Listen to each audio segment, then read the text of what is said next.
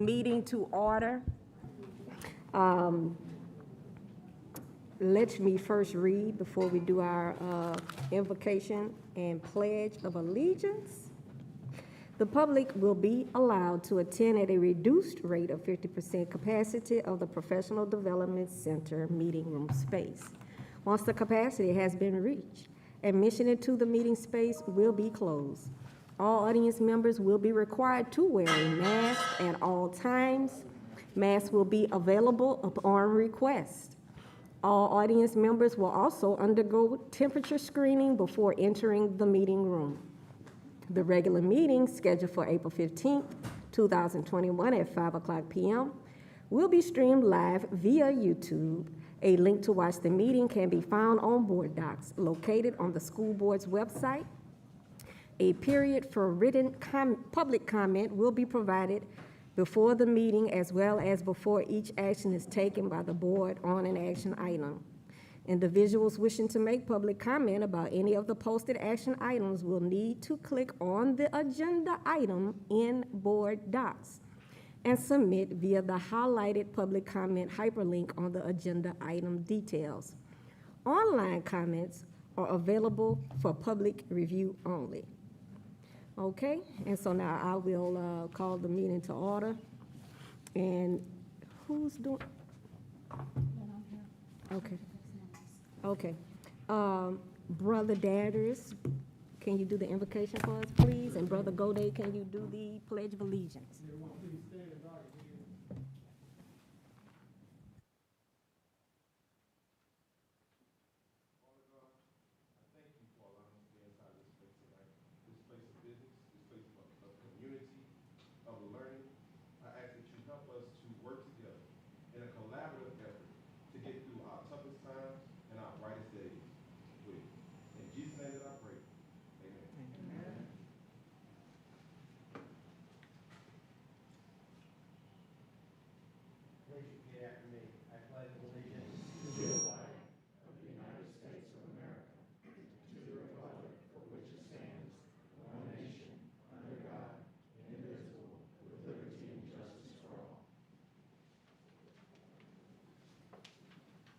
Thank you so much, and I will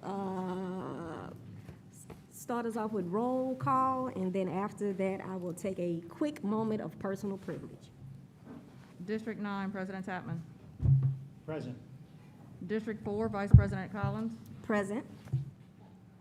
District 1, Mr. Blue. Here. District 2, Mr. Lannis. Present. District 3, Mr. Howard. District 5, Ms. Ware Jackson. District 6, Ms. Dyson. District 7, Mr. Goday. Present.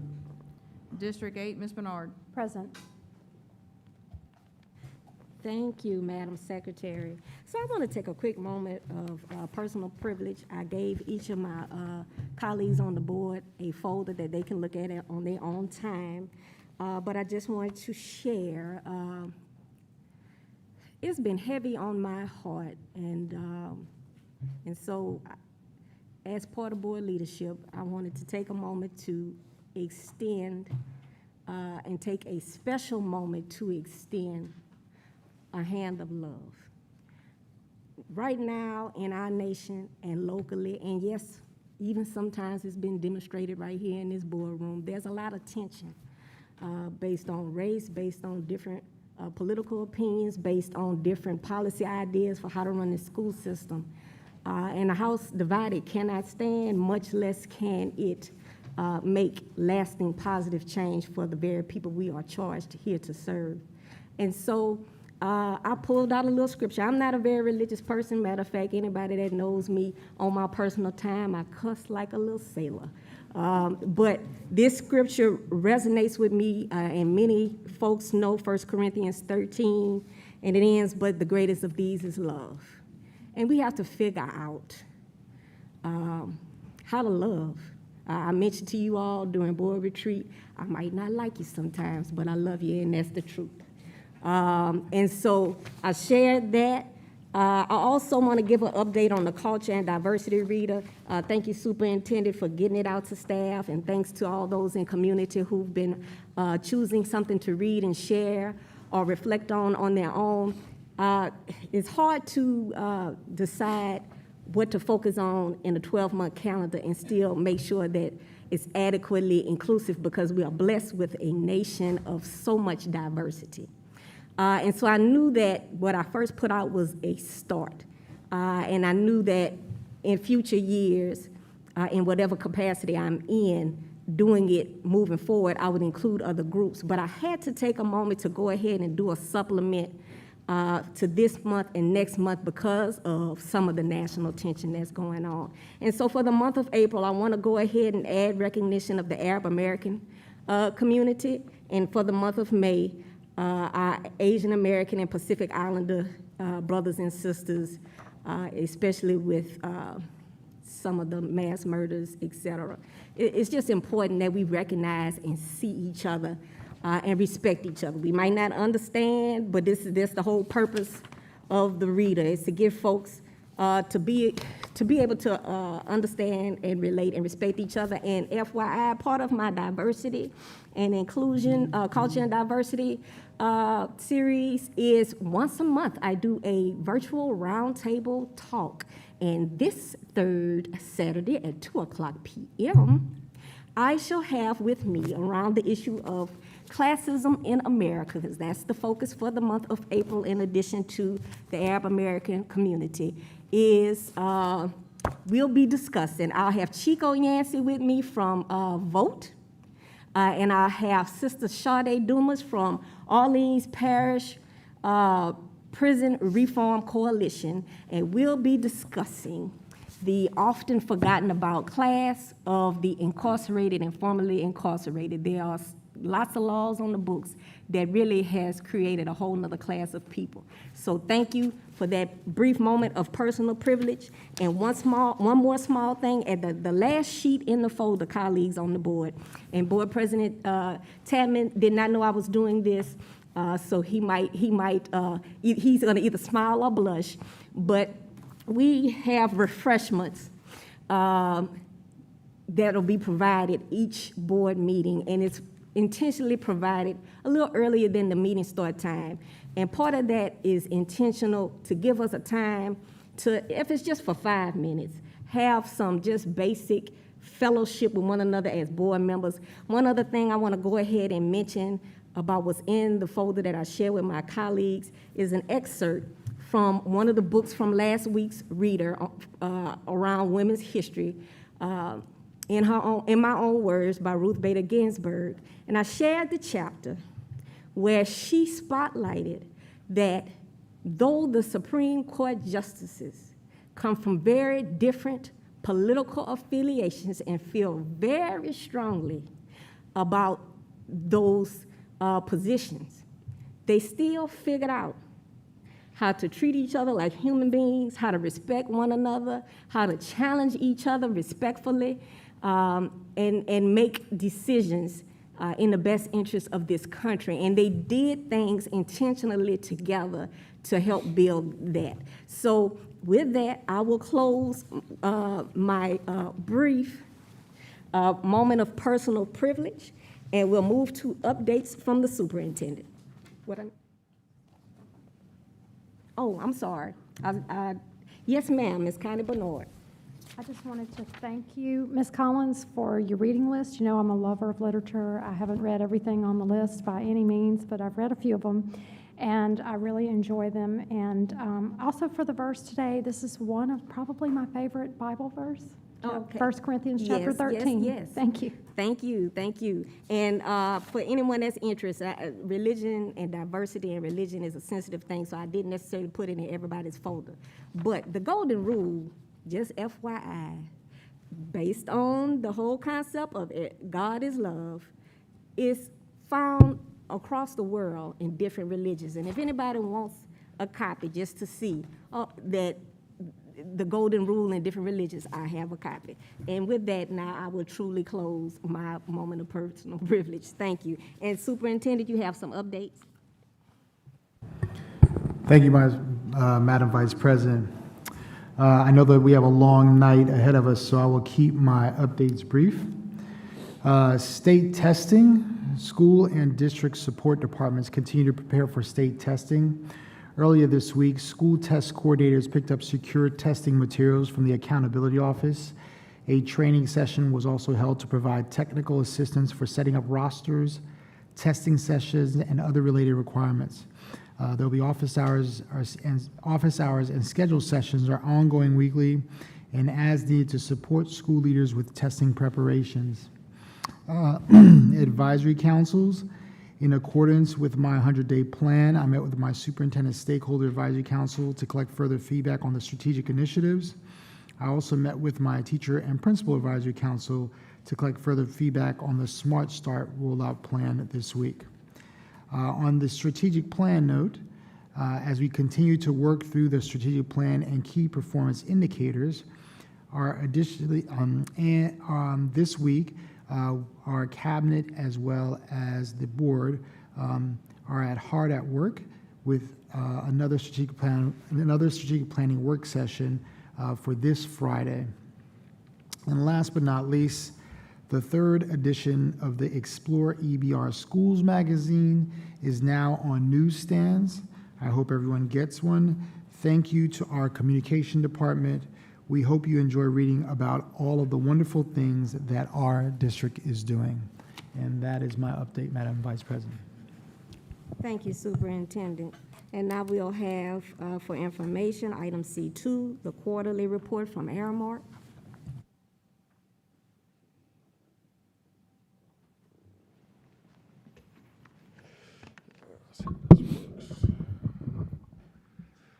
Thank you, President Tapman, Vice President Collins, Dr. Narcisse, and members of the board. Thank you for allowing us to, first, good evening. Thank you for allowing us to come in and speak about some good things that's going on in the district at this time. I have Mr. Don Savoy here, who is going to give you some information on an exciting national award we just received as a district as a whole.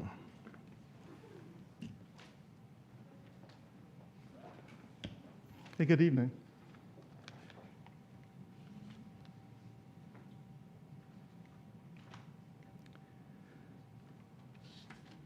Our energy program, I'm the director of the energy management program with the district. And the energy management program is very active in Energy Star. And in fact, the district is an official Energy Star partner. And this week, our school district joined a very elite group of organizations that have won the 2021 Energy Star Partner of the Year Award. This is like almost the highest award that's given out by Energy Star. We're one of only 10 school districts in the entire country that received this award this year. And this adds to a growing list of awards that the district has received over the past few years through the energy management program. So how did we become an award-winning program? Well, first of all, we focus on reinforcing energy-efficient behaviors among schools, students, and staff in order to build a culture of energy efficiency. One of the initiatives that we use is called Energy Stars of the Month. The next thing we focus on, of course, is the ever important financial impact of the energy program. We manage the operation of all the systems in the schools that use energy. And we also focus on recovering utility bill refunds from anything from billing errors to the misapplied charges. And the combination of those two, so far this year, is approaching about $1 million. I'll go ahead and turn it back over to Mr. Wells.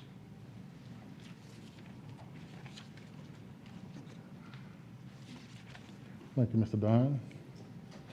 Okay. One of the things I want to talk about is some of the processes that we have here at Aeromark to make the transition of service calls from the school to our workers to kind of facilitate the functionality of getting projects completed on time and in a timely fashion, so there won't be any service loss or any school time loss for the students. And one of the processes we have here is a service call. Is we have our digital messaging platform, whereas you can text in a problem that you have, from a school or from wherever you are, and let us know what school, what's the problem, and we'll immediately send that. We'll do a work order, and we'll send a tech, whatever the problem is, out to that particular school to make sure they assess the problem, and if they can't fix it, then make sure we call the contractor out so that they can fix the problem. We have recently seen an uptick in this ADM system, and that's something that we want more of. It helps us, typically the first thing most people do is call a manager or something like that. They still have to put it in the system for a work order. So the best thing for most people to do is to send a text in, you can send an email, and automatically the work order is created, and that person is automatically dispatched to that particular area so we can resolve the problem there. Okay?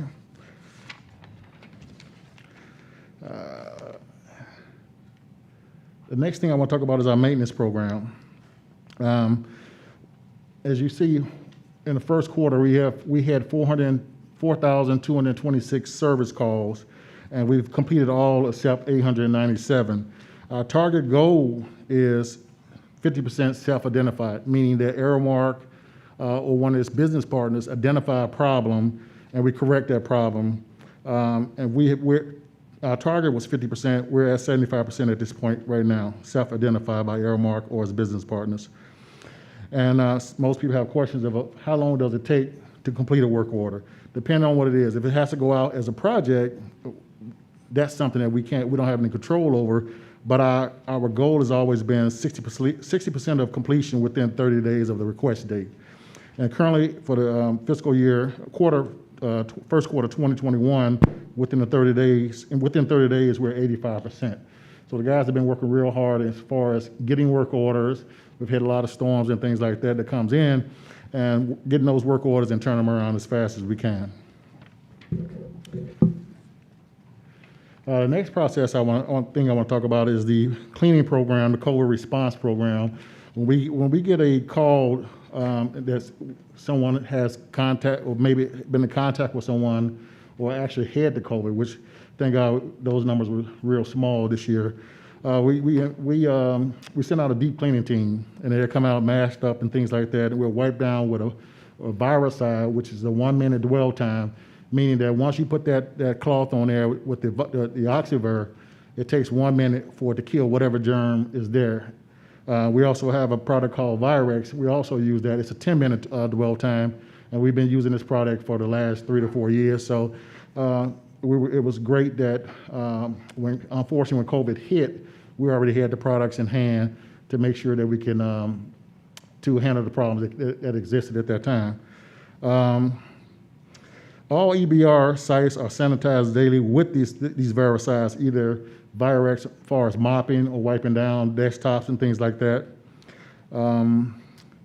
Areas with confirmed COVID exposures are sanitized with what we call a chemical conventional sprayer. We have a botanic disinfectant that we go around the classroom, spray a mist, and make sure that we catch every area that's in that affected area or potential affected area. These processes are going to continue on throughout the year. There's no set time in which we're going to say we no longer will be doing this. All right. Next up is Mr. Joe Howe. He's the general manager of grounds and projects. He's going to talk to you about the process of starting projects. Thank you very much. As you can see, this slide here we put together to make it a little simpler for everyone to understand the actual decision tree that we use to determine what projects will be contracted out versus those that can be done in-house with staff. It gives you a basic idea how everything is determined and the different folks that are utilized as part of that decision tree. with basically a partnership with the Fair Share Program, district personnel and Aramark personnel together meeting to determine these different steps. So it helps us to move forward a little better when it comes to deciding how to best utilize the resources of the district and outside of the district. The next step you see here, the next actual slide, is basically the investment fund yield as of year 4 of the contract. These are the actual funds that were allocated to address certain items within the contract, like painting, special systems, fire alarms, PA systems, security systems, those type of things. This gives you an actual level where we currently stand as of the beginning of this fiscal year and these previous months. It also gives you an actual priority of how we determine the level and which items would take precedence over the others when determining how to allocate funding in this particular area. And this slide here basically is one that I'm kind of a little proud with, because I do a lot of partnership work with Mr. Smith in the Fair Share Program, and we actually have reached a percentage of 37% in our ability to get disadvantaged programs that are part of the MWBE, to help disadvantaged companies within Baton Rouge to grow their business and take care of a lot of the projects that fall outside of the normal in-house staff's capabilities. So this kind of gives you some idea or two. We continue to do that. Matter of fact, we have a webinar next Wednesday where we've invited a lot of smaller companies, disadvantaged local companies that don't deal in the much larger programs, to help them become more involved, to teach them what they need to do to help grow their business and to help allocate more funds to local businesses as well.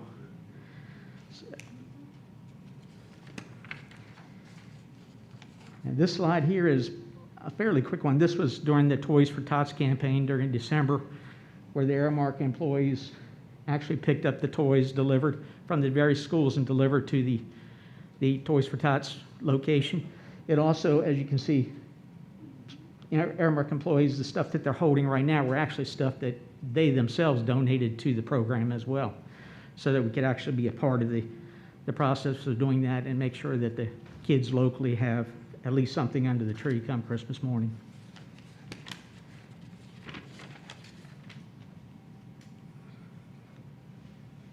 And this one was actually a volunteer opportunity that we worked with the school at Terra High School. We provided the food for volunteers and worked with the volunteers there during a beautification day where they did a lot of different projects around the school. And we helped to partner with the administration at the site as well as those volunteer organizations to try and put forth a good effort to make sure the school looks the best it can look and present to the general public as well as the students and staff.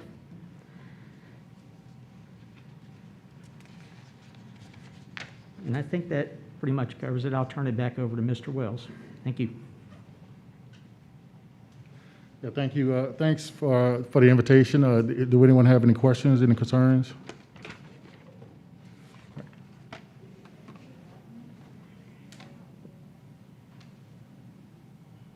All right, seeing no questions or concerns. Oh, go ahead, Mr. Godin, board member. Yeah, I just wanted to say thank you for this report.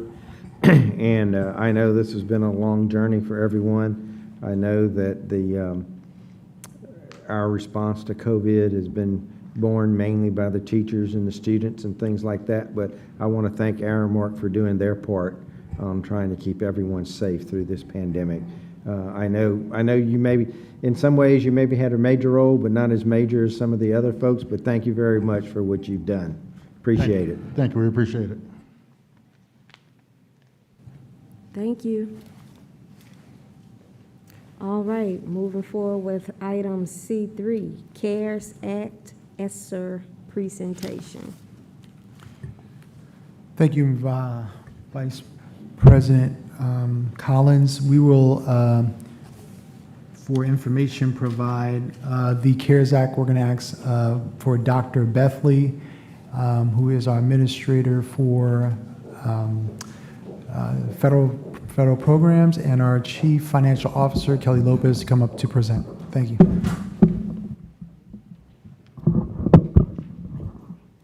Hey, good evening, everyone. The Elementary and Secondary School Emergency Relief Fund, known as ESSER, it presents very different flexibilities than our regular Title I program. It allows us the opportunity to provide more educational opportunities and to think outside of the box for our students, our teachers, our parents, and our community. What is the purpose of the ESSER funds? It is to help school districts reopen safely.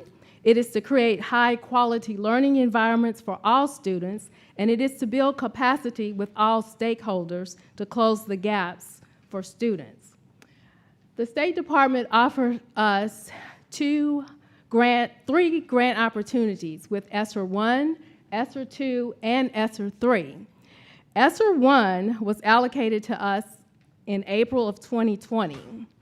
And at that time, we all got the call that we would be doing virtual learning.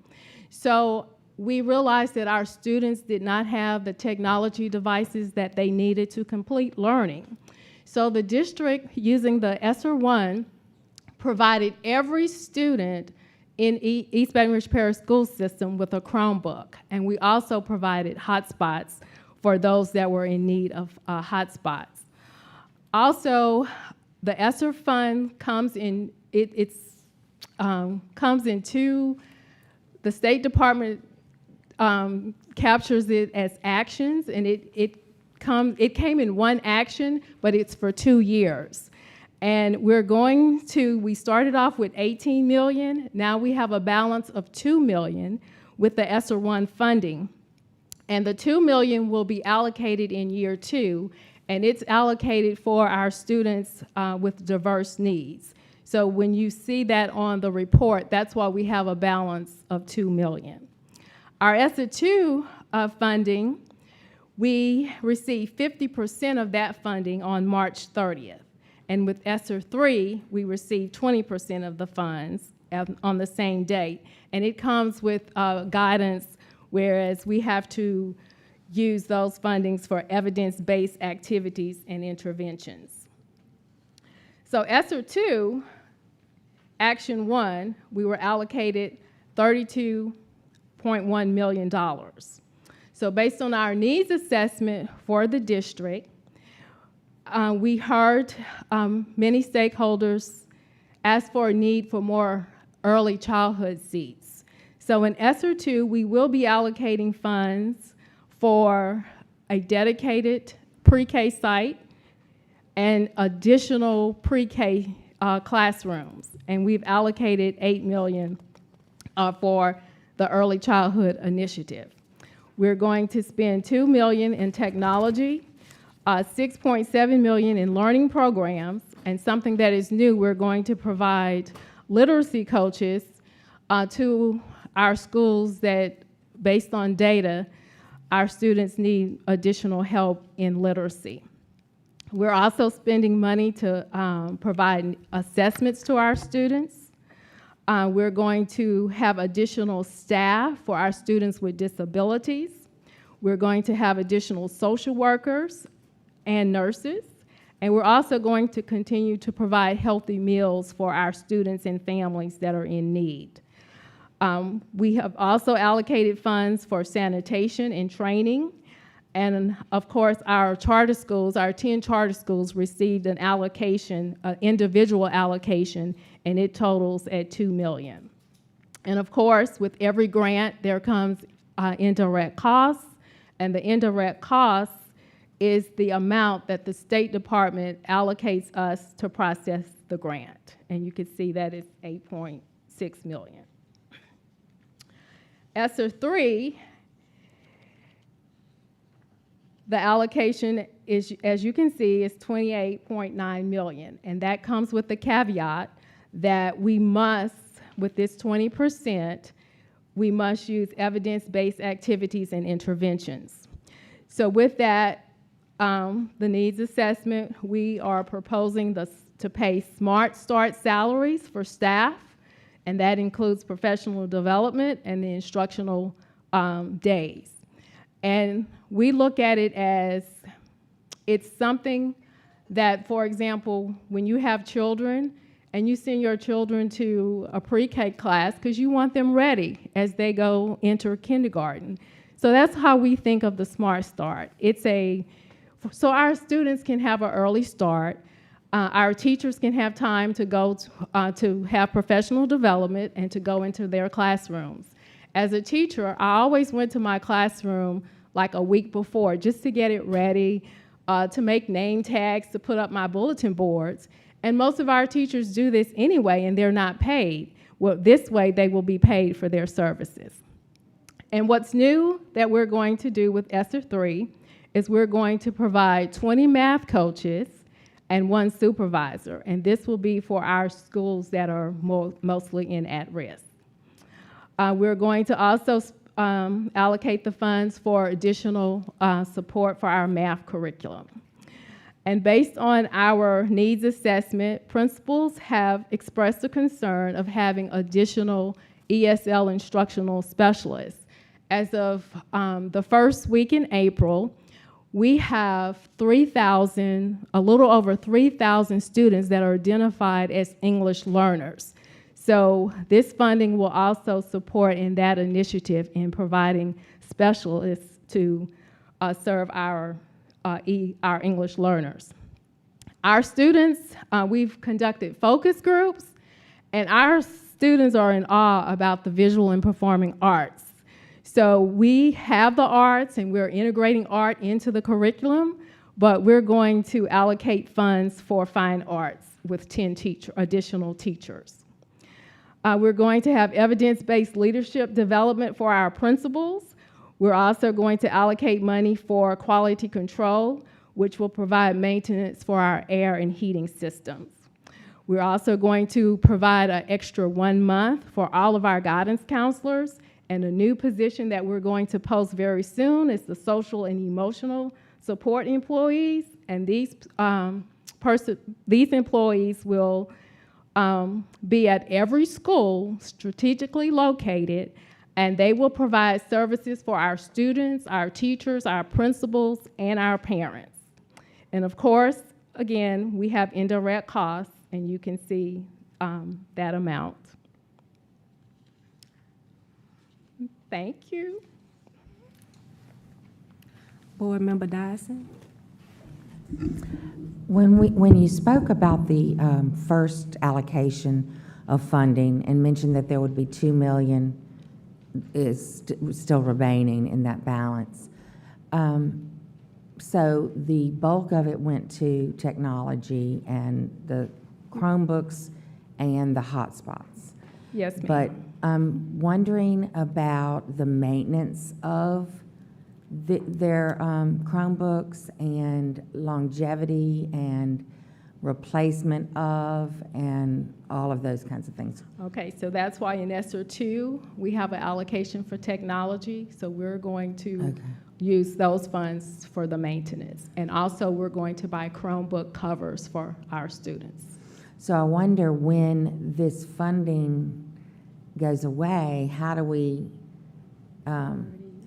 continue to sustain the Chromebook allotment? So Proposition 1 in the tax plan provides a percentage to technology, and one of the items is not only to provide staff to handle the technology needs and our quick fixes in the system, but it also provides for the purchase of additional Chromebooks. So we do have a funding source. We may not be able to buy the quantity at one time that we did, but yes, we have a plan that Ms. Jones has worked on so that the Proposition 1 can continue on with the needs of our students. Mm-hmm. And then my next question is about the social emotional staff. They would be hired on as our employees. Yes, ma'am. And so I'm wondering about the sustainability of that with benefits and all that goes along with that. Where does can that come out of the discipline portion of the tax plan, or what can we do to sustain that? Well, right now, we've only received 20% of the ESSER 3, and so right now, we're in the planning stages, and so we will work to find a way to best provide for the social emotional needs of our students, and after we review the entire system and determine where the most dire needs are, we will make sure that it's implemented either through the general fund, Proposition 2, or through Title I to find a way to provide all those services for our students. And Title IV as well. Title IV covers the social and emotional. And the other question that I have is, so you indicated that we would have one at each school site?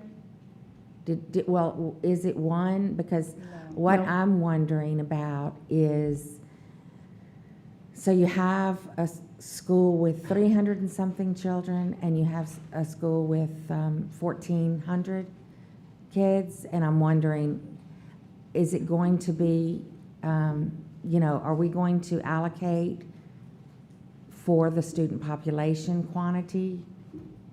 Well, we was thinking more of having them geographically located. And so, for example, like Park Forest Elementary, Park Forest Middle, and Greenbrier will share a person based on the needs.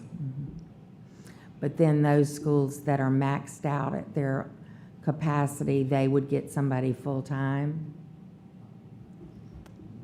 Yes, ma'am. Okay. Thank you. And I appreciate this overview for us. And Superintendent wanted to go ahead and give some clarity around a few things as well. Yes, I just wanted to add to that. So if we invest, as we're investing in the social emotional positions, those staffs are not only to help kids, but also to help their staff to know how to work with social emotional needs. And so our goal in the plan is that we're building capacity in staff. And if we do that, then we'll have a system, so you should be able to see things like discipline go down. You should see less challenges for kids, those type of things. And so a part of that is a coaching process in that. So that would be the return on investment when we look at the performance of kids overall, and also the decrease in discipline and the increase of practices across the system. Thank you. And Board Member Ware Jackson, do you mind if I, before I get to you, because I see you in the queue, you don't, okay, all right. Superintendent, we had just rolled out some restorative practices, and the two are not necessarily the same. Restorative practices programming, and right now they're in like 20 or so schools. Have you had an opportunity to look at how to leverage the two, best maximize the two resources? Yes, after talking with our Chief of Student Support Services, Stacy Dupree, we're actually looking at the variations that are happening in each of the schools. As you know, some of our practices are not common across schools, and so these positions will help normalize a process across schools as we support principals and teachers. Okay, thank you, and I apologize. And so just to be clear, Board Member Jackson, you want me to move forward? Okay, all right, thank you. All right, Board Member Lannis. Yes, thank you, Madam Vice President. Mr. Superintendent, I was just curious, do we have any supports built out for any teachers for any mental, emotional supports that they may have inside of schools? And if so, could you please explain?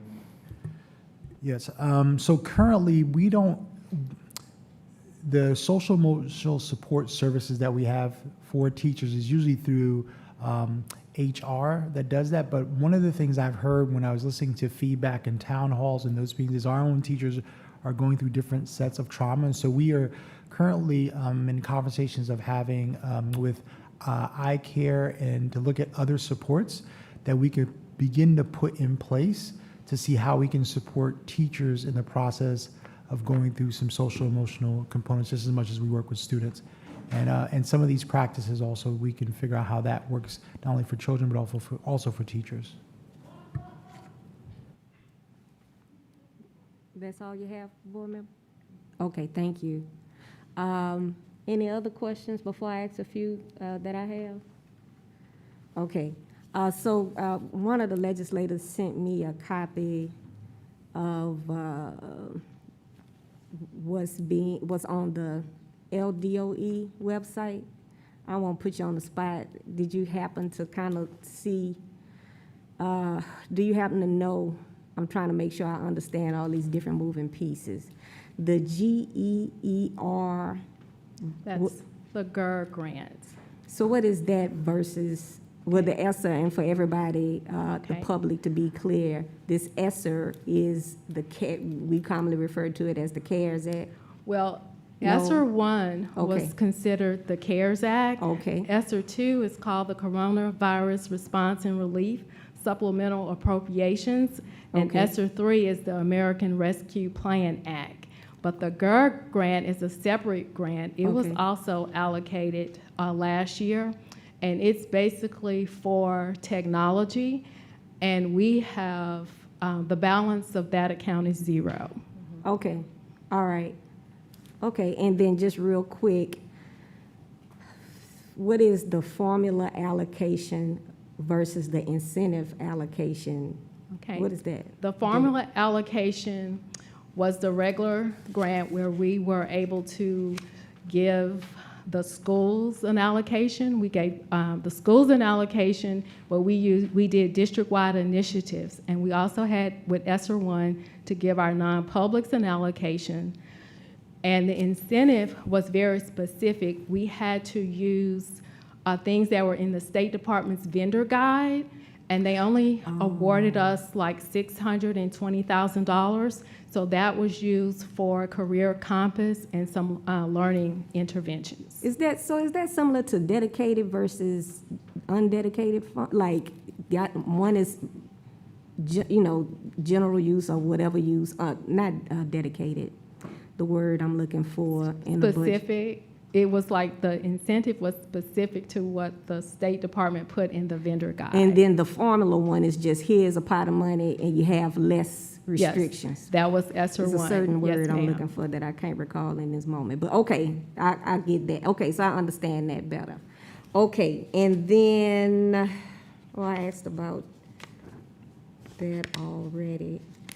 Okay, I think, with that ESSER 2, forgive me if I missed it, but like with ESSER 1, you put in parentheses, learning materials, Chromebooks, and then with ESSER 3, you put evidence-based activities and interventions. What would be in parentheses for the ESSER 2?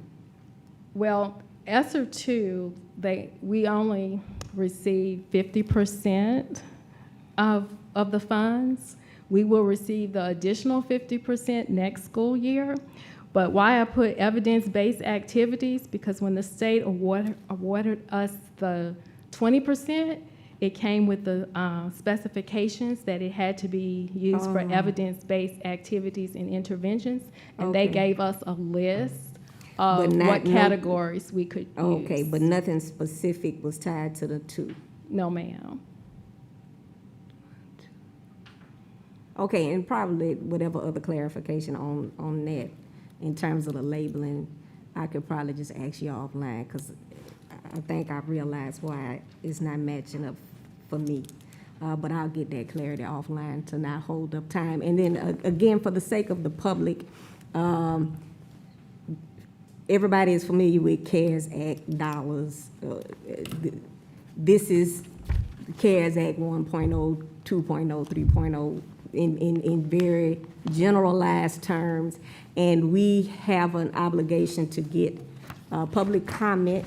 We wanted to share this general information with everyone to let everyone know that, okay, public comment, we will have a board workshop to be scheduled at a later time. Board President, did you want to speak to that, or just? I was going to let council speak. Okay, thank you.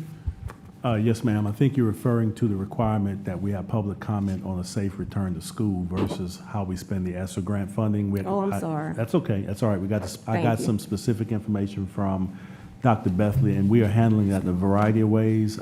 We placed the return to school plan on site, and there's an access point for online comments, but the superintendent is also conducting a number of community meetings where public is allowed to provide input. So we're meeting that requirement, but Okay. the state is asking us to collect or to allow public comment in a variety of ways in how we return safely to school within a certain period of time after receiving those grants. Okay. And it's being handled.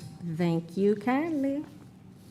Moving on to the next item, item D1 for consideration, grants.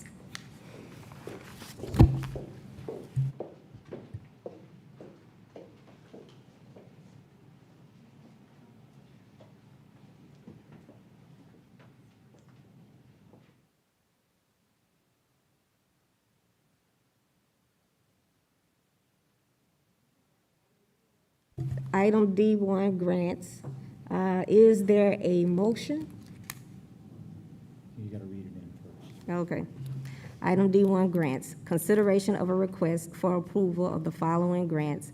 American Association for Employment and Education in the amount of $500 to provide AAEE membership and funding for EBR Public School System Community Connections Project. And item B, Louisiana Department of Education in the amount of $6,500 to support the pre-educator pathway for the 2021-22 school year. I have a motion by Board Member Bernard. Can I get a second? Board Member Godey. All right, any comment from the board? Seeing none. Any comment from the public? Seeing none, back to the board. All right. Can I, Madam Vice, Board Member Bernard? Madam Vice President, would it be in order for us to take item 14 and move it to the top? There,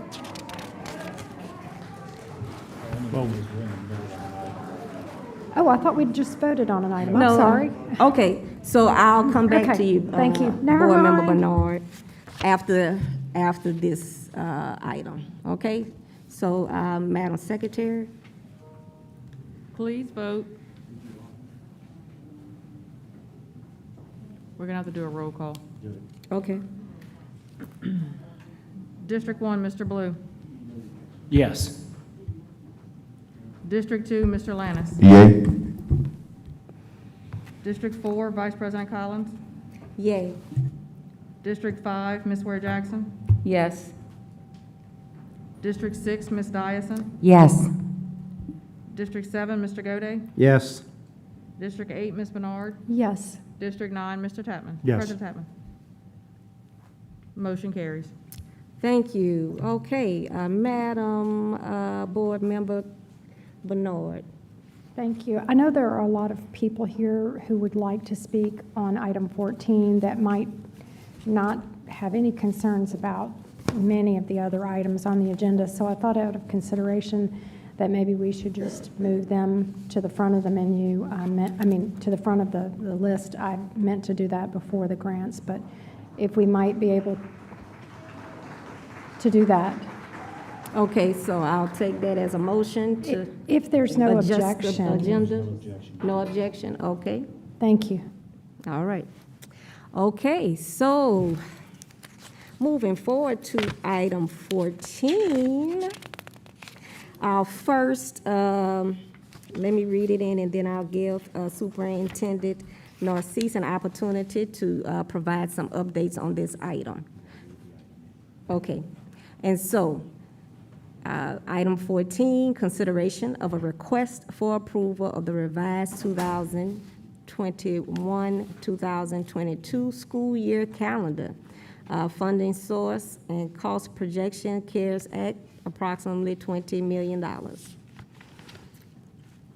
Can I get a presentation from from Superintendent Narcisse? And then we can entertain motions after he provides updates. Thank you. Thank you, Madam Vice President. I will just run through just a few slides. As many of you know, the board, passed a calendar last month when we were in the process of waiting to see when we were going to receive our CARES dollars to make decisions on helping our students to return back into school, and also additional supports, as you saw Dr. Bethley and Ms. Lopez presented. As many of you know, we have been working to try to provide different sets of ways on improving to not only help students do their work, but also create opportunities for kids to be able to engage back into school. So I will go, if you can go to the next slide. As many of you know, before COVID, it has been a very challenging time for EBR. This was pre-COVID data before before COVID hit in 2020, where EBR performed in terms of mastery across all grades and content. And this data, it comes from the state level. And EBR students have been historically lagging behind their peers in the state. Next slide. This is also a data set, if you look on the left, is a data set which is the K3 DIBELS literacy screener. It's a comparison between 2019 and 2020. And what you should notice there is students continue to fall behind from the time of the 2019 to 2020 when COVID hit. The gap started to become wider. And just to provide you some context, remember that when COVID hit, it was March 13th, and March 16th through August were a number of school days that were missed for in-person learning. And although they had missed in-person learning, schools were trying to figure out just what to do in terms of providing services to students. If you look on the data to the right, the same comparison of winter 2019, which was before COVID hit, and winter 2020, what you'll notice is the number of students doubling in the amount of Fs, both in elementary, middle, and high school. That gap, we would say to you, continues to widen even in our current model that we have that is virtual and in person. Next slide. So the main piece that I want you to get out is what the data says. So most virtual students have not been present in person classrooms settling since March 2020, which has been a tremendous challenge if you engage with school leaders and others. The second component is the school year did not begin with in-person learning, and there was an elementary hybrid format that began in September, with the secondary students not returning several weeks later. And all of those times continue where children had gaps. And the third piece that you want you to get out of the data is staggered and hybrid learning models coupled with emergency weather closures greatly disrupted academic continuity of learning, and the result was an additional loss of instructional time of 5+ days. In our calculation, we would say to you is about 45 days of non-learning that happened, which is about 25% of students not learning in our school system. Next slide. So we propose for what we call a Smart Start plan. In the Smart Start plan includes 3 major phases. Phase 1, which is professional development and support for leadership principles and leadership, parents, supports for parent liaisons, and also teacher development, as well as starting the school year 8 days early to allow students to become acclimated by the challenges of COVID and the loss of learning. Which you'll notice also in phase 2, where we also are pushing for an expansion of summer camps and other summer enrichment opportunities for students at all levels, which would include things like tutoring and also partnering with our out-of-school providers. And then also expansion, also supports in athletics from elementary, middle to high school. The point is to keep students busy throughout the summer to support their work. And in phase 3, which you'll notice is the expansion of literacy and math supports, as well as social emotional supports in the system with additional nurses and social workers throughout the year to help build capacity for the gaps, not only that kids learning what their learning lost, but also the work that they would be doing in terms of just how to support students in school. Next slide. So how are we funding this? So the funding, as you saw a presentation that Dr. Bethley shared, is through the ESSER 3 allocation for COVID recovery. The cost by area, as you can see, salary and benefits, leadership team support would be $466,965. Educators and school site staff would cost about $13,678,994. Clerks would be $45,986. Professional development services would be for $250,000, and speakers for Development Week would be about $100,000, which would give us a total of $15,780,676 that the cost would be for the Smart Start plan. Next. So the Professional Development Week would be in 3 phases. Summer Leadership Institute, which would include 4 leadership teams, both principals, APs, and their entire leadership team, which has not been usually done in our system. It would be just principals would only come, and I'm going to let Dr. Sharon Williams, our chief of school, explain exactly what is in that week. Good evening, Board President Tapman, Vice President Collins, board members, and Dr. Narcisse. I'm Sharon Williams, the Chief of Schools. I support school leadership, including our executive directors for school leadership and principals. The Instructional Leadership Week will be a job-embedded, practical and applicable, and peer-to-peer learning experience for our leaders. We will call in instructional leadership teams. That will include the principal and whoever he or she desires to be with them during this learning experience. Most likely that will consist of assistant principals, deans, and other teacher leaders in their schools.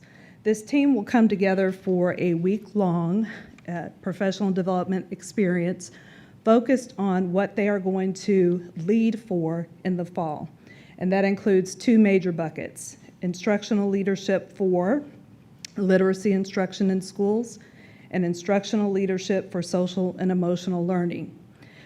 Because we want to make this applicable, and we will make it applicable, they'll be able to apply it in the fall, we're going to have each instructional leadership team create a playbook. This playbook will outline for them how they're going to implement those items in the fall. We'll work with leaders on continuous improvement plans. Another product that they'll walk away with at the end of this week is a draft of their continuous improvement plan. You as a board are going to set forth a strategic plan June 18th, and so school leaders will take your strategic goals and have nested goals under those. They will set goals based on their school data using the materials and information they need in order to implement your strategic plan in their school. They'll also spend some time learning peer-to-peer. So feedback, we say, is the breakfast of champions. They learn best from their peers, and they'll have time on that Friday as a showcase of their work with their instructional leadership teams. So quickly, I'll just run through a general overview of each of the days of that week. So on Monday, we'll have a very special keynote speaker, which will be announced soon. We'll be doing some norm setting. Dr. Narcisse will share with the leadership teams vision for setting the purpose of the Leadership Week. We'll also do some norm setting and start learning about the district's strategic plan so that they can begin to internalize and make plans for their continuous learning plan. On each day, we will have time for the instructional leadership teams to collaborate. They will have at least 1.5 to 2 hours each day, built in mainly at the end of the day, to reflect on their learning from the day, work together on a plan, and get ready for the next learning for the next day. On Tuesday, we're going to focus on continuous improvement. So school teams will bring data from this school year and past school years to set goals that again will be nested within the strategic plan goals. They'll have time at the end of that day to reflect on their learning and begin to draft that continuous improvement plan. On Wednesday, we're looking at the work of the principal in literacy instruction. So the items, the learning that teachers and paraprofessionals and other instructional groups will learn on the teacher development week, principals will, and their instructional leadership teams will learn about it the week before, internalizing how you are to lead for instruction in literacy in your schools. The second part of that day will focus on leading for social emotional learning. So we'll bring in, again, the same presenters that will work with teachers to wrap their arms around principals and how you're to lead for that in your school. On each of the 2 days, so that learning will occur on day 3 and day 4 for literacy and social emotional learning, each day bookended with that collaborative time. On Friday, it's Show Me What You Know Day. So instructional leadership teams will showcase the work that they've done the first 4 days and receive feedback from their peers. They'll also have time to collaborate with their peers on how to roll this out to their teachers. So we'll make sure that they have time on Friday to apply what they've learned, share with their peers, get feedback from their peers, and plan for their next steps when they're engaging with teachers. Thank you, Dr. Williams. And now for the Teacher Development Week, what their week will look like, Dr. Michael Robson, Chief Academic Officer, will share that. Good evening, Board President Tapman, Vice President Collins, to the board members, and to Dr. Narcisse. I am Michael Robinson, the Chief Academic Officer for East Baton Rouge Parish, and I want to talk a little bit about what Teacher Development Week is going to look like. Before I begin that, let's give our teachers, wherever we are, whether we're virtual or in here, let's give them a round of applause for the work that they do each and every day. Please. We really appreciate our teachers, and we really want them to know that we really do appreciate the work that they do each and every day. So Teacher Development Week, which we are very excited about that week, is going to kick off on July the 19th through the 23rd. And beginning on that Monday, we will have our welcome from Dr. Narcisse, and also we are still hoping to be able to get a keynote speaker for that day for the teachers. So that's still being worked out. And all of this is tentative, is very fluid, which means that I don't want you to hold me to this because it may change by the time the teacher week actually begins. But we're looking at that afternoon for our teachers to have time to work with their administrators. Again, that is very fluid. And we're all planning for them to have the opportunity to work in their classrooms, which is essential. As Dr. Bethley said, I remember going back early to work in the classroom. So teachers are always doing that. This opportunity will give them a chance to actually get paid to do that work. And then we are working with teachers Tuesday and Wednesday. The ELA teachers, English Language Arts teachers, will be actually working with TNTP, which is a professional development company that is going to come in and help support. Now, prior to Teacher Development Week, you're actually going to have the coaches trained prior to this, so it will be a turnkey train the trainer model, where they will come back with the support of TNTP and help support our teachers through the core actions, which is one of the initiatives that Dr. Narcisse is bringing to us. And that's going to help support our teachers around literacy and support them around what instruction, especially at the K2 level, what that's going to look like for our students to help support them in reading, as well as in writing, but in reading. Then Friday, the teachers will have the opportunity to work. We want to give them a full, uninterrupted day where they will work in their classrooms without any meetings, non-interrupted. And so that will be on Friday. We're still, again, working through some of the logistical pieces to this, so that day could shift to another day in the week, but tentatively right now, it is scheduled for a Friday. While the ELA teachers, all elementary, middle school ELA, as well as high school English teachers are working with TNTP, our math and our science and social studies teachers are going to equally be receiving the same type of professional development to help support them in their area, content areas. So the math teachers will be working with Dreambox, which is going to be one of the supports systems for secondary support systems for our math curriculum. So right now we use Eureka.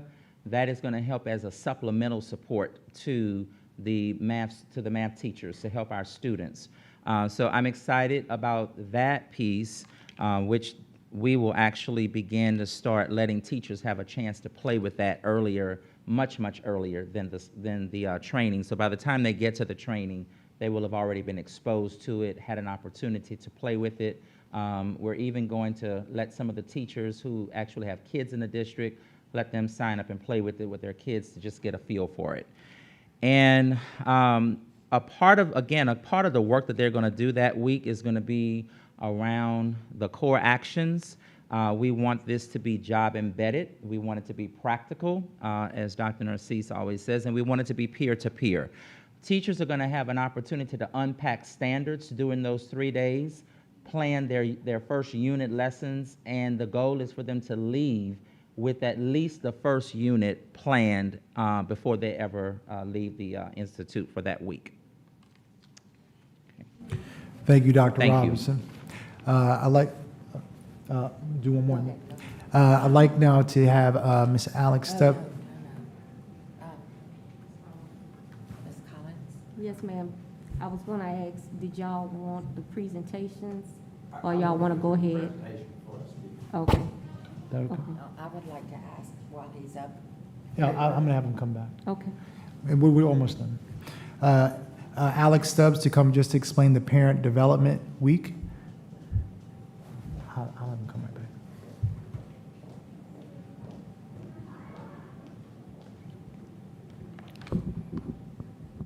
Hi, thank you. I'll be very brief since I know that we want to get to the rest of the conversation. But in our Parent Development Week, as Dr. Bethley shared, we will be increasing the number of parent liaisons that we have at school sites in an effort to better meet the needs of our students and families. The main goal of the Parent Development Week is to make sure that we're providing the structure that has been lacking in the past with those parent liaisons, as well as ensuring that they're leaving with tools that they can use throughout the year. We want to make sure that they're integrating literacy efforts that we'll be launching across the district by providing them parent universities, workshops that they can use with parents in their schools so that whatever is happening in the classroom, the parents can then be supportive of that teaching and learning at home as well. We'll also focus a large portion of that week on integrating some of these social emotional supports so that all of the parent liaisons are both culturally competent and able to work within specialized populations within their own schools. And we'll also focus on some of the best practices for engaging families. So integrating some more structured home visits or virtual home visits into their day and routine, making sure that they understand the best ways to develop relationships with families, and just ensuring that they are truly that link to from the school to the parent, so that a lot of that burden is taken off of educators throughout the school year, and parents are better able to support them at home. Thank you. Okay, if I can get Dr. Robinson, Dr. Narcisse come back up and then get questions from the board. Okay, Board Member Goday, you had some questions. Yes, what I wanted to do is, I do not believe there's a motion on the floor. There's been no motion read into the record, and nothing's been made or second. So I would like to make the motion that I got to pull up the wording of it.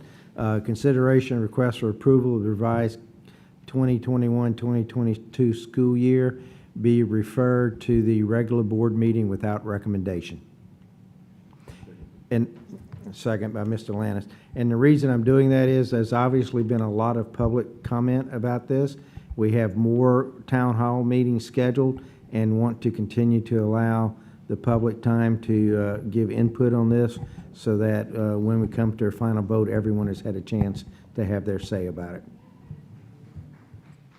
Thank you. And did you have any particular questions for them? Okay, all right. So I have... To be able to make the motion to refer without recommendation. Okay, thank you. So I have a first by Goday and a second by Board Member Lannis. And I'll go ahead and I'll get Board Member question. No, I need to do it. Thank you. I apologize. I'm tired. All right, Board Member Dyson. I just needed a little clarity. I understood the Monday to, each of the days, but I didn't get on the principal week, I didn't get the Thursday. Both Wednesday and Thursday are content days. Okay. So based on the two big rocks that leaders will be learning about, either literacy development or social emotional learning, it depends on the speakers at this point, but both of those days are heavy content days with the instructional leadership teams collaborating in the afternoon of both of those days. Okay. And thank you. I appreciate that. You're welcome. And so, based on the keynote speaker is going to determine if the schools are concentrating on literacy or social emotional learning? No, the keynote speaker is to energize our principals and leadership teams. So the keynote speaker will take cues from both the leadership week and the teacher development week to speak to those strategies at a very high level to energize the group to work hard and learn during those 2 weeks. So what's going to determine the literacy versus the social emotional? Basically, schedules of presenters. Those are the two big rocks, depending on when they are available for a full day of learning. Those 2 days are designated for those presenters. And then the principal will decide, okay, I'm going to this session or that? No, principals will receive the same. Both. Professional development, yes. Okay, so they're going to get both literacy and social emotional, just depends on which day, which. The presenters are available, yes. Okay, thank you. Thank you very much. You're welcome. And on the teacher PD week, so I also stopped understanding on Thursday. Okay. How may I clarify? What did you say that was going to happen? I understood that Tuesday, okay, so I understood that Monday starts off and working on a welcome, working with the keynote, possibly to get one. In the afternoon, they're going to have to go back to their school sites, into their classrooms. Yes, ma'am. To get those ready. And then Tuesday and Wednesday are going to be ELA and math concentration, and then we're going to bring in the PD organizations. So Tuesday, Wednesday, and Thursday for all teachers will be professional development. But the elementary teachers and middle school ELA, English language arts teachers, and the high school English teachers will be working with T and TP. Simultaneously, the math teachers will be receiving their professional development. Then the science teachers will be receiving their professional development, and so will the social studies teachers. Okay, so, And I so we forgot are to going to note, have but social studies and they all will- science groups as well. Yes, and all the teachers will also be trained in the SEL model as well. And then what did you say for Friday? Friday is tentatively the day that they will have that's uninterrupted, where they're working in their classrooms. Okay. And so at that point, they've had probably, they're going to have a full day, so they'll have probably a day and a half at that point. Yes, ma'am. Okay. And then, so the proposed calendar has 2 additional days, the 26th and 27th. Yes, ma'am. So what are those? Those 2 days are days that they would be at their school sites. Okay, so that's going to be 3.5 days. Yes, yes, Okay. ma'am. And a portion of that time will also be with the principal. So yes, ma'am, they'll be in their schools. Yeah. Okay. Thank you. You're welcome. I appreciate it. That's all for me. For me. Thank you, Board Member Bernard. Yes, ma'am. What is the cost of Dreambox to the district? Okay, so the initial price of it was $250,000, which would be coming out of the CARES Act. We're going to present 2 different proposals to see which of those, because right now Dreambox would be supporting those schools that need the actual additional support. Okay, so is it per year, or is that the initial cost? What is it per year to continue after that? Or is there a per pupil or per school It's licensing per agreement? student. Per student? Yes, okay. ma'am. So what is the cost per student then? It's approximately $5. $5. It's like $4 and some change. For the year? Yes, ma'am. Okay, thanks. Okay, and I have a point of order too, Madam Chairman. I just wanted to make sure that the people who are outside have the opportunity to come inside and speak. I believe that by law, we need to do that. Thank you. Yes, ma'am, absolutely. Thank you. It's my intention. Thank you for putting it out there. Let me get some clarity around the Dreambox cost. Yes, ma'am. So there'll be Dreambox and Eureka? I can't remember. So Eureka is the main curricular Tier 1. piece. Yes, that's a tier 1.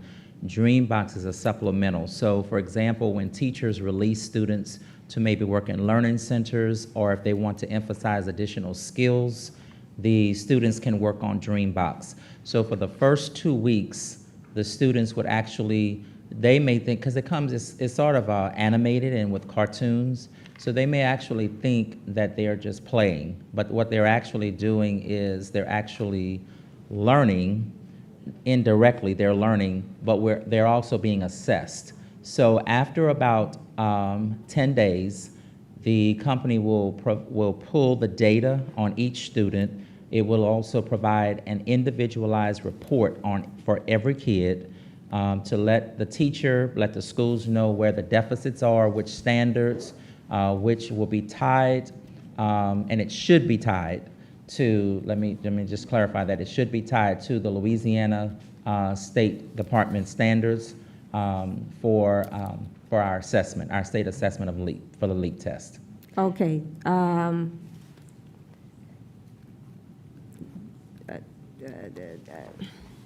All right, what's the cost on the Eureka PD? We already, because we already have. Yeah, we the- won't be doing Eureka PD, but what they are going to be doing is working with unpacking the state standards. Eureka Okay. is the math curriculum that we already have. Okay. So that's not going to change. Okay. That's all right. tied directly to the LEAP. Okay. The Dreambox 250 is in addition to the new teacher project 250? two separate costs, correct? The new teacher project? Yes, for the professional development. on- TNTP. Oh, The yes. TNTP, Yes, I'm ma'am, that's sorry. different. Yes, ma'am. All right. The TNTP, yes, ma'am. Okay, and so, Superintendent, for clarity, the informational that you gave us about the Smart Start funding cost by area, do I need to make a note? It appears I need to make a note in the professional development section to add another 250? So Dreambox 250, am I looking at that correctly? I think it was already on there. Okay, here. At the bottom, in the professional development? I am a little tired. I see professional development 250 in the new teacher project, but I don't see the Dreambox. So is it inclusive? I just want to make sure I'm That may understanding. be all, it may be all in one. Okay, new teacher project and Dreambox together? Yes. 250, period. Okay, all right. I just wanted to make sure, okay, all right, okay. Yes, ma'am. Let me put that in parentheses then, not as a whole separate thing. I need also clarity around the parent liaison position. Oh, one quick, simple thing first. The TNTP is for just the teachers and the principals? Just for the teachers. Teachers, all right.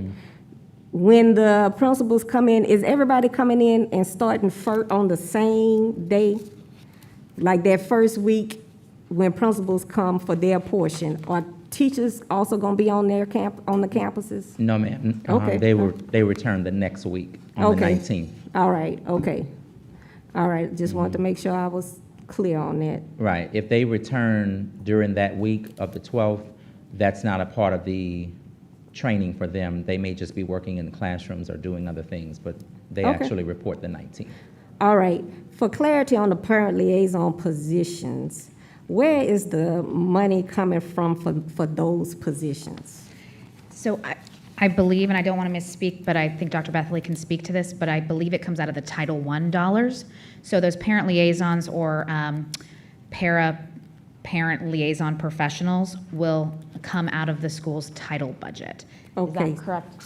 She's going to come up and All clarify. right, thank you. Can I make a correction, Madam Yes, Vice sir. President? I was wanting to make sure we got for the Dreambox and the TNTP are two separate costs.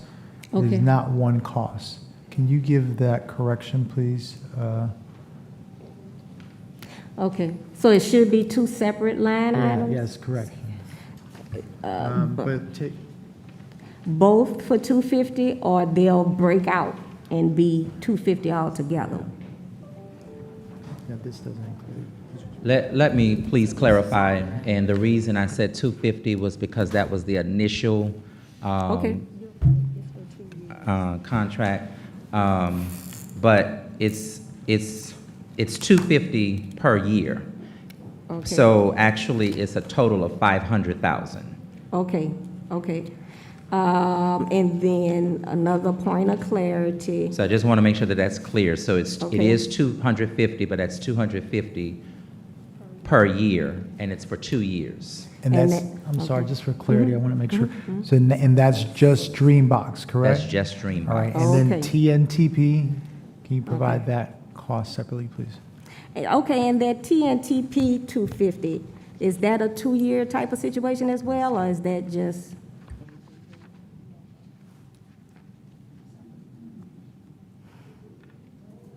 Where is that on here?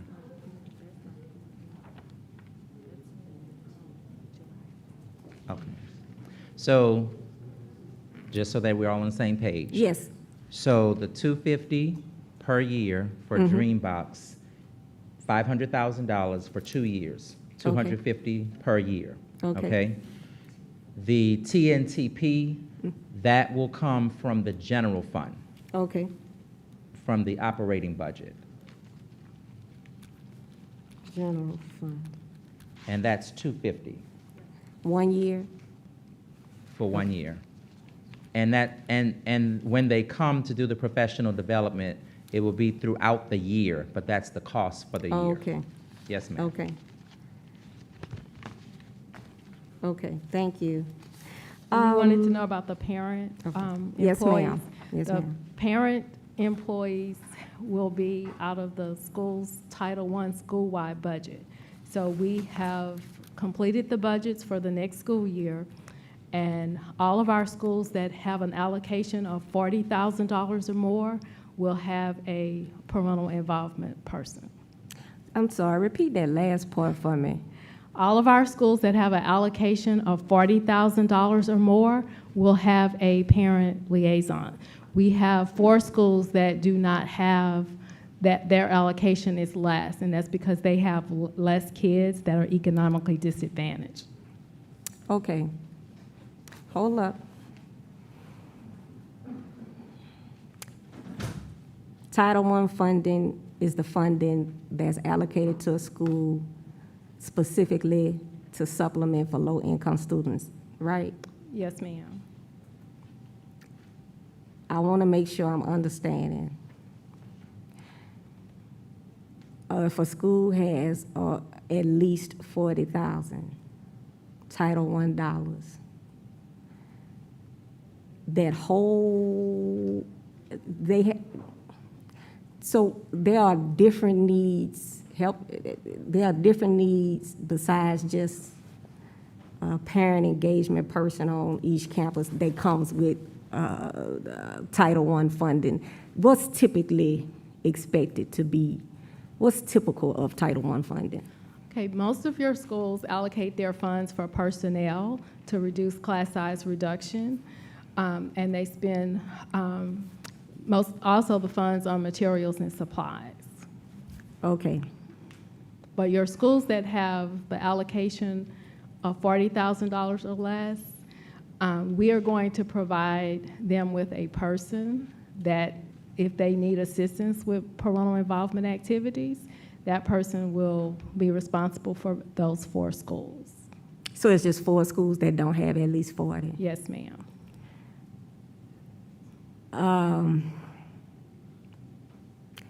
So I'm having difficulty with, okay, so what's an average, give me a school that you happen to know their Title I allocation. What I'm struggling with is potentially tying up all their Title I money, or I have principals who already need more staff support on their campuses. And I am a huge, any of my principals could tell you that I'm like, where are your parents? If most of my principals, anytime there's something going on that campus, it's full. Park Forest Elementary, in the middle of the day, people taking off from work so they can see their babies. Like, it's no problem with them engaging their parents. So I do have 1 or 2 that I'm like, I don't know what you're doing, but you're clearly not interested in your parents being on the campus. That being said, I still have difficulty saying to a school site, take all your Title I money or the bulk of it, and it's got to go on this one position. Some schools already have parent liaison. A significant number of schools already have been able to figure out how to fit that into their school site budget based on the various needs on those particular sites. But those schools, I applaud them. Again, I'm 200% down with huge parental involvement on campuses. But I just have great difficulty. I don't feel comfortable with telling every single campus, every single principal, regardless of your budgetary needs on this campus, you got to carve out $40,000 just for this. What are some, so I'm just putting it out there. I would appreciate some different proposals on how to accomplish the same great need without pulling from those. I mean, we have principals, again, I have principals who need more staff on those campuses to affect instruction. instruction. So I take great pain and angst to say, forget what you already have a problem with in terms of your budget and adding an additional weight. So I just want to put that out there. If folks can bring me another way, bring us, excuse me, let me say that correctly, bring us another way to accomplish the same need, I'd greatly appreciate it. And so I'm just putting that out there into the atmosphere. We don't have to deal with it in this moment, but I'd appreciate that. Thank you. This, on another note on this same item,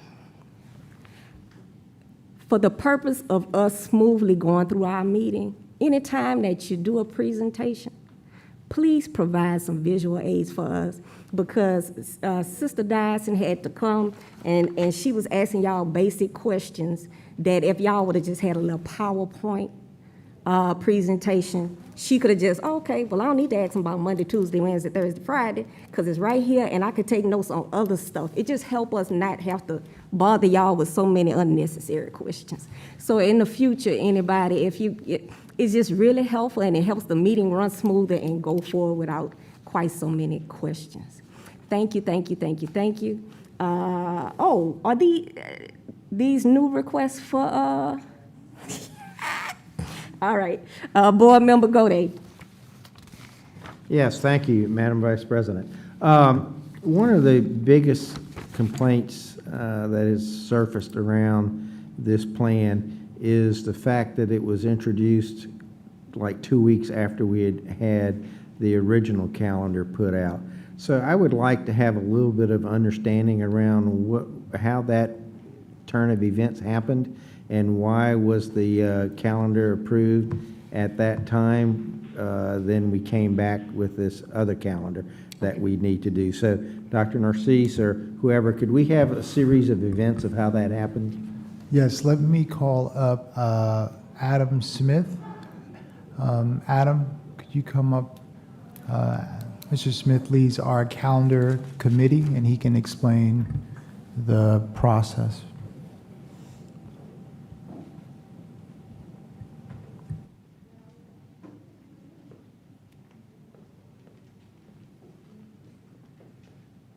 Good evening, Vice President Collins, President Tapman, members of the board, Superintendent Narcisse. Board members, as many of you are aware that normally our calendar is improved in March. Generally, the Louisiana Department of Education releases their assessment calendar in February, mid-February. And so as soon as the Louisiana Department releases their calendar, generally we gather together a calendar committee and we come before the March Committee of the Whole, and then the calendar is voted on and that full board meeting in March. From my understanding that Superintendent Narcisse and staff did not have official release of ESSER 3 funds until March 30th. By that time, the calendar had already been through the Committee of the Whole and approved by the board. So that's why we're behind. So did the DOE or Bessie set their testing dates already? Yes, they set those testing dates, and actually I learned this from Ms. Dyson maybe 5 years ago. I presented a calendar and I didn't have the assessment dates, windows for testing, and so she asked that moving forward that I always include the actual LEAPS calendar date, assessment window dates on our calendar, and so. So we were following the normal procedure. Historically. Setting the dates and we did not know about the money. We did not know what money or how much money. Yes, we to my would be getting understanding. in that could possibly fund this. To my understanding, the LDOE officially notified districts through a webinar March 30th, somewhere around there. Because a lot of the criticism around this has been on why did we pass something and then we come back with this, but we passed it going along with the normal process of what we would normally have done. And then after we did that, then the grant money became available that we could make this plan, but we didn't know that money would be available at that time. Yes, districts was notified March 30th via a state webinar about. I just wanted to be clear with everyone that we were not being, I don't know the right word to use, but we're trying to do the best job we can, and we're not being playing free and loose with calendars and schedules in doing this. We were doing the best we can with the information we had at the time we made the decisions. Yes, sir. Thank you very much. Board Member Dyson.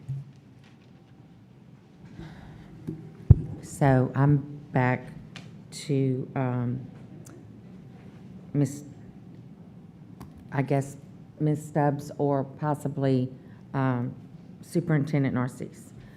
So I know we've had some discussions about the parent engagement individual. I don't know which 4 schools we're talking about, but I do know that we have schools that have very active PTAs and PTOs. I've been part of those. I know how active some of our parents are. And I know that we have had some discussions about possibly looking at if it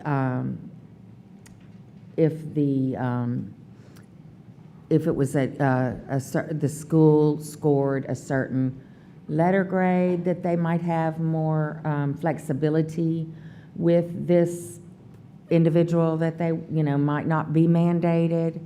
It sounds like it's a mandate if your school has $40,000 or more. And I agree with my colleague in that some schools, even if they have that, but they have the really strong PTA or parent group, then they might prefer to have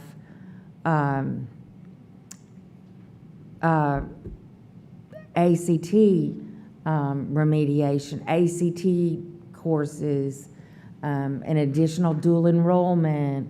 I don't know what all, but I do remember in one of the budget cuts, one of the high schools had to not have their literacy person on campus anymore, and they really felt it hard when that got taken away. So I'm wondering, on a school-by-school basis, can that principal have discussions with you about other plans for this? Yes, the most of the positions are going into schools that are struggling with students. If there are schools that are doing well, we're not mandating. I mean, they already have a structured system, so that is not where majority of these positions are going. So you're saying that it's going to be possibly more than 4 schools that aren't mandated to have this particular position? Are you talking about the parent liaison position? Yes. Yes, we're not. We're mostly looking at a lot of schools that don't have positions for that. So, but if their schools are already organized, we're not. We will work with them to support them, but they already have a structured system. Years ago, I even thought that, we had such a strong PTO, and we were all in the middle of DSEG and everything, and I knew that schools really had a lot of parents with a lot of sweat equity in their schools and ownership, and I even thought it would be a great mentoring opportunity for parents in other schools. This is how we did it. This is what we did, and I'm not sure that we don't have some of our schools that wouldn't, do that. I think that's a discussion that could be had with some. Gosh, come over here and watch what we do. Look at our meetings. Look how we, have fundraisers. This is what we do. We work with the principal. And I just don't want it to be that, if a principal is proving themselves and running a good ship, that they then get mandated to have use their Title I dollars for this. So you're agreeing with me? Yes. Thank The schools that have the parent liaisons are struggling schools that have challenges with engagement. So, exactly. Thank you for that clarity. I I'd also- appreciate it. I'd also like to add, Ms. Dyson, that we've built into that, if there are established parent organizations, then that development week is available for them as well, if they'd like to learn some of the skills and tactics and pacing alongside. I was thinking that as well. That's great. Yes. Thank you. Of course.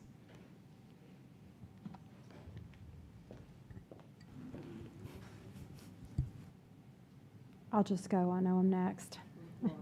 That's okay. I agree that removing the Title I funds or any title funds from schools that already rely upon these funds to fund staff positions in their budgets and other activities is not appropriate. The principals know their populations and their student needs, and I'm not in favor of reallocating their funds. They're having a hard enough time this year with the, and every year with the staffing allocations, that we hold back until the 10-day count, and we have them hold out 2 positions every year. Magnet schools that have a waiting list always fill the school. There's no reason to hold back their staffing allocations. Schools that are always at 100%. I think 2 in my district that are always at 100%, and they know they're going to be at 100% next year. So there's no reason to hold back their staffing allocations. So what this means is that they have a teacher that they want to hire that's really great, that's the student teacher that's been there all year, and they want to hire him or her right now, but they can't do it now because they have to wait for the 10-day staffing allocation. And I'm certainly not in favor of taking away their title budgets because we're already not doing a great job with their staffing and their budgets. Thank you. Thank you. Board Member Ware Jackson. Thank you, Madam Vice President. I had a couple of questions and comments, but mostly I wanted to say that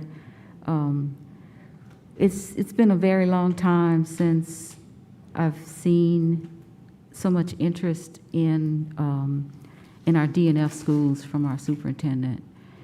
And so, you know, I just have to commend and applaud Dr. Narcisse for that kind of vision and that kind of focus for our kids. And this plan has such wonderful parts in it. And I particularly like as far as the teachers and the paras coming together to train together, and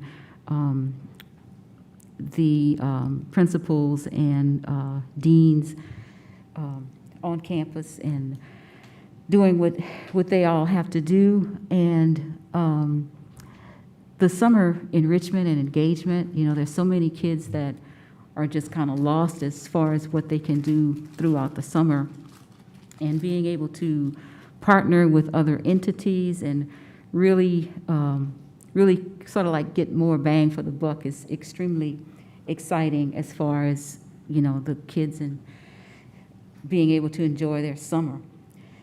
There's only one piece that seems to be the sticky part here, and that is with us passing the calendar the way that we did just 2 weeks prior, and asking our teachers and everyone to come back in with seemingly without regard to how they were feeling emotionally and how they might be having some difficulties with all of the effects that everybody has experienced in the last year or so with COVID.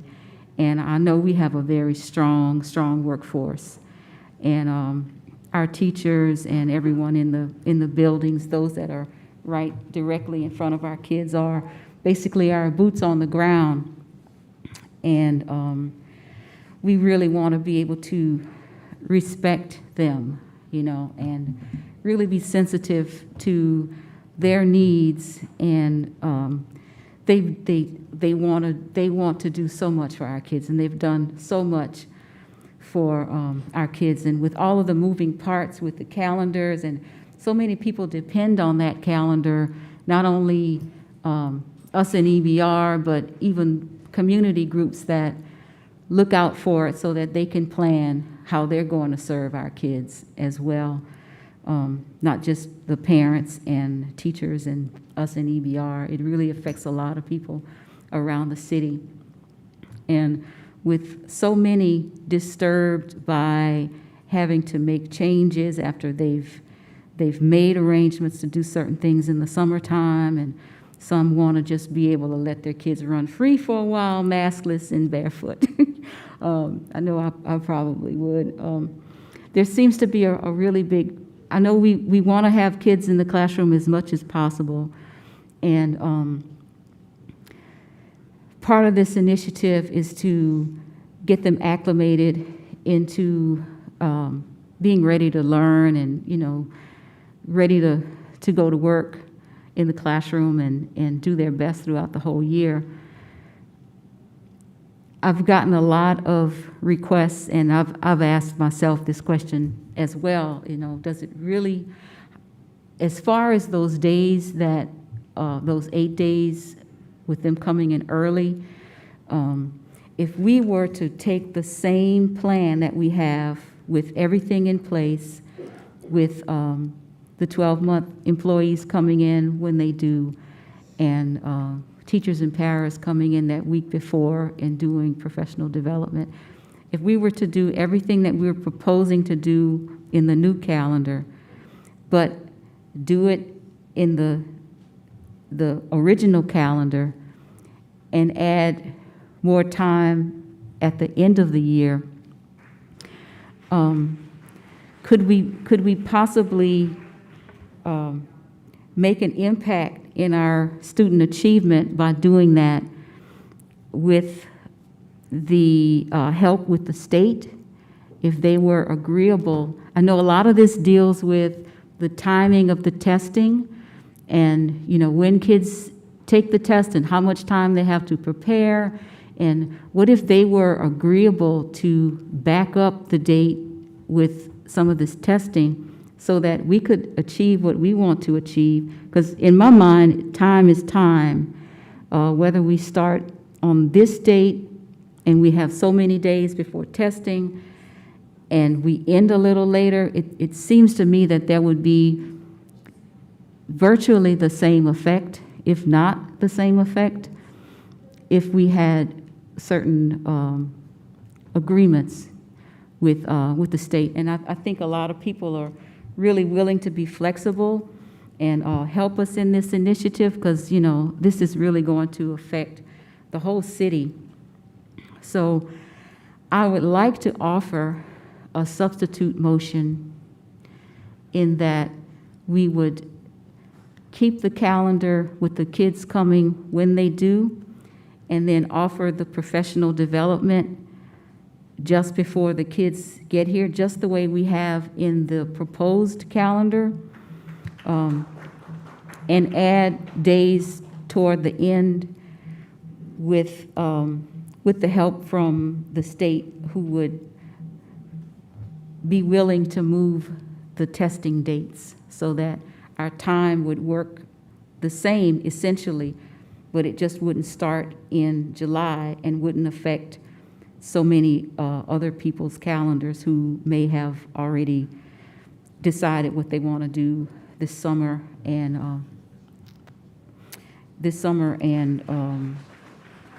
next year as well.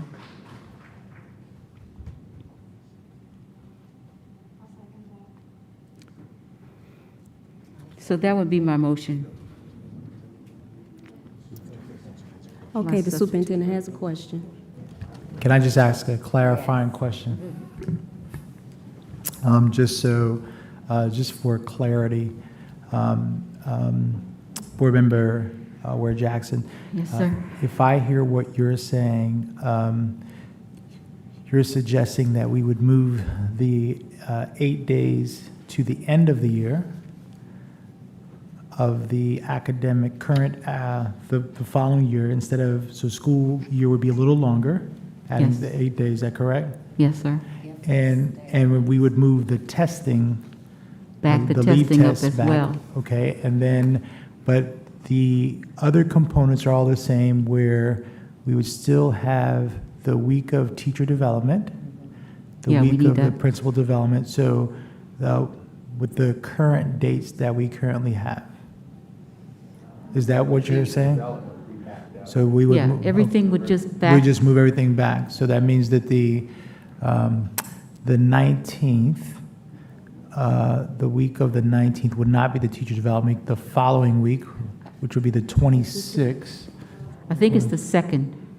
Huh? The week before the kids come back. The kids come back on Monday the 9th. Oh. The week prior would be Monday the 2nd. Okay.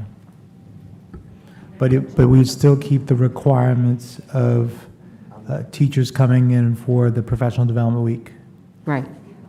Wouldn't that be the professional development week? Yeah, I mean, I think that is something that could be workable as long as we would have, I'd like for it to be a requirement for teachers to come to professional development, not an option, if they would be willing to agree to that. Yeah, I think that would be a good. And they would be paid their full salary the same way. Right. Could that be workable? What is he doing? Okay, so we have two, we have a, and, okay. We have no second for the substitute motion as well. Yeah, Connie is the second. I'm trying to think if I agree to those stipulations, though, on the second. So can you repeat so the maybe Ms. details? Dyson would like to be the second. Well, go ahead. What I'm suggesting is that we keep the calendar, the dates when the kids come to school the same, the August 9th, and we move the proposed professional development up to the week before they come back. We would just simply take the new revised calendar and just shift it so that everything would fall just before the 9th of when the kids come back. You mean to use the calendar that we approved last month? Yes. Okay, I can support that. And my other caveat to this, supporting the, because I'm the second on the motion, and somebody else can second it if I don't support it, but my caveat to that is that we have a week. I would like to ask Bessie about moving the testing back, and I think that we probably shouldn't have any trouble with that, since there are other districts that do a balanced calendar and they don't have any trouble moving their state testing back.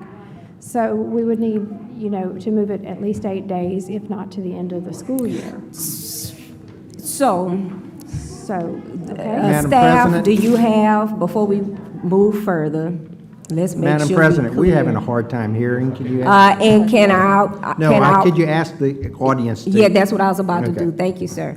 Can our public that is present for public comment, you will have your moment on the mic, but can you please keep your voice down so we can get to the point where you have your moment on the mic, okay? Thank you. All right, the staff have the motion. No, we need clarification on the Okay. substitute motion. The substitute motion, can you repeat that, please, Board Member Ware Jackson? Would be to keep the calendar, the original calendar, and just move the professional development closer to the date that school would actually open on the 9th. So those weeks of PD would be just before school opens on the 9th. Okay.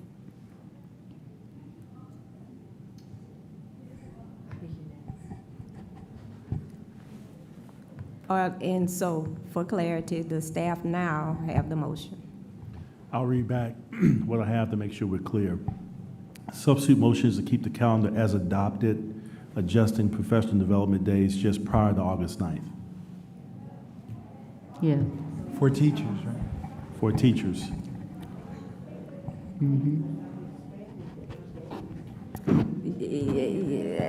So if I could let me just, as presiding over the meeting, take a moment of privilege. Ma'am, I'm next on the list. I'm sorry, I'm next. Hold up. I I have a point of order, so. Because I'm still trying to get clarity on the motion. What he just That's the said, difference in the point of privilege. okay, fine. What he just said was, he added a caveat to what she said. He said, he repeated and said, keep the current calendar, but add days on the end, which is what I heard my colleagues say. But then also, those professional development days, the original calendar does not have the same number of professional development days that's being proposed. Am I understanding that correctly? Yeah, I simply restated what Ms. Ware Jackson said just prior to the conversation. We did not include the 8 days on the end of the calendar. Is that her intent? I need to make sure we're clear about that. I'm sorry, say that again? That's okay. The motion, as I read it, is that we would keep the calendar as adopted, adjusting professional development days just prior to August 9th. I did not reference the 8 days, so I need to have clarity on what the intent is. We would add the 8 days toward the end of the calendar year, toward the end of the school year, and testing would move as well. Okay. Are we clear on the motion, on the substitute motion? So we still would have 8 extra days in the school year. They would just be on the back end instead of the front end. May I clarify, since I'm the second on this motion? Yes. That your intention in the motion is that it is the calendar we adopted previously and the 8 days are added to the end. So the PD that is proposed would be concentrated in those dates, and there won't be any additional PD days. It will be the calendar we just adopted with plus the 8 days. The PD that's proposed in the new calendar, in the proposed calendar, would be moved to the beginning of the year. Then it's not the same calendar, because the teachers do still have to come plenty early to do a lot of PD. It's more PD than what was in the previous calendar. Is that correct? In the previous calendar, don't they come back on the 2nd? We're still Shall we clarifying the clear on the motion. motion? We're clarifying the motion. I think this has to be done before we can move to the next speakers. The two people who made the motion can, but we can't go to other board members. I'm next. That's what I'm saying. Yeah. Yeah, absolutely. Yeah, the people who made the motion have to clarify what the motion is and that they're in agreement with it before we can move on. So your question, Ms. Bernard? My question is that the motion, as I understood it, was that we would adopt the calendar that we passed previously last month, and whatever the PD days were. What was the beginning, because I don't have that one open. What was the beginning of the PD? So the PD would not begin on July 12th and run through the beginning of school. The PD would begin when the teachers were supposed to come previously. What was the date of that? Mr. Smith, do you have the calendar? We do this on the week. May I speak? Yes, sir. I don't have the proposed calendar in front of me, but what I can appreciate, I understand Board Member Ware Jackson is asking, in the calendar you approved in March, there are 5 days without students, which is in red, the calendar that Ms. Dyson have. As I can appreciate, I understand that Mrs. Ware Jackson is asking for those days to turn into professional development days, which teachers are required to come regardless at their regular pay. Okay. What we're talking about, extending days in the 2023 school year, which was extend into June 7, 2023. Extend. 22. Are you, then you will be, No, the end of next year is. yeah, 22, yes, 22, yeah. The 8 days would be at the end of the school year. In June. In June. In 22. 22. Okay, is staff clear on the motion?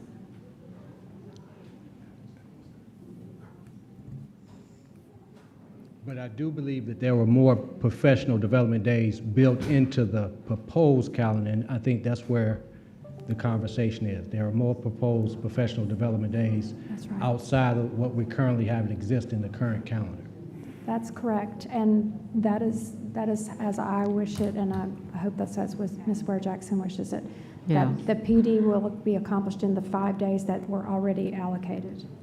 What I'm trying to do is keep the same amount of PD that the superintendent is requesting, but in this calendar Okay. in August. I'm not going to be the second on that one, then I withdraw. Thank you. All right, so for clarity, and Mrs. Smith, I'm gonna need your assistance. I want to make sure we have the dates right. I think it's important that we be specific about dates and extensions. The substitute motion is to keep the calendar as adopted, converting the 5 days into professional development days. Is that correct? Converting the 5 days into professional development days, the 5 student days? Those days were not professional development days already? We don't get any professional development before kids come to school? Yeah, I'm only rereading. I'm asking, you Yeah. know. In the old calendar, I'm asking. In the old calendar, there are 5 days starting August 2nd through August 6th without students. And we have them listed as professional development days, whether those days are offered by the district or job-embedded professional development days. But in the proposed calendar, as I can appreciate, there are more than 5 days built into that calendar for professional development. Yeah, Point 5 of order- the, Point of order, we do not have a motion on the floor because the second was withdrawn. Was there another second? I said I would withdraw if she's moving all of the PD that is in the proposed calendar to the beginning of the calendar. Well, please get your motion straight, because we've been sitting here for 15 minutes talking about That's what's what in I'm the trying to motion. do. And this is why I put the motion to refer it, so we have a week to work these things out. We're doing this on the fly. Look, I share the sentiment, but I'm trying to let people have, you know, they have a right to try to figure out their motion. let's Let me- withdraw the motion. Let me They have a assist, right to- please. to, Yeah, let me assist. Thank you, Yeah. Withdraw. council. Yeah. Okay, staff, thank you. We currently have a motion on the floor originally by Mr. Goday and a substitute with a second, and a substitute motion by Ms. Ware Jackson. Yes. The second has not been, Has been withdrawn based on the current understanding. I'll May I withdraw the clarify, motion. please? I only withdraw if the entire PD that is proposed is moved to the beginning of the calendar. I can support it if we are going back to the 5 days of PD at the beginning of the calendar. That's, Okay. so you And so- did you withdraw? I'll withdraw the motion so that we can have Okay, then another I make time. that to motion. discuss And then we this. can just be clear on what's happening by the time All right. okay. Thank you. So, Board Member So, Goday. for Can I clarity, go Ms. back? Ware Jackson, you withdrawing your motion? Yes. All right, so then we return to the original Thank motion on you, the floor. thank you, Ms. Ware Jackson. Thank I you. appreciate that. One of the things I'm afraid of doing, very much so, is trying to amend the calendar and things like this on the fly. We've already created a bunch of confusion coming out with a calendar, then having to change it. That is the real reason why, one of the real reasons why my motion is to refer it without recommendation, to give another week to work out some of these things, because there's some caveats to all of that. There's a caveat of, will Bessie board agree that we can move our dates and do that?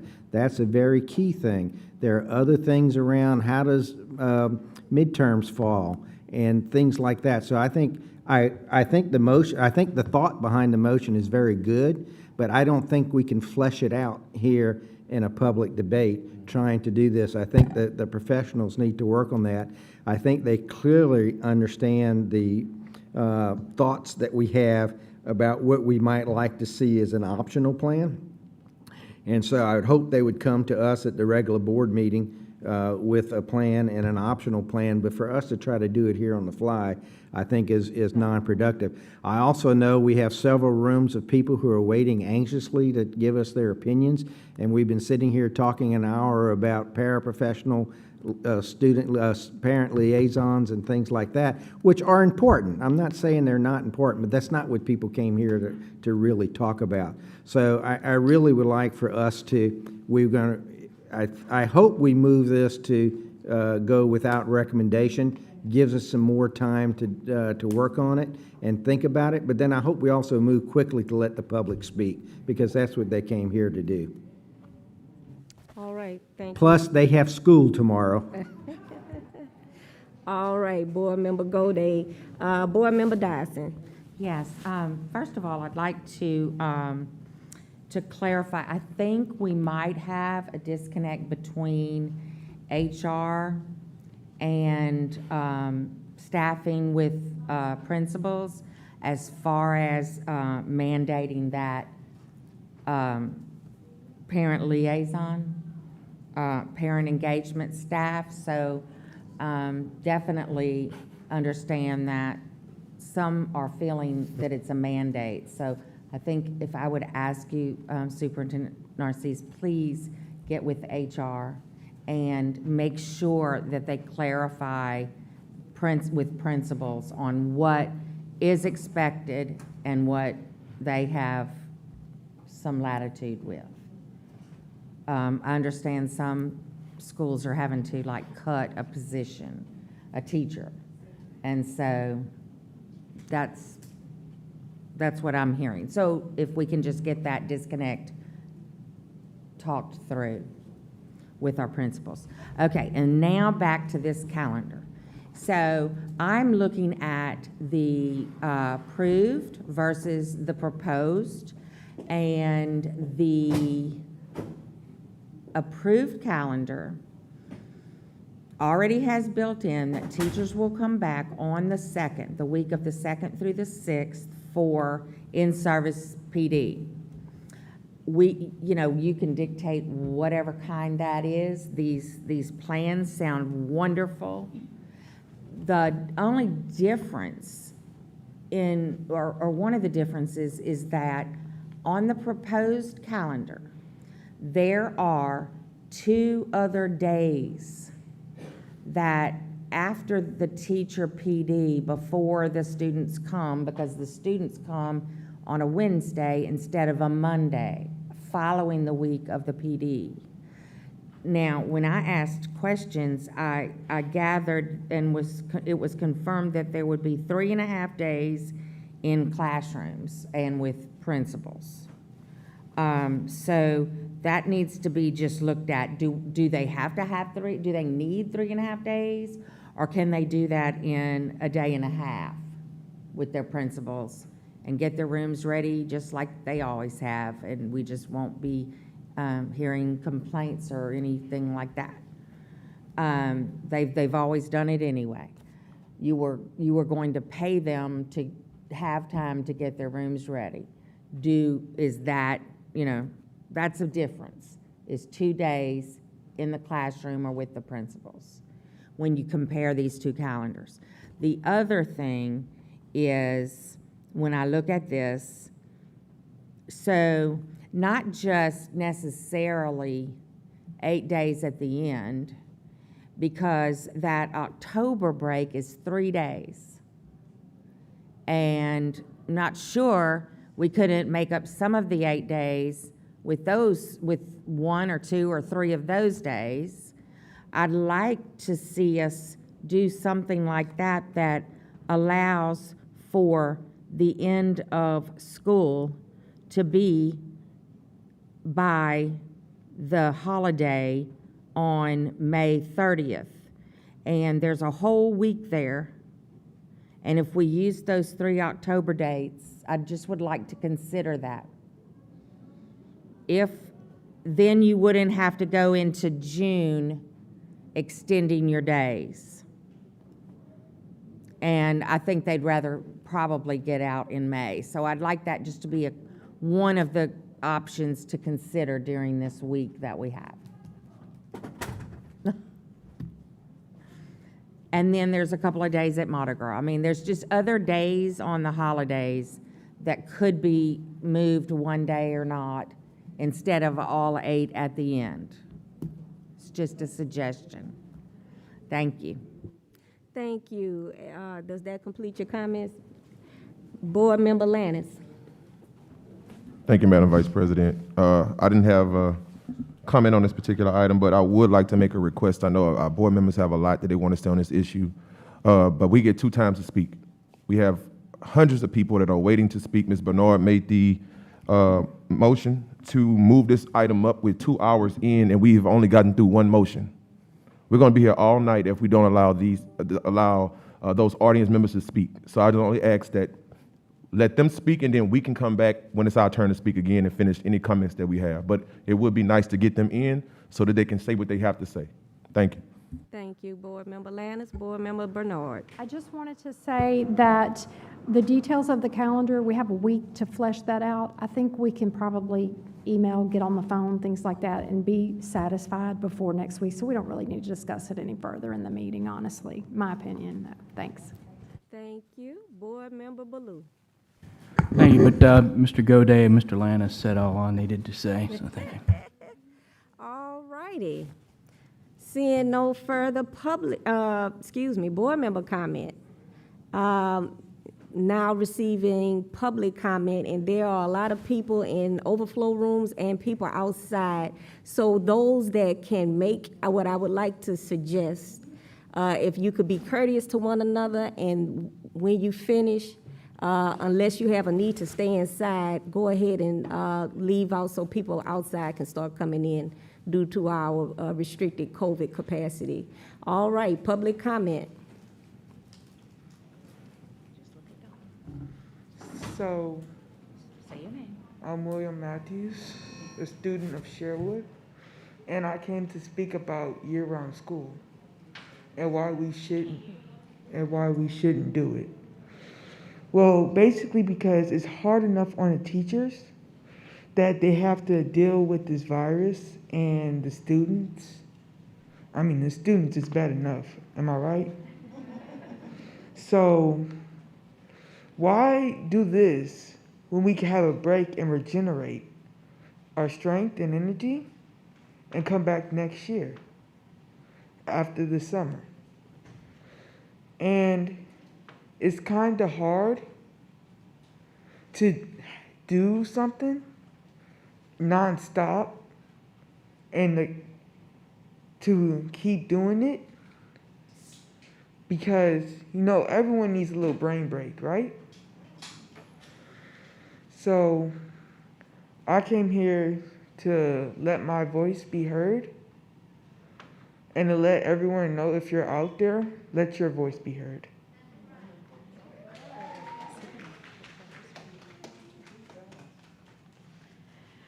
Storm Matthews. I just want to say, first off, since they were talking about the parent liaison, Sherwood Middle Academic Magnet, your highest performing school in the district, and A+, has been mandated to get a parent liaison. I love all my parents that are outside. I know there are a lot of them here today because they do not want to come to school in July. I love my parents, but they don't go away. We do not need a parent liaison. They are enough involved. Isn't that right, Ms. Dyson? She was one of our parents. I just have a question. If this calendar does pass, when will my room be cleaned? Because ESY is held at my school, which is supposed to end right before the teachers come back. Now, if you're not a teacher, you may not understand how this works because they use my school for a lot of different things. So what they're going to have to do is they're going to clean the other parts of the school. And then A hall, that's the English hall, which has 13 classrooms on it. Mr. Coaston is going to then pull every single piece of furniture out of every single room out of those 13 classrooms. He is then going to have to wipe it all down. He is going to have to wax every floor. Then he is going to have to put every piece of furniture back. Y'all may not know how that works, but then we go back in because guess what? Aramark doesn't put the furniture where it goes. So then the teachers, we're the movers, you guys. We go in and we put all all the desks back where they go. We got to move our desks. We go get the desk dolly. There is a desk dolly. Did y'all know there's a desk dolly? We go get the desk dolly. We put the desk where it goes. Then we unpack all of our stuff because stuff goes missing over the summer. We unpack all of our stuff. We get everything ready. When does that happen with this calendar? Because you have not allotted that time. Plus, sir, I understand that you do have a PhD, but I have a degree from Purdue University in English, and I am a bit of a snob about that. I do understand. I do work on that. They call me an elitist sometimes. I get it. I understand. But if a student ever brought to me one source as a citation, I would fail anything they handed to me with one source. That is not research, and it was simply an article, not a study. I need something that tells me this is going to help students. We are exhausted. I am so tired that I made a mistake on a video that I did. I am never wrong. And for me to, and then I had to go out there because, I only want correct information going out, so I had to go out there, y'all. I made a mistake. This tells you how tired we are. We are exhausted. We want to rejuvenate so that we can go out there and give those kids every single thing that we have and have an awesome year next year because we love our kids. We love the other teachers that we work with, and we love EBR. And we need time to rest. Our kids need time to rest. Also, that one right there, he has autism, and he's a runner, and he's a little bit special. And just the mere fact of this announcement has lost every ounce of improvement he has made being on homebound, and he has started digressing completely. Thank you for that, Narcisse, for putting my child in danger with your announcement. Further public comment?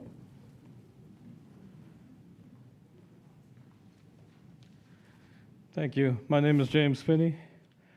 First, changing the academic calendar appears to me to be an academic matter. You hired a superintendent without a license to be superintendent. That required you to hire a chief academic officer. I'm disturbed that this whole presentation wasn't led by Dr. Robinson. Furthermore, this is offered on the agenda, and as I understood Mr. Godet's motion, it is a proposed calendar change. The presentation was almost entirely about how money is going to be spent when I don't think you have a budget for this new money on the agenda at all. Furthermore, it doesn't appear that whoever revised the calendar took that job seriously. I was looking at the calendar that's proposed on the backup for tonight's meeting. The third 9-week period ends on December 13th, and then it ends on March 8th, and then it ends on March 11th. I mean, did somebody spend more than an hour pencil whipping some calendar together? Doesn't look like it. But most important, as Mr. Godet mentioned, the administration, Dr. Narcisse's administration, presented a calendar at the March Committee of the Whole meeting. It was approved at the March Committee of the Whole meeting. It was sailed through as part of the consent agenda 2 weeks later. I have a hard time believing that the superintendent and his $750,000 a year of extra administrators didn't know there would be more money coming. If they thought the calendar needed to be changed, that should have happened before it was adopted. So nothing has happened since March 18th that justifies your changing the calendar. Finally, if you really want more instructional time, quit giving so many tests. Thank you. Next.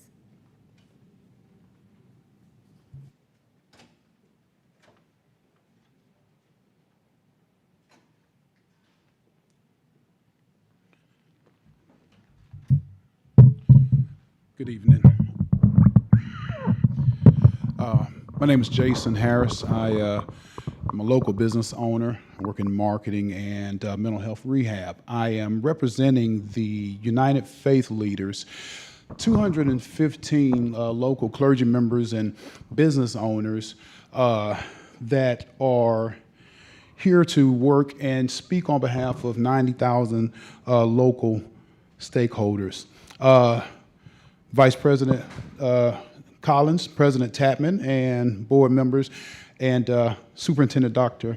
Cito Narcisse, I want to thank you for your steadfast commitment to what you're doing to do right by the children of our community.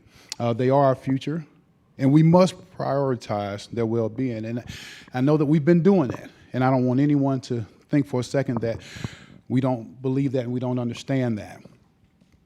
This year, there's no denying that we've had a challenging year, and that we all have had to adapt and respond to unprecedented challenges and obstacles in our everyday lives, and we're all eager to get back to normal, but we need everyone to come together. We need you teachers. I know you're tired.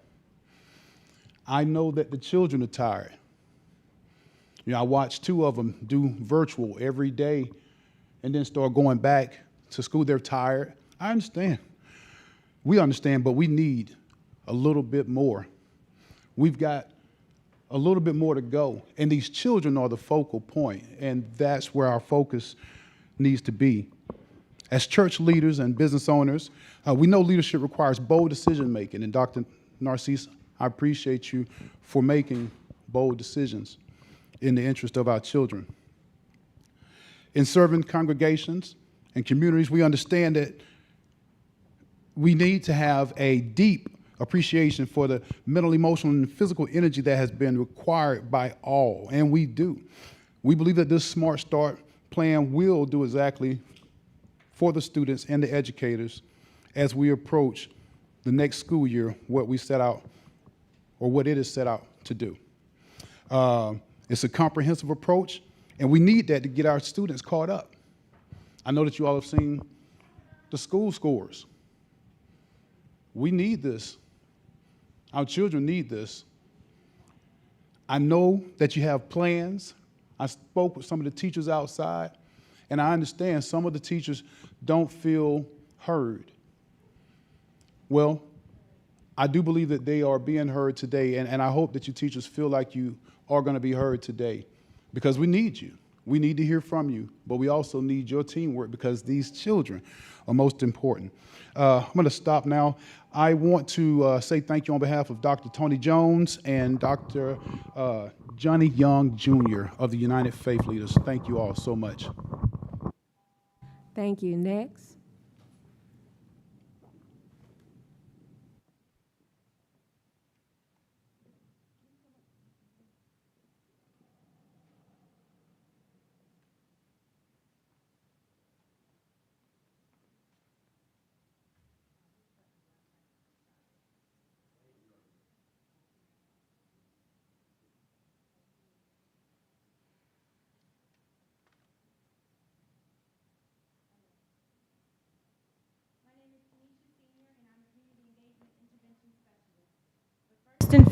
Okay, so can I start over? Can you start it?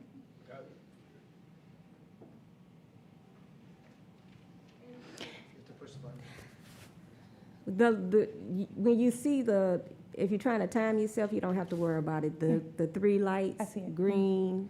Okay, all right. My name is Tanisha Senior, and I'm a Community Engagement Intervention Specialist. But first and foremost, I am a parent and an advocate of my children's education. Today, I stand here representing all of the children of the East Baton Rouge Parish School System. It is my understanding that the new calendar proposal for the 2021-22 school year would begin 8 days earlier than the scheduled date of August 9th, 2021. We, the community at large of the EBRP schools, are not in favor of this decision, and we petition the following. 1, we petition that the school should start on its scheduled date of August 9th, 2021. We agree and advocate that teachers should receive the $1,300 stipend. The following will provide further details on this petition, and so it reads. It was March 11, 2020, when the World Health Organization declared and announced that COVID-19 was a global pandemic. This news not only changed all of our lives, but it changed the trajectory of our education system as a whole, the way we teach, the way we learn, and most importantly, the way we relate to our children. It is no secret that this pandemic has caused certain gaps within education. However, it has also caused us as a people and a community to reflect about the very methodologies and processes in which we operate and handle our affairs. It wasn't enough that COVID-19 was a health crisis, but we watched and witnessed it morph into a social and economic crisis. Many of our fellow community members were victims. And so I find it very interesting that while this board and its leadership acknowledge the lack and need for intervention under the social and emotional umbrella highlighted in your SMART plan, it also perpetuates some of the causes which would require this intervention by ignoring the needs of the children. The needs of the children are to have a summer break that feels like summer, looks like summer, and is a real summer. Cutting this short ignores the social and emotional needs of the children, which then requires those exact interventions. This juxtaposition can prove to be costly and yield grave consequences. What the board and its leadership failed to take into consideration is the children. How many children has the board consulted with on this matter for starting school early? What was the voice of the children? It seems as though they have been forgotten when pushing this agenda. What the board and its leadership also failed to take into consideration is the morale of the students. Recently, businesses have opened back up, people are starting to eat together again, and summer is looking very promising to a child who has had to endure so many changes, such as leaving school one day last year, never to return. The trauma, the stress, the uncertainty, and the questions have consumed us, but they have perhaps internalized within our children. What counselor can counsel this? What advice can someone give on this? It is new, it is different, but just maybe. It seems as though things are getting back to normal, but starting early will strip those hopes away from our children. Now they may attend school on your early start date, but will their morale attend with them? You don't just want bodies to attend, you want the children to start with their best foot forward, ready to hit the ground running. Thank you. Next. It's automatic. Yes. All right, so I'm going to concede the majority of my time to this young lady's proposal. Actually, I just want to say one thing. I have already talked to Dr. Narcisse and Ms. Dyson about wanting to work together with you guys to make this plan work. But to do that, it has to be more targeted. If we don't target the students who are already failing, then it's not going to succeed. It just won't. With that being said, what the board and its leadership failed to take into consideration is they are the very source of promoting summer activities. It was here at a board meeting just last month that a board member suggested, requested, and even promoted to sign up for summer activities. Well, the community did just that, and with this early start date, the SMART plan failed to address this. We are sure that the board and its leadership would not expect BREC to revamp its whole summer program. We are sure the board and its leadership would not expect every member of this community to change, alter, and revamp their family's summer plan. And we most certainly are sure the board and its leadership would not expect BREC to refund every parent who signed up, then have BREC reschedule their summer program only to ask parents to sign them up again. Also, it can fit into this SMART plan. With that being said, it is not enough to create a strategic plan, but ignore a community's plan. It is imperative to know that the board and its leadership work for us, the community.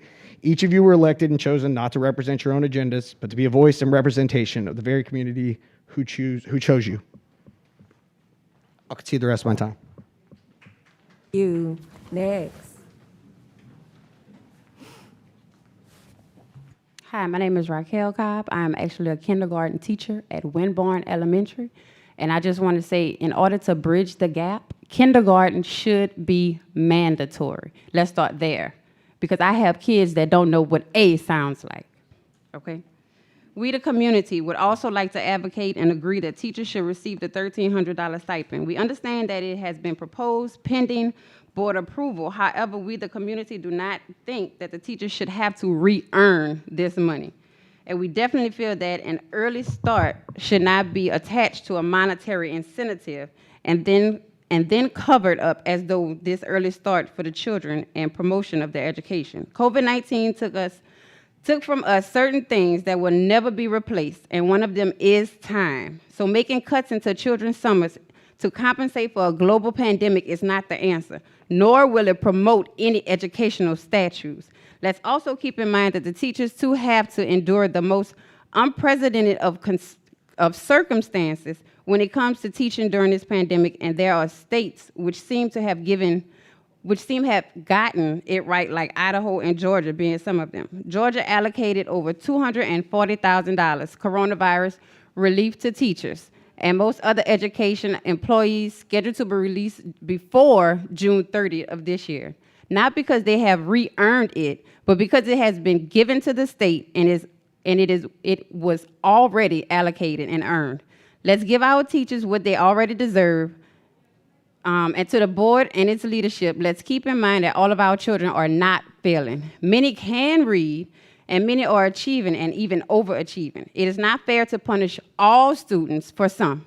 Those who need the intervention should receive them, but starting a whole school year early because of some of the students are challenged or struggling is overzealous and quite frankly unnecessary, especially considering the early 8 days will consist of social and emotional learning, which is not even addressing the learning gap. If you are coming in strong, be sure you are exercising fair practices. If you are making a smart plan, ensure that indeed it is smart.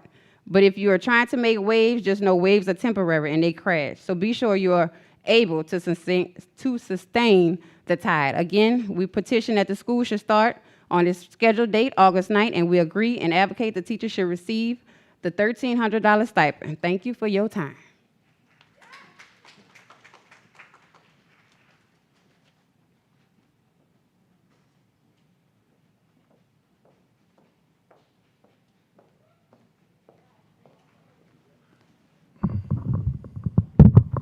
Good evening. I'm Ronnie Morris. I represent Bessie District 6. President Tapman, Vice President Collins, Superintendent Narcisse, board members. I hope just to add a point of clarification that would help you with the conversation this evening. I had lunch with Superintendent Brumley today, along with Member Preston Castile, and we approached the superintendent with this concept of the flexibility for changing the LEAP date, the LEAP testing date, and we confirmed with him that that flexibility does exist, and I'd be happy to make that motion to the board. So just wanted to bring that point to you guys, and if it's in your wisdom to make that change, then I'd be happy to support it with the board. Thank you. Thank you. Next.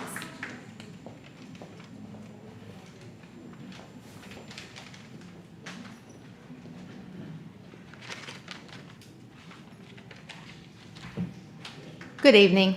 My name is Tanya Betancourt. I am a 5th grade science and social studies teacher at Wedgwood Elementary.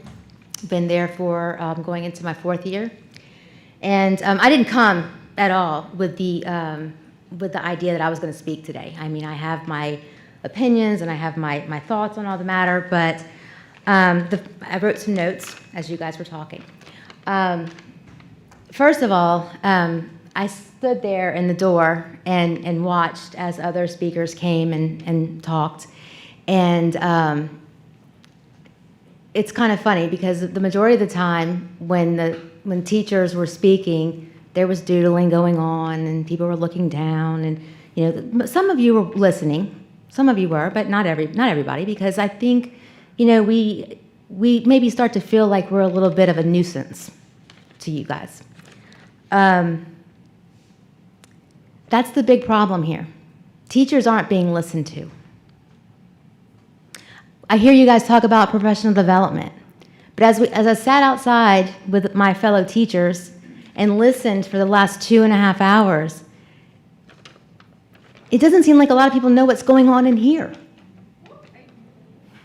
And we're the ones that have the need for the professional development. That's kind of sad. That's disappointing. We always hear about evidence-based learning, right? Well, we're the experts in evidence-based learning. We are, teachers. I have a master's degree in elementary education. I am a highly educated individual. I am an Army veteran. I am a mom, and now I'm a teacher. And I love my students, and I'm here for my students all the time. When will our voices be heard? Not just about the Smart Start, but what is best for our students. We are the ones who know our students. We know our students. We do. Not people who haven't been in the classroom since they left college. We know our students. We know what's best for our students. And you're not listening to us. Whether it's about Smart Start or LEAP or testing, or how many times have I heard, oh, well, that's just the district. The district is mandating this. We haven't heard about it. You haven't asked teachers. You haven't asked us for our opinions. You haven't asked us about what goes on in the classroom. When are you going to start listening to us? Is it going to be today? Is it going to be next year? Or is it going to be when there are no teachers left? Because there's a lot of teachers that are leaving. Thank you.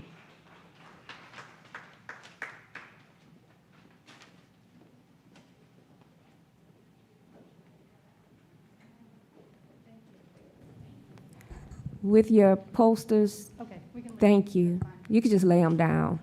And for future reference, for anyone else with public comment, just know that part of our rules in the board meeting is no signs and posters. Thank you so much. Okay, sorry about that.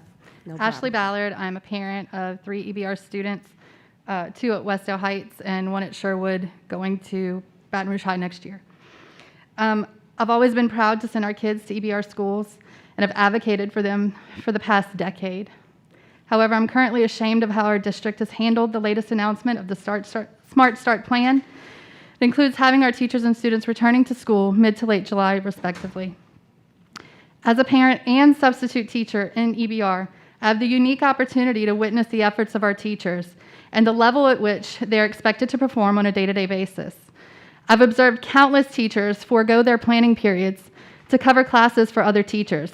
This has become the norm, not the exception. I've seen teachers tutoring virtual students and addressing the needs in their off hour. I've experienced teachers teaching on hurricane days because they didn't want their kids to get further behind or have to cancel on our kids for another day. I could sit here and list examples of the ways I've seen teachers go way above and beyond ad nauseum, but I don't have to. We all know this. It's what teachers do. They go above and beyond for our kids time and time again, and they will continue to, but at what cost to them? Our teachers have well earned their time off. They have earned jewels in their crown. They deserve to be pat on the back, gifted, bonused, rewarded, treasured, applauded, respected, and thanked. All of these things they deserve. But what did you all do? You've required without asking that our teachers report mid-July for professional development and subsequent teaching 2 weeks early, or even more, if what I understand is correct. I cannot wrap my brain around this concept and who thought it was a good idea. The good news is it's not over. You have the opportunity to amend this proposal or vote against it altogether. I'm here in support of our teachers, and I hope you will support them too. Thank you. Thank you. Next.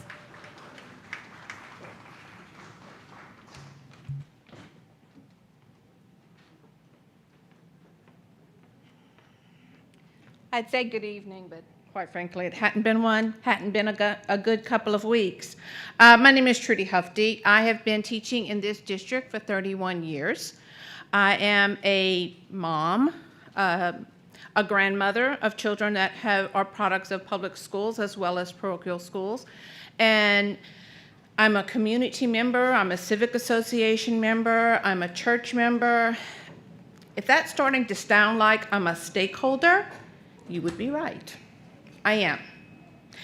You have just ignored the most valuable resource you have in so many ways, I can't even list them all.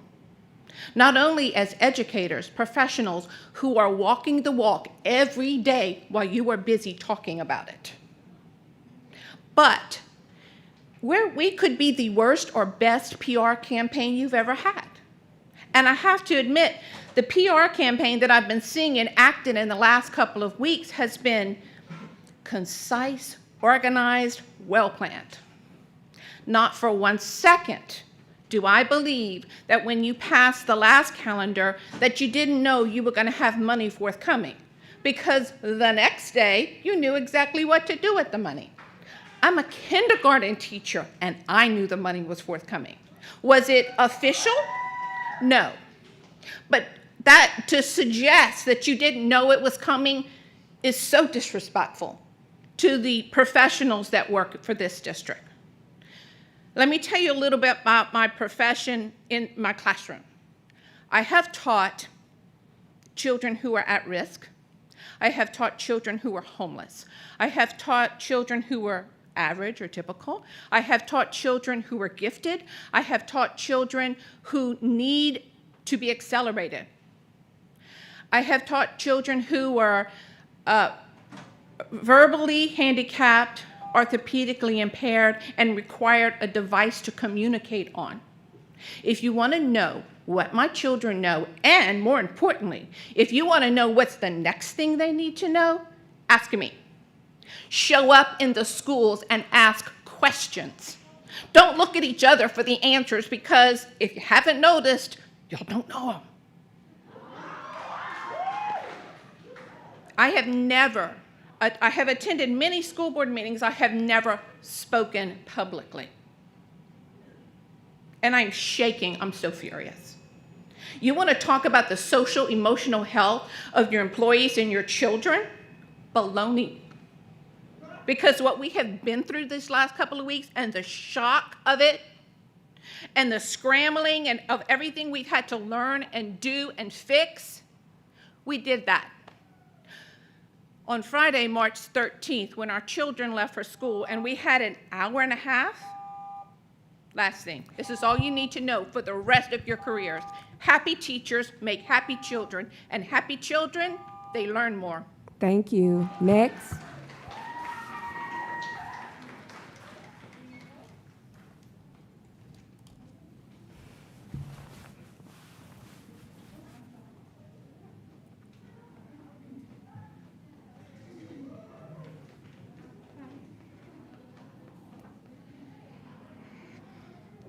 Do I press the button? I'm sorry. No, I've just never wait. spoken at a meeting before. That's okay. This is way out of my wheelhouse. This is not. It's gonna be okay. Not me. I'm not the one who stands in front of everybody and Okay, talks, so you're but I will tell you that I constantly challenge my children to do the things that are uncomfortable, and I am uncomfortable, but I'm going to do it anyway. Thank you. I want to read the letter that I actually already sent, because I'm not sure that it got read. I got 2 responses, and they were form letters, so I really feel like I had something to be heard, and I want you to hear it now. I'm both a teacher and in EBR and a parent of a student enrolled in EBR, and I want you to know something about me. I'm a rule follower. I keep my head down. I do the job I'm supposed to do. I go over and above. I'm good at my job. I've been teaching for almost 2 decades now, and I have experienced my share of good and bad in this profession. I've had all the ups and downs that we know about. There have been years that made me question my decision to become an educator, and then there have been years that made me go, there's no other job in the world for me. This is me. And I was thinking back to an interview I saw with a longtime butler in the White House named Wilson German. And when he said of the dedication he had to his job, that the presidents come and go, but that was his house. And I want you to know this is how I feel about you. This is how I feel about administrators. This is how I feel about every boss I've ever had. They go, and I stay. No one votes me out. No one pushes me out. I stay with my students through thick and thin. I do what's right for them. I make my house run no matter what's thrown at me. And I make sure that my students get what they need every time, no matter what I'm dealing with from anybody else outside. I guess I don't really want to bring up the money part, but I will say that what upset me was when I knew that my students knew about the calendar change.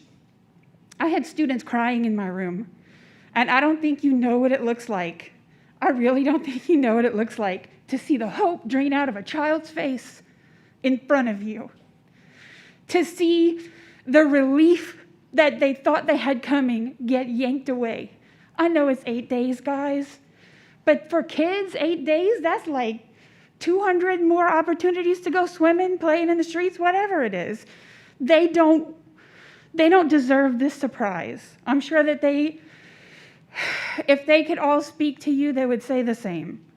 And I appreciate you listening. I know my time is almost up. I'm sorry for my nerves, but I appreciate your time. Thank you. Thank you. Ma'am, can you repeat your name? I'm sorry.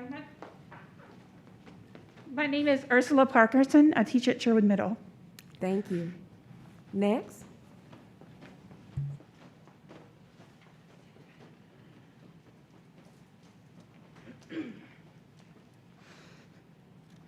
Do I wait for the green thing?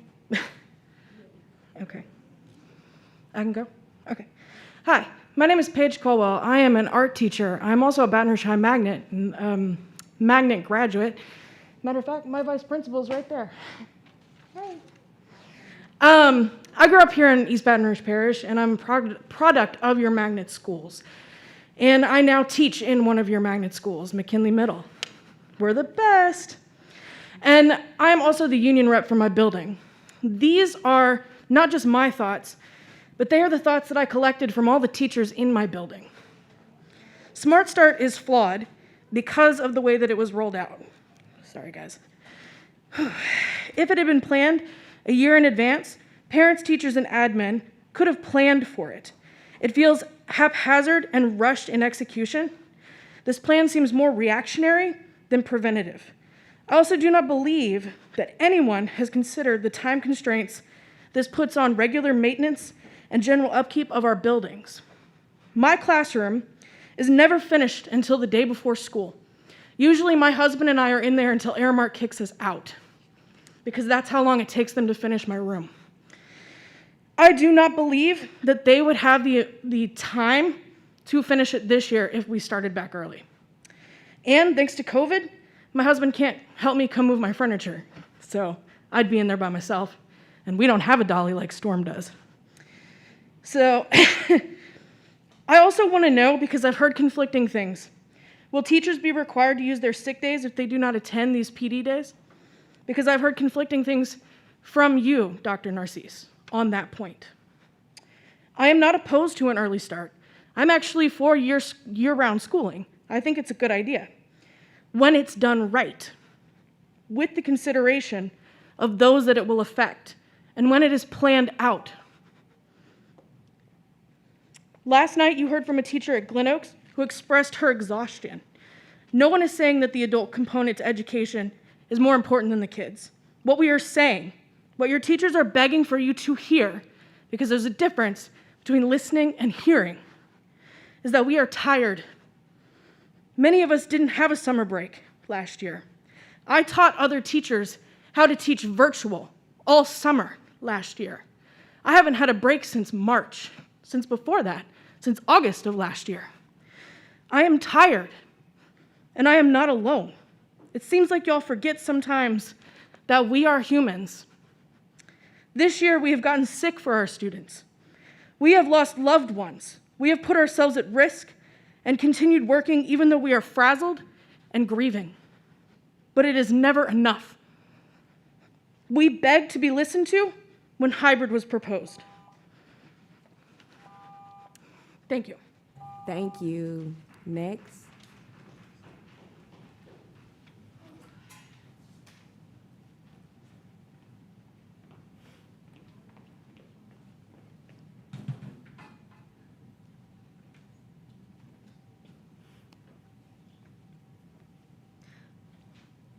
I'm caught.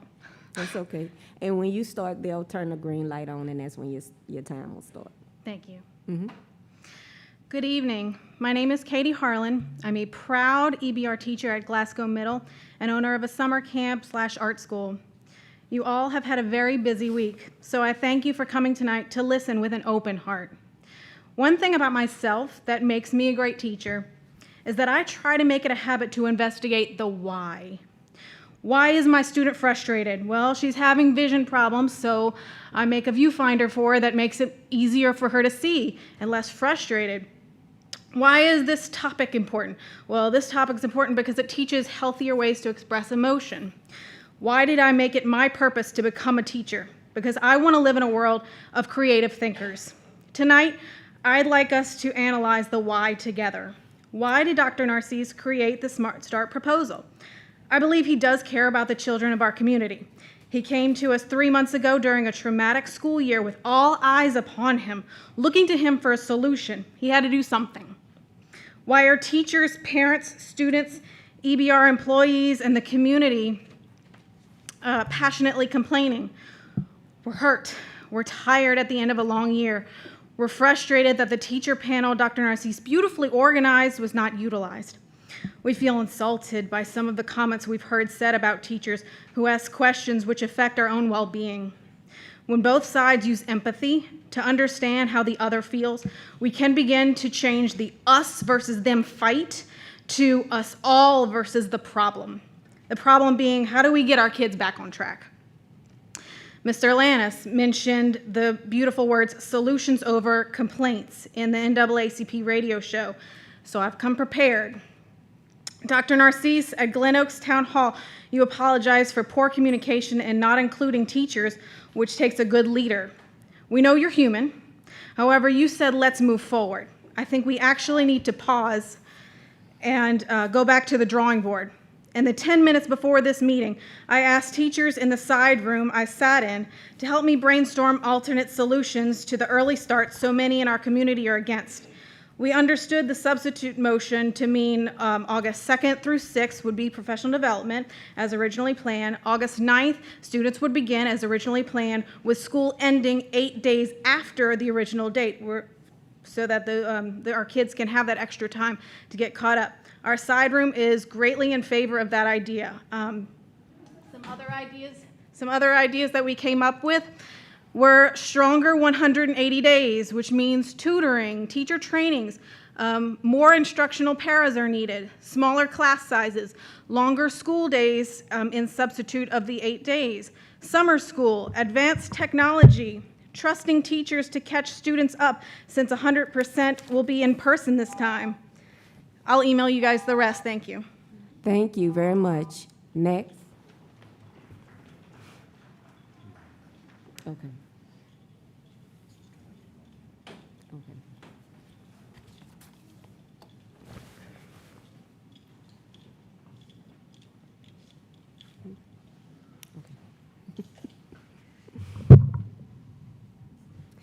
When you start, the green light will come on. That means you have 3 minutes. When it turns yellow, you have 1 minute left, and then red is stopped. Thank you. Thank you. My name is Angelia Marie Hillstock Foster. I'm a graduate of Southern University, and I have also attended LSU. I graduated in child development, early childhood education, with other accolades behind my name.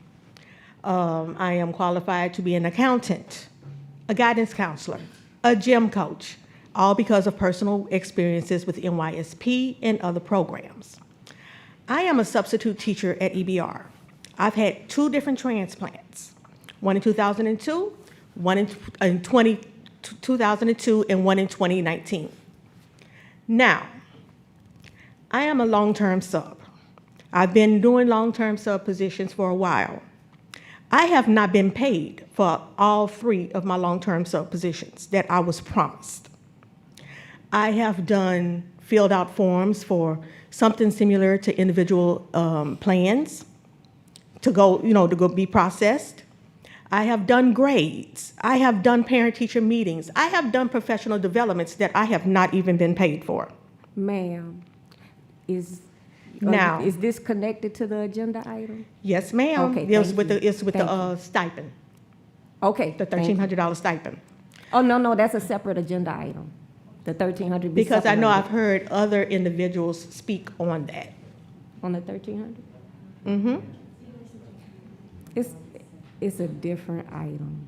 I'm sorry. So do you wish for me to go back in there and wait? Yes, ma'am, please, because you certainly will will. have time to address your concerns, and I am very interested in hearing your concerns, because we definitely need to get you paid. Thank you so much. Yes, ma'am. Thank you. Okay, next.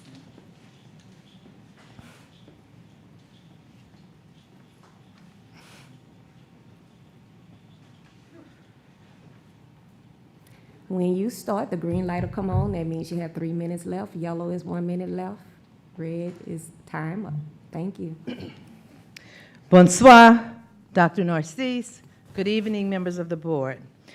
I had an 8-minute speech. I had to cut it down to 3. I'm going to first talk about economic impact. This country is experiencing current and longstanding growth, as we all know, in income and wealth inequality. The gaps are contributed to long-standing racial and ethnic gaps in education outcomes in other areas. Researchers have found that gaps in academic achievement are a function of a host of factors. I'm not going to go into it because we already know. Academic gap in the United States estimates an increase in U.S. economic growth, educational playing fields are leveled, and the gross domestic product would be greater between 2014 and 2050 at an estimated 5.8% or $2.3 trillion. So I need you to think about this. If the gap is closed, the students will earn higher incomes, higher standards of living, enhanced quality of life, thus becoming less likely to grow in struggling families. And for us, the adults in the room, we will benefit from the higher earning workers, which would sustain plans for programs such as Medicaid, Social Security, and Medicare.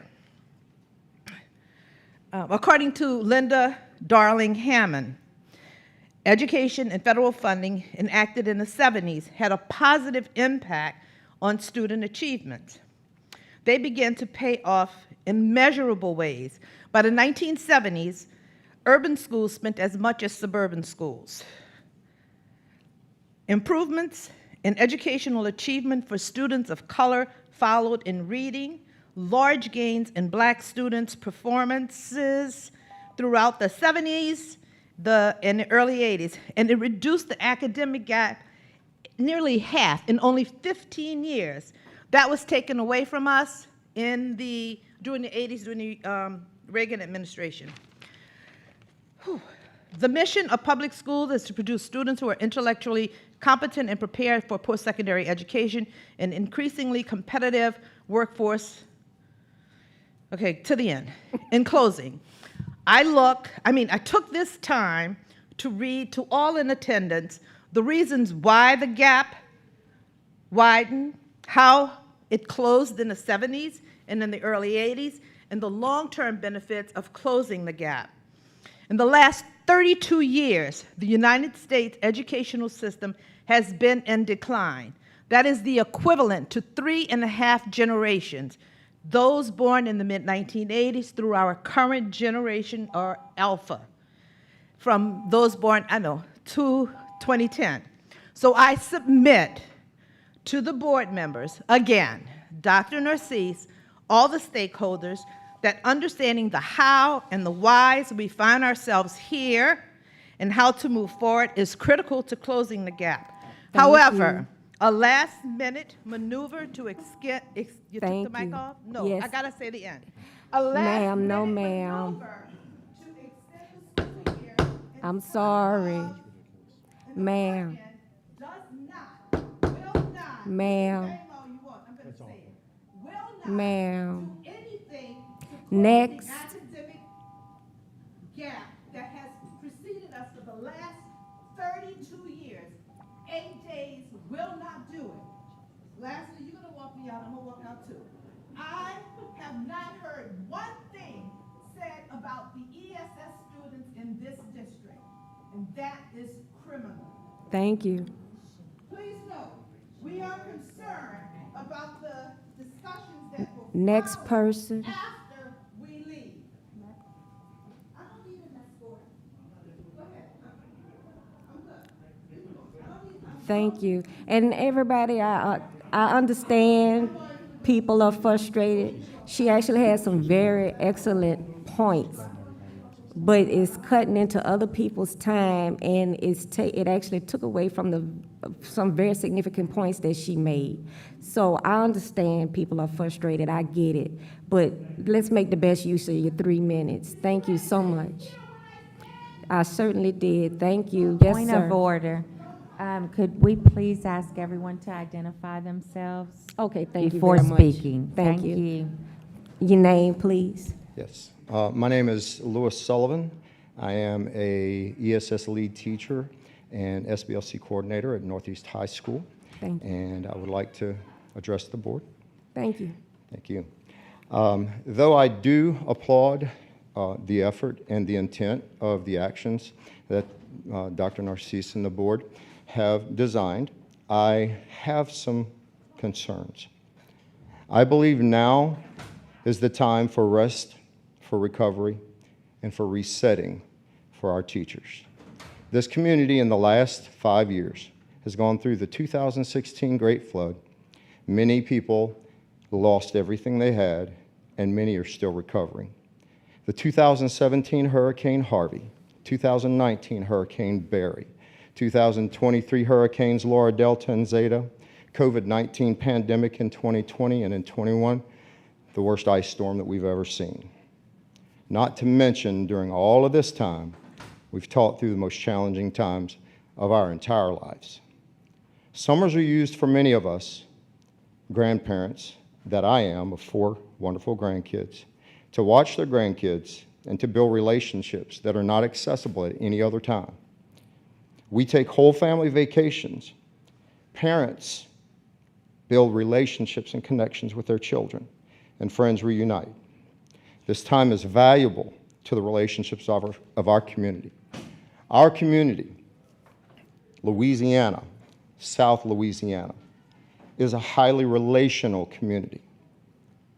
Now is not the time to push more agendas and initiatives that are not embraced by your stakeholders, nor is it the time to put at risk the emotional, the psychological, or the physical well-being of your valued employees or the students and families that they serve diligently, some of us, for more than 20 years. I'll concede the rest of my time. Thank you so much. Thank you so much. Next.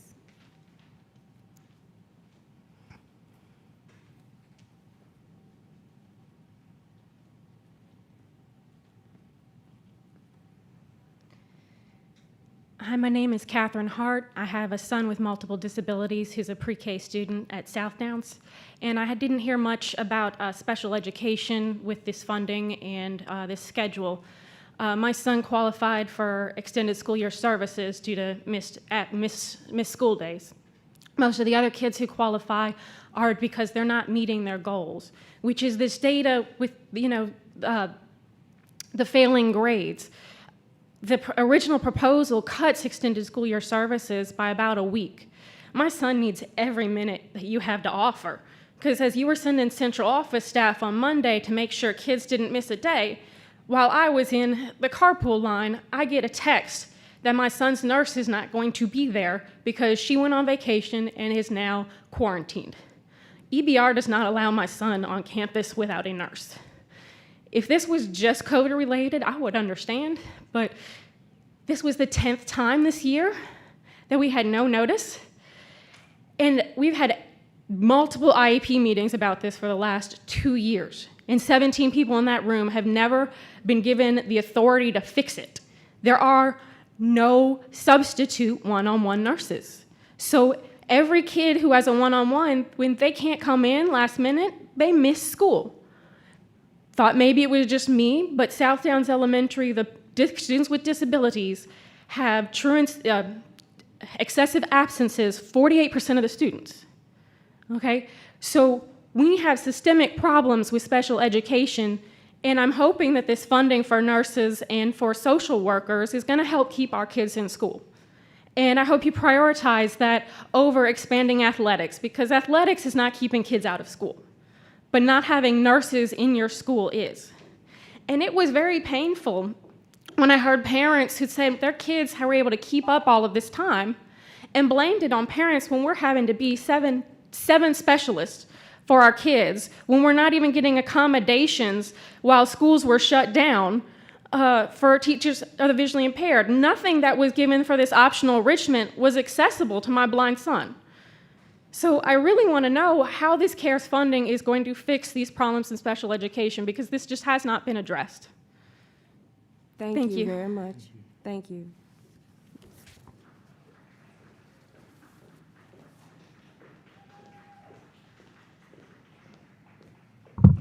Thank you.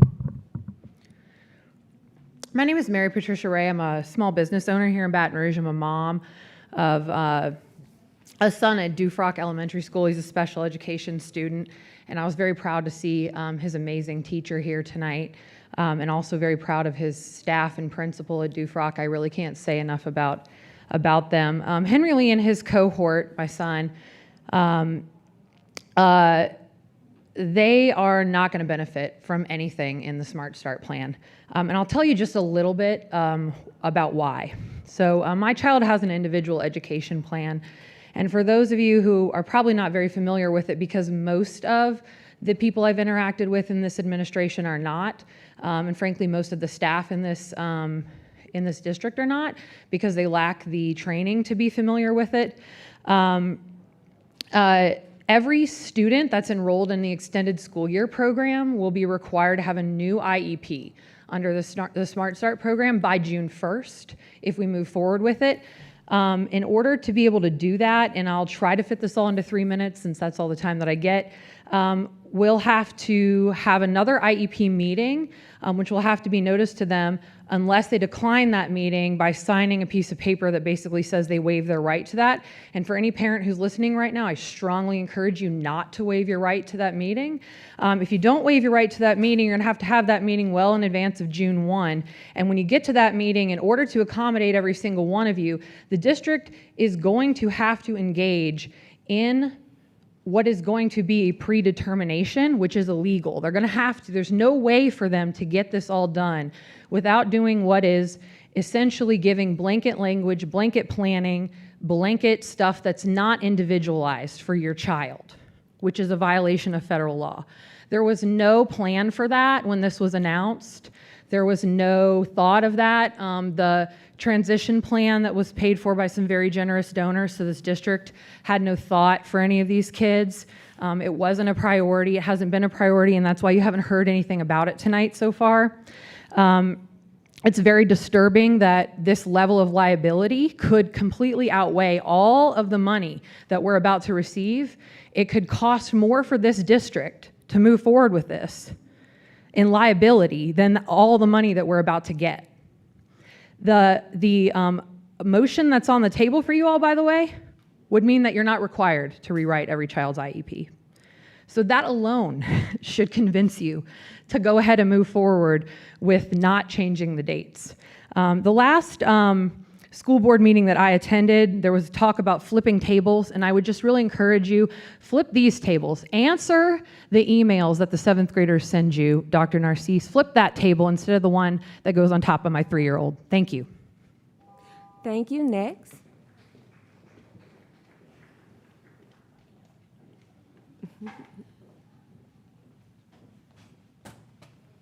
Hi, my name is Trinity, and I am currently a virtual student that's enrolled in the McKinley Senior High School. I'm here to talk about Smart Start. So, due to COVID, in March of 2020, we had to leave school because it was a pandemic around the world. So we had to adjust to not being able to be in school anymore and adjust to virtual school. And now you're making a motion to where that you're trying to send us to school earlier than we were already supposed to go to school. One problem with that is parents have set doctor's appointments, trips, prior to y'all planning all of this stuff, and that's really gonna conflict with what they're trying to accomplish with their kids. And me personally, I feel like that will not benefit me because I'm already doing well in school, and that means I would have to readjust to starting school early because of what you have set in plan. And some kids take that summer as mental health days because during school they struggle with their mental health. And adding more days onto that school year, minus not being able to get out of school early, will also impact their mental health. Thank you. Thank you. Next.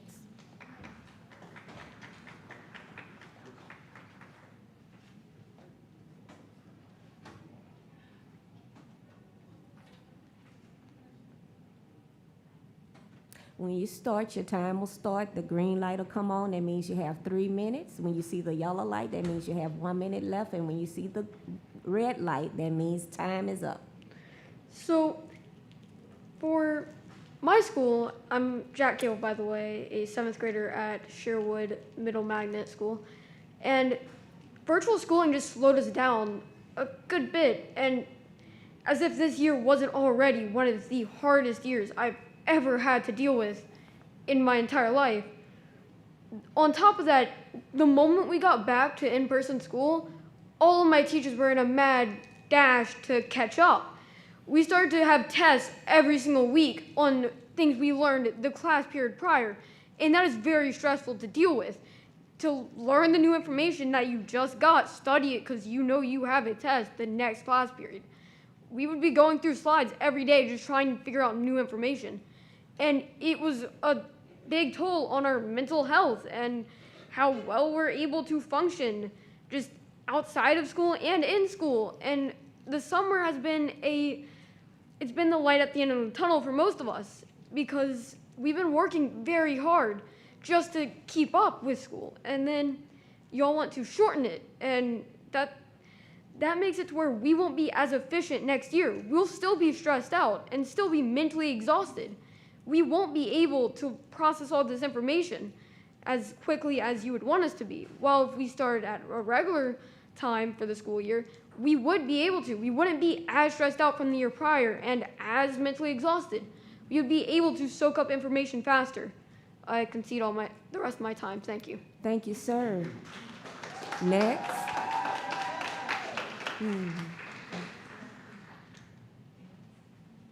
Sherwood Middle. Yes, ma'am. My name is Brandy Gable. Y'all just met my youngest child. I have been very involved in all 3 of my children's schools. I have won Volunteer of the Year, and I was at the induction ceremony for most of you when I won the Crystal Apple Award. I think this is a horrible idea, and I would like for you to know that he had the guts to stand up here and address you adults like a little adult because of the wonderful teachers that he has had in his past. They have nurtured him. They have loved him. They have made him into the little man that you saw today. And for y'all to not listen to these teachers and take their feelings, treat them as humans, treat them as you would want to be treated. To treat them as possessions that you can just toss around and say, yes, you come in when I tell you to come in, that's not a dictatorship. They are people. They are humans. They have lives. They have families. They have husbands. They have wives. They have children. You're taking away from their time. They spend their time after school with their families. They're grading papers. They're using their money to buy supplies. They're calling me, telling me, do you know Jack had an assignment? I don't think he meant to not turn it in. They are invested in these kids, and you're not appreciating them the way they should be treated. Thank you. Thank you. Next.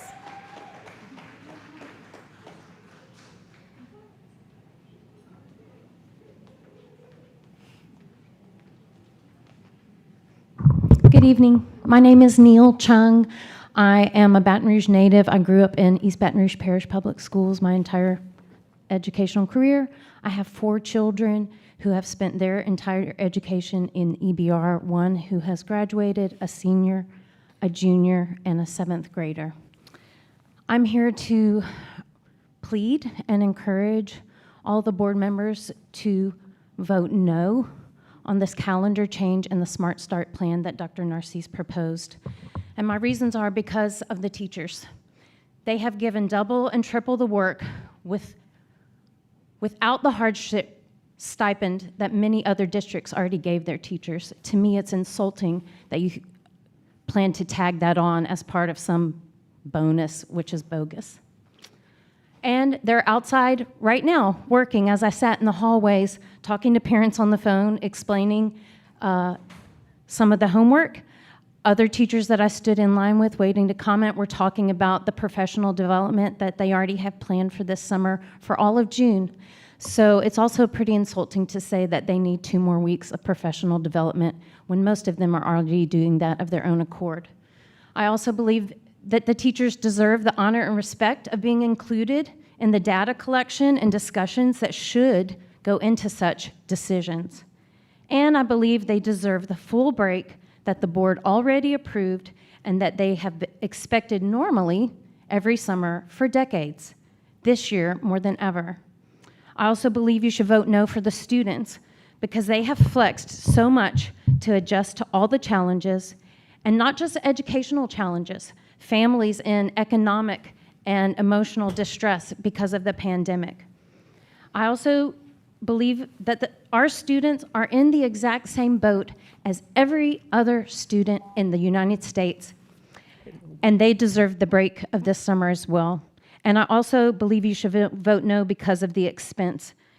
The exorbitant funds it would cost to open school so much earlier would be much more beneficially spent throughout the school year that was already approved to support staff, increase resources, and build a better model for moving forward. Please don't punish our teachers, students, and families. Keep the approved calendar that's already in place. And I would also like to say that after 16 years as a parent in East Baton Rouge, it grieves my heart to say that for my youngest child, we are seriously considering other options for high school because I am tired of the fights that I have to fight every year to make this public school system make sense. Thank you. Thank you. Next.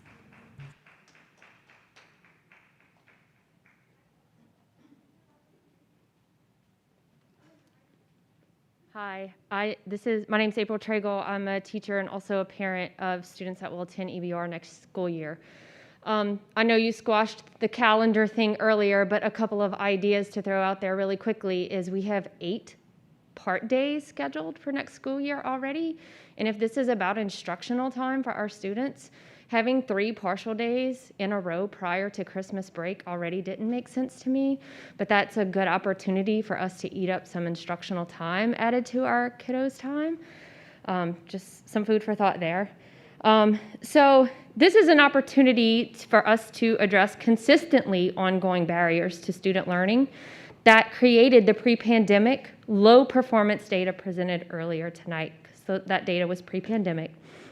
And these barriers will persist long past the proposed 8 to 10 days we add to our calendar. Yet I haven't heard how this plan addresses these barriers that will persist during this early return and also endlessly into the future. So how are we going to address to eliminate barriers to effective teaching days and lessons in student learning? And these barriers include, but are not limited to, teacher shortages, paraprofessional supports, overgrown schools, and shortages. So I challenge you to figure out how we can spend money effectively to eliminate these barriers that are longer than just a COVID issue. These have persisted long before and will continue on past any 8 days we add to a calendar. These are permanent issues that we need to address. Thank you. Thank you. Next.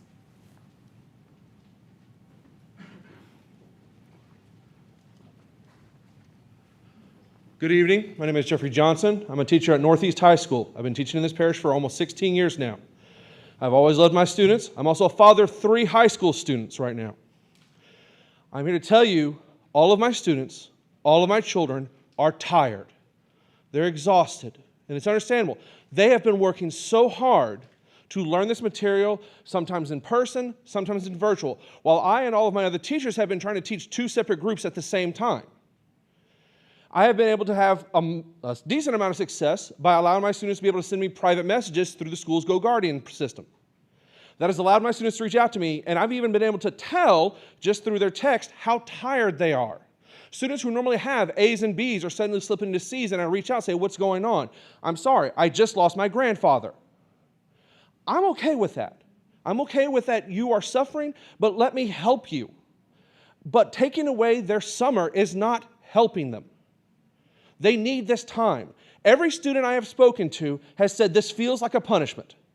They wonder what they did wrong, why they upset you, that this is happening to them.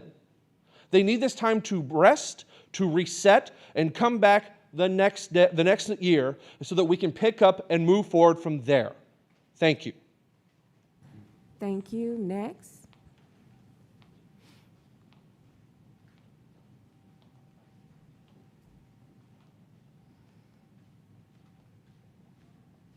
Good evening, y'all. My name is Sierra Hart. I am an 8th grade Louisiana history teacher, as well as the Director of Organizing and Strategy for the South Louisiana Coalition for Education. I think today's outcry speaks to a much bigger problem in this district. And unfortunately, Dr. Narcisse, the burden has been placed upon you to mend it. But Dr. Narcisse is not the only one that needs to be held accountable for the decisions made on behalf of the children we have all been called to serve. Our board members need to make it a duty to ensure that whatever information they receive, the community receives. Board members, I look to you to do more, because for many of you, this is not your first rodeo. As a board member that is elected to be our voice, you hired Dr. Narcisse to move this district forward. The superintendent and members of this board need to align on plans for community engagement and implement a plan that prioritizes clarity and provides a thorough and in-depth overview of district plans. Saying that plans exist isn't enough. All stakeholders, including parents, educators, students, and community members, need full transparency and clarity.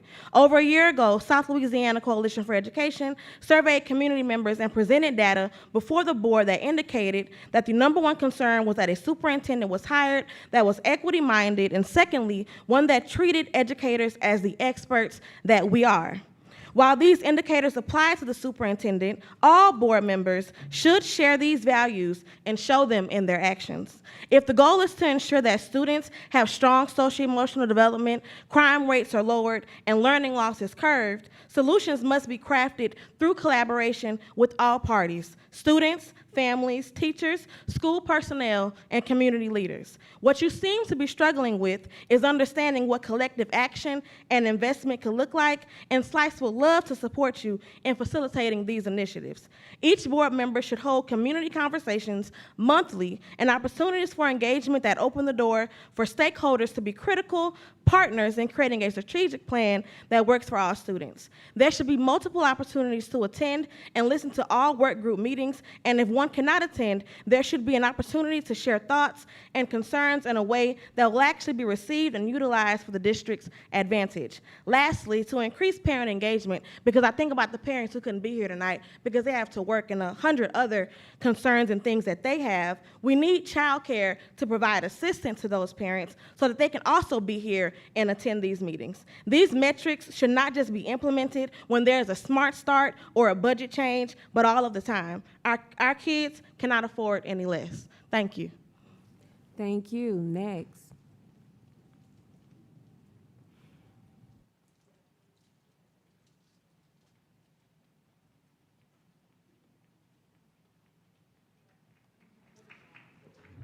A little taller than Sierra.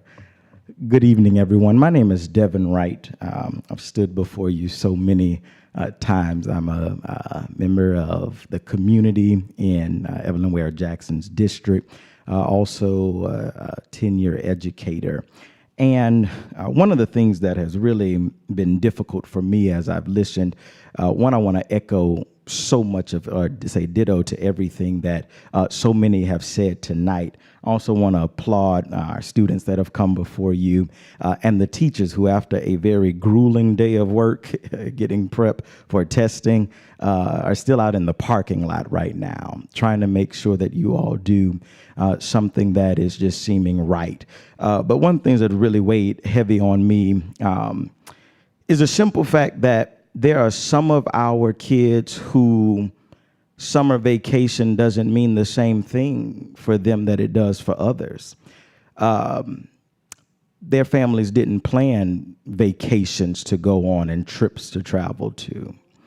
In fact, in many ways, they are forced to stay far longer in home environments that aren't as conducive than for their success. And yet those kids would still most likely tell you that they need their summer, that they need that time away, a break. And so a lot of attention has been put on these 8 days additional, from what has been proposed at first. But what about the entire 180 days that the kids are going to be in school? And what are you all doing to make sure that it's not a smart start, but it's a smart year, that it's consistent, that it's all the way through? And I believe that you have that at your heart, but so much energy and attention has been placed here.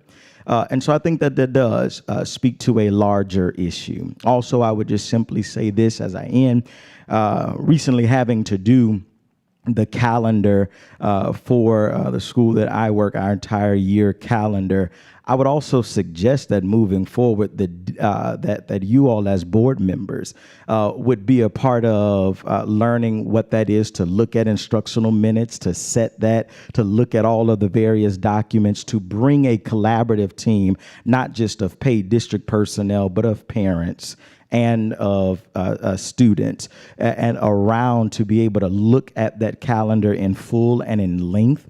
And it'll help make sure that we're not just looking at days and minutes, but we're looking at people and impact. Because far too often, what we've seen right here in our district is that intent versus impact is what kills us. And so I would just hope that we would make a better intentional directive moving forward. Thank you for your time. Thank you. Next.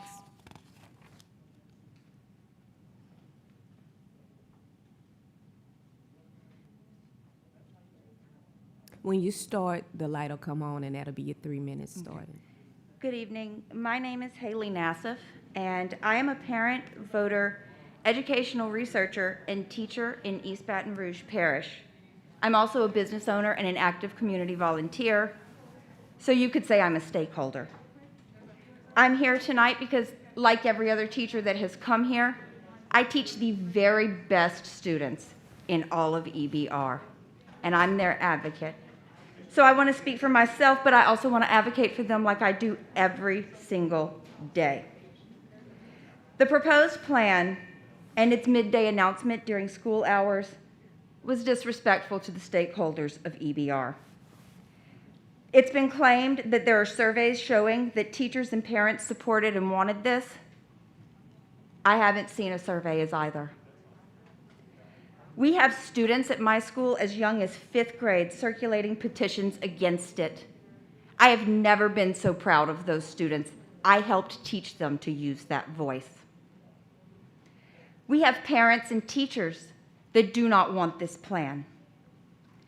The 2021 school year has been the hardest ever for teachers, students, and parents. And to be frank, we are tired.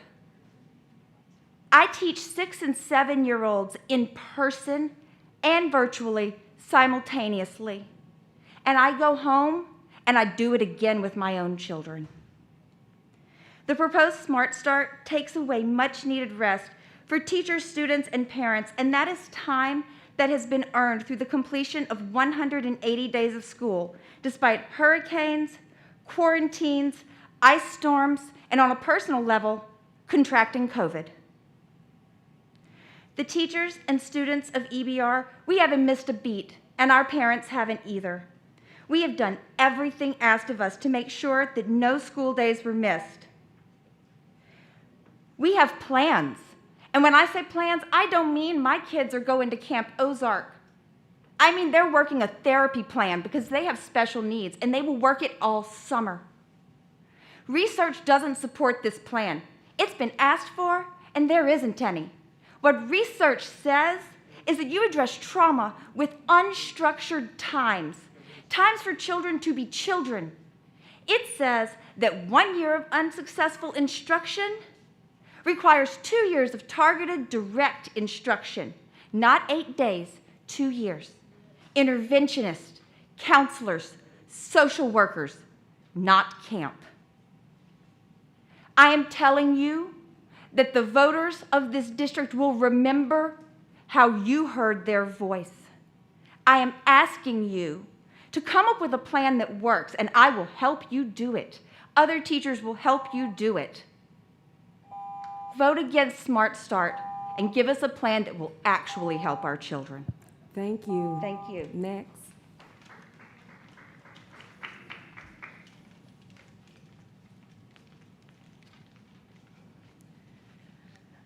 Good evening, Dr. Narcisse, my representative on the board, Mr. Goday, President Tatman, and Madam Vice President Collins.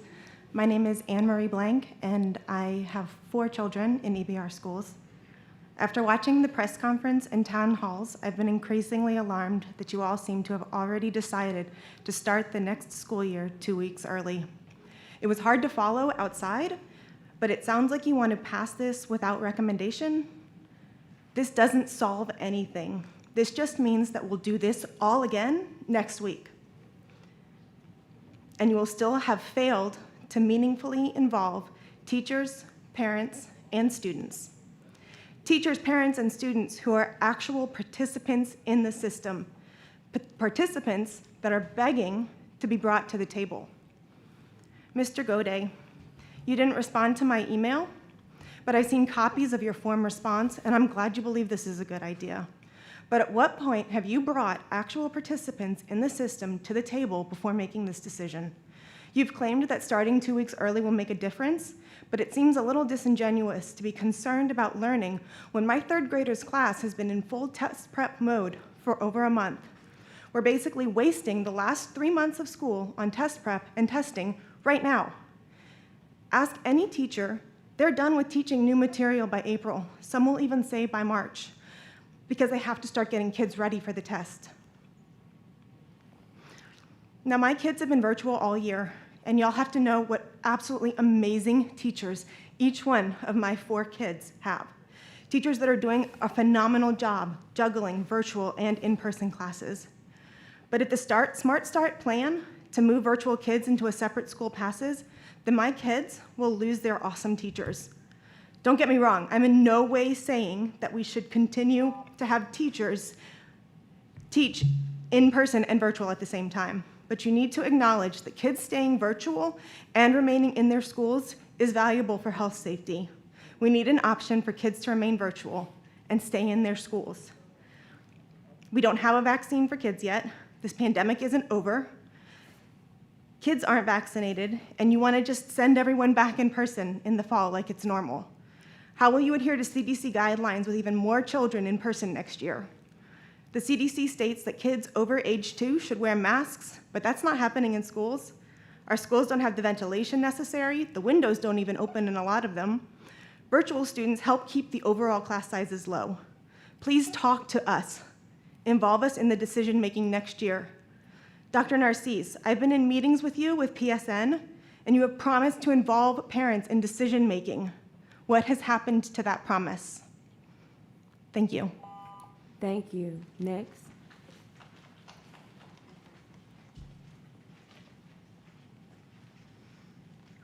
Good evening. My name is Jennifer Harding. I'm in Miss Ware Jackson's district. I am the parent of a 5th grader at Dufrock Elementary. This is, it's about 8:30 this evening, so this makes about 11 hours and 30 minutes that I have been actively participating in public events related to this Smart Start this week. I came home after my son went to bed last night, didn't see him. I had left when he was still finishing up with school so I could go attend the town halls. He will be asleep when I come home tonight. I did all of this because I was trying to understand what this plan is. I am more confused right now after 11 and a half hours than I was when I started this week. I am exhausted. My feet are killing me from standing out in the sun and then waiting in line to get into this building and then standing in that room and then going in that room. My back hurts, and it's nothing compared to what our teachers have been going through and what are going through right now in this parking lot of this building. I watched, the YouTube stream of this meeting and the back and forth that was happening. It would be hilarious if it wasn't so incredibly frustrating, but you should really be ashamed of this complete absence of any idea of what is going on. It is so maddening to watch all of you just fumble this ball at this moment when we need leadership. We need leadership. We need communication. We need less platitudes and, frankly, less BS. We need actual plans on paper that are very clear to understand. There is an absence of that. You need to vote no. You need to not move this forward for this thing to happen again next week. You need to respect our teachers. You need to respect our parents. And you need to do your job. This board needs a smart start. Next year, there will be elections. We may get that smart start then. I think you all need to think about that. Thank you. Thank you. Next.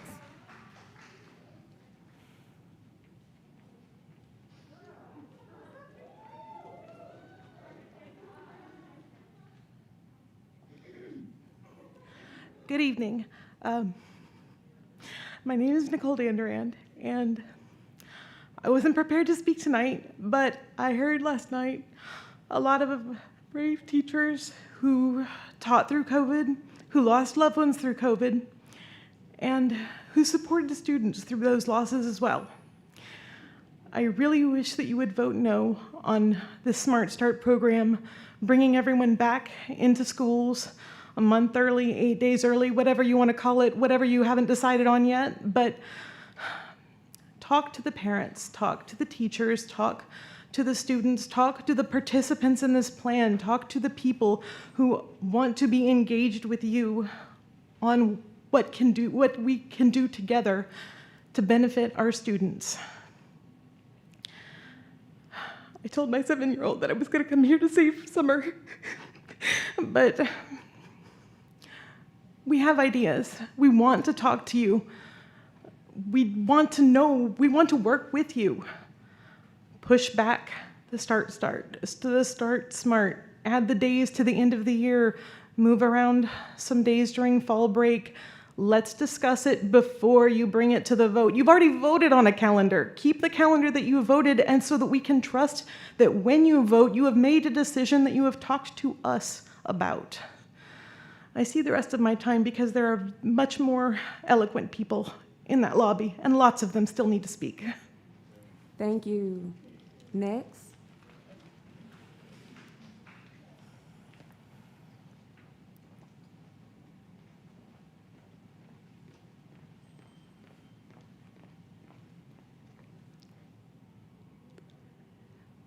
Yes, ma'am. Just start, and the green light will come on, and that's when your time will start. Wonderful, thank you. My name is Jean Melissa Gasparez. I am a proud EBR native, teacher, parent, and daughter of educators who served a collective 105 years of service and education in our great state. I've heard many statements regarding making school more engaging. Wanting to make schools more engaging is more than just having students in the buildings. Maslow's hierarchy of needs research states that safety is the most important thing to establish in order for learning to take place. Money should be spent ensuring buildings and elementary school playgrounds are safe.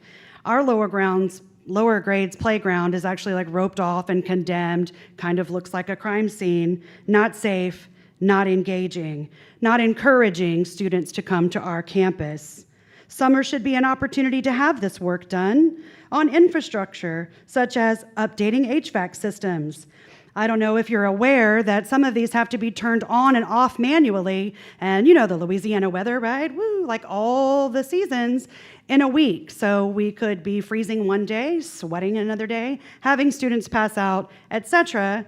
I think we can update these systems to help to engage students.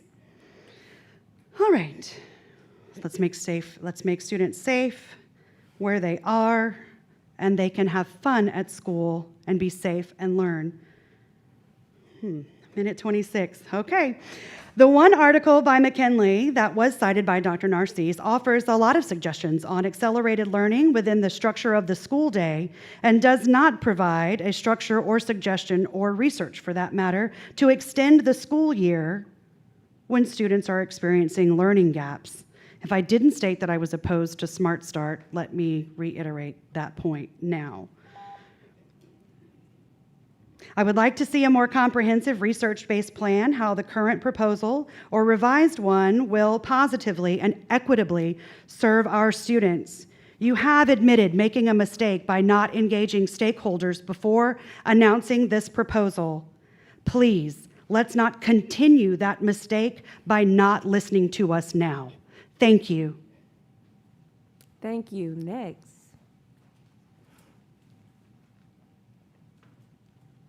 Hello, Dr. Narcisse and board members. I met some of you last night at the meeting. Colleen Kissel. I have a pre-K student and a first grade student, and I will be in the system for a while.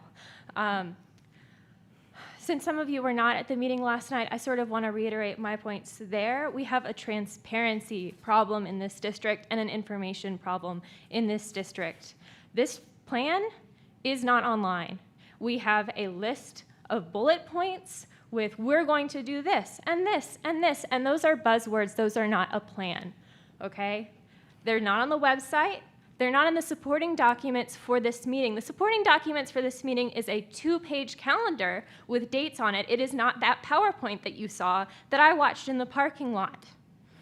Where are you writing down on Monday, we'll talk about this. On Tuesday, we'll talk about this. On Wednesday, we'll have a guest speaker. It's not written down. And you said, don't hold us to it. It's still flexible. You're voting on this. It should not be flexible.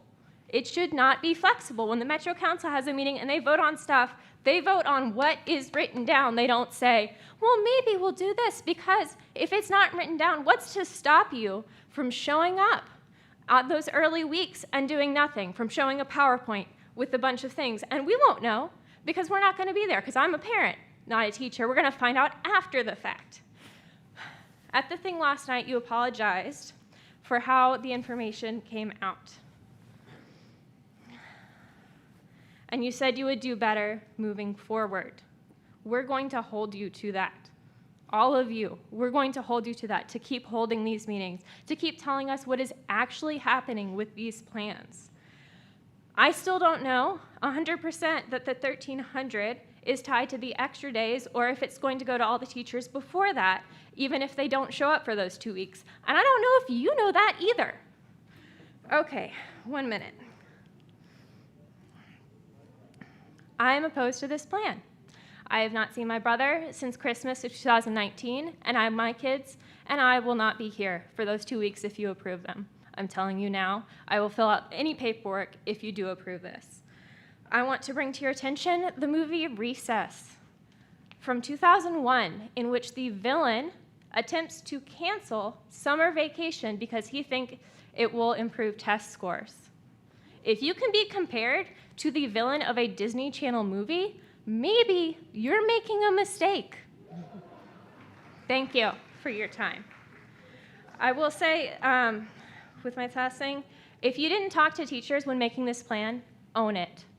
Don't say, I can't answer that question. Own it and say, I will talk to you in the future. Thank you. Next.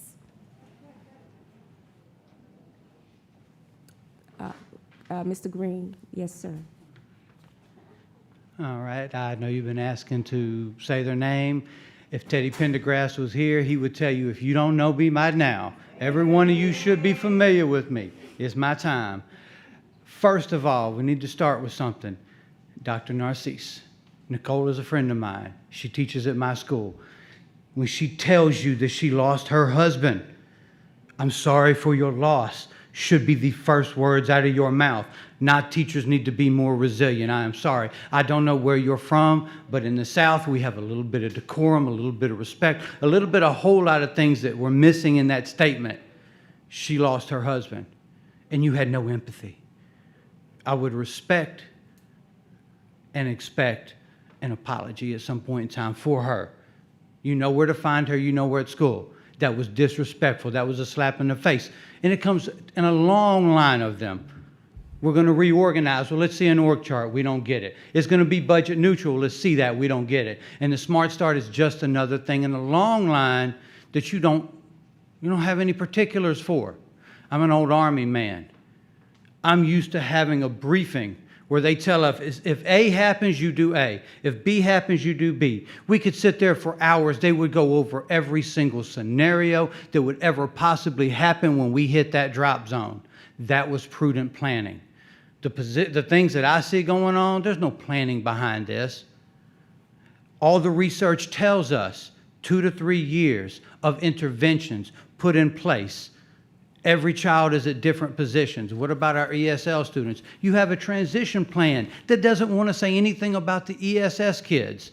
When somebody asks you on the NAACP program about ESS kids, y'all sitting there laughing at the lady. And let me tell you, I would believe her legal advice over somebody with a Juris Doctorate any day, because she has sued y'all and won more than anybody else in this district. So maybe listening to her in the future would be a good thing for you. Maybe listening to the teachers would be a good thing for you. I'm a parent. Listening to parents would be a good thing for you. For any of us, show empathy for us. Show you understand. Don't dismiss us, don't disregard us, don't sweep us aside and bulldoze a plan through that you're not going to be here to see the results for. Do you plan to be in EBR 5 and 10 years from now? Because I do. This is my community. You come in here bullying us around, using tactics that are just about, what, $1,300, but you have to go along with everything? What is that? I know I can't ask you questions. I was told that before, so we'll leave that as rhetorical.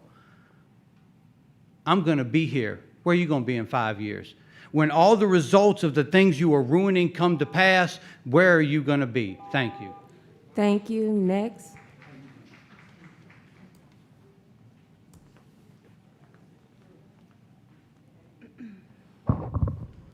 My name is Hannah Birchman. I have 6 kids in the EBR schools. There's a lot of talk about lost instruction time and closing educational gaps. So I want to know how many of you reached out to Bessie to apply for a federal waiver for the LEAP. I did. It was very easy. Because if you didn't, then none of you can make any claim that your actions are for the kids and closing educational gaps and making up for lost instruction. There are countless other ways to add instructional time that would be less disruptive and honor the humanity of those in our city, particularly during a global pandemic. We could do half days, turn half days into full ones, add a few days at the end of the year, which I think is ridiculous. What about changing the date of testing? We can move that. A day less for Christmas. We have 3 half days before Christmas. We have half days at the end of school. Those are a waste. We are losing instructional time. As for teachers coming in for PD, why can't we distribute the money to the schools and allow the teachers and administrators to determine what PD would best serve their educators and students? This would be a prudent use of funds. I know when I was in the classroom, the most beneficial PD was that which was most pertinent to what I taught and the kids that I served. Dr. Narcisse said on Sunday that there isn't a lot of research to support small class sizes, that you can have small class sizes and still have ineffective instruction. And yet, he proposed 8 days added to the year where there can also be ineffective instruction. The difference is his idea isn't supported by vast evidence. Small class sizes are especially beneficial in a district like ours. From a statement from NCT that I emailed to all of you today, this benefit is greatest for underrepresented and disadvantaged populations, while the increased probability for all students is 2.7%. It is 5.4% for African American students and 7.3% for students in the poorest third of the U.S. schools. Lastly, shame on anyone who has the audacity to shame our teachers. Thank you. Next.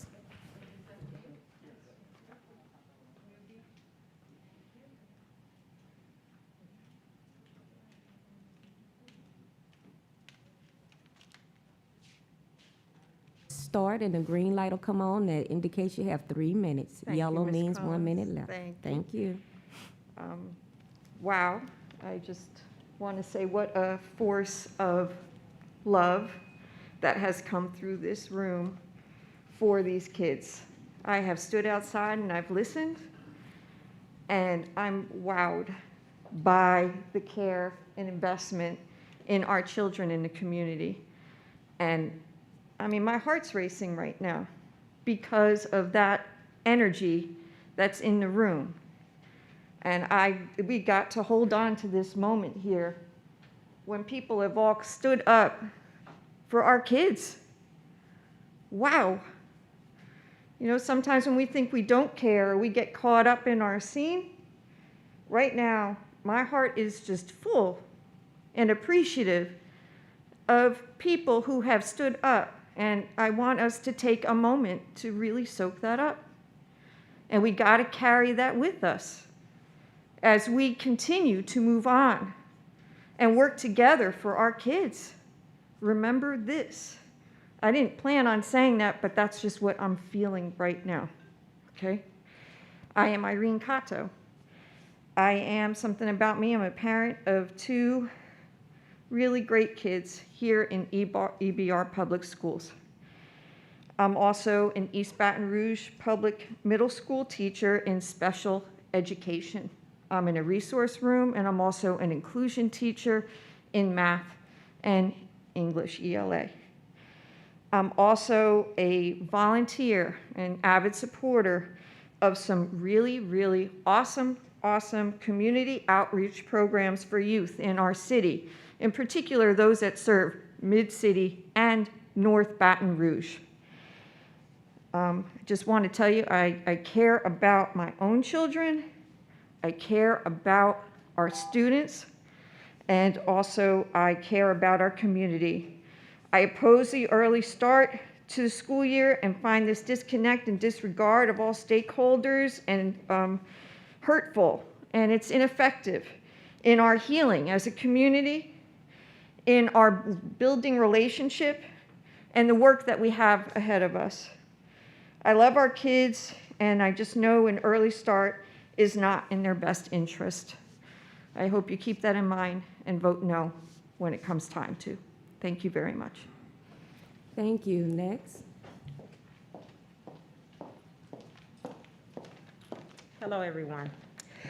My name is Catrice Hall. I'm a teacher as well as a parent. Timing is everything, and what we do with that time is important. And I say to everyone, including our educators, we need to reclaim our time.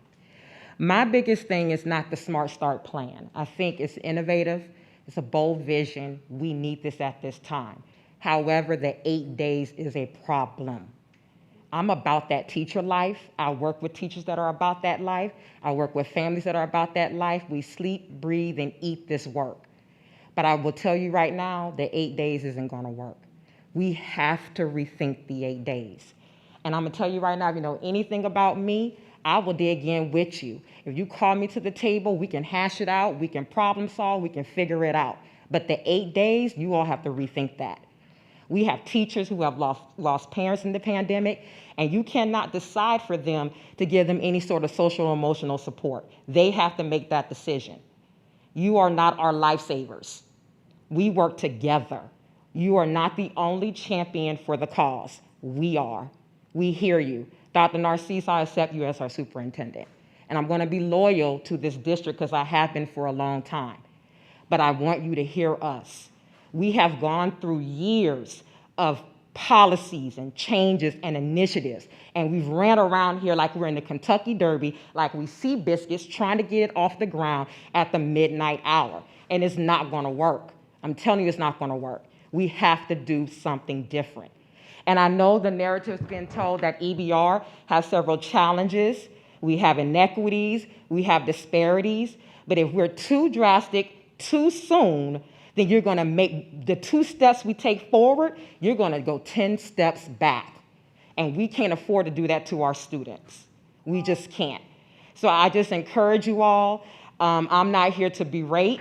I don't wanna put anyone down. This is not a character assassination, but I just encourage you, I implore you, I recommend. Also, come spend some time at the school. We encourage you all to come teach these students, because to be able to teach a hybrid teaching, go through all the different changes we have gone through, that's not easy to do. It's not. So once again, the 8 days is a problem for me. Everything else I agree with.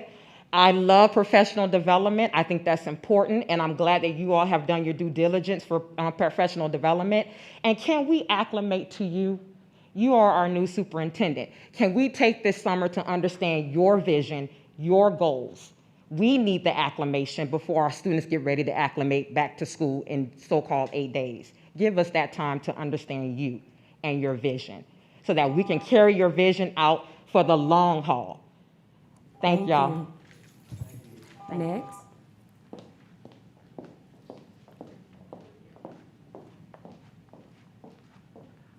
Good evening.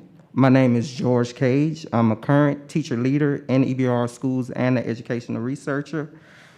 First off, I'm rooting for EBR schools, which means I'm rooting for our superintendent and school board to make the best rational decisions on behalf of our students. However, with my experience as an educator and my knowledge of research surrounding the topics of gaps in achievement, I'm not necessarily sure that the Smart Start initiative will positively affect our students in EBR. I would like to point out that the district did implement an optional Strong Start last year in the summer 2020. A thought that should have been done prior to rolling out this Strong Start initiative is conducting a study to measure the academic success of the Strong Start from last year.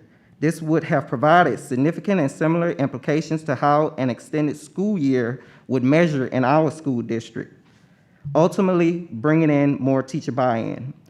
Another issue that must be mentioned about the previous Smart Start is the attendance was very low. However, low attendance continued through the actual school year, being that we have a problem with truancy. And also being that we have a problem with truancy more common to the students who are part of marginalized communities, the implementation of Strong Start could possibly cause a rise in the equity gap among students. Also, teacher buy-in to this idea should have been the main concern in the rollout. Teachers should not be asked or encouraged to buy into an idea. Teacher buy-in is earned through the efforts and ideas presented by the policyholders and decision makers. Obviously, EBR teachers are not sold on this idea. And I agree with you all, I do want change for this district. However, this plan seems to be problematic currently. We're not ready for this initiative, and we need to look at some other effective research-based strategies.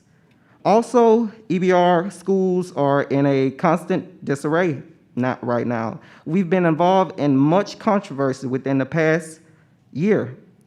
I would like to plead with the board on not accepting this idea of Strong Start.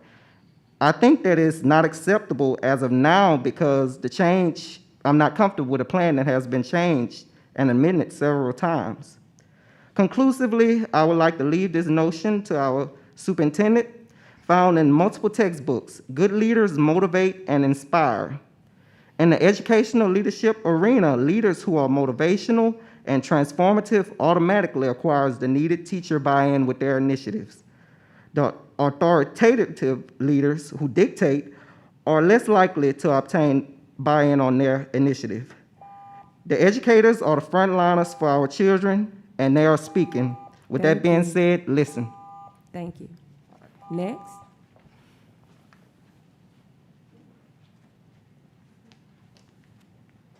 Good evening. My name is Brittany Webb. I am a teacher at Park Elementary. That's also a co-teacher with me. This is actually the second half of what he wanted to say. I'll share some highlights in a research study by Patel, Cooper, and Allen in 2010, who reported negative aspects of extending a school year. Potential negative effects for students included wasted time. Allotted time doesn't necessarily translate into increased instruction. Increased fatigue, boredom, decreased effort, increased absenteeism, and dropout rates, less time for informal learning, decreased time in summer activities, and interference with student employment and free time. The potential negative effects for educators include less time off, teacher and administrator burnout, and then the parents who don't benefit, and it's inconveniencing them academically and placing those students even further behind, especially if you're going to take advantage of allowing those children to have a waiver who can't come for those additional 8 days. Then how does that help them? Because at that point, the teacher has to make the time to give them the things that they missed. I wholeheartedly understand that change is needed in this school district. I have a great understanding that change has got to happen for us to get better. However, let's look at other research-based strategies that have proven to be successful in research. Perhaps something that is less controversial and won't have this much pushback as we have had with this current initiative. I'm sure an effective strategy such as smaller class sizes or increased instructional support won't have educators organizing and participating in strikes. Additionally, I would like to emphasize that there are effective teachers in this district who are constantly growing children. Thank you. Thank you.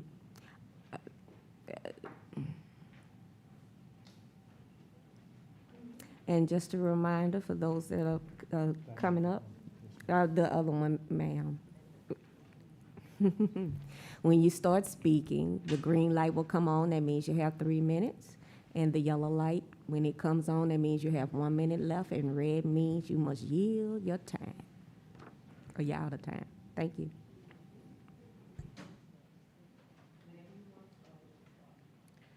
Hello, my name is Mia Peters. I attend McKinley High School.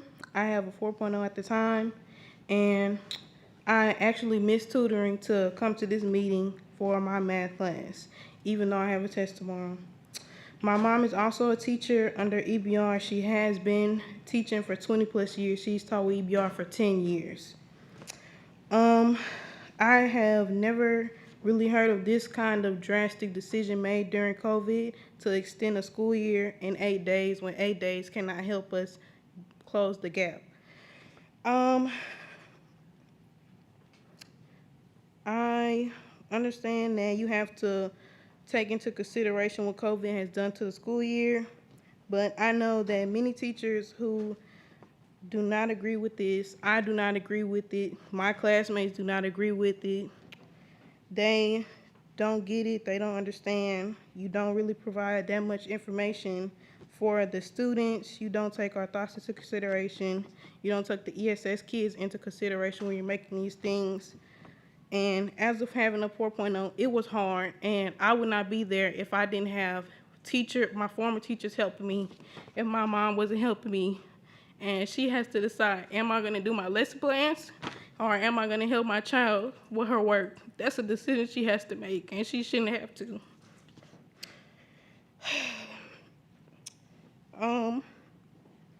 I have only been able to have tutoring for my math class, and my school is doing, instead of all 8 classes at one time, we're taking 4. So my teachers she has to try to fit a school year of math into 18 weeks. And that's hard on us. We're having tests every week on all the stuff that we learned in a week. And that's hard for us. And I would like to say that every day is a learning day. Every day we're learning something, whether it's procedures, whether it's educational, we're learning something every day. No time is wasted. The teachers can help it. Teachers are doing the best they can in the conditions that they've been given. So please take into consideration all the work that the students and teachers are putting forward. Thank you. Thank you. Next.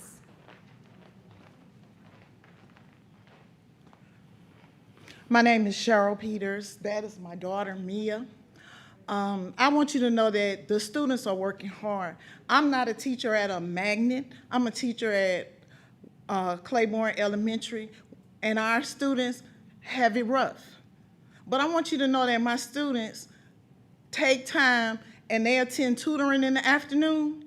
Then they call me and say, Ms. Peters, can you make a Google Meet so we can continue the lesson we had today in class? Because we don't want to be behind. They're trying, but they're tired. I'm tired. Everybody's tired, and we need a break. These kids want to do. My kids at Claiborne, they want to do. They want to be the best. But we can't keep pushing them till they're almost up to 11 and 12 o'clock at night. They're worried about their grades. They're worried about this. They're worried just like the magnet kids are worried. Those kids are doing their best. They're devoted. They're trying. Please make something that will relieve some of the stress on the kids, because they're stressed just like me. When they get something wrong, I've had them crying. I don't have time to deal with the crying because I only have a certain number of minutes to do it. please look at the children. I know we're trying to close those gaps, but we gotta make programs that's gonna address the gaps, because every kid doesn't have the same gap. And so you can't make a general plan for everybody. Everybody has to have their own plan, an individualized plan.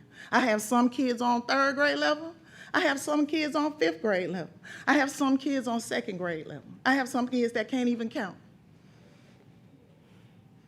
And I don't know what you think we're going to do with this, but I'm just asking that you think about the kids individually, not as a whole group, as individual kids who all need something else. Thank you. Thank you. Next.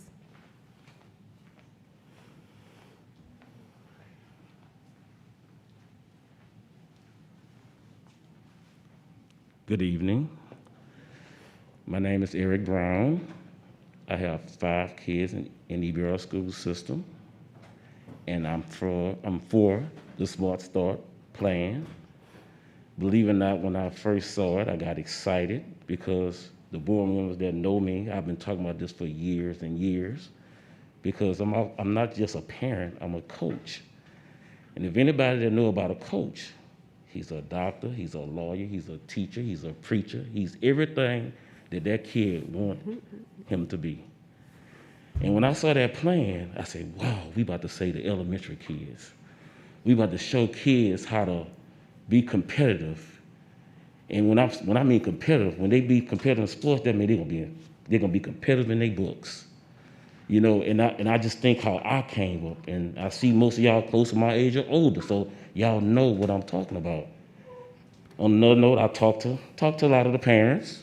I mean, I'm from 7805, but this is my community. And the last time I looked, most of the kids that's in EBR school system look like me. And I talked to the parents. I talked to the teachers. You know, I feel them. You know, someone's like, well, man, they take away my vacation, and I have plans. I'm not coming back. No, I'm not coming back. I'm like, okay. Then they have the ones that were like, man, I can't teach no kid nothing in no 8 days. And I'm like, okay. I'm letting them talk. Now, I'm a coach.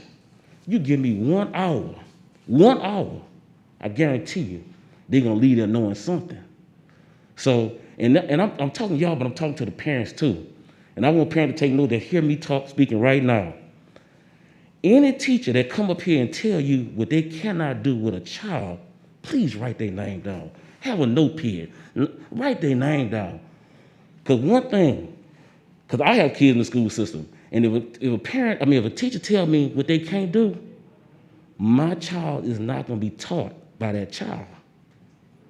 I'm just keeping it real. You know, this is their profession. This is their job. I've been a business owner for 27 years, owning my own business.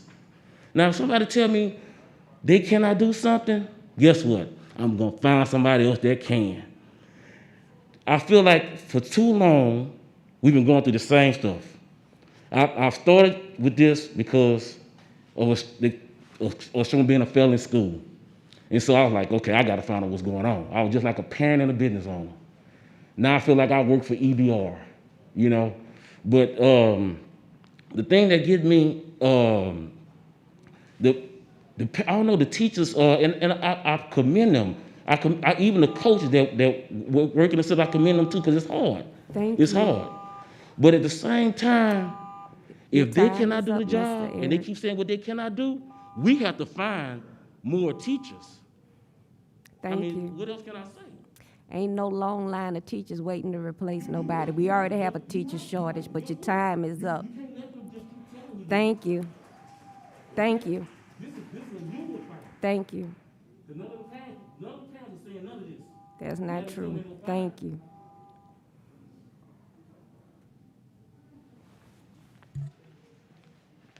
Good afternoon. My name is Alicia Knox. I am the truancy manager at Capitol High. I'm also a product of EBR schools. I was once a truant student. I am now the truancy manager. I'm here tonight because the plan that you guys have came up with is great, but it needs a few tweaks. I encourage you guys to walk into the schools, teach the schools, listen to the children. The children know what they need best, right? The educators are doing a great job.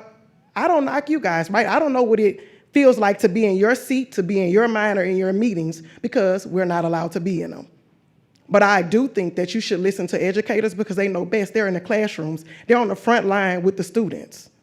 So 8 days may not help all kids, but it will help some kids. What about the kids that have special needs, right? They need special strategic plans put in place to get them started and prepped for school.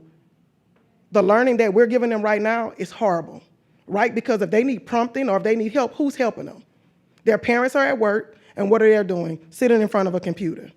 So I get that it may be dangerous and it may be unsafe to some people, but we have to do what it takes to get our kids back in the seats, safely learning and being educated by the great teachers that we have here in EBR.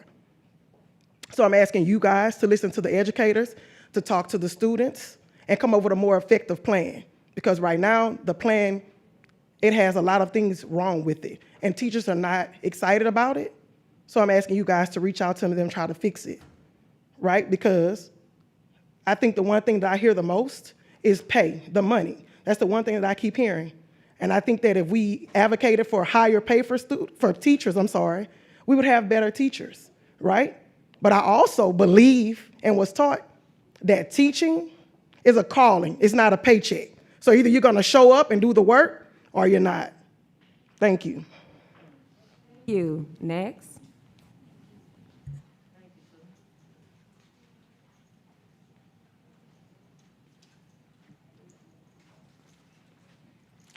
Well, it's actually nighttime, so I just want to say hello to everybody. I emailed all of you. My name is Joy Johnson. I am the senior at Estruma High School. I have a 4.8 GPA, and I'm an honor student. I want to applaud the board and Dr. Narcisse. This is my first time meeting you, but I've been in some of your meetings before on Zoom calls.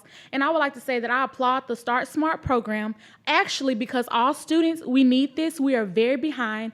For the teachers that are complaining, I understand that your job may be hard and it's very difficult, but I have teachers right now that don't show up for class and do not teach. I still maintain all A's, and I show up every day. You should show up every day. Y'all are actually coming in and trying to make a change in the district, and that's what we need. Staying behind complaining is not going to do anything. All the complaints and everything, if you don't like it, then don't be here. That's not going to help the future. That's not going to help us get to a better education. It's not going to help anyone. And if you can't do it in 8 days, they're not saying that 8 days is going to be school. You're going to continue. So whatever you do in the 8 days, just continue into the school year. It's just a start to help some people. I did the Strong Start in 2020, and it actually did help me. It was actually for 2 weeks, and I was the only senior to do it. And right now, I'm excelling. I'm going for valedictorian at my school, and I cannot wait to continue to keep supporting the school board and everything that you have in plan for my fellow peers. And thank you. Good night.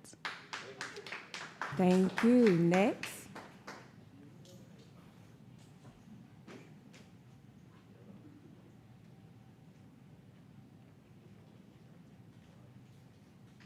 Then the other mic.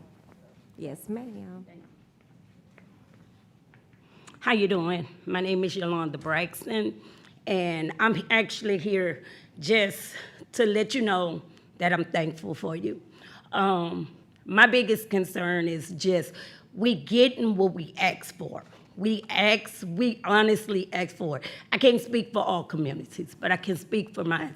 We wanted somebody who would come in and make change. We wanted somebody who would see outside of the box. Sometimes outside of the box is very uncomfortable for us, but change is necessary. Change is really necessary.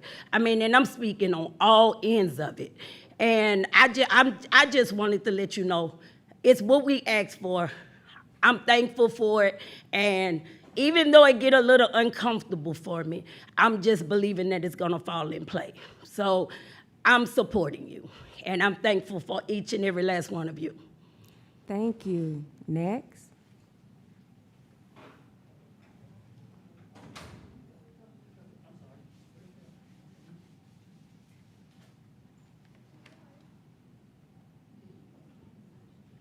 The other mic. Look over here. Thank you. Okay, so. You want to pull it down for Mr. Landis? Oh.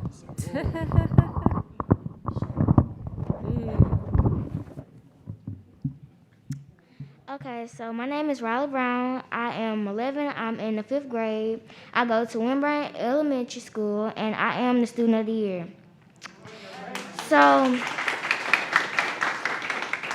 So the first thing I wanted to say that I think the EBR school system is doing a great job to me, but the other people in there, I don't know.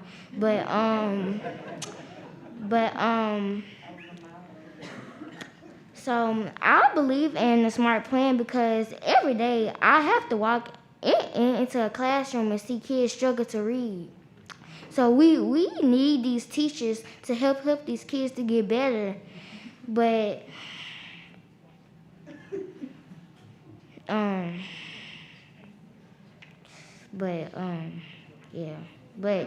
And I think sports will help the kids like get their lesson more because if they like sports, they will want to keep their grades up so they could keep playing sports. And well, that's all I gotta say. But hey, Thank you very much. Next.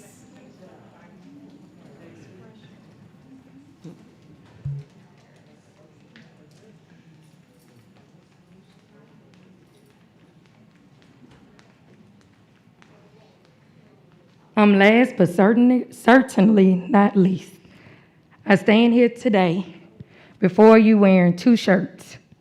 My son have on Park Forest, I have on South Downs. 2 of your schools that have a large population of children with disabilities. I would have had Arlington Prep, but I don't have their gear. Our children with disabilities are not reflected in this plan. Equity is not reflected in this plan. One of the things I remember Cito Narcisse coming to the board stating that he would bring equity to the forefront. Equity is not reflected nowhere, shape, or form. When you talk about children that are left at the forefront, left without anything, it's children with disabilities. I've asked more than once, what are we gonna do for them? My child's hair is not combed tonight because his mama is tired. I need a mental, emotional day. My child need a mental, emotional day. His staff need a mental, emotional day, and I know after tonight's meeting, y'all do too. I asked for a public records request to actually show some of the information that you were gonna discuss tonight, and I don't even have that. And I sent that in Monday. So we violated the law. I'm saying all that to say that the plan keeps changing. It changes just like the day changed from night to day. That's a problem. We need stability. That was one thing you said you was gonna bring, and right now we don't have it. I beg the board tonight, please do not move forward with this plan. I am tired of people coming up to the microphone that is standing on the children's necks, backs, and ankles. I need people that actually really and truly care. Let some of these parents of children with disabilities come to the table and tell you how we can have equity reflected in that. And everything that you asking for, maybe we need to look at the sustainable community school model. Because sustainable community school model have restorative justice. It have trauma-informed best practices, and it definitely have equity at the forefront. So please, please, wait until we have all of the answers. Wait until we have equity at the forefront. Wait until we have everything that we need that will actually help not one child, but all children, because we are supposed to be one team with one mission. Thank you. Thank you. No other public comment. All right. Back to the board. No board comment? Oh, okay. Well, I'll go ahead and say, well, you know what? Let's just go ahead and vote.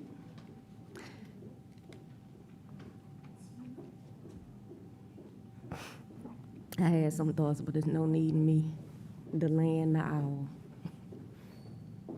Do you want me to read the motion? Please do. The motion is to send the request for the approval of the revised 2021-2022 school year calendar to the regular board meeting without recommendation. All right. Please vote.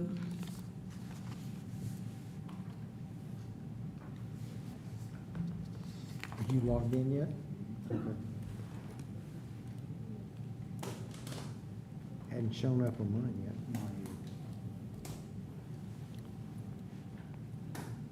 Do we need to do a roll call?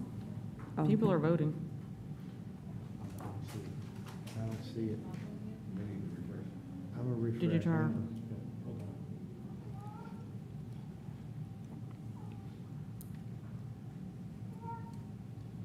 Still nothing? I got it now.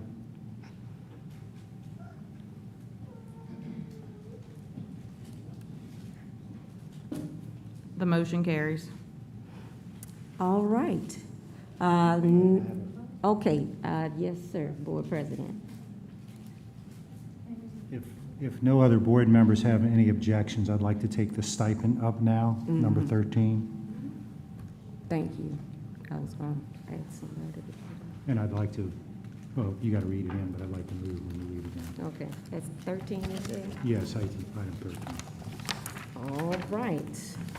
Seeing no objection to amending the agenda, we will now move to item 13, consideration of a request for the approval of a $1,300 one-time supplement to those who qualify to be distributed during the 2021-2022 school year. Funding source and cost projection. It comes from the general fund at an approximately $9 million. So moved. All right, that's first by Mr. Tapman, Board President Tapman, and seconded by Bernard.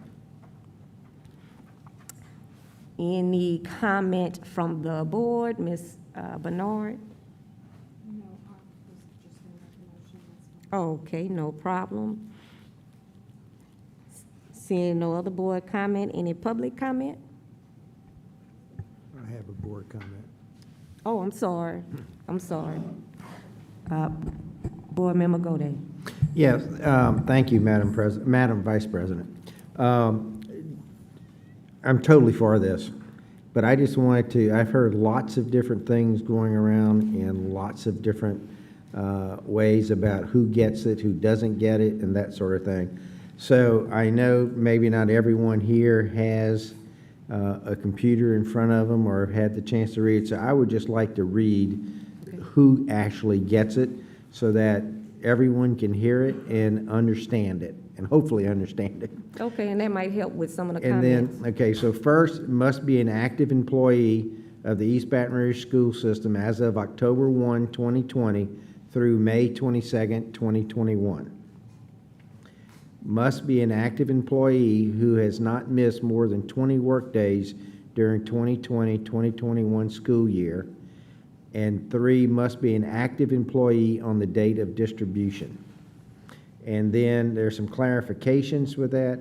Employees who utilize approved COVID-19 leave will not be penalized under the stipend guidelines. Employees who utilized approved sick leave or sabbatical leave for 21 to 90 days of the 2020-2021 school year will be eligible for $650. And part-time employees and substitutes who worked a minimum of 100 days or 800 hours during the 2020-2021 school year will be eligible for $650. So I just wanted to read that into the record, and with that, I have one question.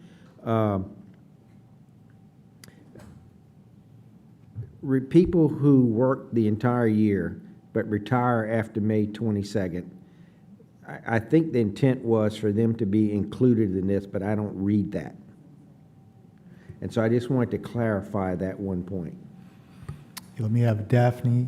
Can you please come up, Ms. Donaldson?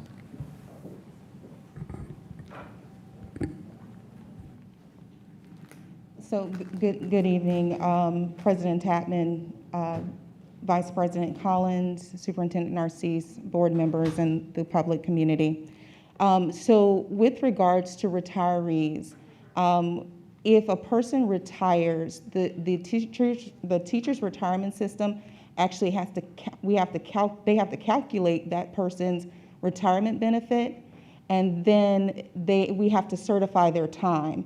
And so what happens is you can't compensate them after they've actually terminated employment and retired from the system. It actually impacts their retirement benefit being received.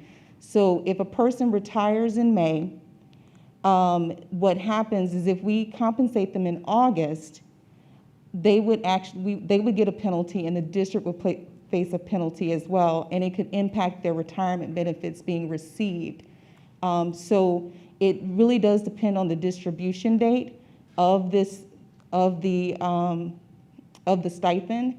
And so what we've encouraged retirees to do is come meet with us and let's talk to teachers' retirement to see if there is a workaround around this. But essentially, we can't do it because it would push their retirement down the road. And so, for example, a person who retired, if they got money in August and they retired August 1st, they would have to be okay with understanding that their certification of their time in the district would probably come 30 days later, and they would not actually receive their retirement check, their first retirement check, for almost 45 days after that, because TRSL has to actually certify their time. So we don't want to create an undue hardship on them. So we actually want them to come and meet with us, and we'll meet with TRSL with them to collaborate to see if there is a way to do it. But as of how the rules are written with the teacher's retirement system, it actually would penalize that person. And so we want to make sure we don't cause a problem for their retirement benefit due to getting an additional check from the district after leaving the school system. Well, I would just say I would encourage us to do all that we can, and I don't know if it needs to be part of the motion or what, but all that we can, because I just have a hard time. I just feel unfair if a teacher has worked the whole year and then is retiring and then doesn't get the stipend that all of the other teachers got for that time that they put into that. And so I don't know if there are other ways we can look at it. I don't have a clue of how many people that impacts. If there's a way we could use general fund money or something to, if it's 50, 40 people or 30 people, it's money to them, but Yes. in the scheme of things, it's Yes, not sir. that big of a money. So I would encourage us very strongly to figure out a way, because those people earned it. Yes, sir. We And definitely they believe need they that, can. and maybe it's got to come from a different pot of money in order to be legal or something, but that's just something that I think we really, really need to try to do. We are working on that, and we hope to be able to figure out a way to actually provide that benefit. So we don't have all the people's retirements in yet, because people meet with teachers' retirement, they meet with the Office of Human Resources. There are some steps that people have to go through, but we will definitely look at trying to provide it beforehand and try to figure out how we can fund it. Thank So, you. That's yes, a sir. very important item to me, and I'm sure other board members also. So I Yes, think sir. work very, very hard to make that happen. We'll make it happen. Thank you. Okay, and the superintendent wanted to clarify something. I just want to make sure everybody hears clearly. We will work with them to make sure they get it. It's just that we don't want to affect the current process. So I just don't want anyone to walk out thinking that we won't do that. So if you're a retiree, just contact HR, and then we will work with you to make sure. I just wanted that to be discussed here, because I could see this getting posted on the internet. Yes. And in Facebook, and everybody says, see, they're not going to pay the retirees, and that's not the intent, and it's not what we're going to do, and it's not the right thing to do. Yes, sir. Thank you. Thank you. Thank you. All right, Board Member Tapman, Board President Tapman. Thank you, Madam Vice President. Since Mike brought that up, maybe council could check and see if there's a bill out there somewhere where we could tack something onto, because I've got to think every district in the state is dealing with this in some way or another. So that's just an idea that came to mind. My question, Ms. Donaldson, Yes, sir. is when will they get this payment? When will the employees receive this payment? So right now, and I will defer to. I mean, I know we Kelly still Lopez. need to pass it at the regular meeting. Right, it so has this- to be passed, and Right. so I'll let Ms. Lopez explain that particular piece.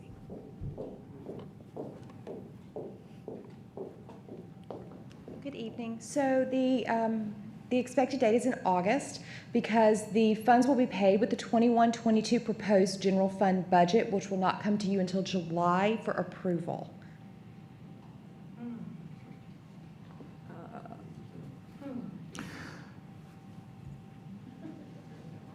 Okay, why? Why are we approving the budget that late? We always approve the budget. We usually in are July. looking at it earlier in the year. Okay. So they won't get this COVID money for last year until August. Okay.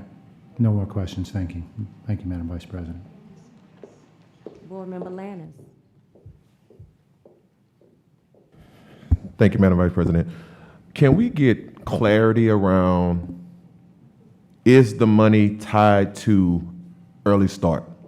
Because I've been hearing a lot of, misinformation, I won't say misinformation, but there's a lot of confusion around it. So can we please give the public clarity around, is the $1,300 stipend in any way, shape, or form tied to early start?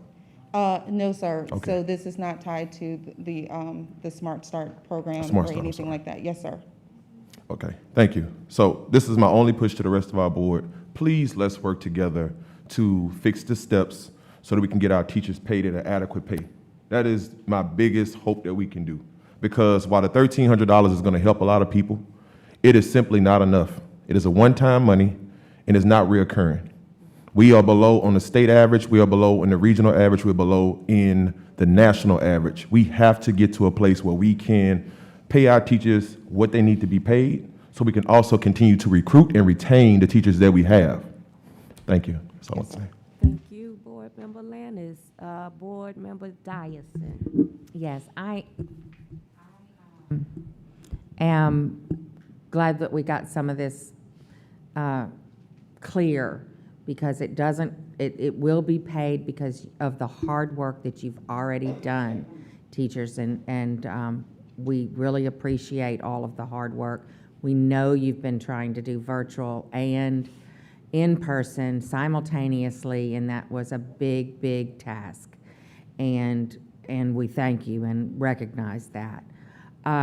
One of the things that I want to make sure that we don't create to ourselves is anyone feeling like they need to wait and then retire, and we were counting on them for next school year, but they felt they had to make sure that they qualified, and so they wait until being paid in August. And I'm really concerned what this could do, an upheaval that this could cause in August for us.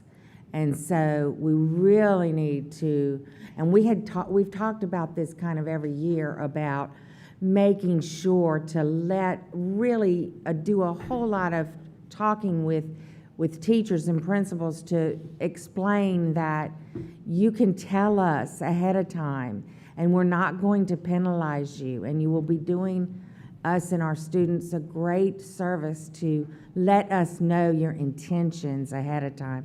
And they worry about losing their benefits and that kind of thing, and I don't want them to have to worry about those things, but I'd like to be able to encourage that we need to know ahead of time. So we really need to create a space where we can have open dialogue about all of this and make sure it's a good working relationship. So thank you for shaking your head yes, that will take place. Yes, so ma'am. Thank you very much. Thank you. Board Member Bernard. Mr. Goday, it sounds like you would accept a friendly amendment. I am proposing, Ms. Lopez, that we go ahead and pay this out of the fund balance, and that this sentence here in the first paragraph read, accordingly, the Office of Human Resources submits the following rules to govern the payment of the $1,300 employee stipend in August 2021. I would say May 22nd, 2021. Ms. Lopez, is there some reason that we can't do that? we have 9 million in the fund balance that we can use to pay the stipend? If we put the stipend in the revised budget, the budget will go in the negative. In the revised budget? In the revised The budget will budget. go negative. We don't have Yes. $9 million in the fund balance? In the fund balance, but, because we say we had a positive balance last year, we did really well. However, we would have a negative balance for this year. Not that we wouldn't, I understand. we have No, a I savings understand. account, but we would go negative. And as you know, with the state, they 7.5%. don't want us to have a negative balance. No, there's a 7.5% fund balance required. That too, by that law. too. Yeah. So that's why. So this dips us below the 7.5%? It won't dip us below the 7.5%, but it will put us in the negative. And if you were negative within 5 years, they can come in and, yeah. Okay, well, then it's up to Ms. Donaldson and her math skills to calculate and to find a way to make this work. And I have confidence in both of you. So, Thank you. Thank you. Okay, never mind about the friendly. By the way, I did not make the motion. Oh, you didn't? Okay, well, I don't I know who thought you made the motion. motion. I thought you were looking for some. Okay, all right, well, it's okay. Okay. Board Member Lannis. This is my last question on this item. Is there any funds that we can pay, and then anything that is left over, they can get in August? Is that possible? No, the general fund would be the only one that you could pay a stipend out of. Everything else that comes in would be grant funding, typically, unless in propositions, like the tax plan is set, it has to be spent on that. Grants have to be spent on specific items. The general fund is the only one that you would have the option to pay a stipend out of like that. Right, so that's what I'm saying. I'm saying, is it any way that we can take some of the funds out of the general fund for this year and then come back after we approve the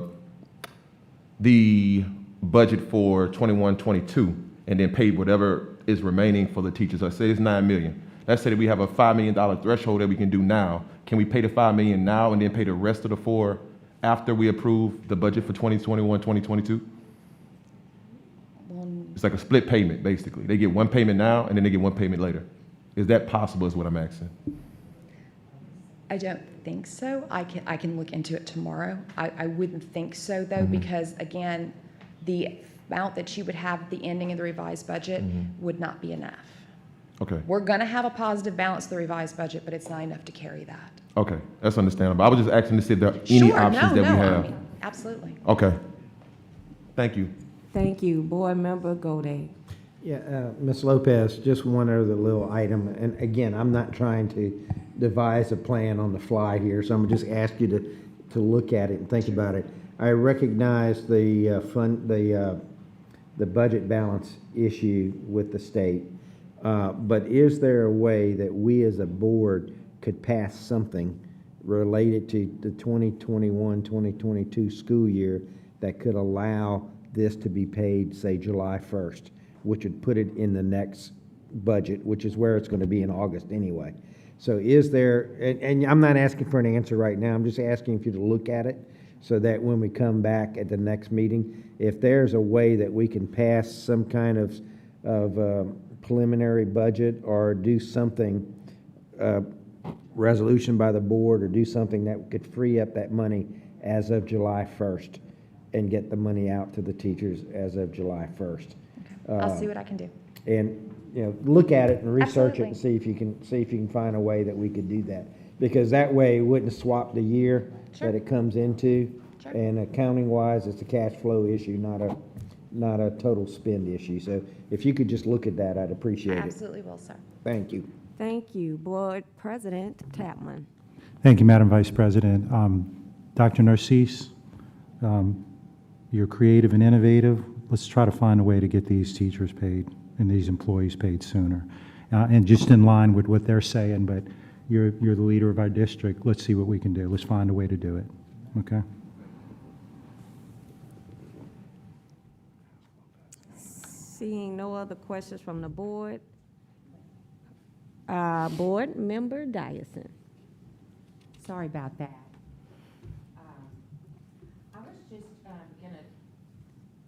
I was just going to throw out one option that may be workable. Would it be possible to, instead of saying August, to have this ready for, all worked through, and then have it ready for July 1 so that it's part of the next year's budget? Yes, ma'am, I'm gonna look. And then that might solve the August retirement and not telling us ahead of time or something because they're concerned or scared. I mean, I don't know, just throwing that out there as something maybe we can consider between now and next week's meeting. I'm gonna look into it with Okay. Mr. Shamlin and Ms. Donaldson. Okay, thank you. Oh, okay, and so I'm next in the queue, and I actually got a pretty interesting text from a constituent. And, I think some of these constituents are pretty smart, and they said, maybe just pay the retirees, and we might have enough money for that small number of people, and then we can do everybody else as originally planned. Is that something, maybe you can give us some numbers on if that would work? That was actually what I was gonna That's bring what up to we're Ms. gonna- Donaldson Yeah, tomorrow. That's what I was All thinking the right. same thing, because Let's we hear could it do for the something for the constituents sending the retirees. board members the text messages. Okay, and Superintendent Narcisse. No, I was going to say, let us bring you back a solution. We don't have to discuss the logistics here, but we'll bring back a solution. Our goal will be to try to get, we'll come up with a creative way to get money early. We'll try to get a proposal and a solution by next week. Okay, thank you, Superintendent. Okay, can you remind me, are we on the first board meeting and I need to go to the public? All right, seeing no other board member requests, any public comment?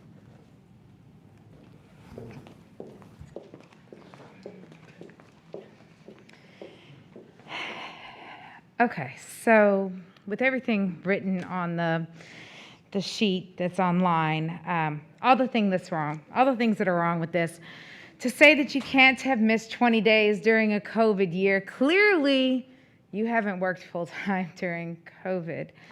The distribution date, but y'all just took care of that. I had to write this beforehand just because of my stress level lately. There's a teacher at Glen Oaks High School, caught COVID in October and has tested positive every month since. She's no longer on COVID leave. She's on extended sick leave. She can't shake it. It's the same infection. She can't get rid of it. She's not on COVID leave. You're telling me that this teacher will not qualify for $1,300 when she caught COVID in the school taking care of our children. And she can't shake it. She is on extended sick leave. You're telling me she's going to get $650. I'm sorry. No, that is not sufficient. That is not okay.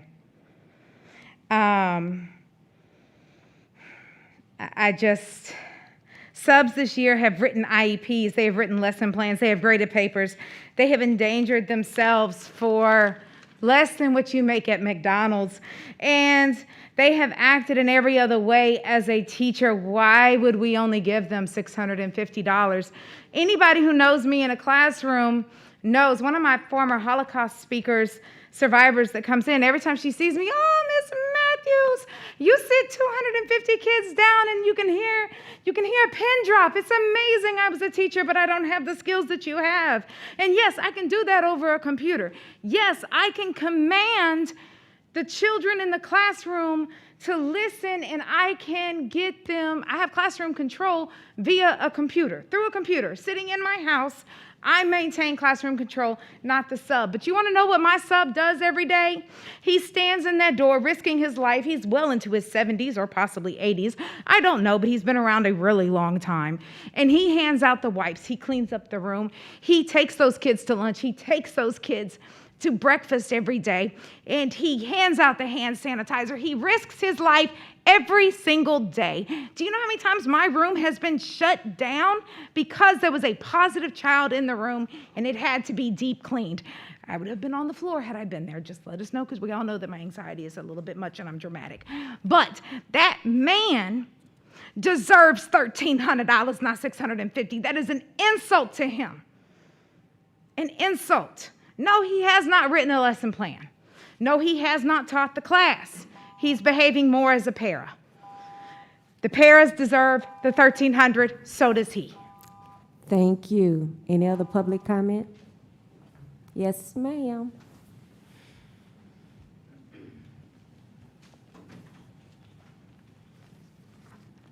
Hey guys, it's me again. Sorry. My name is Paige Colwell. I'm here to ask you guys that one of you propose a friendly amendment that this COVID relief is given freely, in full, and without any stipulations to those employees who worked during the 2021 school year. If the money is truly for COVID relief, then as it has been stated, then it should not be tied to anything. We earned it whether we used our sick days or not. Putting the stipulation of lower relief for the use of sick days is, quite frankly, inequitable and ableist. Systems of quarantine and COVID leave were not immediately put into place. One only received COVID leave if they had a positive test, but plenty of us had to quarantine who did not test positive. And by the way, I did catch COVID. I never tested positive. I have antibodies. That's how I found out. We have no real maternity leave. So pregnant employees have had to use all of their sick days before taking a reduced pay rate on FMLA. So these women risked their lives and the lives of their babies when they were forced to return to work during a pandemic, and now you will further punish them by taking away half of their COVID relief. Other districts have paid employees bonuses and COVID relief. We are fighting to get less than what other districts around us have already gotten. We are having to fight in a year where we had to quarantine. Some of us got sick. Some of us lost our family, and our spouses lost jobs. It's not right. Fixing education needs to start with valuing the educators, and that starts with making sure that we can pay our bills. I have 3 other jobs. One of them I lost because of COVID. And I teach after school. I teach all day long, and then I teach again after school. In the 4 years that I have been here in EBR, I've never received a raise, not once. I've been teacher of the year, and I spent all summer teaching PD to other teachers for free. We're tired, guys. My last point was about the retirement, but you guys kind of handled that, so thank you.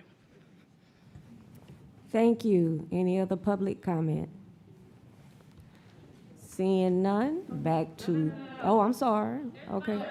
Okay.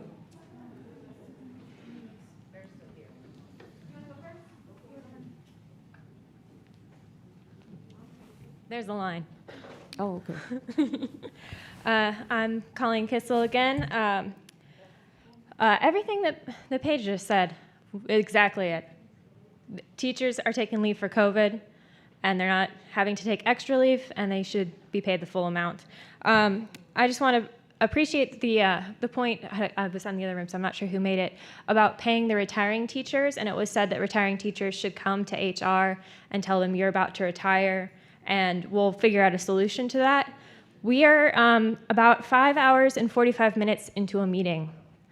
Are you expecting all the retiring teachers to be watching this whole meeting? Because there were meetings yesterday, and so we're a lot of hours into content, and communication has not been a great thing with y'all. So could you please email every single teacher, because you don't know who's retiring, you don't know who's going to quit and leave and go to another district, and they all deserve their money. So can you commit to emailing every single teacher, because you probably have their emails with both, if you're retiring, tell us so we can give you your money, and then also all of the extra documents for this item, because navigating board docs is a nightmare, and also it's not working really well in this building right now, just by the way. Let's see.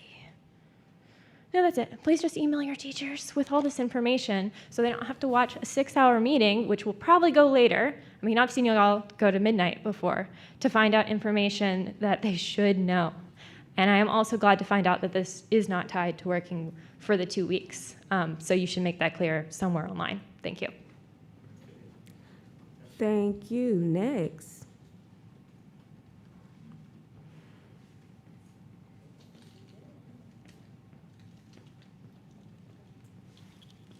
Hello. Yes, ma'am.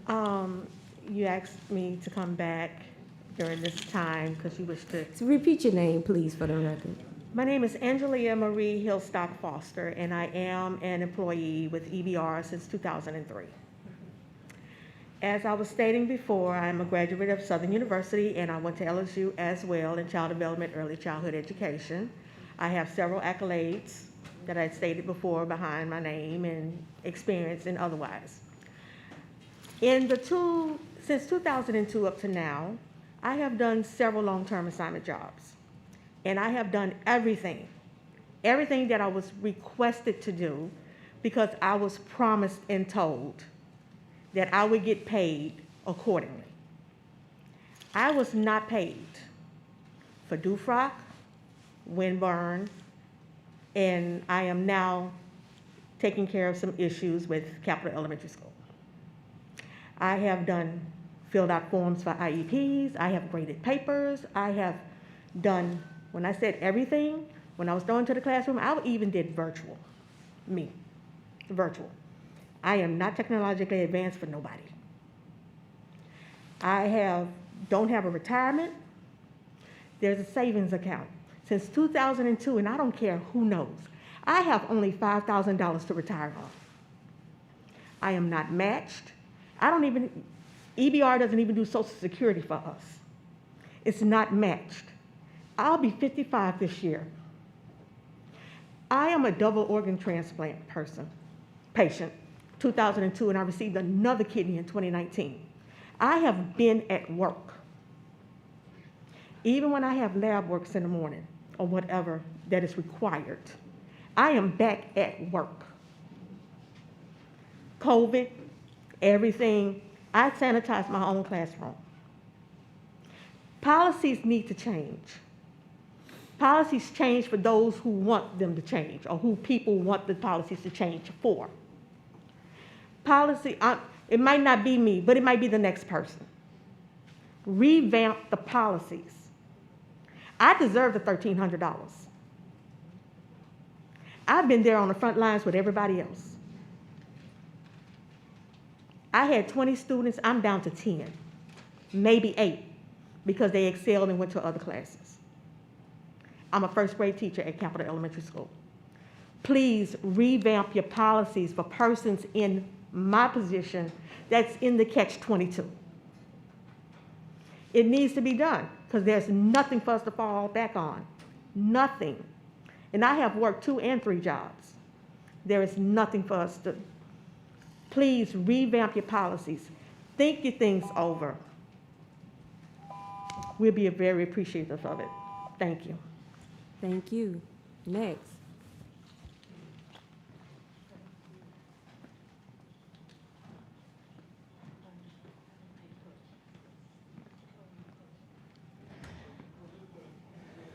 Apparently the pandemic's over. That's why we're speaking without masks. I thought that this stipend seemed like a good idea until I learned tonight that you can't afford it. How dare you, superintendent who's not sitting in his seat, seriously propose that you pay teachers and support personnel and central office administrators and every other employee for their loyalty in this school year, but you can't pay for it until the next school year? That's ridiculous. Find a way that you can afford to pay a reasonable bonus. Now that you've dangled $1,300, let's make it revenue neutral and pay for it this year, not next year. Don't kick the can down the road. It's unexcusable. Thank you.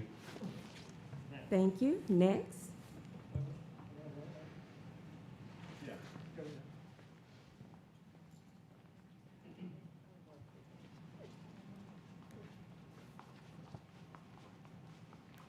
Good evening. My name is Ebony Broadway, and I am an educator here in this district, and I've been an employee in this district since 2014. I have an issue with the fact that you must be an active employee who has not missed more than 20 days.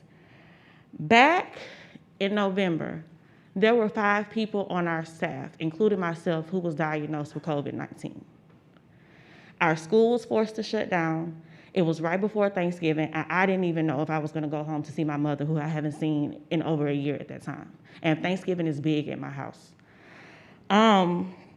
Also, once we were diagnosed, we found out that around midnight that we were diagnosed, and we had to reach out to our principal. And of course, all the necessary protocols were taking place. The next morning, we found out we were told if she was advised to not take the COVID leave, or for us to not to take the COVID leave. And she said that if we were too sick to work, we need to take our sick days. Then later on, she said that if you're not too sick to work, we were told that you need to teach virtually. I taught because I need my sick days. Then on top of that, one of our teachers currently at our school right now, she was not fortunate. She was hospitalized. She's currently back in the hospital for a third time this year, and she's an active employee. She has been working all year long. And the second time and the third time she ended up in the hospital was not related to COVID. It was other complications, one including her heart. So I'm asked, and then on top of that, today, we found out that she had to have surgery, and she's currently on her 15th sick day. And clearly, she's not gonna be back anytime soon. And she won't get the full 1,300, even though she has been with us since we shut down virtually, and back in March, and over the summer when we did all of the programs and up until now. I don't think that's fair. I don't think it's fair for her. I don't think it's fair for teachers like her, and I don't think it's fair for our subs and any other employee in our district. Thank you. Thank you. Hello, I'm Hannah Birchman. First off, thank you, Mr. Lannis and Mr. Tatman. I agree that we do need to find a way to pay our teachers, so I appreciate that. Teachers essentially have worked 2 jobs this year, doing virtual and in person. The very least we can do is offer everyone $1,300 without stipulation. Teachers in our schools cover other classes without additional pay. When teachers have babies and must use all their days, they are now no longer eligible for the full $1,300, even though they taught in person, virtual, and covered classes. And if I know the teachers in our district, many will likely reinvest that in their kids, because unfortunately, educators have to crowdsource for the essentials. $1,300 is the least we can do for our teachers without stipulation. So as Mr. Tatman and Mr. Lannis said, let's make it happen this school year. Thank you. Next.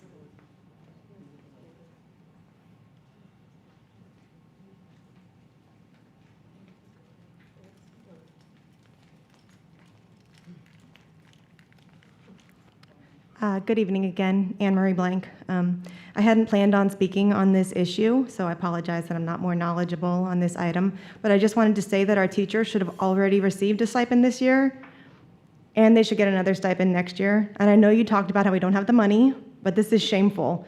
We didn't plan to compensate our teachers during COVID. Also, I'd like to know if your attendance requirement includes a qualification for teachers who are out due to illness, especially if they had COVID. If sick days aren't excluded from those 20 days, then they should be. We've had teachers giving instruction in person nearly all year without a vaccine. We should have given them a bonus at Christmas, like all the other parishes around us did. So bottom line, pay our teachers a stipend now. I know we don't have the money for that, so then please remember that when it comes time to add another charter to this district.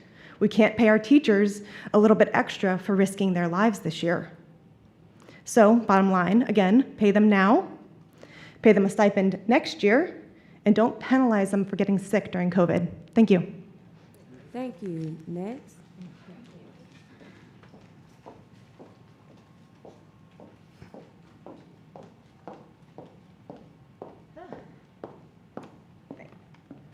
I stated earlier that timing is everything, and I just want to lift up to Mr. Lannis, Mr. Tatman, and everyone else that, and I'm Catrice Hall, that, look, the $1,300, put mine on the back end. We need our retirees paid, and we need the teachers that are leaving paid. We have 2 great teachers that are leaving our school, and it had nothing to do with this initiative. The one is relocating, and one is just retiring. She's been doing this for a long time. So I think that's a great idea. Pay the retirees and our teachers that are leaving first, and then and I'm just speaking for myself, but, and then we'll figure the rest out later. But we need to take care of our retirees. They've invested too many years into this system, and we need to invest in our teachers that are leaving. Secondly, the subs. I agree with the substitutes, making sure they're getting some form of compensation. I think that's important, especially our long-term subs, and because they are working tirelessly as well.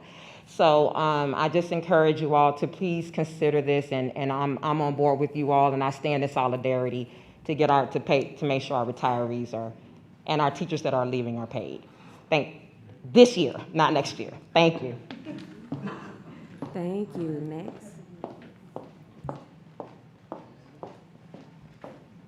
Good evening again, Jennifer Harding, District 5. I'm going to be really quick. I wasn't really planning to speak, but my curiosity is piqued because I attended a town hall meeting last night where it was mentioned that Dr. Narcisse, who is no longer sitting in his seat and listening to this conversation, which is also incredibly infuriating and just a testament to the fact that he doesn't really care what we have to say, but it was mentioned last night at one of his town hall meetings that he actually wanted to give our teachers $2,500, not $1,300, but there was some pushback against that. So I'd love for the board to kind of speak to that a little bit and tell us what that's all about.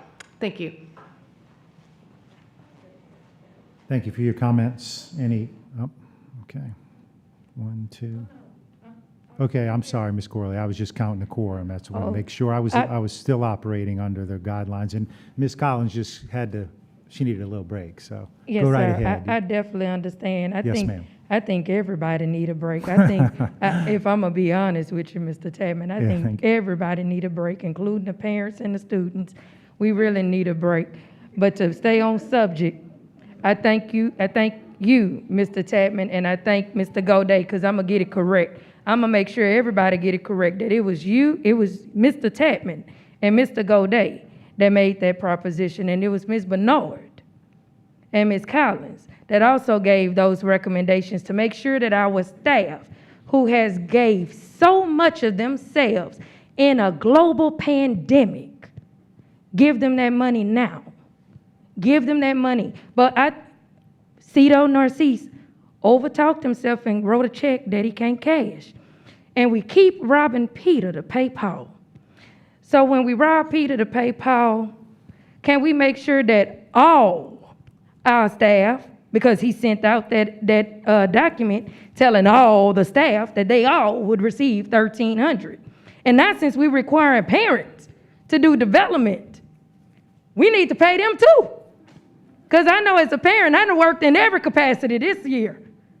I done been a para, a nurse, and everything, and I didn't hear anybody say, make sure the nurses get paid a bonus too.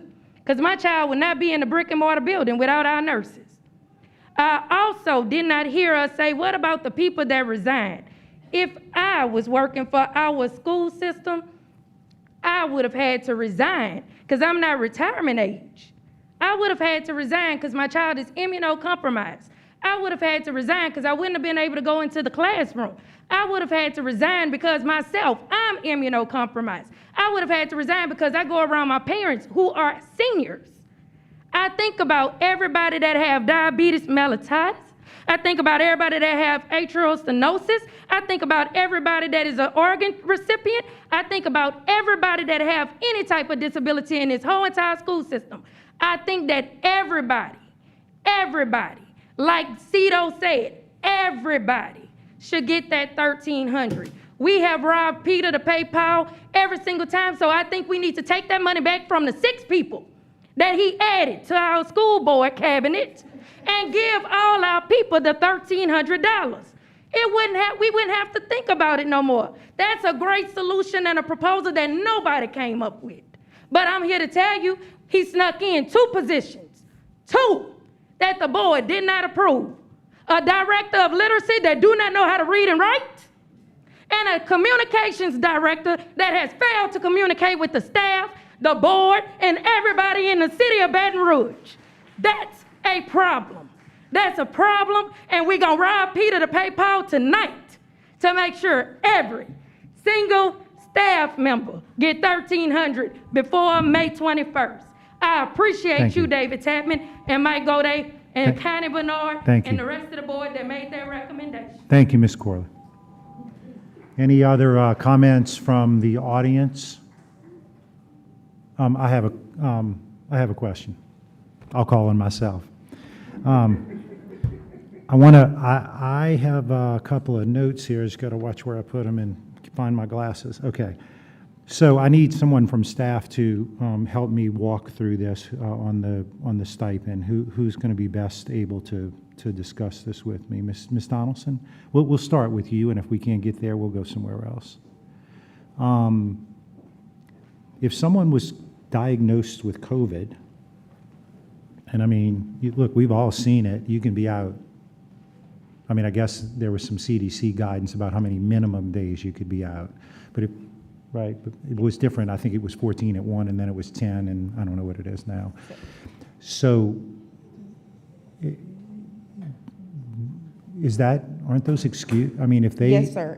So if an employee had to take COVID leave, those days do not count towards this, and it does not impact the actual stipend at all. I love the fact that you knew my question before I answered it. Yes, That's sir. awesome. So what if they were out, like some people had COVID and they were, it's extended, like some people were hospitalized. Is there a limit on the, no? Yes, sir. If it was related to COVID, it would not count against them at all. Okay.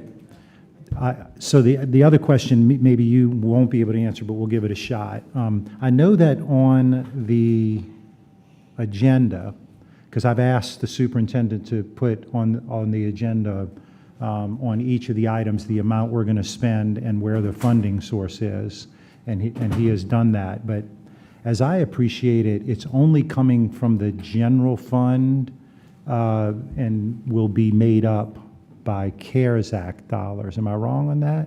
I mean, aren't the stipends, and I think you understand my question, we have general fund on there, but weren't there dollars through the CARES Act that were for stipends? No, you cannot use the CARES Act to pay for stipends for employees. Okay, so this is straight up general fund You dollars. have to do general fund. Okay. Okay. I filibustered enough. Madam Vice President in the chair. Bless you, Board President Tapman. So no hazard pay since it's. We went to the. Oh, we did the hazard and I everything? had questions, so Oh, I think I'm Mr. Lannis sorry. is up. Mr. Board Member Lannis, thank you. Thank you again. Just a quick question. Is there any wiggle room around the stipulations tied to who can receive the money? Or the stipend, I'm sorry? In terms of,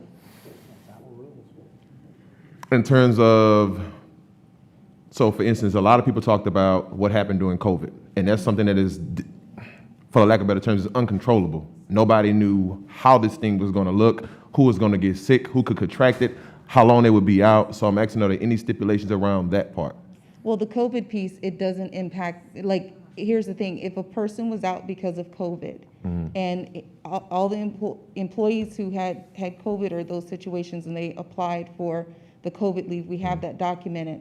If it was anything related to COVID, it will not count against them at all. Okay. But we receive leaves for lots of different things. So you have employees who are on sabbaticals for a year to study in Europe or study somewhere, right? So everything can't be covered in one picture because there's so many different variables with that. And so that's why we put the stipulations in. We have employees that never left on March 13th. I mean, they worked from March 13th through, when the school shut down. And so, it's a very broad picture. We see all the employees as human resources. So we had to be mindful of if an employee was actually working this year or if they had actually taken off already the full year. With the substitutes, you can have a substitute that is still considered active and only subbed one day the year. So if we don't have a stipulation around that, we say we pay all subs, it means that sub who worked only one day would actually get the entire amount. So we tried to put stipulations to be as fair as possible. We've never actually given subs stipends before. So this is something new that we've done. And we wanted to make sure we covered our part-time employees as well, because we have part-time teachers and other part-time employees that work within the district. And so we wanted to make sure we could cover them, but we do realize that they didn't actually work the full year. Understandable. And I understand the sabbatical part, but I will say I am in favor of lifting some of these restrictions. Yes, sir. Partially because there are people that are dealing with trauma that has been tied to COVID. You have people that have loved ones that died, that needed time away. You have people with husbands, kids that died, that got sick from COVID, that needed that time and space and support from their other loved ones that could not come to work. So I think that some of those restrictions, and this is just my opinion, I think that some of them should be lifted, especially for those that went through similar things like that. Yes, sir.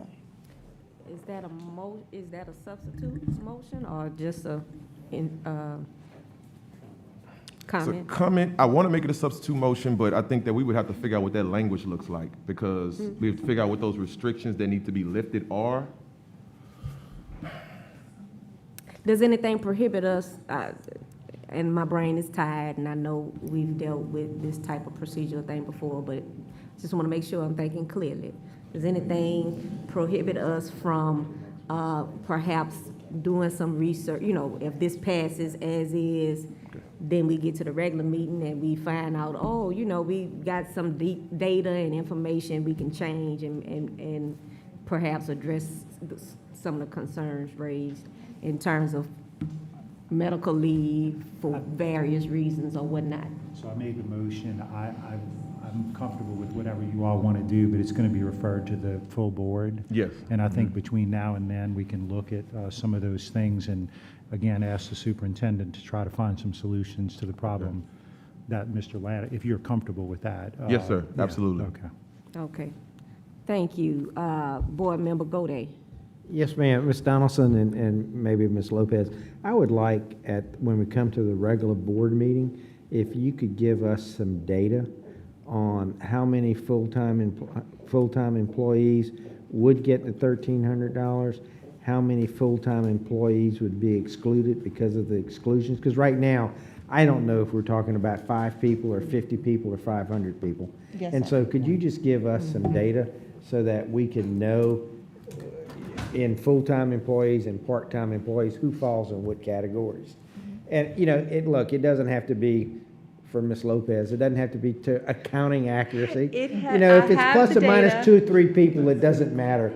But, you I'm know, actually cleaning it now to get an estimate, but it's only through last week, so it's not perfect. I understand that it's not going to be perfect, but I don't know if we're talking about a big issue or are we talking about 3 or 4 people who are caught up in some circumstances, and maybe there's something we can do. Because what I don't want to do, because I do believe in what you said about the fairness side, you know, so what I don't want to do is try to make it so broad that it encompasses it to cover some unique cases, make it so broad that it gets so big that it pulls in people that if they worked one day, they would get it. So, you know, I want to be careful about that, but also want to be fair. So if you could just give us some data so we're just not guessing, it would be very helpful at the next meeting. Sure. Yes, sir. Thank you. Thank you. Council Shamlin. Yeah, Mr. Tapman addressed, I think, the initial concern. I just want to add that we spend a good deal of time vetting these stipend through me and external counsel to make sure there were no legal issues. The only limitations, really, there's broad latitude for the board around issuing stipends, but the only real issue would be creating an unintentional discriminatory situation. So as you create the conditions or the the restrictions, you have to make sure that they don't lead to some unintended consequence. So whatever we do, we just need to review it and make sure it's legally sound. Thank you. And so then, along with that data, can you pull up the how many long-term subs because my understanding is we're keeping subs separate as is currently proposed, but then there are some people that's basic, I mean, they teacher, they just, a sub on paper, basically, for all practical purposes. And then somebody said something about sabbatical, and that reminded me that there was an email. We got a lot of emails, and the question was, they shared some law, and they said that they already shared it with you, General Counsel, that there's 2 statutes, one related to sabbatical and one related to something else. Did you get a chance to see that?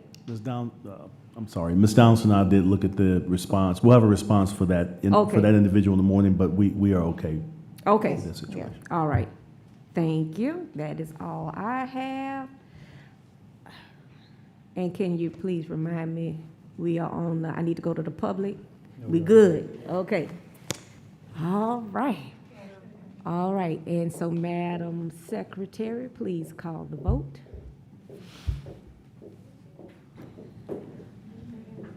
Please vote.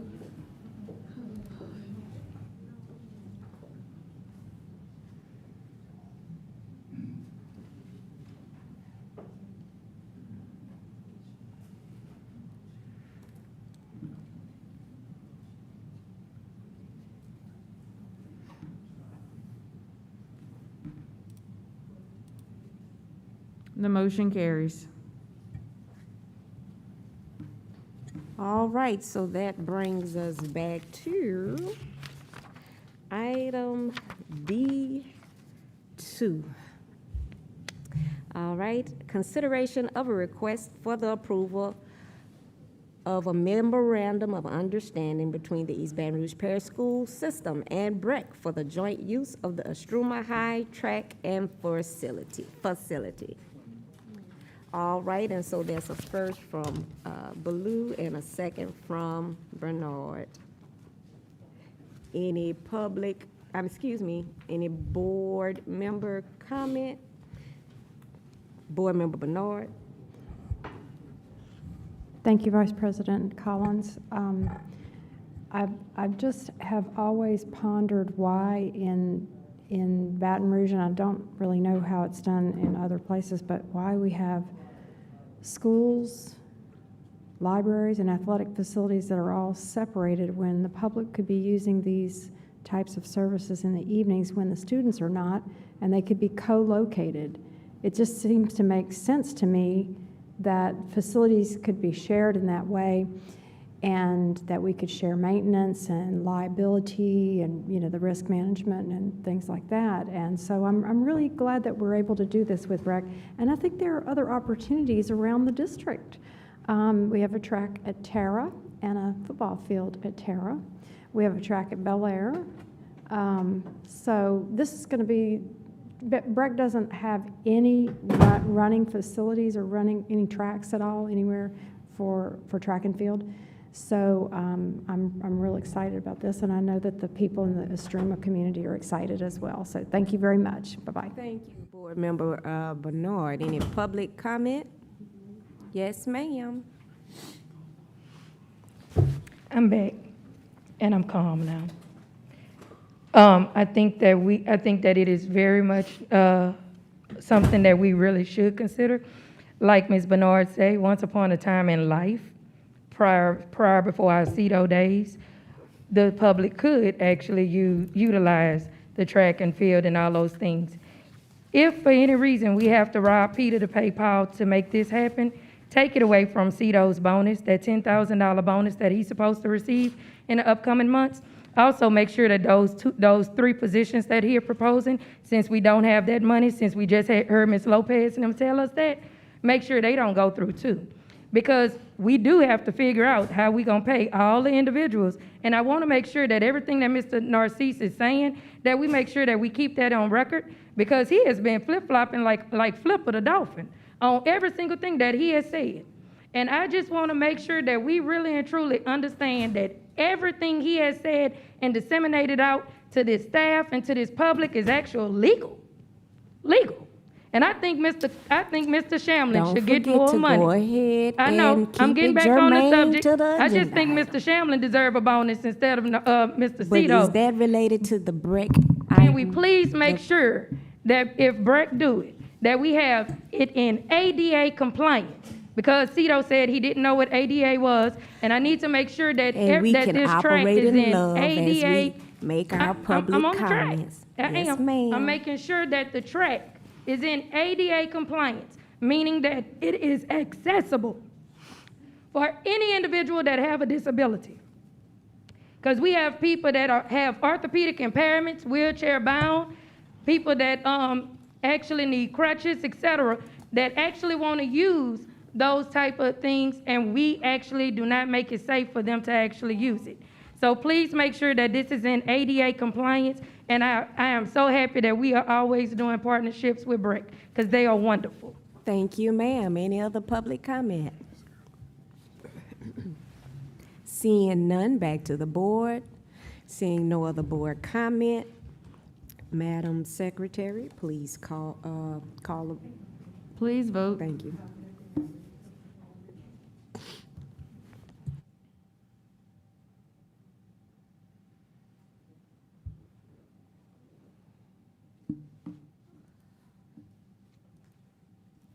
The motion carries. I did. Should have went through. No, it carries. Oh, so you said Darius, I'm sorry. Oh. All right, moving forward with item 3, professional services contract. Consideration of a request for the approval of professional services contracts between East Baton Rouge Parish School System and School Leadership Center of New Orleans in the amount of $51,150 for professional development for the Diocese of Baton Rouge Catholic Schools. Funding source, Title II, non-public, Diocese of Baton Rouge Catholic Schools. Ms. Dias, Board Member Dyson, and Board Member Goday. Any comment from the board? Seeing none. Any public comment?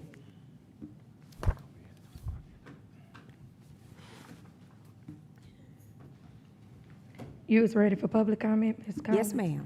Okay. I don't think we should give the Archdiocese of anything, nothing. They have committed so many Title IX violations. Why would we give them 1 single cent for anything? They as worse as LSU right now. Why would we help them out? I'm just saying, we've been robbed. We just got through talking about we robbing Peter to pay Paul. We need that money to give everybody $1,300. So I think that we shouldn't give the Archdiocese nothing. They need to figure it out on how they go pay them lawsuits that they have dealing with Title IX and all that molestation and stuff that was going on that was inappropriate with them children. They need to figure that out because they can't do any leadership or leading with anybody. So I definitely speak on a no, a real no, a capital no, a no in every language that we could think of, even in sign language, no. They shouldn't get nothing, not even food stamps, nothing, absolutely nothing. Thank you, and I'm gonna hold my time for the next item. Thank you. Thank you. And just for clarity, as the next person comes up, the Title II money that's being allocated, this is, Board Counsel, can you please clarify for the public? It's a pass-through, but if you could explain it to people in general legal terms. Just briefly, accredited schools have the right really to participate in title program funding. So this is a title grant. Dr. Bethley could probably speak to it more eloquently than I can, but this is a title grant. Those schools are accredited. We are required as an LEA to provide them with title funding via state law and Bessie Bulletin. So this is a requirement. It's not optional. It is something we must do as a district. Okay, just to make sure everybody understands the nature of the item. Thank you, ma'am. Please proceed. Thank you. I'm Colleen, and I appreciate that. I came up to ask you that question. How would we get that changed? Which I know you don't have to answer my question, but I would love to get that changed. I'm a product of Catholic schools, and I do think they need training for their coaches. The school that I went to in Arkansas, one of the coaches got arrested for having a relationship or assault with the student. So if we could figure out how to stop paying for this kind of training, but also make sure that we're not giving any money to the Catholic school system from our public funds. Could I ask that the board members also put on their masks when they're not speaking, just for safety reasons? Thank you. Thank you. Any other public comment? Seeing none. Any other board comments? Seeing none. Madam Secretary, please call the roll. For the vote. Please vote.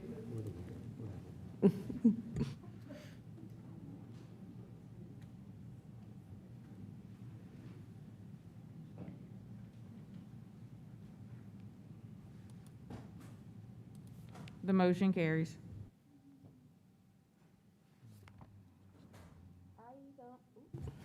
Item 4, invitation for bid, walk-in cooler freezer. Consideration of a request authorizing the superintendent and staff to issue an invitation for bid for the replacement freezer cooler at Crestworth Elementary School to be relocated to Crestworth Middle School campus for the 2021-22 school year.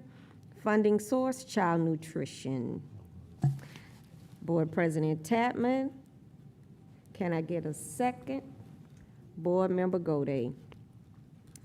Any board? Okay.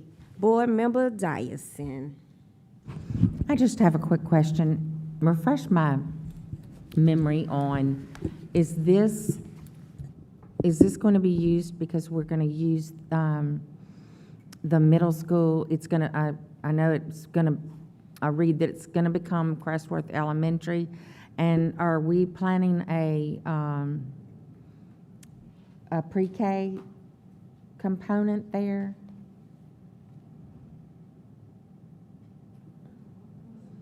I was trying to figure out on Crestworth if we need to move the freezer from the middle school, or no, from the current elementary school to the middle school, which is going to become the elementary school, right? The middle school was acquired back to reopen for the fall. And it'll be a K through 8. And each year grow, they'll move this is my understanding, they will move the elementary children over to the middle school location, but it will still be called Crestworth Elementary on the middle school campus. So that school was taken over by the RSD in about 2008, and it had walk-in freezer cooler, it had ovens, it had braziers, it had tables for the children to sit at. And when we made plans to retake that building over, in order for it to be a cook site, I need to put a walk-in cooler freezer. The existing one is collapsed. The interior of it is collapsing, and it is not usable.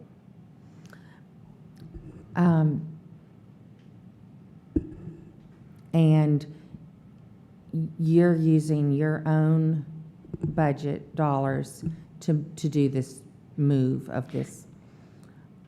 Because I know you have always operated very much in the green, and I was concerned that maybe your budget had. I'm using fund balance for that, and I apologize, I should have introduced myself. Nadine Mann, Child Nutrition Program Director, and yes, I plan to use funds, but I am seeking replacement funds for that. You know, when Estruma was taken back, the kitchen was remodeled and the dining room, and we got everything was new and put in there and brought up to standard as it should have been, but that was not done with Crestworth Middle. So if I'm going to have it be a cook site and a place that is approved by the health inspector, I need to make it right. So I have applied for a grant. It's an Albertsons grant for $100,000. I don't know if we'll get it. You know, I'm looking at several ways to replace the funding. I'm like a mouse looking for cheese. Yes. So this needs to be done, and I do have currently I have the funds to do it in my fund balance. Okay, thank you very much. Seeing no other board questions? Public?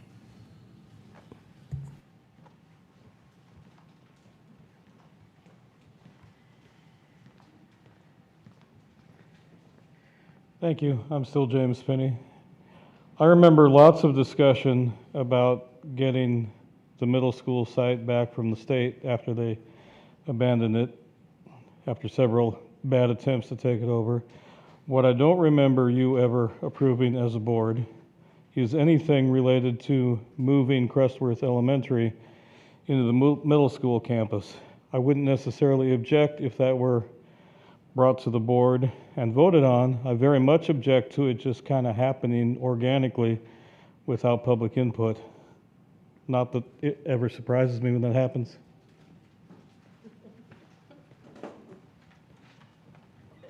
Any other public comment? And let's try to operate in love as we comment in Yes, the public ma'am. and on the board. Thank you. You know it. I'm going to definitely operate in love because I'm speaking behind Dr. Finney. Yes, ma'am. So I'm going to be in love. I think that my memory serves me correct. When our school board meeting was held hostage for over 8 hours, the first topic for that night, that was choosing a superintendent. And the very first topic that night was in regards to Crestworth Middle and a $15 million grant. And my memory serves me correct. It was Ms. Dyson that actually was the mediator to actually get us to say, hey, we're gonna reopen Crestworth Middle for this upcoming school year and make it a complete middle school for traditional students. Now, you're saying we're going to make it an elementary school with pre-K through 8th.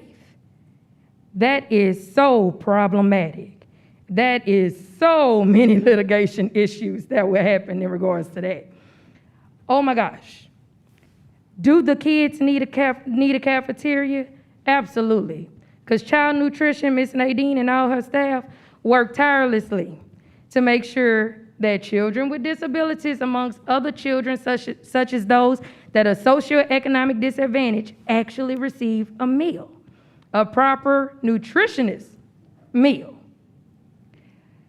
I think that, yes, they deserve a freezer, but that's only if it's going to be a middle school, 6th through 8th grade, like Ms. Dyson had proposed that night.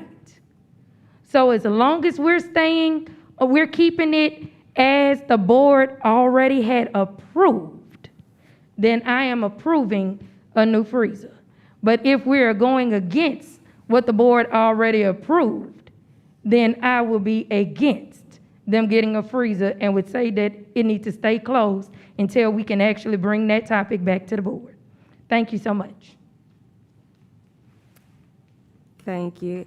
It's a point of information, because when Dr. Mann was talking, I did get mixed up. And then, so point of information on, one, repeat, please, the middle school, elementary school, yada. And then the information that I'm asking for is, where are we in the process of, I do remember discussion about, okay, pre-K centers, yada, yada, yada. Some of that stuff is being proposed, but in terms of board action that's required, where are we while we voting on this while we are voting on this refrigerator elementary, middle school situation? If we could look back at the board minutes from, is it October? Ms. Armand, when I checked with you on that, it was either October, November, when you found that, I wanted to make sure before I move forward with this, it's an expensive proposition, and Ms. Armand found it where it was approved, and then in checking with Mr. Nikes, also I confirmed that there would be a grade change and an address change. The site code would remain the same, and the elementary school would be relocated to the middle school. So that is my understanding of this matter. Okay, this is the committee of the whole, and I have time to make sure I get clarity on some other things at the next meeting, before the next meeting. Yeah, Ms. Collins, I apologize. we can confirm that for the board. We can confirm that information for the board. Okay, because there's some other moving pieces too, and it's getting jumbled up for me. I apologize. Seeing no other public comment, back to the board. Seeing no other board comment, Madam Secretary, please call the vote.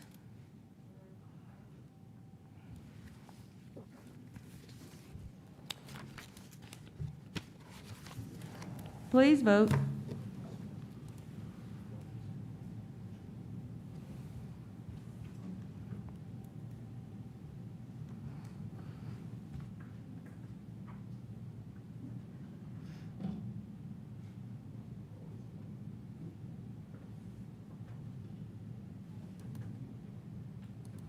The motion carries.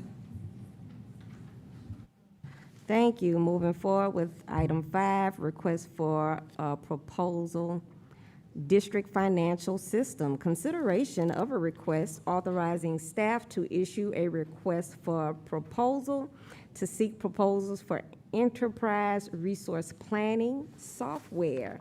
Is okay. So that is Bernard and Gode. Thank you. Any board comment? Seeing none. Public comment? Oh, Ms. Bernard? It is my understanding that this is just a renewal. Is that correct, Dr. Narcisse? This is a renewal of something that we already use. That's correct. Okay. For request for proposal. Right, thank you. But it's something that we already use, so thank you. No.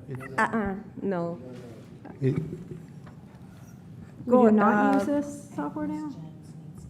Let me Yeah, get Ms. Jones. Miss Amy Jones, can you please come up? Thank you.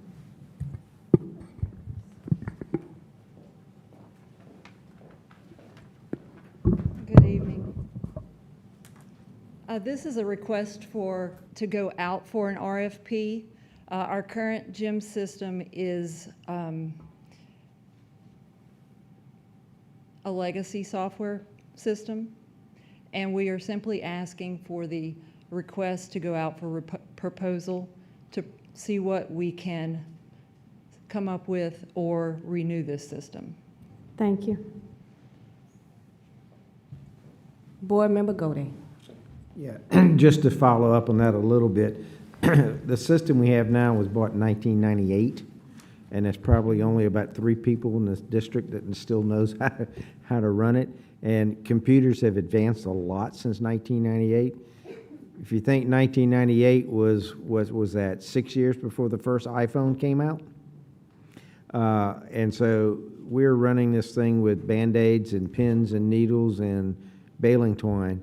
And if that thing breaks, people don't get paid. We don't do our books. We don't do anything else.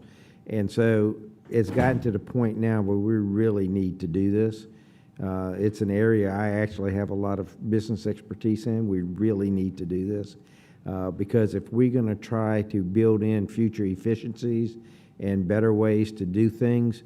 We can't build that on top of something that could break at any moment that doesn't have the functionality that we need. So while it looks like some money to spend, again, this system is 24 years old. And you can imagine a computer system 24 years old, what it looks like today. And so it's gotten to the point now where we have to do it. It's not a want to do it, we have to do it. So thank you. Thank you, Board Member Goday. Any public comment?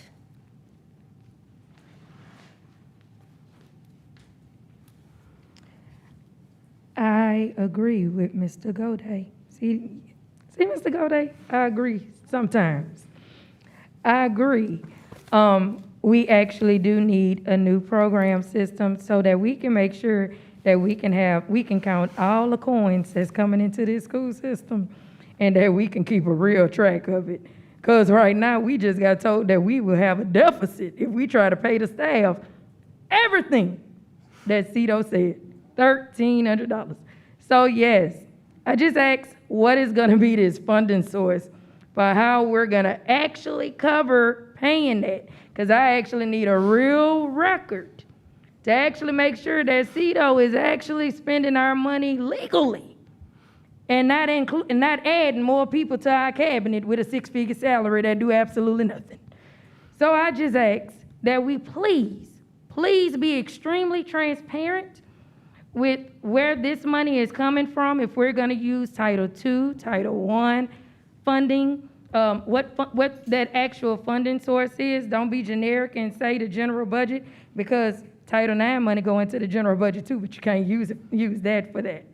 So I'm just asking that we be extremely transparent, but I do approve this. Thank you. Thank you, ma'am. Seeing no other public comment, back to the, is that public comment? Okay, now, okay. Back to the board.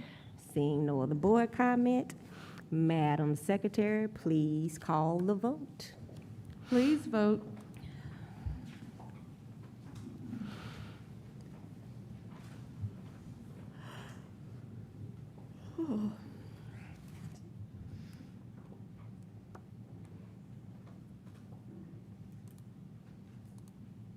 The motion carries.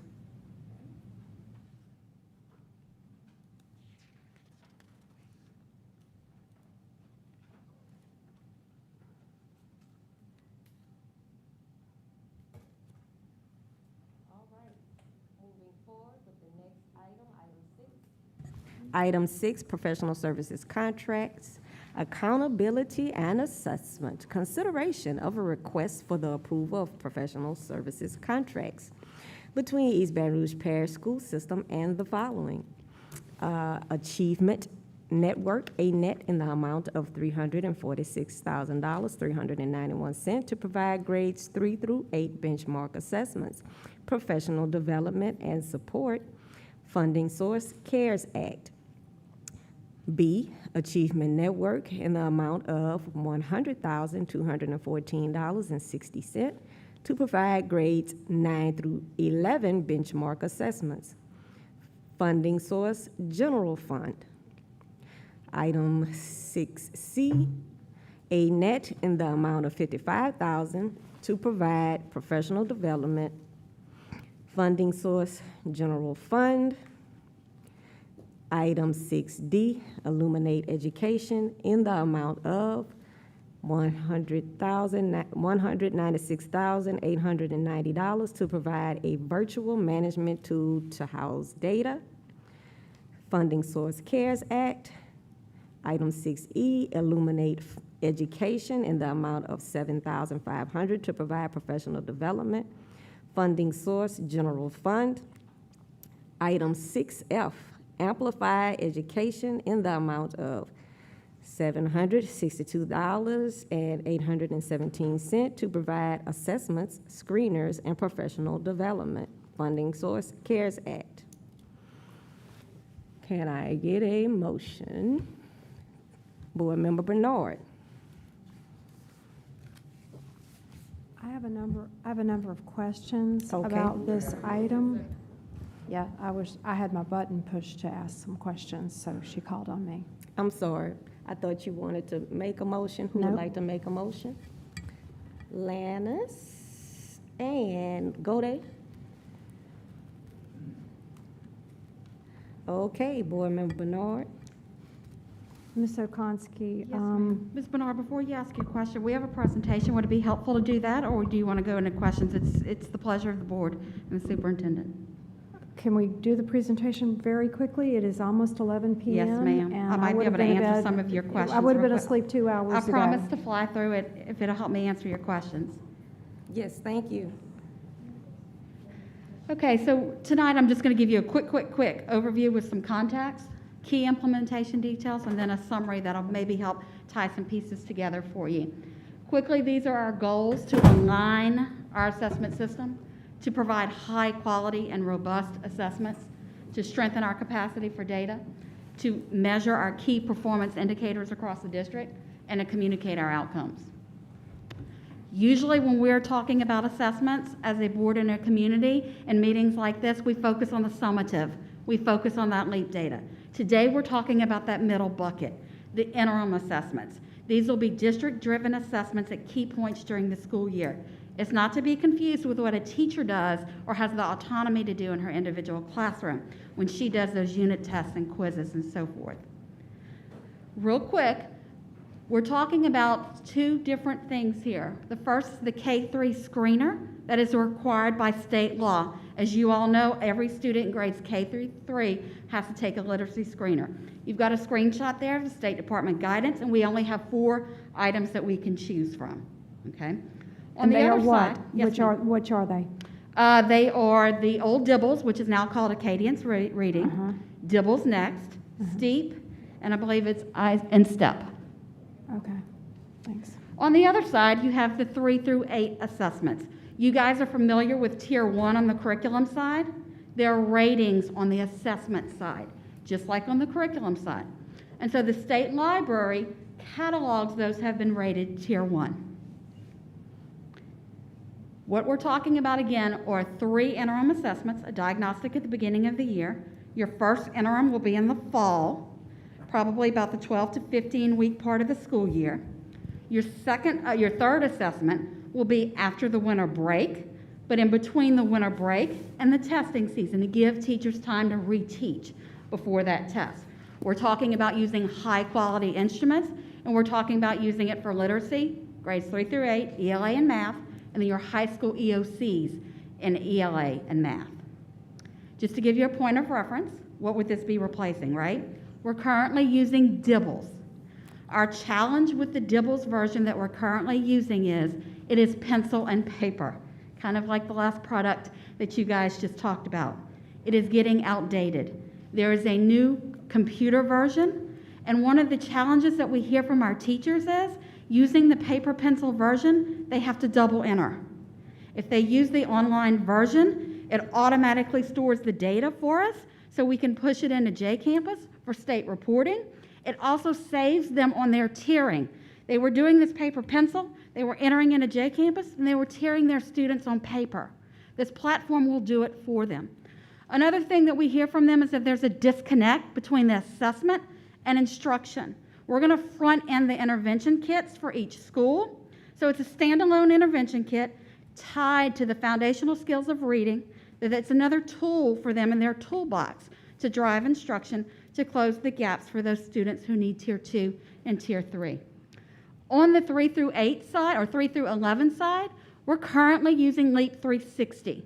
Okay, you guys hear a lot about LEAP 360. It's through an MOU with the state. One of the common challenges that we hear from teachers and principals is that the reports get frustrating for them. They're generic, they're global, they don't always drill down to the student and the standard level.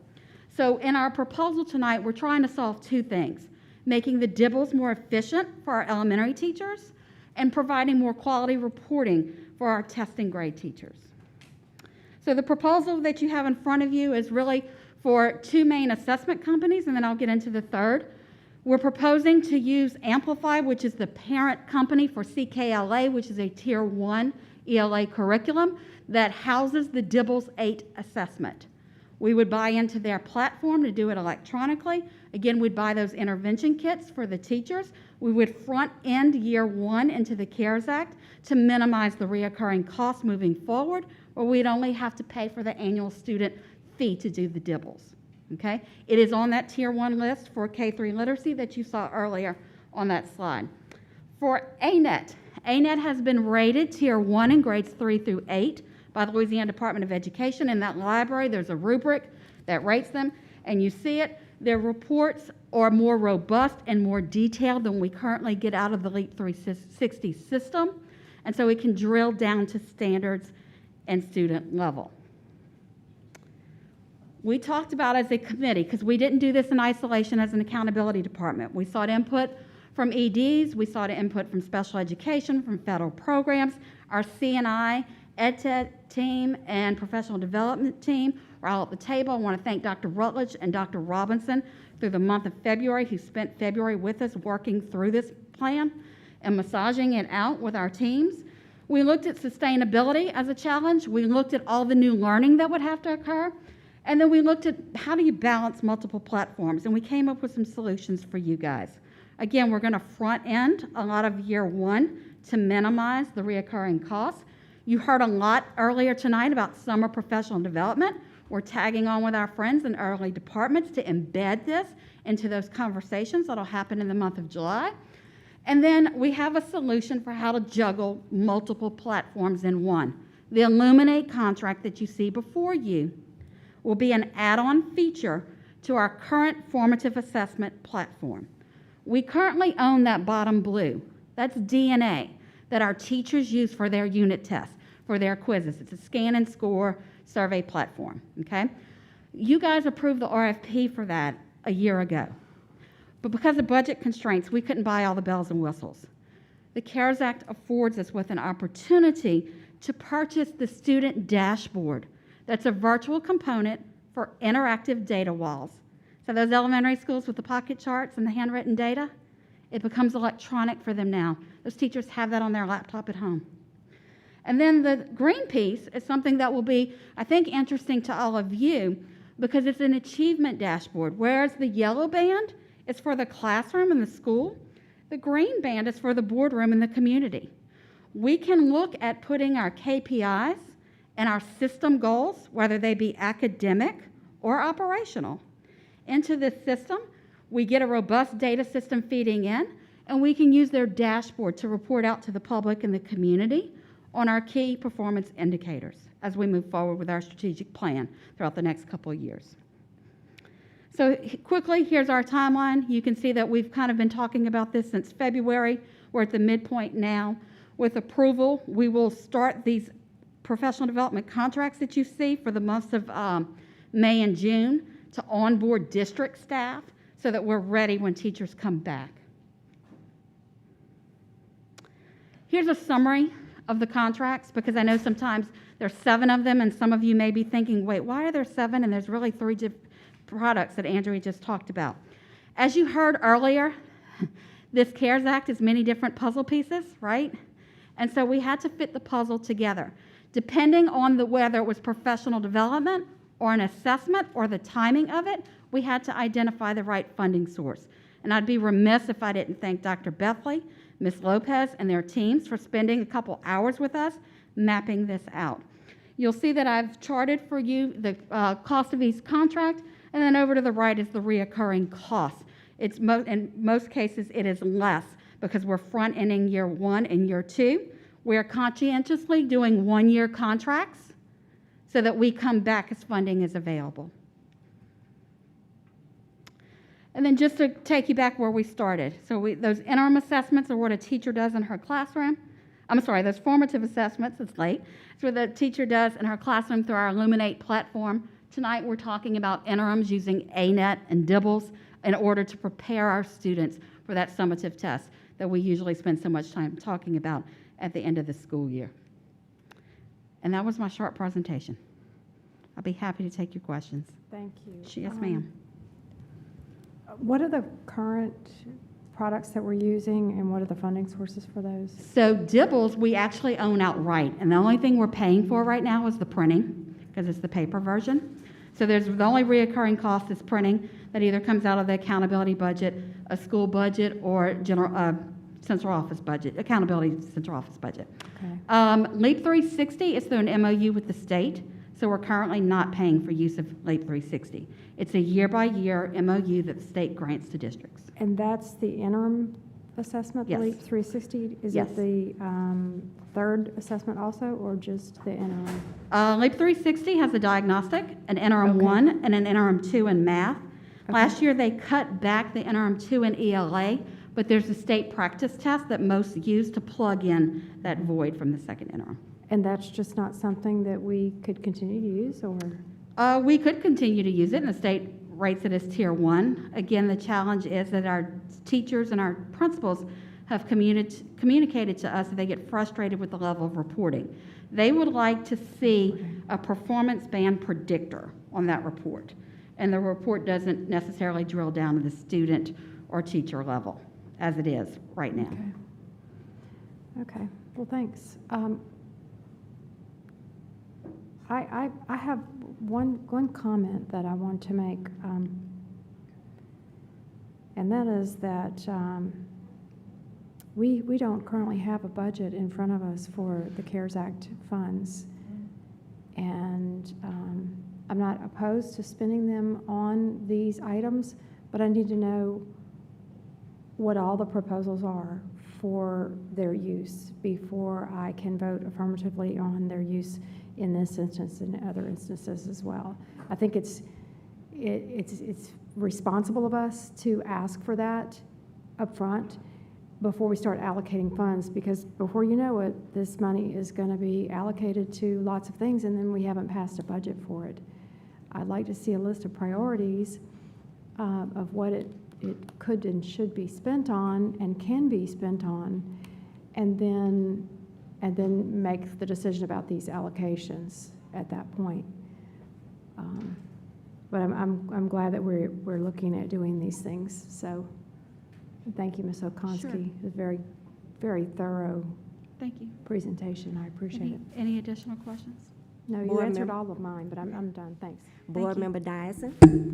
So in the past few weeks and prior, I've heard, just so much complaints from both teachers and parents about the frequency of testing and Right. all of that. Well, some of this is dictated by the state. Yes. But then we use assessments to help drive instruction. Correct.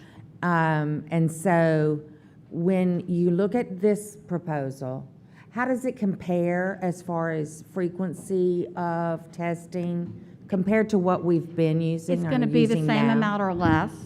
It's It's what? going to be the same amount or less, depending on the school and the grade level. Those K-3 assessments are required by law. Right. Okay, so the screener, you know that, the literacy screener. So with regards to the 3 through 8, what I tell folks is it's like going to get your oil changed. 3 or 4 times a year, you need to get your oil changed and check on your car to make sure that it's running well. This is like a temperature check.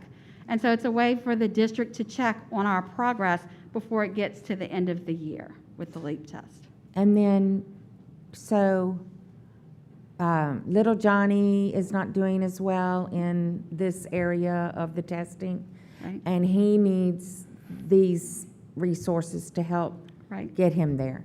But Susie doesn't need to go back and retake that. Right. So how are we going to differentiate learning in the classrooms? That's where your curriculum guides and your state pacing comes in.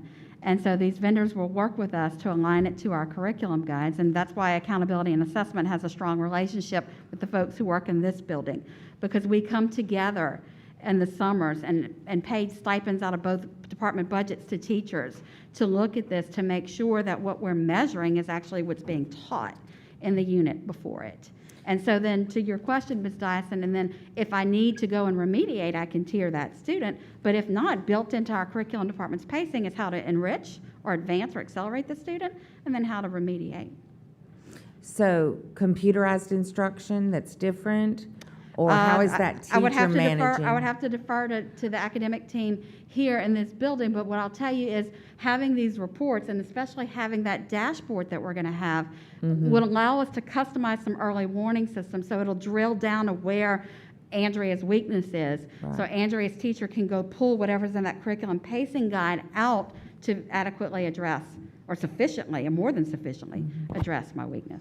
And then the other thing I wanted to ask, I didn't see anything about like K2 or K3 math. Yeah, K2. We did not include that in here. We were trying to take care of the state requirement with the literacy. It's not something that if the funding was available, we would not continue to explore. I know that the curriculum and content team and Dr. Lashley in collaboration or in alignment with her literacy plan has some work they want to do on numeracy. We'll let them roll out that plan, and on the assessment end, we'll be happy to collaborate and support once we can identify some things. But we just didn't get that far in our conversation yet. And so the PD that you're talking about in July, Yes.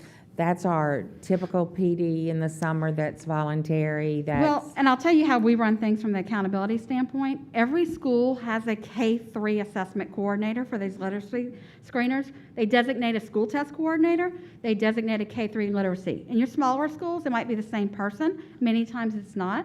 So we do a train the trainer. We've already started conversations with these vendors to map out the hours. We would train them on the front end, so when they have those job-embedded days at their schools, or they have those PLCs as a team, then those coaches or those key contact persons on the campus push in and do Train that. the trainer. Yeah. Every principal designates to us a benchmark assessment leader, a state testing coordinator, and then a literacy. And those folks meet with us periodically and regularly, and I say us, the great team that I have at McCullough. They meet with them regularly to prepare them for what comes next. Okay.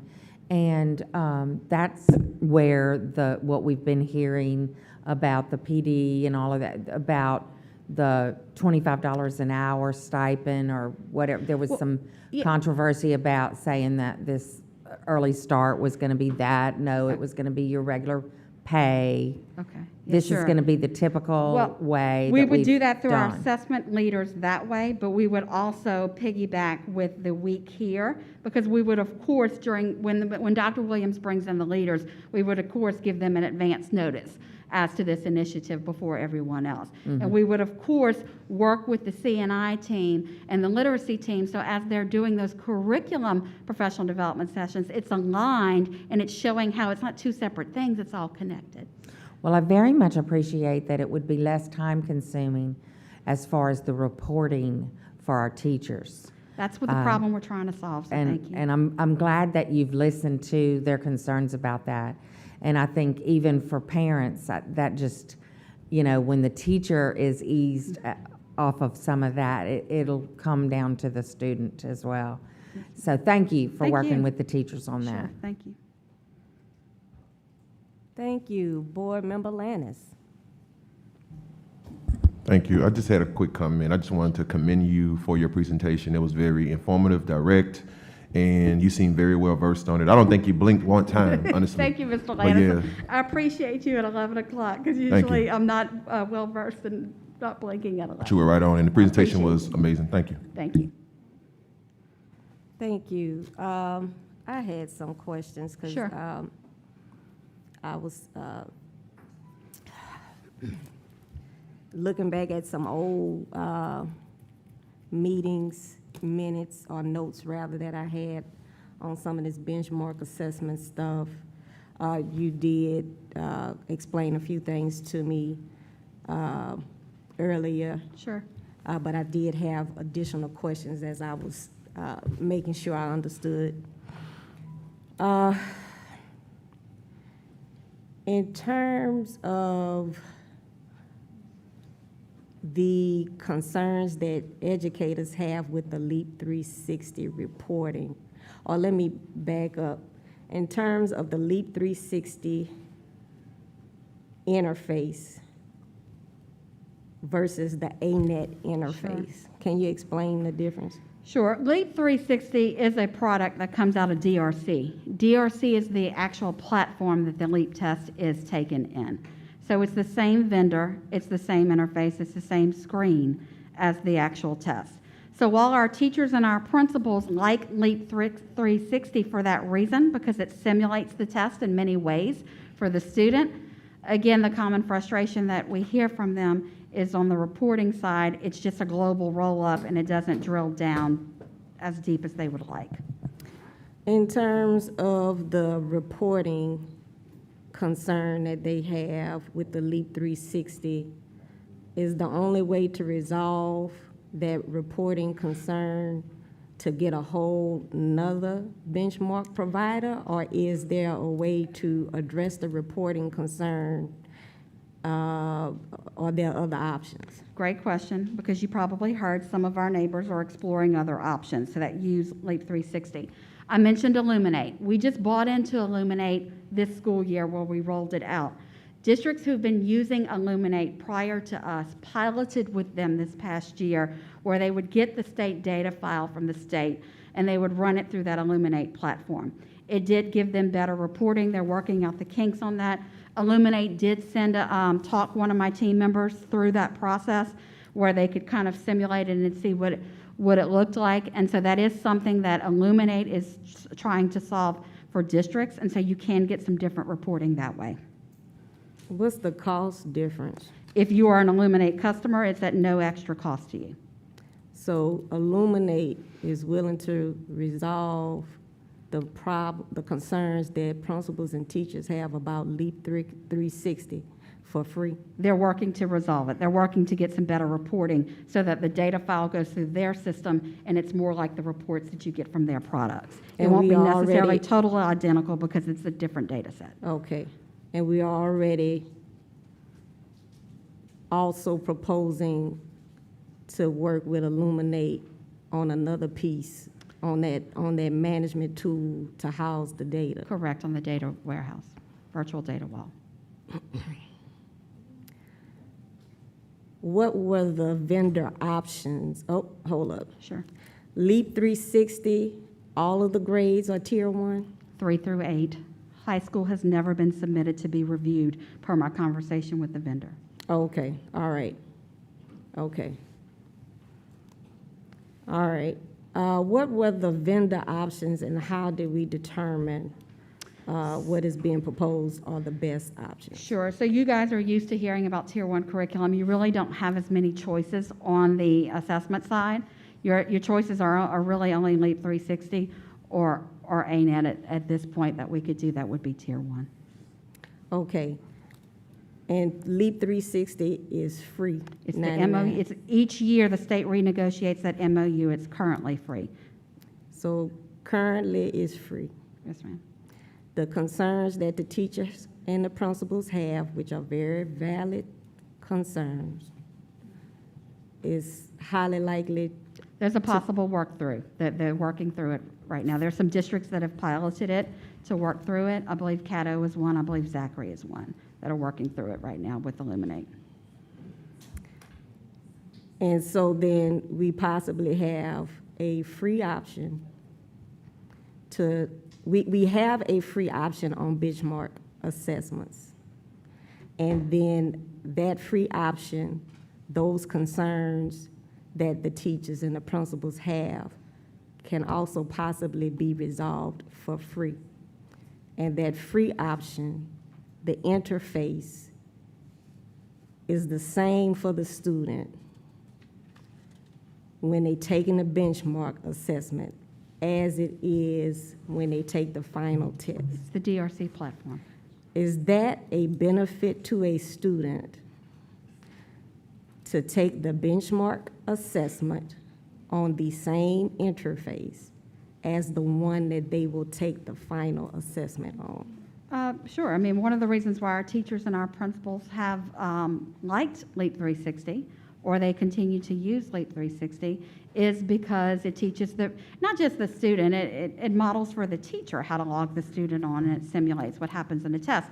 But many of your online platforms simulate that. It's just this one's the identical. but they all simulate logging in and using the drag and drop tools and so forth. The ANET assessment would be an online platform with similar tools. Okay. The reason why that sticks out to me is I remember going to a PD that happened to be not here, but the child in nutrition across the way. And I remember that was the first year. I'm smiling because I know what you're talking about, yeah. That they said everybody had to do online, or everybody from grade such and such to such and such. And we used that Leap 360 demo to show people the drag and drop and whatnot. And that was the year around the flood time and whatnot, so we were over there. Yes, ma'am. And it stuck out to me because it was flood time and half of my babies had no computers. Right. And so then the concern was they don't have the opportunity to practice on that to be ready for the end of the year test and not be, okay, this is different. When they say drag and drop on this interface. Okay. Okay, Illuminate perhaps will resolve or is highly likely to.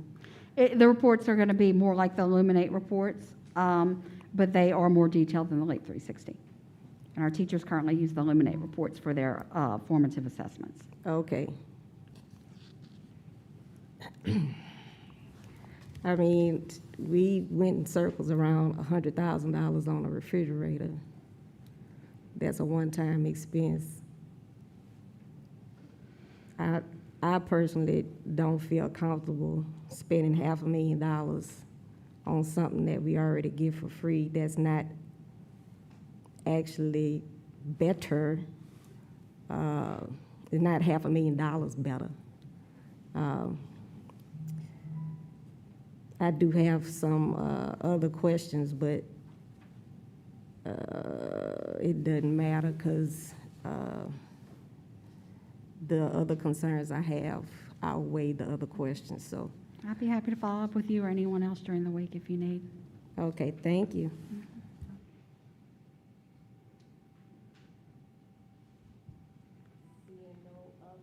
Board comment, public comment.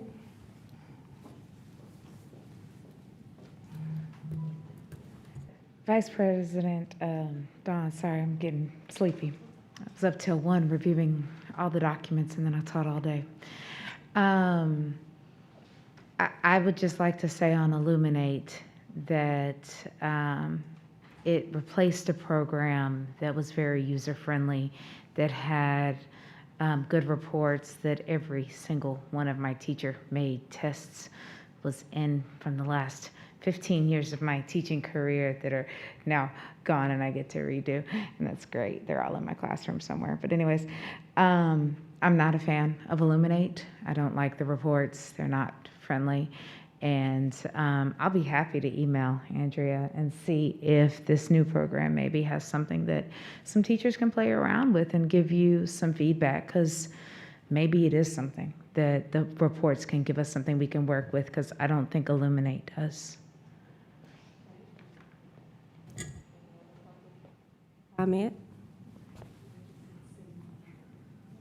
One of my favorite constituents.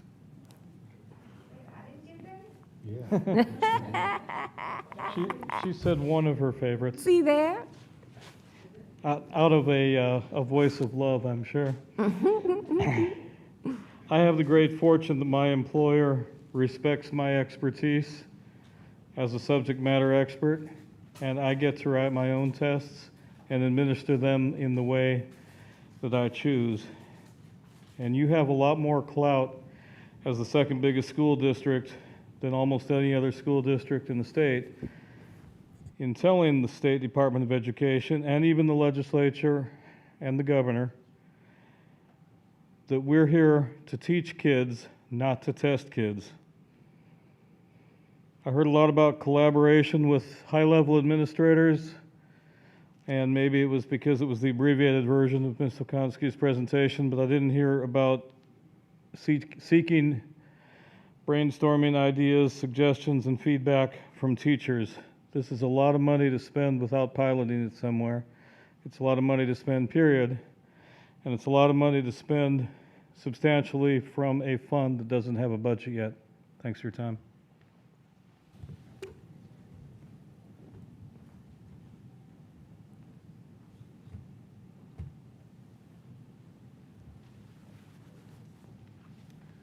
Hi, I'm Colleen Kissel again.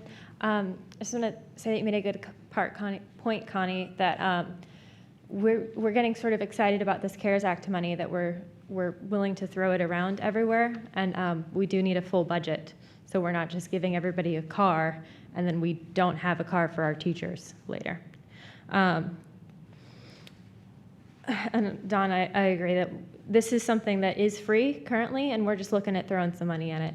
I don't have familiar with the LEAP test. My kids are young. We did dribbles this year. It was virtual because my kids were still virtual at that time, and the teachers administered it, and it was great. And I'm sure it was paperwork on their end, but they did great with my kids. But it takes away from instructional time, especially doing it virtual this year. It was about 4 days because you have to do the kids in the classroom one-on-one, and then you have to coordinate times with the kids that are virtual, and you tell them a time to show up to their Zoom meeting, but they're 3 and they're 4. So that relies on a parent or a grandparent being there to make them show up on time. So you lose 4 days for that. And doing these interim assessments would add extra days that we're not actually teaching in the classroom, we're just testing them. I like the idea from the PowerPoint of a 1-year contract because it means you can quit if it doesn't work, if you guys do push this forward. But if you keep doing 1-year contracts, you're creating a burden for the teachers to potentially have to learn a new system every single year, and they've already had a strong learning curve learning all of the online systems that they had to learn to teach virtually. If we could get a copy of this PowerPoint, the whole thing, not just the funds page somewhere online. It's not in the board docs for this. And with all the driving I've done this year, I've only done 1 oil change this year. So that was a weird fact, and it's really late, guys. Thank you.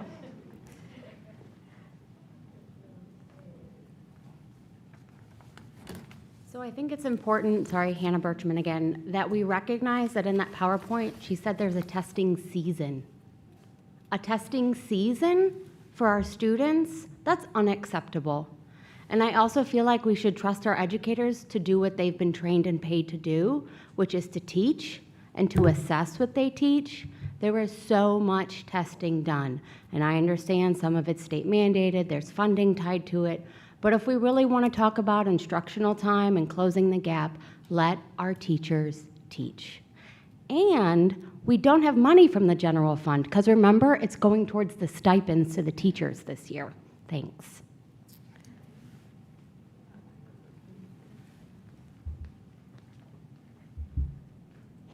I'm going to start off by saying I really do like a lot of these teachers. I'm telling you, y'all got to give them a pay raise because they some bad motor scooters, I'm telling you. But I wrote these points down to be very, very quick. So number one, I think we need to consider the fact that we live in a hurricane state. We have been hit with a lot of hurricanes and a lot of tornadoes, and so we need an actual thing that's going to provide us with some backup. We did learn when Hurricane Katrina happened that everybody had to go to paper. And that's when we learned that we had a lot of dumb medical people because they did not know how to calculate the drips per minute for to actually give people their dosage of medicine. So we ended up with a lot of people that died. So I think that we need to actually look at a system that is going to give us some way to actually have backup in the event that we have a power outage. Number two, I think we need to replace and fix J Campus because J Campus have a lot of problems, and Ms. Okoski said that this would be tied into and connected to J Campus, and I myself have had J Campus say that my child was not here in school, and my child actually was physically in the building. So J Campus have a lot of problems, a lot of flaws. Number three, y'all spoke about professional development. But I do notice that in that Smart Start plan, that's very dumb, it said that in phase 3, that's when we would have the ELA and math supports. That's not incorporated during the professional development weeks, which is in phase 1. Ms. Okasaski I might be assassinating her name. Miss Andrea said the professional development would actually be taught. So when the supports, which was one of the things that was in her presentation state, when would that be taught? Because we did not say professional development would be in phase 3. Number 4, evidence-based practices are required in IEPs. And unfortunately, our director of literacy has not provided us any evidence-based practices that we would actually be able to incorporate. Number 5, standardized testing has been considered racially biased. If you know anything about the state of California, they do not allow IQ testing. So some states have actually deemed a lot of these tests that we're actually incorporating and inflicting on children as racially biased. And last but definitely not least, Ms. Bernard was right on with that priority list. We have already said we're gonna rob Peter to pay Paul to give all the staff $1,300. And we definitely have to look at that the CARES Act money is supposed to address COVID-19. So we need to make sure that we have money left to actually clean all these buildings and provide something dealing with COVID-19. Thank you. Thank you.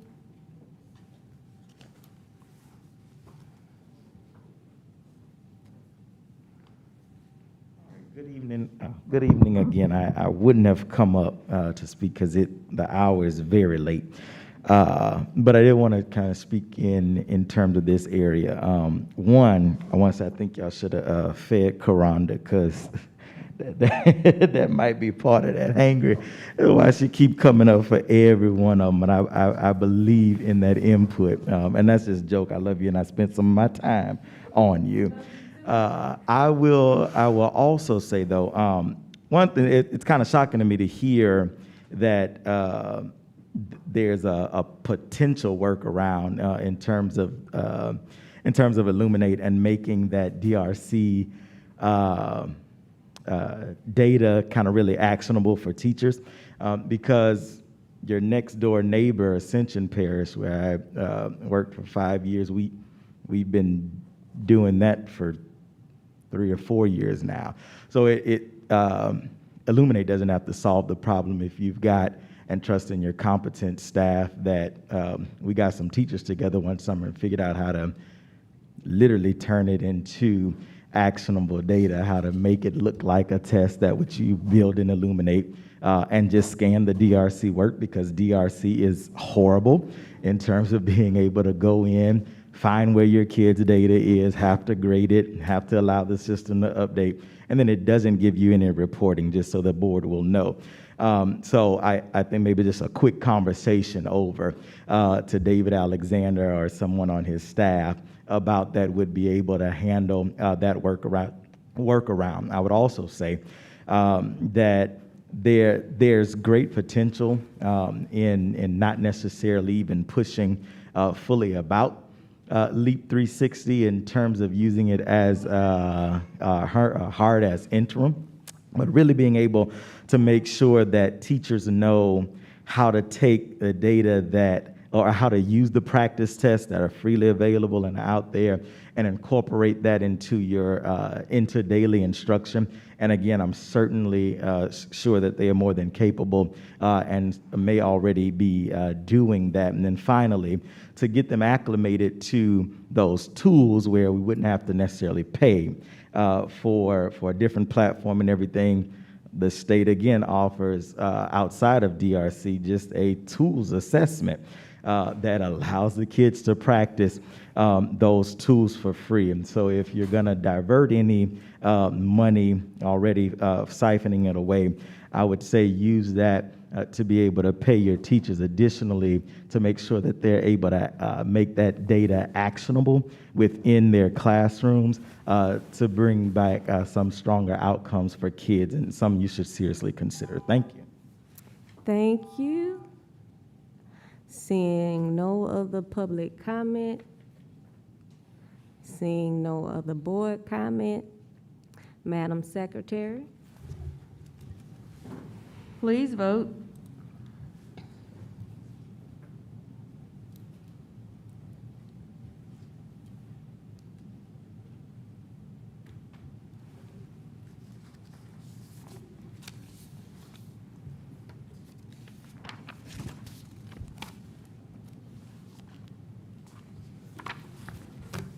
Can you refresh?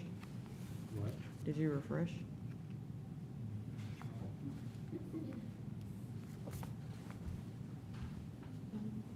I did, I voted.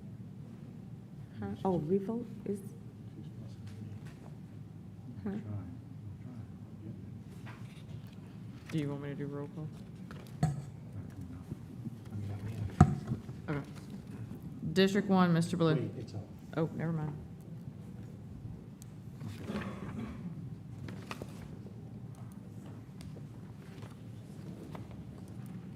The motion carries.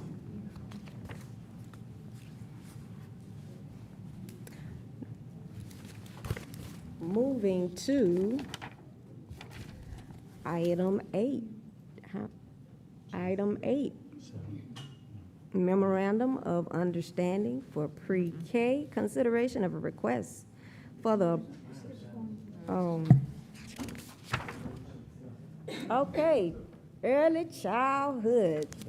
Item 7, consideration of a request for the approval to renew the interagency contract between the East Baton Rouge Parish School System and the Louisiana Department of Education to allow an early childhood guide to approve families for the Child Care Assistance Program, funding source state funds allocated by the Louisiana Department of Education.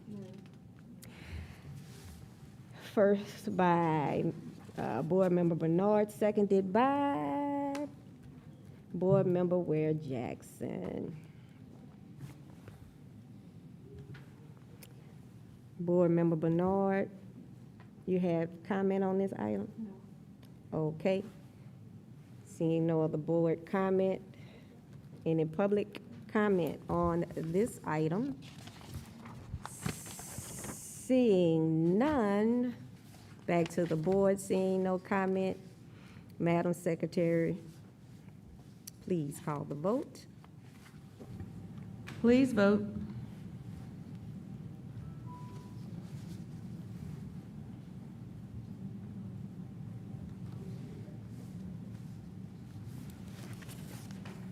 Motion carries.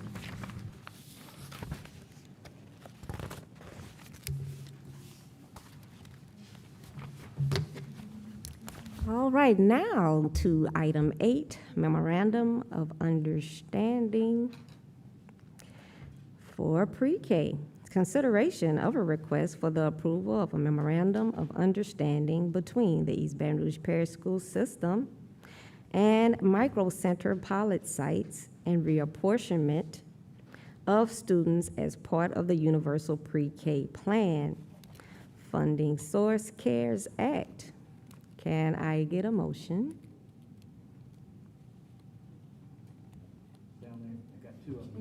Oh, I'm sorry. I'm listening and I'm not looking. All right.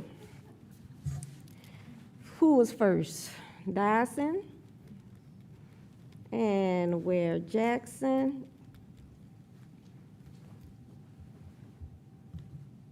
Board Member Bernard. I looked at the schools in my district that were to gain a pre-K class there too. And in the fine print, it says it is recommended that one pre-K class is added at Wildwood Elementary School and one pre-K class is added at Magnolia Woods to accommodate the growing demand at both school sites. This recommendation is contingent on the consolidation of classes to maximize space usage. So we're supposed to consolidate some classes on those campuses? Can someone tell me which classes are being consolidated in order to accommodate an additional pre-K class? Certainly, we want to accommodate additional pre-K classes, definitely, especially if there's a demand there. But consolidating the classes that are existing, that is just very confusing to me. Yes, it's just a recommendation, Board Member Bernard. And so what we're looking at is the class sizes at the campus at Magnolia Woods and Wildwood. And if possible, if some of those class sizes, especially at Magnolia Woods, were very low, we can consolidate some of those classes. You mean combining a first grade class, two first grade classes? Yes, Or- ma'am, if they had a very low attendance size. So they would have to have under the state limit? Ma'am? It would still remain under the state limit? Yes, ma'am, absolutely, absolutely. Still maintaining those Bulletin 70-41 ratios. Are we aware that there is a class being taught in the gymnasium at Magnolia Woods currently? I was not aware of that. That has been going on for quite some time. Also, over at Wildwood, there is the need this year to add an additional dual language class because we're supporting the dual language program there, and we have to roll it up one grade level every year. And Wildwood also does not have any additional classrooms. There is no space at either school. Is it possible for them to have 2 T buildings each? 2 T buildings? Yes, 2 T buildings. To my understanding, the T buildings are very expensive. They cost about, I'll look at Mr. Nikes, about about $300,000 to $500,000. So that's why we were looking at if we could perhaps look at those class number sizes. And it's just a recommendation. We just wanted to make sure that if we had a demand there, and if we could, that was one recommendation that could be offered. And none of the CARES Act money can be used to provide the space for these students, these pre-K students, or to provide space for other students so that pre-K students can be in another classroom? Is that allowable under this funding source? When we looked at the amount of dollars it would take for one modular building to be added to some of the campuses, we looked at not only the cost, but also the timing. I think according to what Mr. Nikes was telling me, it takes about 6 months, at least 6 months, to effectively and in a timely manner move a modular building to one site. And that's if we were to receive a new one or one that was kind of existing. And if we bought or purchased a modular building, that may have been used before, it may have needed some renovations. So that would also have to go through a bidding process. And in that bidding process, that would add to the timeline to get into that campus in a timely manner for the 2021-22 school year. Well, is anybody aware that Wildwood is over 100% capacity? So I'm not sure how we will consolidate a class or 2 on that campus either. I can't vote for this tonight. You guys may choose to do so, but I'm not going to. Thank you so much. Okay. I would, colleagues on the board, I apologize I didn't get a chance to reach out to you earlier about a concern I have. I didn't get the information until within the last day or so to review the maps on this attendance zone piece. I don't want to vote against the pre-K plan. I like the pre-K plan. I do have concern, and I'm trying to understand, have the current classroom sizes on these campuses that these micro centers are being proposed. Are the current classroom sizes already been evaluated? Because it's postured, to my understanding, as possible classroom consolidation, but she just lifted up 2 schools that there's no, because I can't imagine a principal is going to put a class in a gym if he could have already just put 2 classrooms together with that one teacher. And so the reapportionment being added to the pre-K plan, when Can I get a substitute motion, please? I don't want to vote against this whole thing.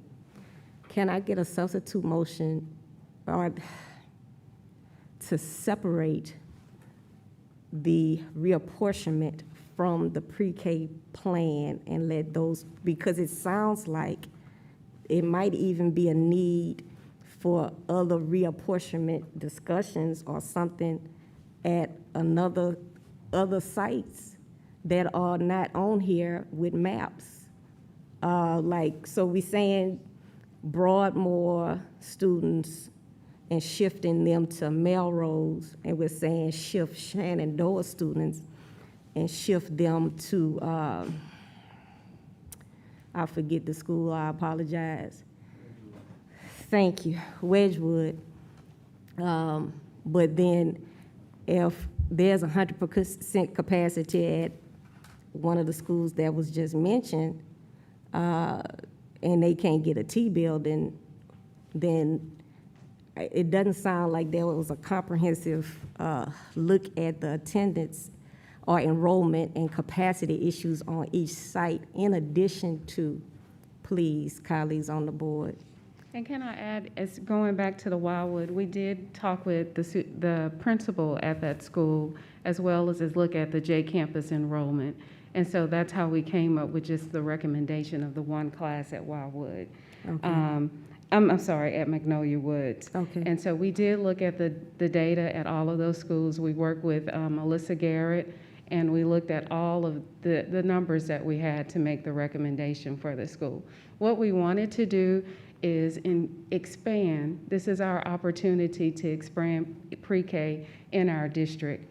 What we have right now, we have a 96% rate of access for 4-year-old students in our district, for at-risk students. But we want to make sure that we're offering it for those students who are non-at-risk.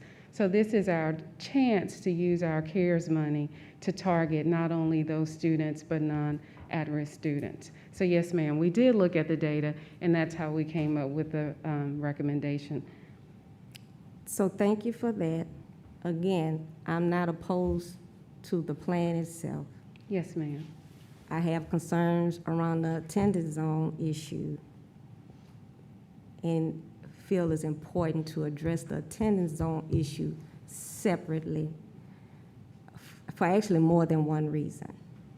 For the reason previously mentioned by my colleague on the board. Yes, ma'am. And also because when you look at the map, especially for Shenandoah,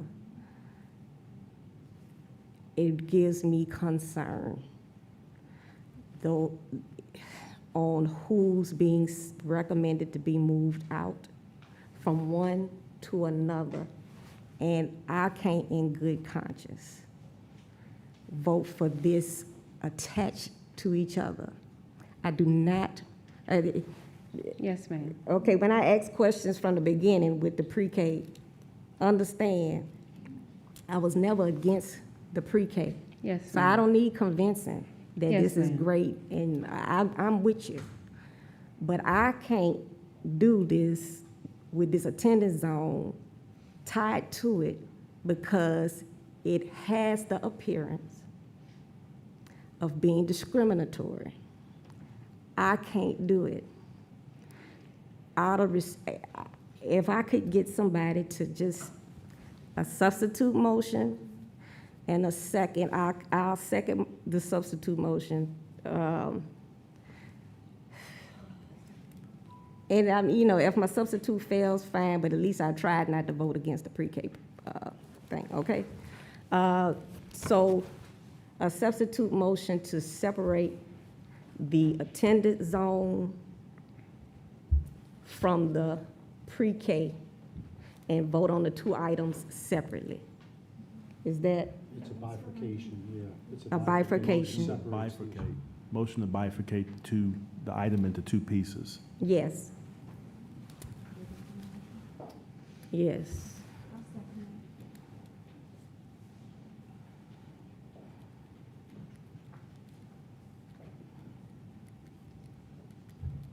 And it doesn't, what's currently being proposed on a attendance zone thing too, it's two concerns. One is making sure that it's truly alleviating capacity issues on campuses that it sounds like perhaps needs to be revisited. And I appreciate you getting me all the data that you had gotten me previously. I reviewed all of that, and I appreciate that, okay? But then also how some of the shifts are being proposed is concerning. With those two concerns, I feel like we need to I would prefer to revisit the attendance zone piece altogether.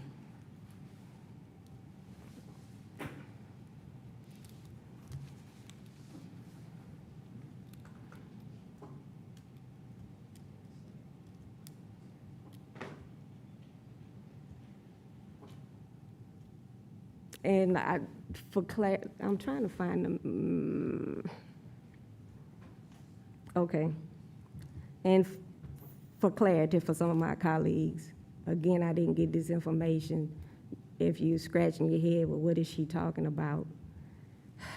We've gone down this road before with attendance zone lines and concerns about the way we move students out from one school to another school and the appearance. I'm not going to accuse anybody of that being their intent, but the appearance of targeting certain populations to move out from some certain schools, okay?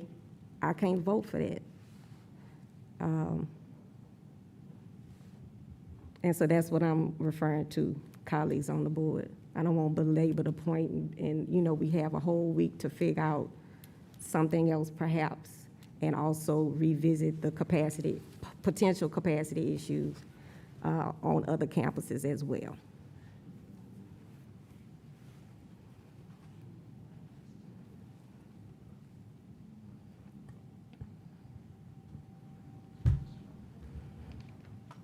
Okay, the substitute motion to bifurcate the item into two items. A, the approval of the memorandum of understanding, MOU, between East Orange Parish School System as lead agency and Micro Center pilot sites. And the second item would be the reapportionment of students as part of the Universal Pre-K plan.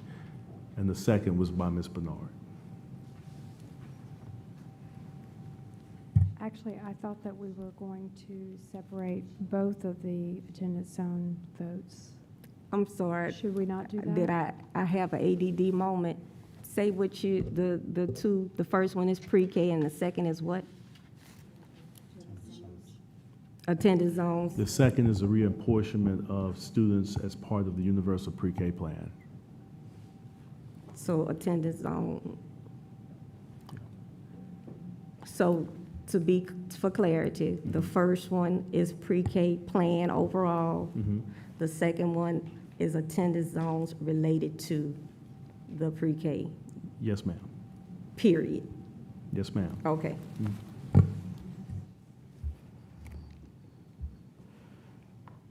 Okay, and so then when that's bifurcated like that as a procedural matter, then that means both of those already have a first and a second, We will correct? then, yeah, we'll then take a vote, and now that's a procedural question. I believe once bifurcation is voted on and is approved, you then have two items to vote on. The items are split into two for consideration. Okay, You would treat each one as a new item, okay, okay? And there would need to be a motion and a second on each one of the new items. okay, so there's still, we still need some clarity on the bifurcation. What I was understanding, but it doesn't sound like my colleague understands the same, we don't have the same understanding. Pre-K plan, regardless of attendance zone, pre-K plan is the first item. The second item is to revisit the attendance zone. So maybe I should clarify what I mean. Is to revisit the attendance zones, period, related to pre-K, regardless of Shenandoah, regardless of, that's why I'm not saying two separate school situations. Let me make a suggestion. Okay, All right? thank you. You have a motion to bifurcate the item into two items, okay? We keep it clean, first item would be the approval of the MOU. The second item would be the reapportionment of students, just as it is written in the original item. When the time comes for you to consider that second item, you can then do a substitute motion to amend it or do whatever you'd like to at that point. But I Okay. think we need to keep it clean, Okay, okay? okay. And so we need to vote on the bifurcation, but we need to take comment on the bifurcation. Yes, ma'am. Okay, so then Board Member Dyson. Oh, I'm sorry, I didn't realize you wanted to comment on the bifurcation. Okay, go ahead. Go ahead. I took it off.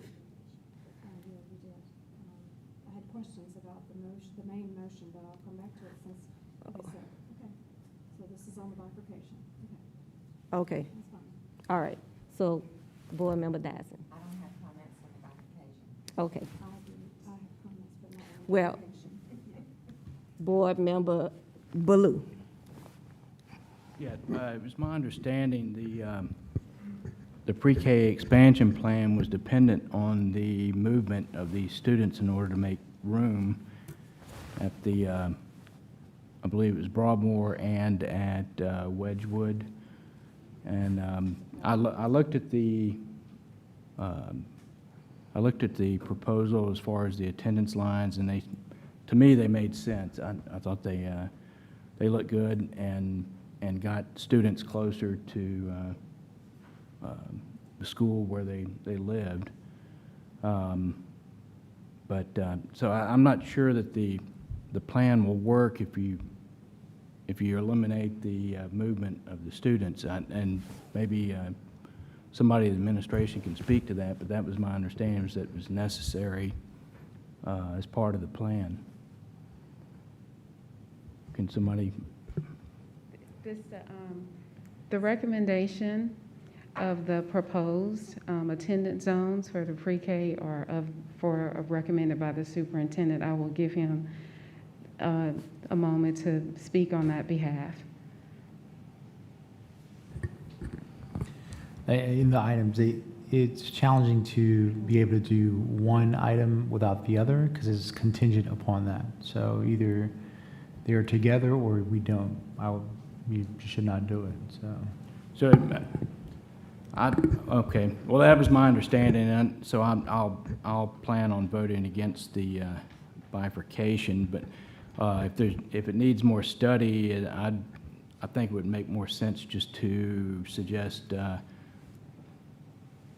advancing it to the regular board meeting without a recommendation if it needs more study, but it's not Okay. my substitute motion, so.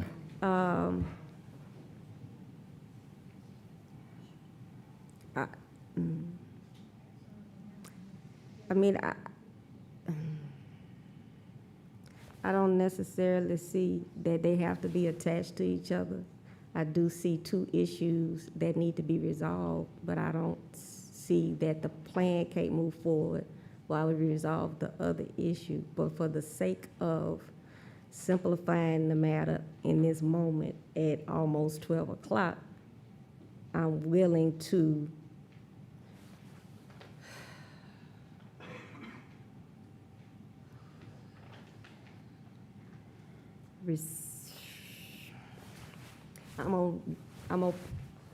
I'm gonna hold my bifurcation for the moment and let other board members comment and then see if I need to think through something else. Thank you, board member. Ware Jackson?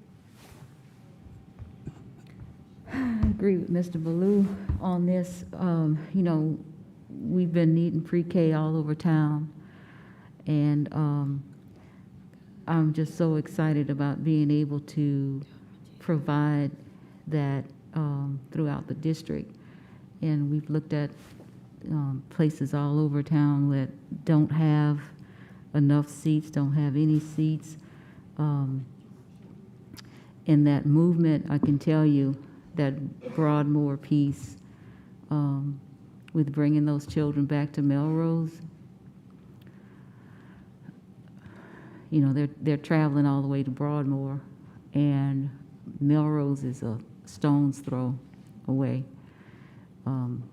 My only reserve in that is that we couldn't have all of those kids back to Melrose. There's not enough room for all of the children in Melrose East to go to Melrose Elementary School. But if the children that are in, because half of them, it's strange, half of those children are at LaSalle and half are at Melrose.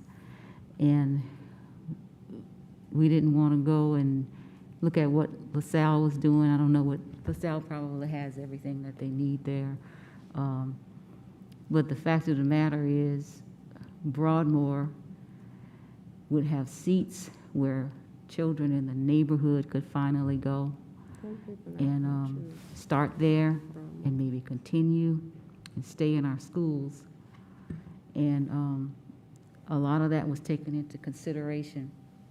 I can only speak for the territory that, you know, I looked at and worked together with Mr. Ballou on.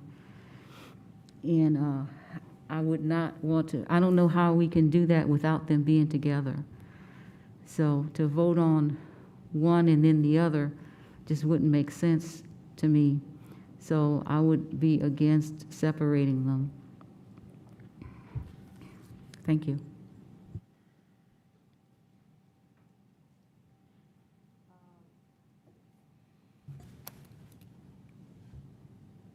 It's just blatantly not true that if we don't do the attendance zone stuff later, that this pre-K plan is gonna fall apart.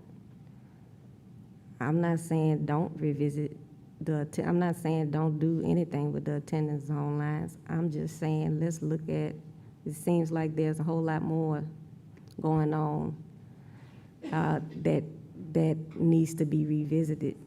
I understand it's being presented as if everything gonna fall apart if they are not tied together. But attendance zone line changes are a huge deal and a complicated animal. And when you say you're gonna move certain students out of an A school who helped prop up that A school and make it that A school and put them in a lower grade school. And I'm the main one to say that the accountability system that we have does not paint the proper picture, but it's what we got, okay?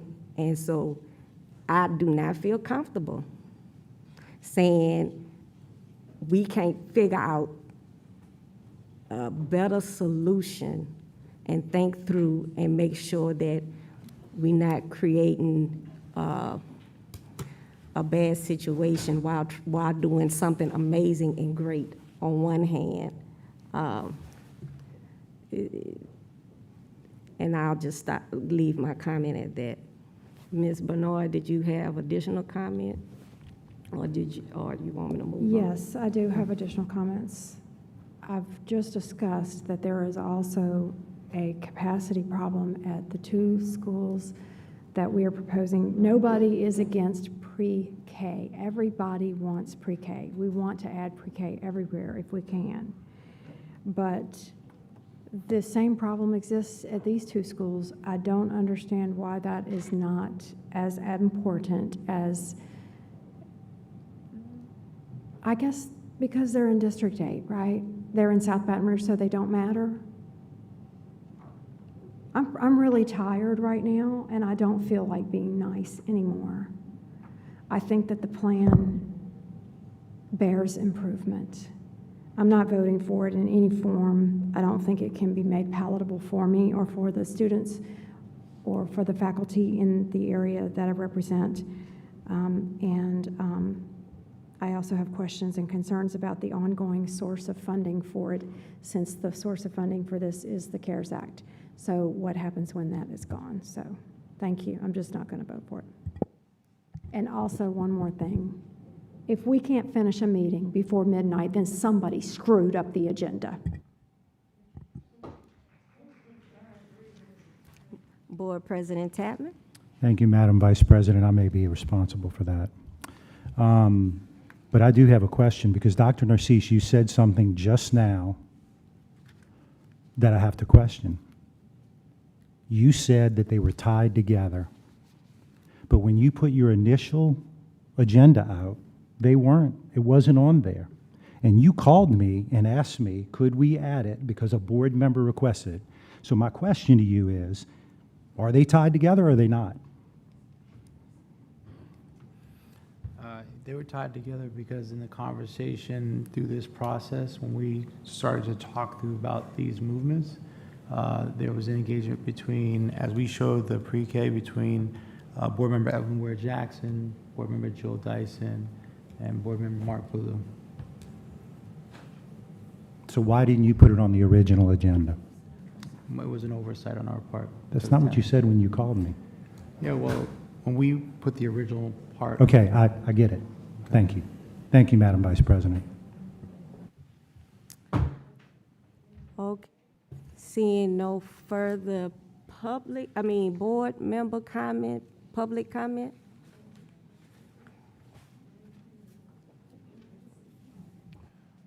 The motion to bifurcate is still on the table. Yes, motion to bifurcate is still on the table, and so the comment needs to be germane to bifurcation of, no, how do we handle public comment on it? Just on the bifurcation, correct? That's correct. So the public comment at this moment is just on whether or not to separate pre-K and the plan from an attendance zone change to accommodate the plan. That's it. If you want to say this is CARES Act money and what's going to happen 3 years from now, that's a whole nother, that's after this. For example. I wish that Mr. Howard were here because his table flipping analogy is incredibly germane at the moment. So, do you want the story now or do you want the story after you decide whether to bifurcate?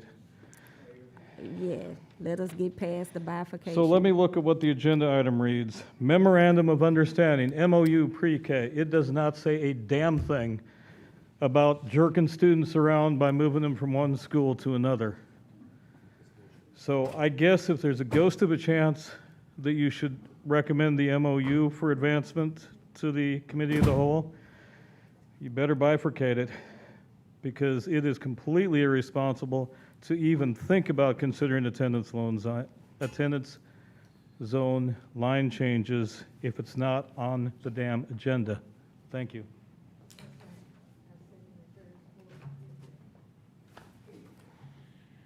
Members of the board, Board Member Ware-Jackson, I get what you're saying. I respect that. Children are right there. I don't think that that's the issue that Vice President Collins has. I'm wondering if there are demographics on the other children that are being moved out of other districts other than yours, Board Member Ware-Jackson. I would be very interested. Karanda, maybe you could do a public records request on those children, the demographics of the other children being moved out of those other districts. Can you do that for me, please? Thank you.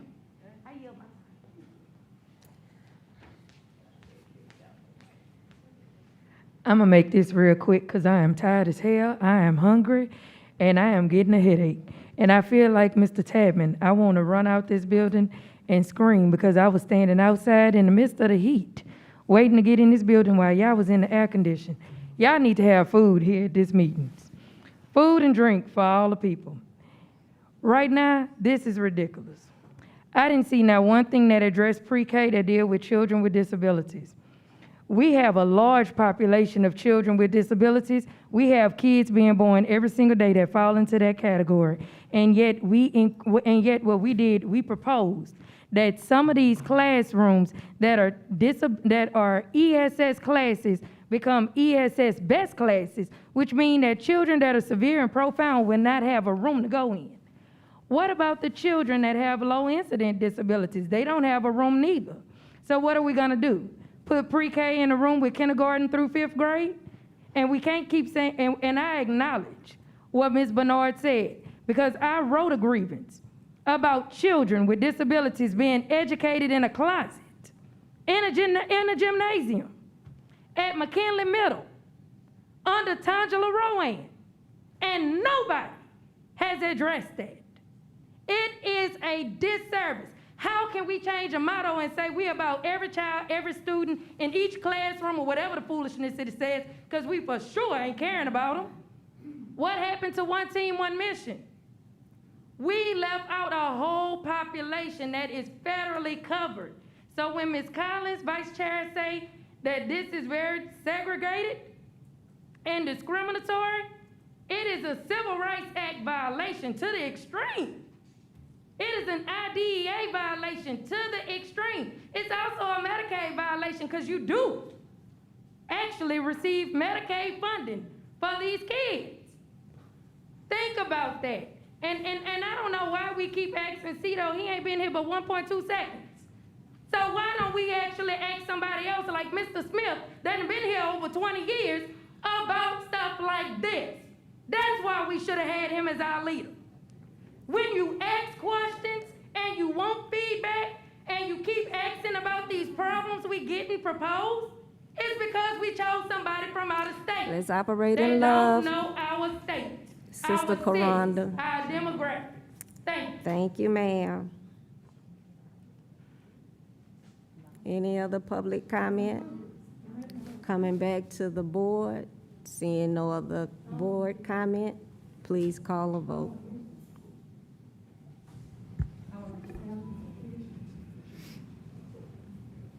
Please vote. For bifurcation. Bifurcation. Thank you.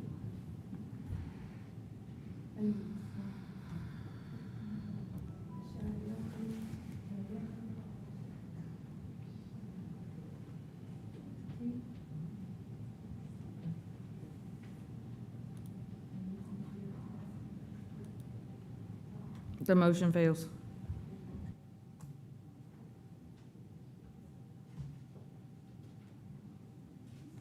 So we return to consideration of the original item. All right.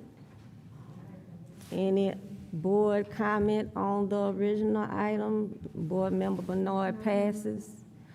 No other board comment, public comment on the original item of both the pre-K plan and the reapportionment of students.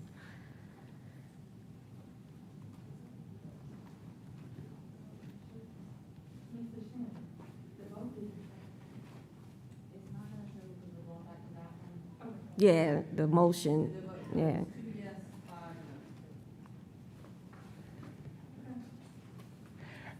Thank you. I promised a story which several of you have heard about 3 times, but I know Dr. Narcisse has never heard it. When my 31-year-old son was ready to go into kindergarten the next year, even though he lived north of LSU, he signed up for Wildwood Elementary's pre-K roundup because that's where we lived. He got a postcard in August. The pre-K roundup was in March. He got a postcard in August that said, "Your bus will be at so-and-so at a certain time to take you to University Terrace." Any bets whether he ever set foot in University Terrace? The polite answer is no. He stayed in the East Baton Rouge system for most of his career, and he and his siblings are proud graduates of McKinley High School. But every time you jerk around parents at the last minute and says, "Surprise, you're getting your jerked around from this school that you're expecting to go back to next year. You've already met the teachers," because we can't, as board members and administrators, get our collective act together. Let's shove you over to this other school building. And maybe or maybe not, we'll actually warn you ahead of time, or maybe you'll just show up and, "Oh, you're not on my roster." I mean, really? It's a $500 million a year operation and you can't get crap like this right? This had no business being considered on tonight's agenda. There are 16 items. Those of us in the public have to look at titles and expect that they mean what they say. There was nothing about messing around with attendance zones on this printed agenda. It's irresponsible, it's malfeasant. Stop doing it.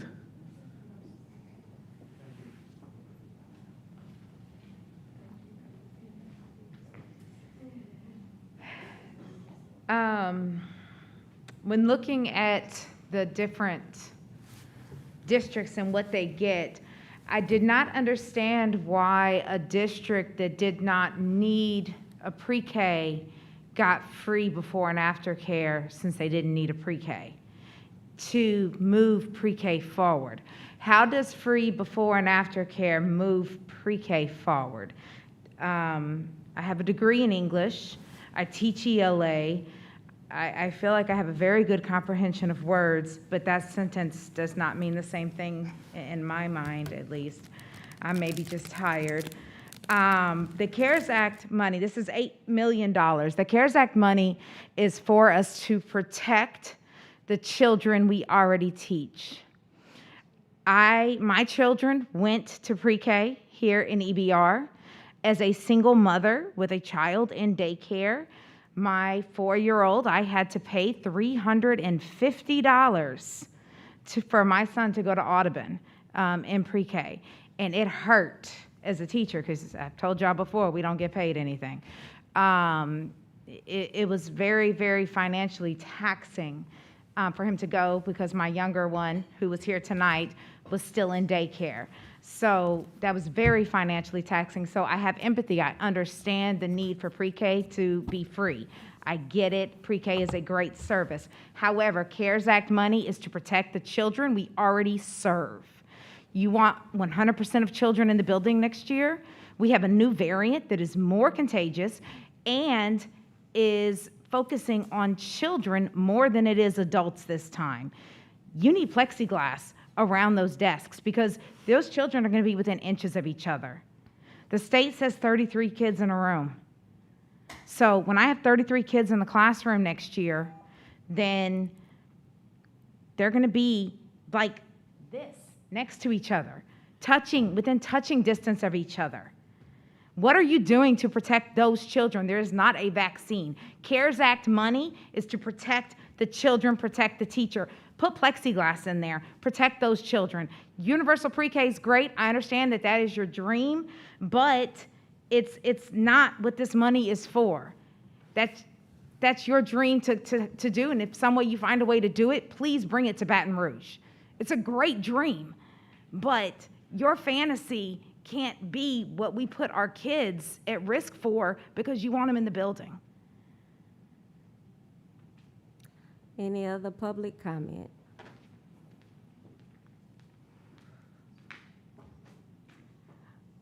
I'm gonna be very quick, hopefully. One, the attendance zone. It's a conflict of interest for certain individuals on this board to actually deal with anything dealing with that attendance zone. Y'all have been sued for it before. You can get sued for it again. Attorneys, please tune in and please start submitting those lawsuits. Number 2, pre-K. Pre-K kids, children with disabilities. Our children with disabilities, some of them cannot go into medical daycares.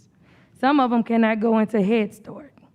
So when you propose that you want them to come into our school system, we actually need classrooms. I have on South Downs t-shirt, which is in Mr. Goday's district, because South Downs is one of the only, it is the only pre-K and kindergarten school in EBR school system that is 100% children with disabilities. 100% children with disabilities. How the hell you go tell me that we go create more pre-K classes and you didn't think about children with disabilities? That's where you get the most money from. Come on, people, wake up. Because I know we had to have that light bulb on when we put that on the agenda. Number 3, it is atrocious and it is ridiculous for us to actually never, ever think and never bring people to the table that really and truly know this district, that really truly know this system, that really truly know what in the world they are talking about. We keep proposing stuff. We keep robbing Peter to pay Paul. Now we ain't robbing Peter to pay Paul. We robbing Peter to pay Paul, to pay Michael, to pay Sam. The plan can't go through because we will not have the money for it the following year. Please tell me how we try to make insane decisions, be sane. I need a straitjacket after this. And I might need some lithium too and some electric shock therapy because ain't none of this made sense. This item shouldn't have never came to the table. And for the record, Cito, I don't dislike you, but I definitely can't say you keep flip-flopping on them words. Everything you say, it changes back up. And I understand Mr. Tapman and Mr. Bernard and them frustration. Hell, Mr. Howard ain't even show up. He probably had a feeling this was gonna happen. I wouldn't have wanted to show up. My child is asleep. But we don't have a lot of things for our children with disabilities. And I'm sick and tired of saying it over and over again. Thank you, Ms. Cobb. Thank you. I just want to reiterate, I prefer not to vote against pre-K, even though I agree once you put an $8 million recurring expense with one-time money on the books, and it's pre-K and it's little babies, and no one is going to want to say, we don't have this money anymore, so we got to close pre-K. Nobody is going to say that, so that means we are automatically adding an $8 million deficit to the next budget after the CARES Act. I'm trying to look past all that, which I shouldn't. I must just make sure people understand why I'm not voting for pre-K. It's not that I have a problem with pre-K. It's that I have a problem with voting for attendance zone changes that have come up in years past that have not been implemented because the concern was that it was discriminatory against children of color. The approach taken targets children of color, and I cannot support that. Not that I do not agree that we need to do pre-K3 expansion. I agree with that, and that's all. I just want to make sure it's clear that I'm not voting against pre-K itself. Thank you. And Board Member Gode, go ahead. Extremely quick. I just wanted to make sure that teachers and others here, you know, we always say follow the science. Plexiglass has been proven to be one of the worst things that you can do in the classroom to prevent, in all the science work that has been done, that is the worst thing you can do. The best thing you can do is have good ventilation, and plexiglass only serves to stop the ventilation between the kids. So plexiglass is in no way, it's actually detrimental to the safety of the children. So I just want everyone to understand that, and that has been scientifically proven, and I can give you references for that, but that is not the case. And secondly, Ms. Collins, I have to admit I'm a little bit disappointed for you to sit here and make allegations of racial discrimination with no data to back it up. Could you please give us the data to back that up? I have the data. May I Okay. see it, please? Because if you're going to make an allegation like that and ask us to vote, I'd like to see the data. Okay, I will have the superintendent do the job I asked him to do initially. He did not give me the demographic data, but I know it. It's children of color because we haven't, this ain't the Ma'am, first you're time we giving me had an this assi- my- it's conversation my- on I'm this. the- This I is am not, on the today floor. is not the first time that the data has Madam been presented. President, So have the I don't floor. have it. Madam Vice You asked President, me a I have the question. floor. I'm answering your And question. you're not answering, the question was no, you don't have the data. You have a feeling. No, it's And not a feeling. you have This a same feeling. Give me situation data. has Thank come you. up. Okay, superintendent, please provide him with the data that have been discussed in previous years already, which is why I know which is why I know. I wouldn't do that. I said from the onset, I didn't want to belabor a discrimination conversation. I'm trying not to have this be heated. I said that from the beginning. That's why I say, please just let's bifurcate it.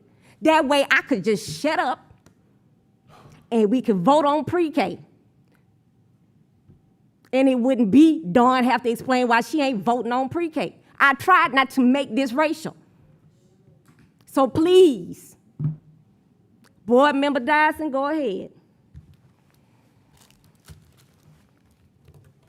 Thank you.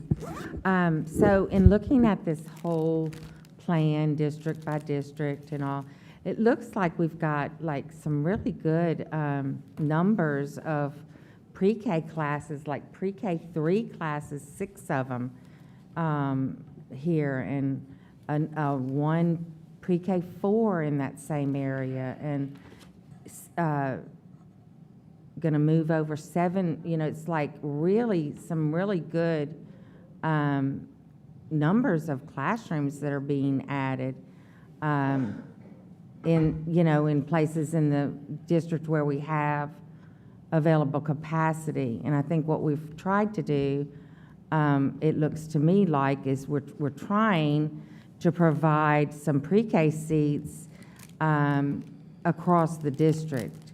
So, but you could start adding up the different ones, and it certainly doesn't look in any way discriminatory to me, because we've got big centers going to be providing wonderful opportunities for a lot of children. So I support this. Thank you, Board Member Dyson,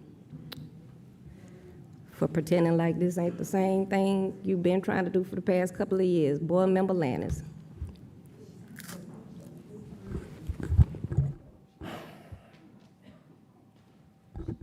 For the sake of tonight,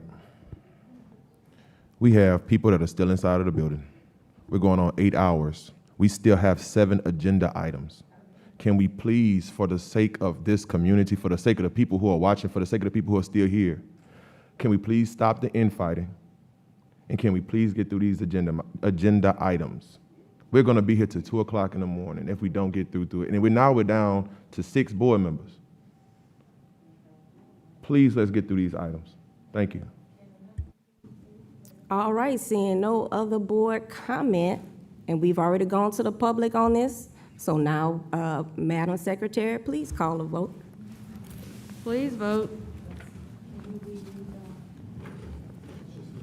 It's the original motion. Consideration of a request for the approval of the memorandum of understanding between EBR, East Baton Rouge Parish School System, lead agency, and micro center pilot sites, and reapportionment of students as part of the universal pre-K plan.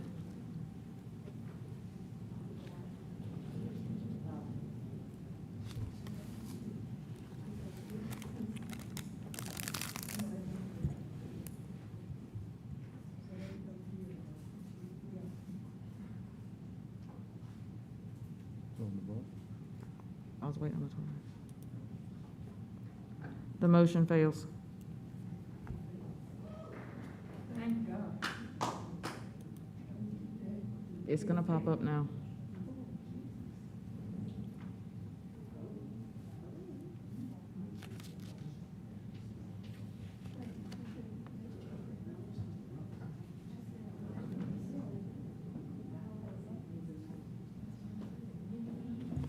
Moving on to item 9, naming of new school at University Terrace site. Consideration of the proposed recommendations for the naming of the new school to be located at the University Terrace site. Can I get a motion? Board Member Ware Jackson. Can I get a second? Naming of a new school at University Terrace site. Do we need to hear the recommendations and whatnot? I'm sorry. Yeah, I agree with that. Yeah, thank you, I'm sorry. So the district followed the naming of facilities policy for a new school. The committee, which included representatives from the community in which the school is located, students, employees of the school system, and a member of the school board appointed by the school board president. A public forum and school naming committee was held on March 25th, 2021. The school naming committee selected and submitted 3 names for the superintendent's review and consideration: McKinley Elementary, Northgate Elementary, South Baton Rouge Academy. The submitted names were placed on the CAL agenda for the board's consideration. I'm recommending that the name be McKinley Elementary as the new name. Madam Vice President. I'm sorry, repeat that for my ADD man. I'm recommending that McKinley Elementary as the new name. Thank you. Ware Jackson, you wanna, you do wanna move that motion for McKinley Elementary? And second by Board Member Gode. I'm sorry, Ms. Collins, who? For McKinley Elementary. Who made the motion? That is Ware Jackson and then Gode.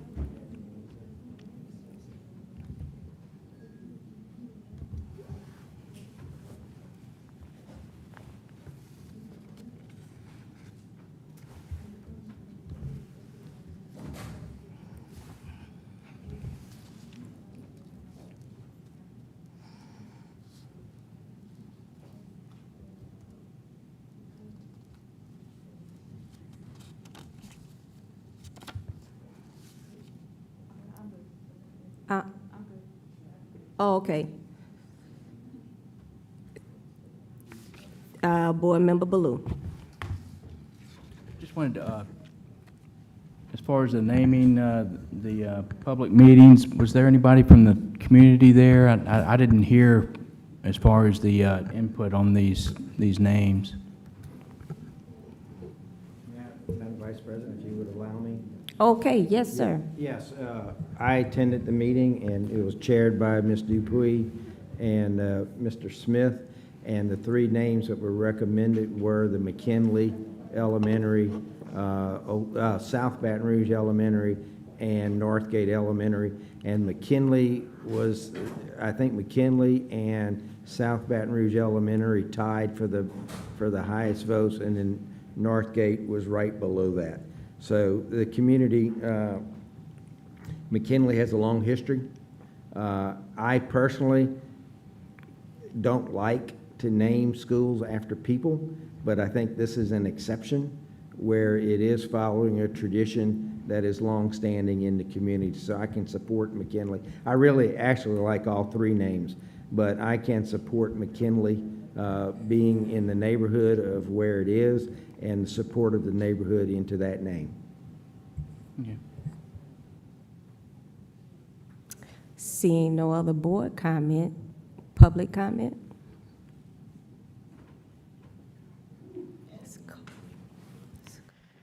Hi, good evening again. I commiserate with everybody in the room for the time that we have been here, y'all. Before I speak particularly on this item, I do want to say that it's bad when trash isn't seen but smells, but it's worse when trash is seen and smelled. And I just think that there's some things that really need to be kind of handled and dealt with among the board so that moments like what we've seen just kind of don't always have to happen like that. But I'll move on. I'm in support of McKinley Elementary School. Let me qualify myself in that by saying I pastor in this community. I grew up, left, returned to this community currently. And I think, one, we would not want to have any confusion with South Baton Rouge Charter, which is in Gardere. So South Baton Rouge Academy doesn't seem any appealing to us. And then Northgate Elementary School really is almost a slap in the face. And I just give some context about that because so much of our Old South Baton Rouge community is already being siphoned off in other areas. And so what used to be Old South Baton Rouge that went all the way up to the north gate of LSU, part of that has been taken away to be considered the Northgate Merchants District. And so if you don't understand the context of that, you don't understand the history, and you don't understand connection with the community, and you wouldn't really understand why Northgate Elementary is offensive to those that have really lived in the community and are fighting now to make sure that a community between LSU and downtown is not forgotten and completely overlooked. And so I think that it would be appropriate, if these are the names that have been levied, that we do follow the recommendation. I hope you all would vote unanimously for that, that we would name this school McKinley Elementary. And then I hope that we'll be able to then work at some point, since y'all talked about redrawing some district lines, to make sure that McKinley Elementary, McKinley Middle, and McKinley High are all in the same district again. I think that would be appropriate and fair. But that's all I'm going to say. I hope you all have a good night. I've got geometry students waiting for me in the morning at 7:30.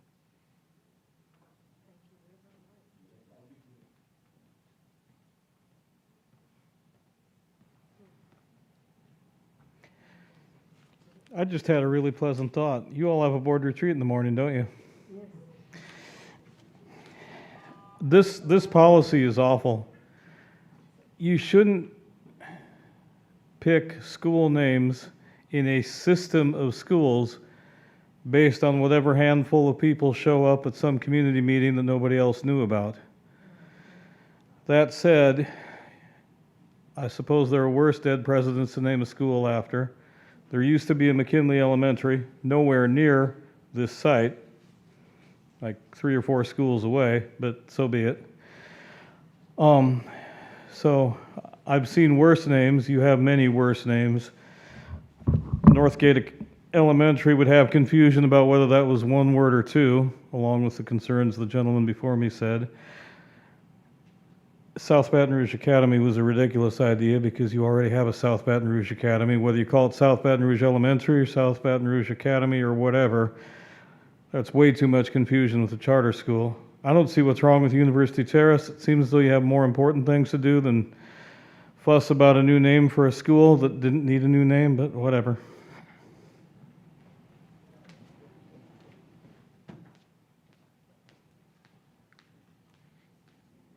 Thank you for resetting my time. Thank you, Dr. Finney and Reverend Wright. I concur with the 2 gentlemen before me.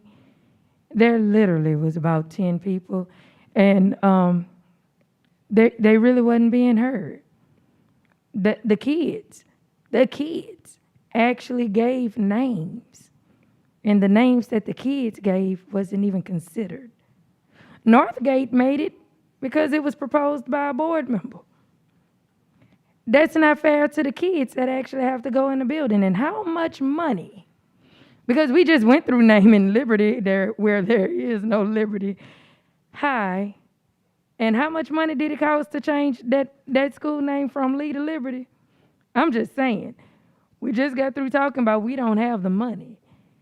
I like the idea of leaving the school name as University Terrace. Or if we're going to, because that's cost efficient. I'm still remembering we have to pay $1,300 to every staff member, and we still don't know where that money gonna come from. So I know we for sure don't know where the money gonna come from to rename a school. If we can, and it's economically feasible, let's leave it as University Terrace. If it's economically feasible, then let us let the children that actually have to go into that building choose the name. Because it's not fair for any of us to do that. Because like I said before, Liberty High has no liberty. We could have left that school name as Lee and just put Spike in front of it, or put Daniels at the end of it, or put Bruce in front of Lee. Hell, we could have did all of them and added Harper, and it just would have been all of Lee's High.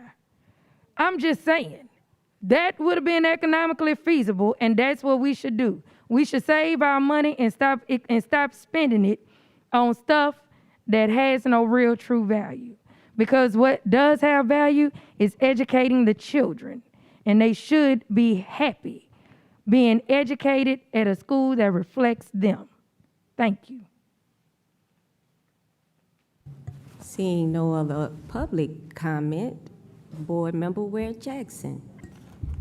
Thank you, Madam Vice President.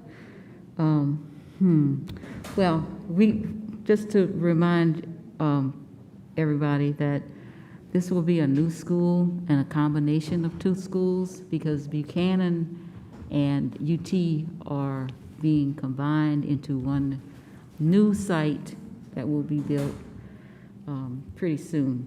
And the school faces the territory that the McKinley neighborhood and all of the McKinley alumni basically live in. And so I think it's right that it would be named McKinley, and I'm very proud that it would be named McKinley Elementary. I attended the meeting. I saw the names that came from the kids, and I think if you saw some of them, you'd probably kind of grin and laugh, because remember, they are elementary school children. So, but we did have a lot of names to choose from. And after speaking with people in the audience and listening, I'm pretty convinced that McKinley was the preferred name. So I'm happy that we're moving forward with that. So I thank you very much, and I'm sure the McKinley territory, the Panther Proud people, will be very, very proud to have a McKinley Elementary. Thank you, and I will forego my thing, because where Jackson said, to clarity, this is to combine in the two schools, and so Buchanan won't feel like UT suck them up and vice versa. That's the whole reason a whole new name is. And so, seeing no other board comment,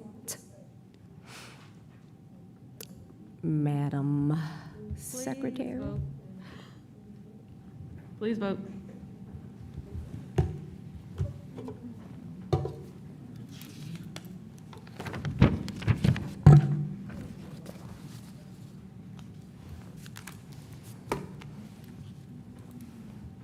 Motion carries.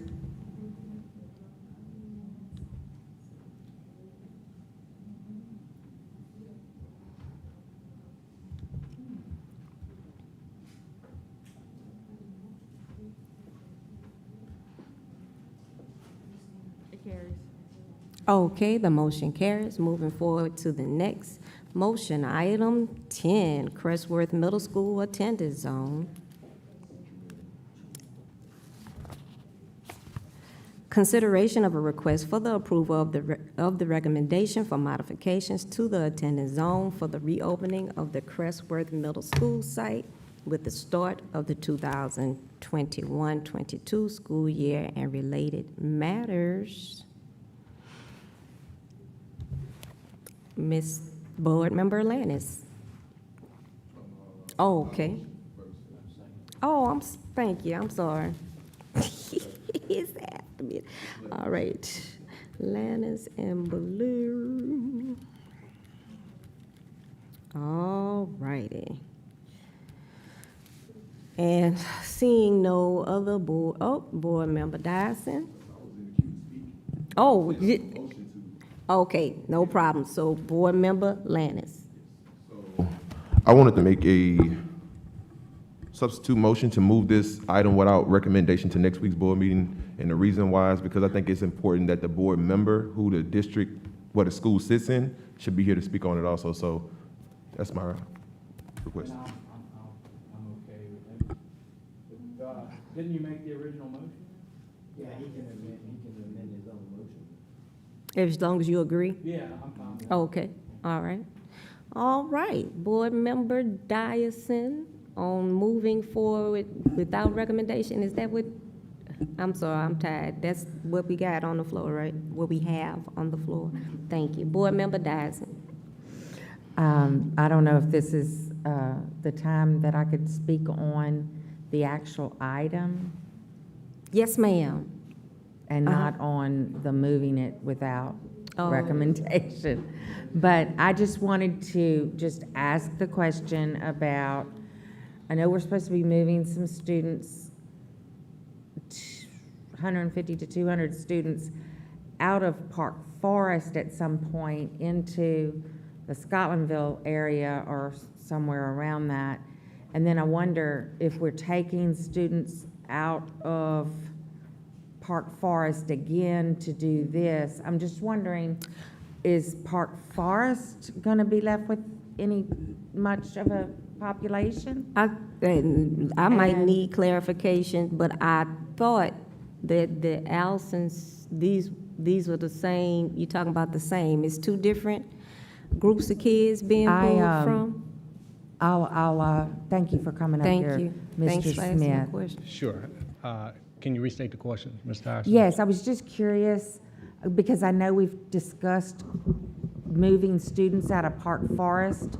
At what point we determine where we're gonna move them, anywhere around the Scotlandville area, and I understood that was about 150 to 200? maybe? 200, about 200 students who 200 live- students. who live And then in- I wondered if we're taking students again out of Park Forest Middle and gonna dedicate them over to Crestworth, then how many are we leaving in Park Forest?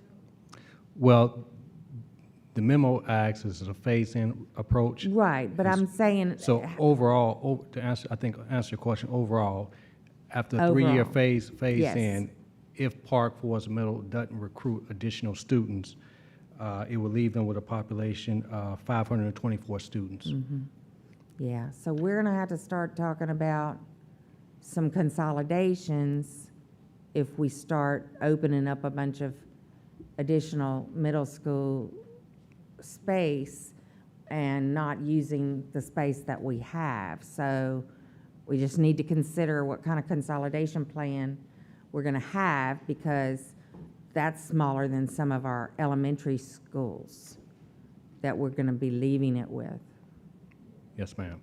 And just to speak to this item, which my name is up under it, this is to take, the consideration staff is asking for, to take the Crestworth Middle School 6 to 8 and align it with the Scotlandville High School attendance zone. And so those students will be direct feeders from Crestworth K-8 to Scotlandville High School, because what's happening right now, those students who live in the Scotlandville area, when they leave Progress, Crestworth, and Ryan Elementary, for middle school, they go to Park Forest, and then come back Okay. to Scotlandville So High you're School. saying this is our answer to the middle school, Yes. traditional middle school capacity For the Scotlandville. for the Scotlandville Yes, ma'am. area? Yes, ma'am. Oh, then I'm wholeheartedly for it. Thank you Yes. so much. Yes, ma'am. I appreciate that clarity. Yes, ma'am, thank you. Seeing no other board comment or question. Public comment.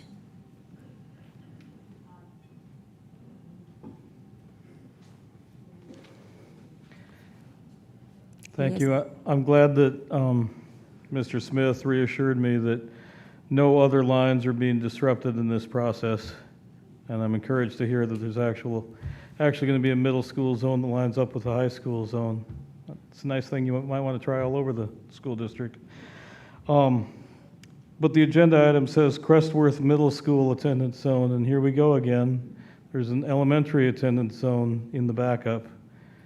It would be really nice if agenda item titles match the material that's going to be discussed. Thank you.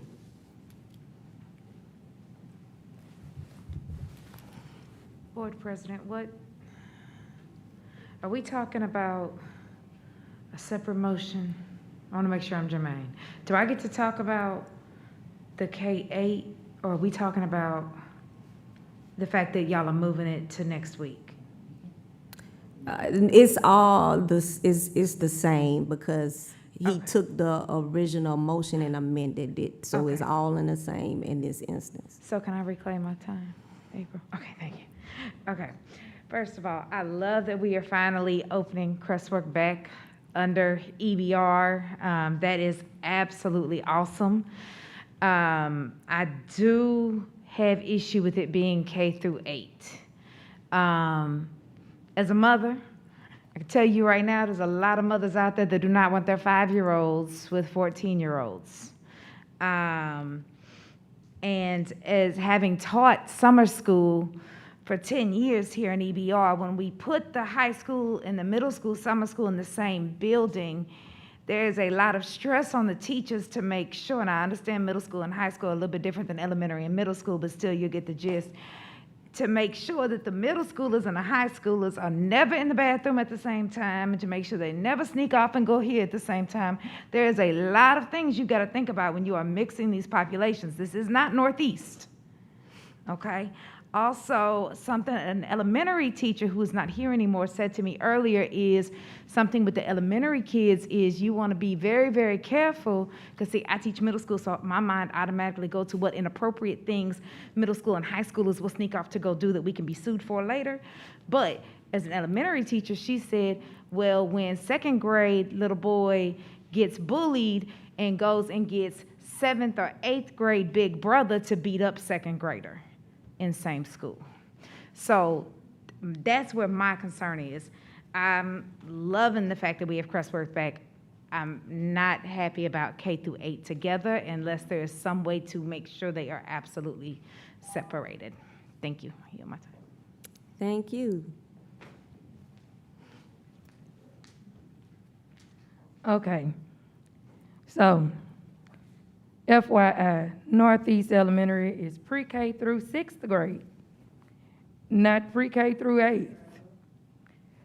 And this school, Crestworth Elementary, actually have a large population of children with disabilities. I can speak about children that are nonverbal with disabilities on how if they are inappropriately touched or abused by someone that's much older, how is that gonna look? Because that is what we're putting them in a position to have happen. I spoke at Bessie for Crestworth Middle to come back to EBR, and I'm glad I did it. But I spoke on it because I wanted it to come back and be a traditional middle school, 6th through 8th grade only. I did not want it to be pre-K through 8. I stated before that I appreciated when Ms. Dyson took the time out and made the recommendation about having that school be a traditional middle school to directly feed Scotlandville Magnet High that has 5 programs. I think Mr. Smith was being very generous when he said that a lot of those children go to Park Forest Middle, because a lot of those children also go to Northeast Elementary and Northeast High. For 6th grade at Northeast Elementary, for 7th and 8th grade at Northeast High. Because the children with disabilities have only 2 options to go to if they are in that area. And that is Park Forest Middle and Northeast Elementary and Northeast High. Because remember, Northeast Elementary is pre-K through 6, Northeast High is 7th through 12th. So when we think about these things, we need to actually look at the demographics of the population that we serve, and we need to actually take that breakdown and actually really and truly consider it. As a parent of a child with disabilities that is nonverbal, I would never ever on God's green earth in heaven or hell send my child over there if it was pre-K through 8th grade. In fact, I would have y'all with a lawsuit before you could walk out this building, because you are putting him in harm's way. And that is exactly what you're going to do with those children. I want you to think about those children as if they're at Woodlawn, or if they're at Liberty, or if they're at one of the other schools that you favor. But for sure, make sure that we don't need to push it forward to the board meeting without making sure that it remained what we approved at that board meeting. And that was for it to be a traditional Thank you, middle Ms. school. Corley. Thank you.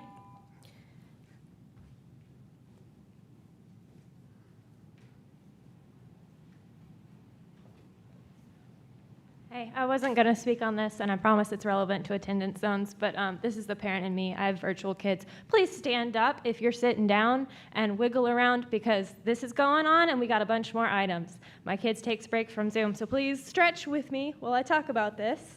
Can we please, and I get that we should defer this, all right? And I am going to stretch this whole time, even though I've been dancing in the other room. I'm sorry.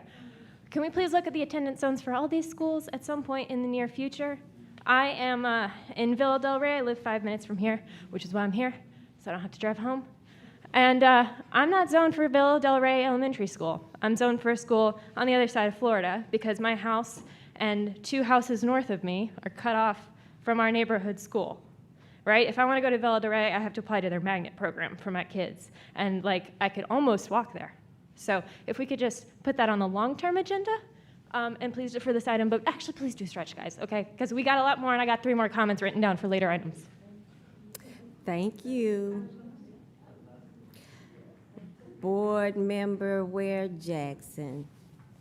Look, We back to I'm the just board. happy. I'm just happy that people in the avenues, my family, will be able to go to a neighborhood school again. Unfortunately, we've been waiting so long for attendance line changes. They probably too big to go to that school now. But I'm happy anyway for the other one. So thank you very much. I'll be glad when it comes up next week.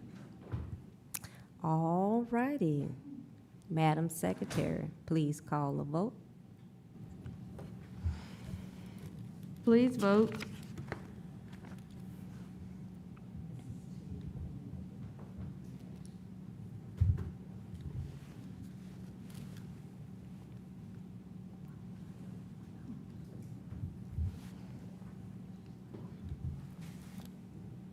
Motion carries. All righty. Moving forward with item 11, consolidate and move school sites. Consideration of a request for the approval of the following. Consolidate Brookstown Middle School and Capital Middle School students at the Capital Middle School site for the 2021 through 22 school year, and move EBR readiness to the Brookstown Middle site for the 2021 through 22 school year. Can I get a motion, please? Board Member Lannis and Board Member Gode. And Board Member Lannis has the floor. Yes, so I'll be real quick. I just wanted to get some quick oversight on this particular item. And Mr. Smith, you can speak to it too, or Mr. Nikes, both of you can speak towards it. But this was a particular move that was established when the motion was made to move EBR readiness to the Old Glenos Middle School campus. However, that campus was not in any condition, shape, or form to move any students, more specifically our most vulnerable students there. So it was said that we would name a site at a different date. So now that's the item we're taking up right now, just so everybody knows and have clarity on that. Thank you.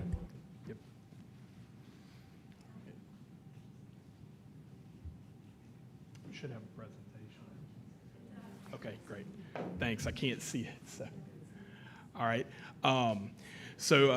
Well, greetings, Vice President Collins, members of the board, and Dr. Narcisse.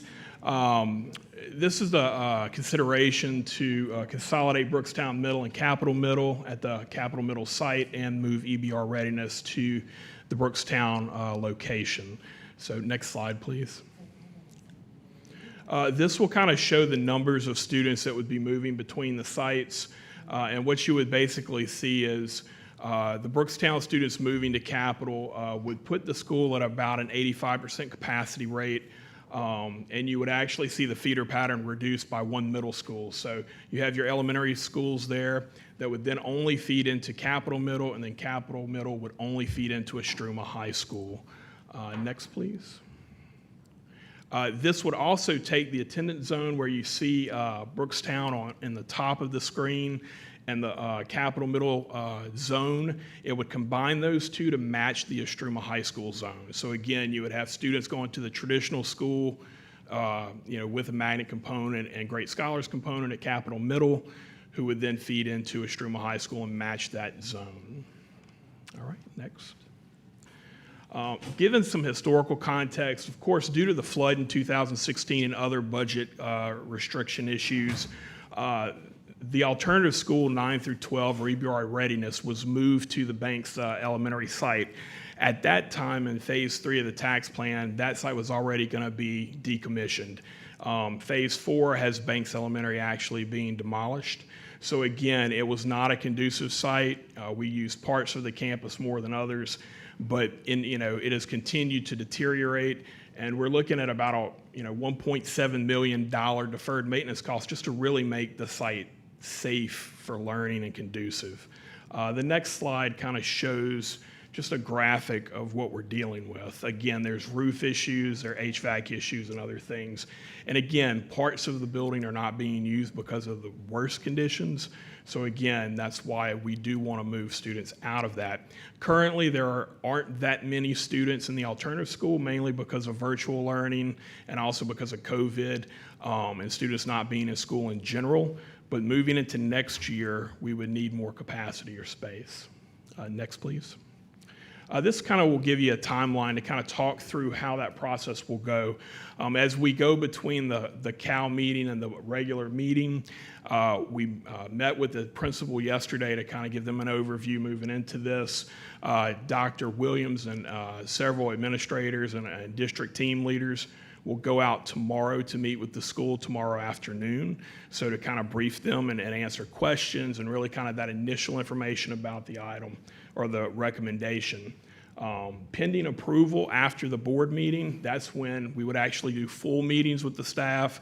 HR will answer all questions. They'll be, explain how the staffing process and how staff will be, some will move and follow the students, of course, to Capital, and some may be reassigned, but that'll all be done in detail. We also will talk through the MIT process, or the move-in team process, and that's a very organized and systematic way to make sure teachers are provided with all the things that they're going to need to pack and move a school. That would take place for not only Brookstown, the team moving out to Capital, but also the EBR readiness team moving into Brookstown.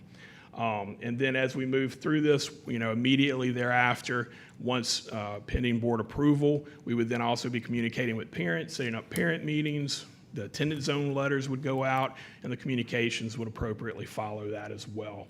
And then, of course, transportation will begin their transitioning of the zones to make sure that's ready for the summer as well.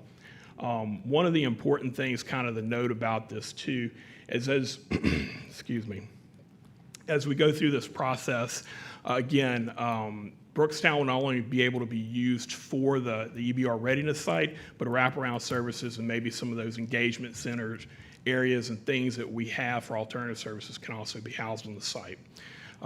So again, answer any questions from here, and thank you. I need clarity. Thank you, Mr. Neekins. Yes, ma'am, thank you. Around the teacher will teachers from Brookstown be able to still voluntarily transfer? I know for the rest of the district, and I apologize if I zoned out if you mentioned this already, just say, Ms. Collins, I already said that. But for the rest of the usual annual voluntary transfer period, that deadline has passed. Will these teachers be able to, will they specifically get an extension to voluntarily transfer? And, what would be the deadline for them if so? Yes, ma'am. So what we generally do when we have these types of consolidations, we automatically move the staff with the students.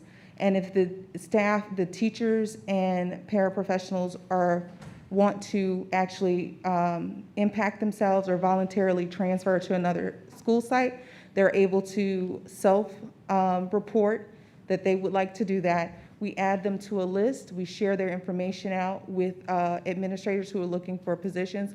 We also offer them opportunities to meet with us in human resources to talk about their interests in different areas and different types of subject areas and what schools and vacancies that are available at schools, and we help them make those introductions to the other school campuses. So we do facilitate that option for those employees.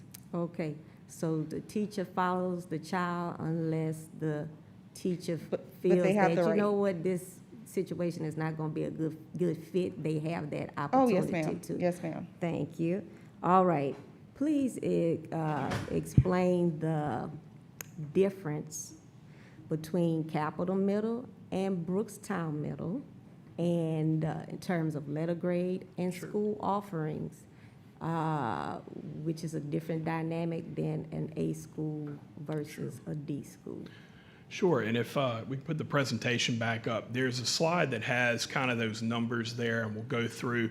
Both schools currently do have an F rating. However, they've had progress growth as well, so that we've seen progress at both schools. One of the things that you'll see, Brookstown, of course, is well known for kind of incubating the aquaponics program. So there'll be considerations on how we want to manage that or might move to another school within the zone. At Capital Middle is actually a really rich school as far as programming. They have magnet programming based on digital arts and animation and marketing. They also have great scholar programs. And they're in a really, nice facility. So, it's an advantage when you scale up and you have a building capacity that's closer to where it should be full. You can offer more opportunities. You can have more electives, things like that. Okay, thank you. Yes, ma'am. And Ms. Dyson, board member Dyson. So we're moving students, getting input from teachers and Sure. and all. And it's not quite as neat as it was just explained in that if you've got fourth graders and they're moving over here and there's room in those fourth grade classes, you might not need the exact, hopefully, we're gonna do some to where you put small schools and you put them together and you have an economy of scale, because some of those rooms weren't full. They didn't have their state, they weren't up to the state max in their classrooms, pupil-teacher ratios. Sure, yes, in And both so schools. now we right. have the opportunity, that's in both schools. And so now we have the opportunity to get them closer to using their capacity and their pupil-teacher ratio more in line with some of our other schools in the district. Right, So and not both every schools, teacher might not have, you may not have the same number of positions as the two individually have. Right. And you don't have two librarians, you don't have two guidance counselors, you don't have two secretaries, and you don't have two clerks. You don't have two principals. Right. And so I just want to make sure everyone knows that, that all sounded really nice, but you're changing, you're moving students, and it does affect our staffing. Yes, and it is, they're both 6th through 8th grade configurations, so they match with that. But you're Exactly. correct, there are positions that aren't duplicate. But Ms. Right. Donaldson, this has happened before, and she can talk you Sure. through how that looks. Right.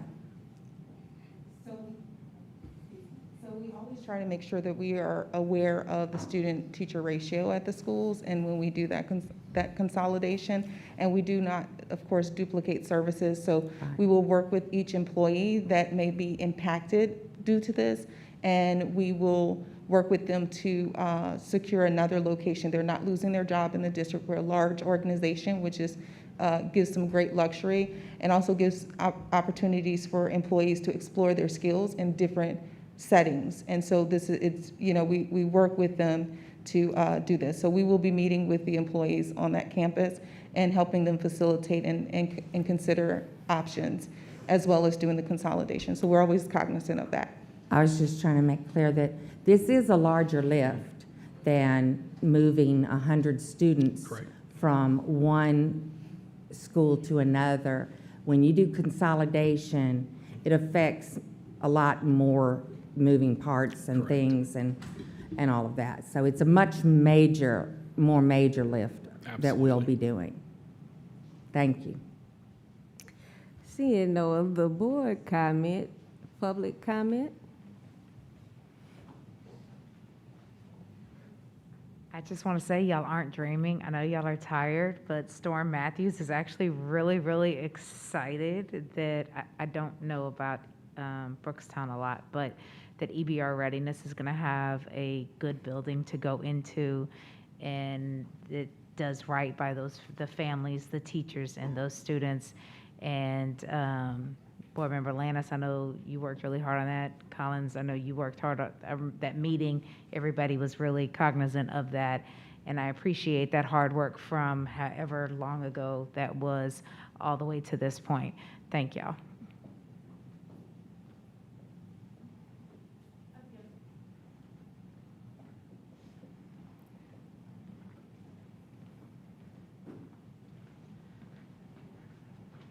So we've established that Banks Elementary site on 72nd is a dump.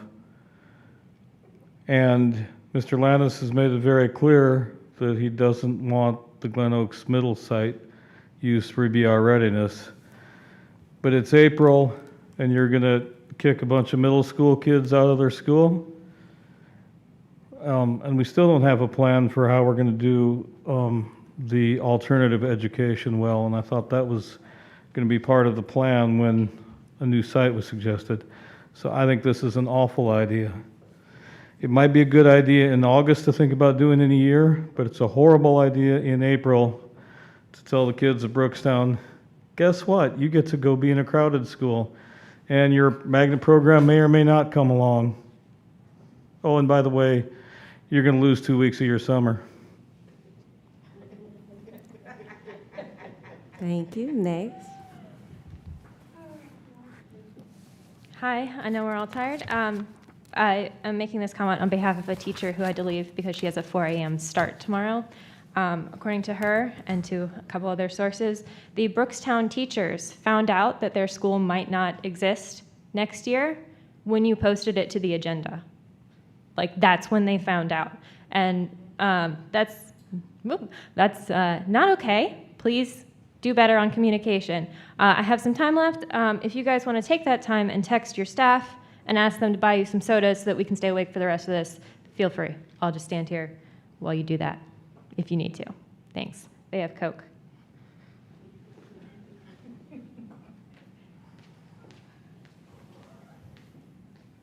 Come on, let's get excited. The light's cutting off. There might be a sign from God that y'all need to do better with these agendas.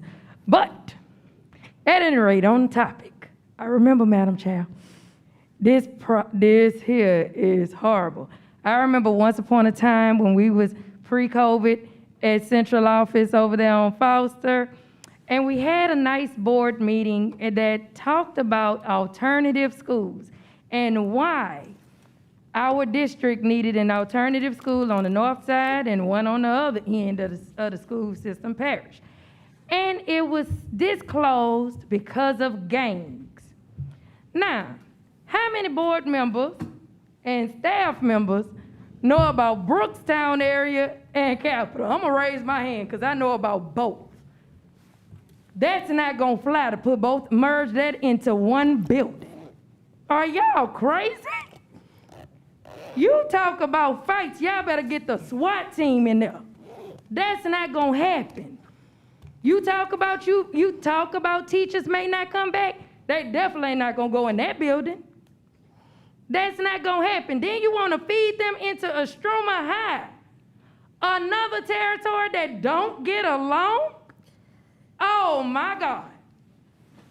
Who had the conversation with Chief Murphy Powell and Sid Gotro? That was you. Did he tell you that that's not gonna work? Did you discuss that with him? Did you discuss that with these parents that gotta send their kids in there? Talk about mama, grandma, and everybody else in their family that's gonna be in there fighting? Mr. Landis, you know, you went to Glen Oaks. Glen Oaks and Capitol would have never been in the same building. Ms. Ware, you got on McKinley's mask. McKinley and Capitol wouldn't have ever been merged in the same building.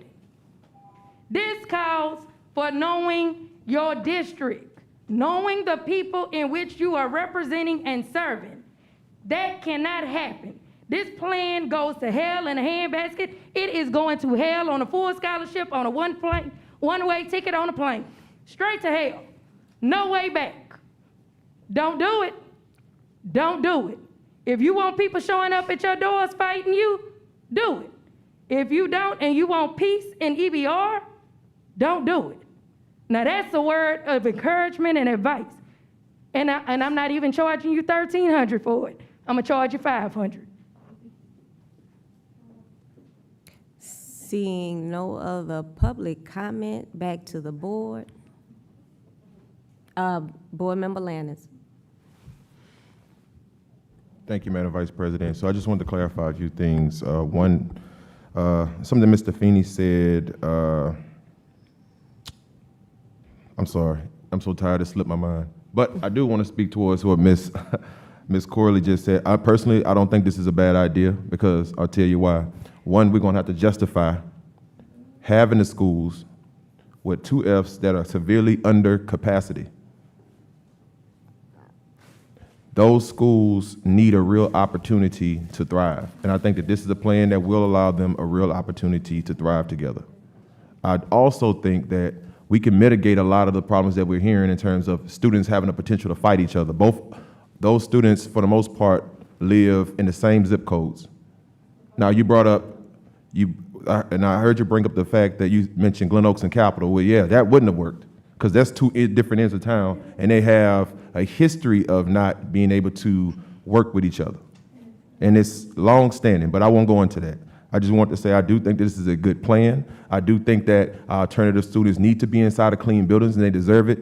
And I'll take it a step further.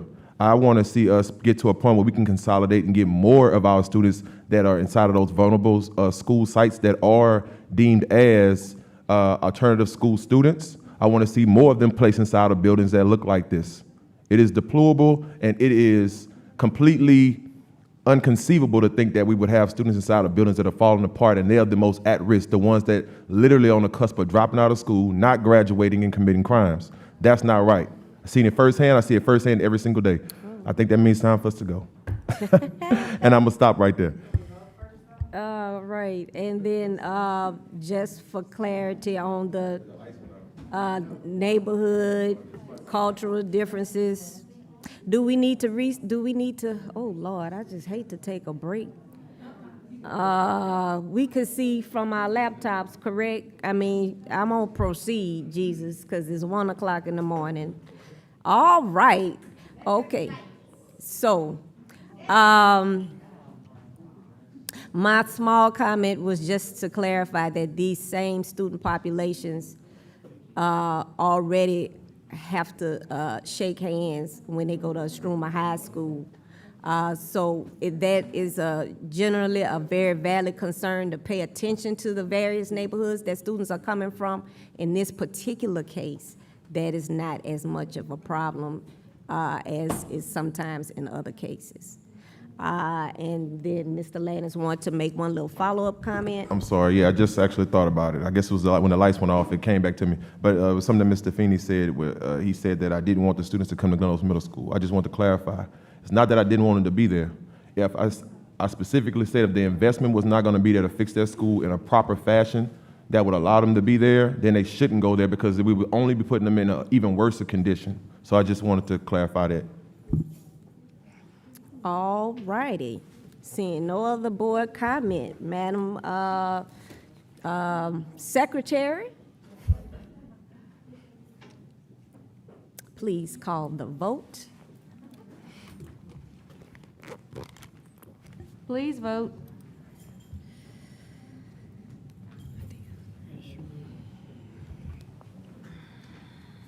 And while we waiting on that, I do beg the superintendent that as we move forward with very sensitive issues like school closing, you know, the communication for those teachers can be more timely out of respect for the big change that's being proposed. Thank you. The motion carries.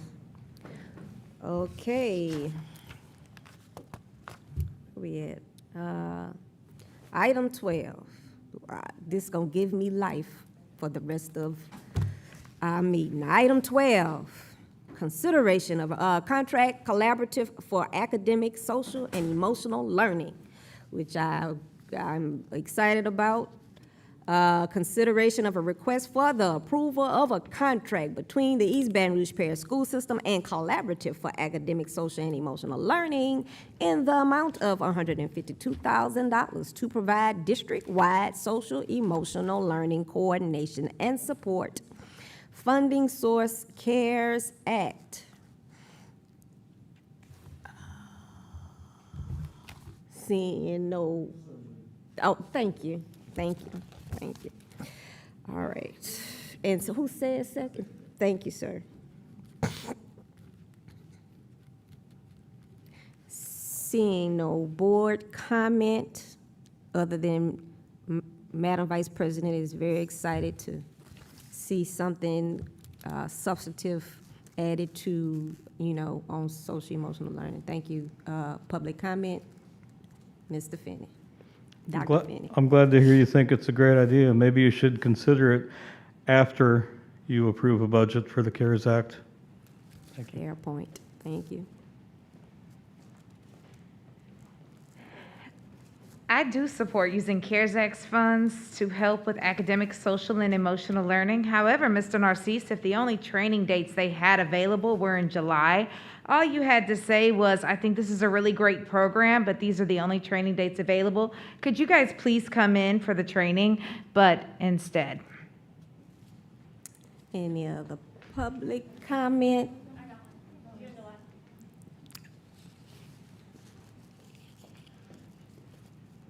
I support having social emotional learning in the classroom. I want us to make sure that we actually have some accountability on this. The last time we tried to do social emotional learning, it was a month and a half. It was an administrator that I assume has always worked at my school, but I've never met her before.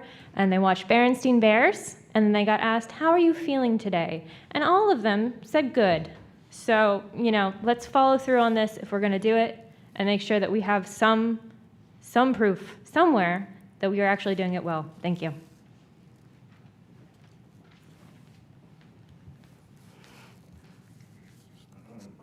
I like Berenstain Bears, but I'm hoping that y'all don't do Inside Out, because if so, then I must be the little one that was angry. I really love social emotional learning, but the price tag, $152,000 from CARES Act, for social emotional learning, considering the times that we in right now, that is really cheap, which means we're really not going to spend that much time on social emotional learning. CARES Act legally covers that. So I am actually happy that we actually picked something that CARES Act money legally covers, but we are not spending that much time on social emotional learning. So for $152,000, how much social emotional learning will the staff actually get? Probably 45 minutes to an hour and a half at that price tag. I think that you can do better. So I'm going to say that I would strongly recommend and encourage that the board actually do a friendly amendment and say that y'all would like for Cito Narcisse and his cabinet to find some real, true social, emotional learning that will be extremely beneficial to the staff. That's not going to be a ha-ha moment. Thank you. Seeing no other public comment, I didn't want to ask for a presentation because it's 1 o'clock in the morning. But to respond to you very quickly, Castle is a very strong program. It's district-wide in Austin and several other big districts. It's not just a ha-ha. If we would have had time for a presentation, you would see it is a very creditable program, and the way that it's funded and structured allows it to be offered at a cheap price, well, at a reasonable price. Board Member Lannis. Thank you, Madam Vice President. I just wanted to concur with what you just said. I've actually attended the Castle conferences before, and it is straight to the point, very detailed, and they work with several different districts, and it is actually a proven program. So I just wanted to amen that. All right.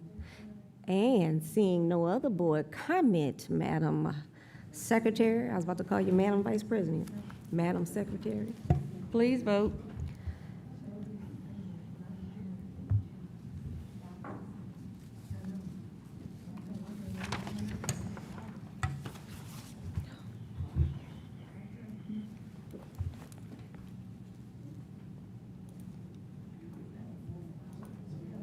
The motion carries. Moving forward to item 15, job positions and descriptions. Can I get a motion? You gotta read them. Oh, I'm sorry, hold up. Let me read the whole thing. Consideration of a request for the approval of the following job positions and descriptions: Deputy Chief of Policy, Director of Equity and Diversity, and Chief of Literacy. And now can I get a motion? Gode and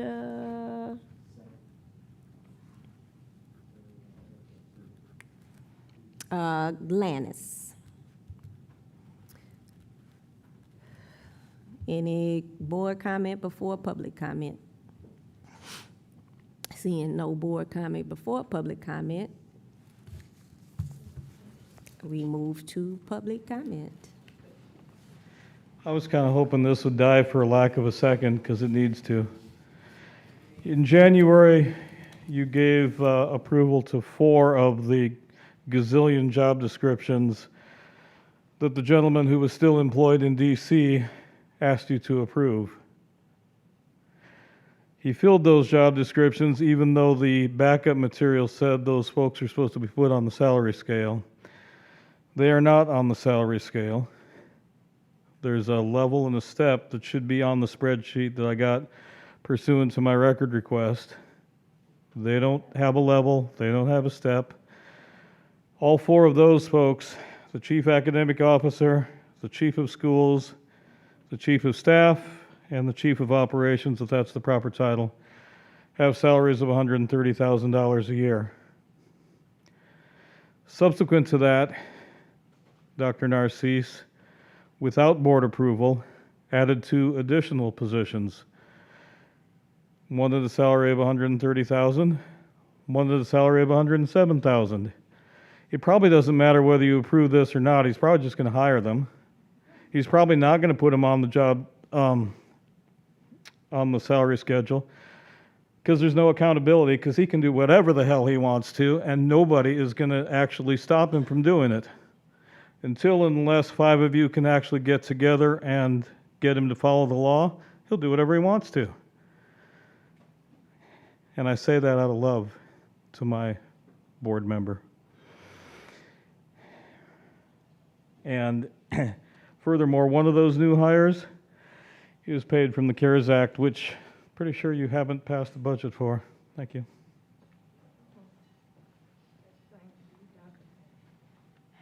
Dr. Finney stole a lot of my points, and it wasn't gazillion jobs, it was 24, Dr. Finney. Step Up Louisiana submitted a resolution about no new jobs. We submitted it to all 9 of you, and none of you picked it up, even though we've heard ample information about how we have no money for new jobs. But okay, so here we are, and because none of you picked it up, then now we're talking about new jobs.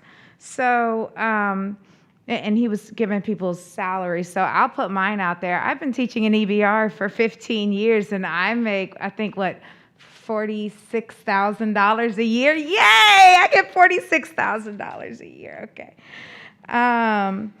So we don't get step raises, we don't get regular raises, we don't get the stipend because y'all have to figure out how much money we're gonna have next year to try to do that. So we're still talking about this.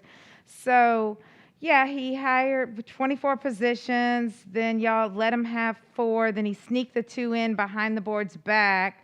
And oh, by the way, there wasn't an HR leak. I just know everything that happens in the district. Okay. And now you've got 3 more up, one of which will usurp this board's authority.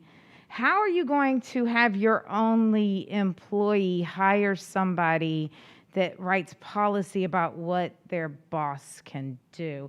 That's an interesting one right there. And then Chief of Literacy. Why do we need this when we just hired Dr. Lashley, who was hired as the director of reading? Is she not competent enough to handle the literacy? We just hired somebody for literacy. So I'm confused as to why now we need a chief of literacy, unless she was also promised the $130,000 and he couldn't get her that because that job wasn't approved. So then he snuck her in the back door, and now he's trying to get her the $130,000. She's going to move right on to chief of literacy. That's my guess.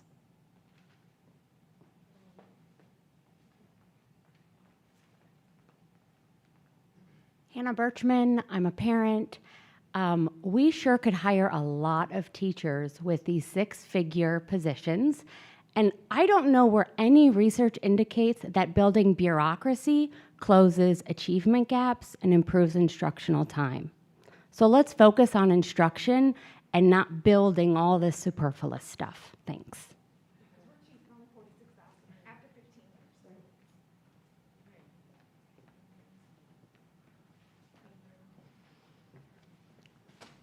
I know from experience that you guys don't like to listen to the public when it comes to items like this, so if you could at least do me the courtesy of eye contact so you can lie to my face about listening to me. Thank you. There were 24 jobs. How many people showed up to complain about that, right? I seem to remember a meeting where a lot of people showed up for the public and they said, no, this is a bad choice, right? And now you're nickel and diming them in. You're sneaking them under the table. You're sticking 4 here, 3 here, couple behind the back. It's no coincidence, I don't think, that this item is so late in this meeting, that this meeting is so long, and that we are at almost 1:30, assuming that we haven't already passed it, right? Most people have gone home. If you had this item earlier, I bet all those teachers that spoke earlier on the Smart Start schedule would also speak on this item to oppose it, right? Because they spoke on this to oppose it when it was 24 jobs, and now what's this one, 3 or 4, I can't remember, because it's 1:30 in the morning. So let's turn this down. Sorry, if I could get some actual eye contact, please, while we're talking to you, right? Because we're all here, and we're all awake, and we're all tired, but the audience is paying more attention than some of the board members. How are these jobs, are these also going to be budget neutral? And how, right? Because the other ones were supposed to be, but I have yet to see paperwork on that, and I don't think it's going to happen. And then, if I could just ask you to get some assurances, assuming you pass this, because you actually are probably going to because you don't listen to us, assuming you pass this, can we get an assurance that there will not be nepotism when we do this hiring? Okay, and what I mean by that, because, you know, Louisiana loves its nepotism and its hiring cousins and aunts. Dr. Narcisse has hired his wife at most of the districts he worked at before, right? For many jobs. And I don't know her qualifications. Maybe she's super qualified, right? But does she need a 6-figure job? One of these that we don't actually need? So please keep an eye out for that. I'm going to use the rest of my time to stand here until the board members on this board look at me to prove that they are not asleep. Thank you. I will continue to stand here and talk and use my time until I have made eye contact with all of the board members that are here, and I will be sure to note which ones you didn't and volunteer against you when you're running for office next year.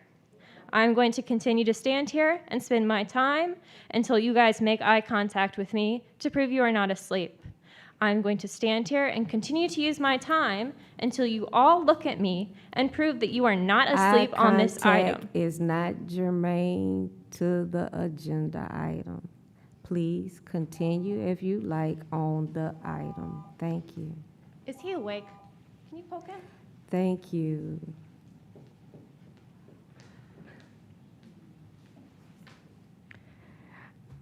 I'm telling y'all, when God give y'all signs, y'all should really listen.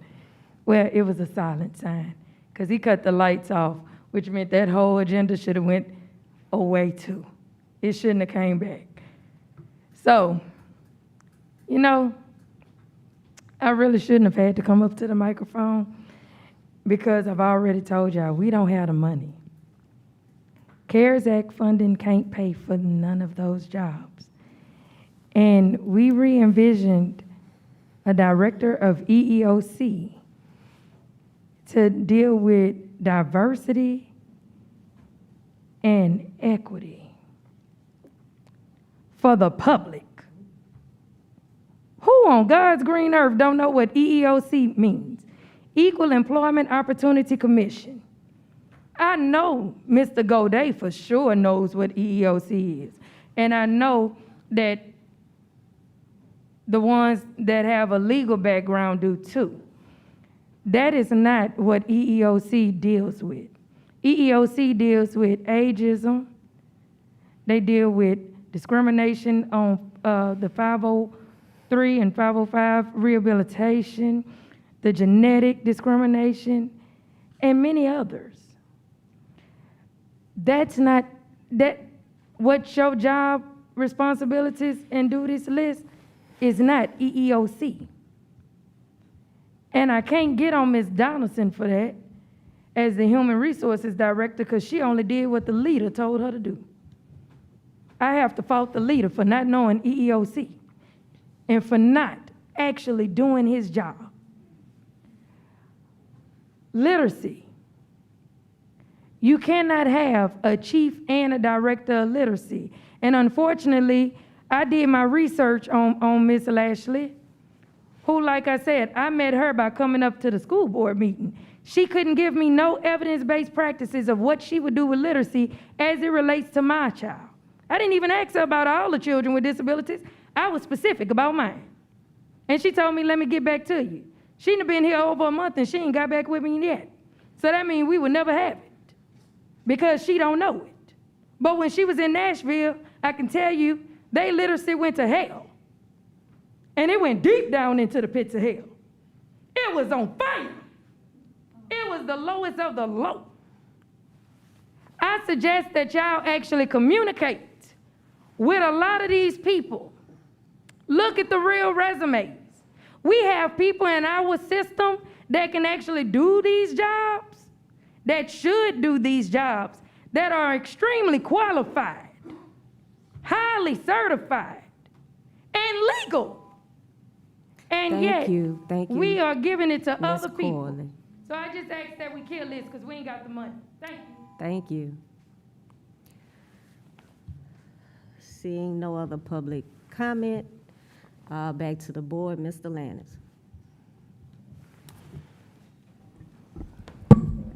Thank you, Madam Vice President. I just want to say, for the sake of transparency, that 2 of these positions actually already exist. They're just changing the name. The Director of Equity and Diversity is changing from Director of EEOC, and the Chief of Literacy is changing from the Deputy Superintendent of Instructional Services. So I just wanted to say that for the sake of clarity and transparency around what is actually being created as a new job and what currently already exists. Thank you. Thank you, Board Member Lannis. I would just like to raise attention to the Deputy Chief of Policy position. I appreciate the superintendent for trying to work with me on my concerns. I still don't feel that my concerns are resolved, because I still see we have a board council, and we potentially putting ourselves in conflict with whatever the other person comes up with.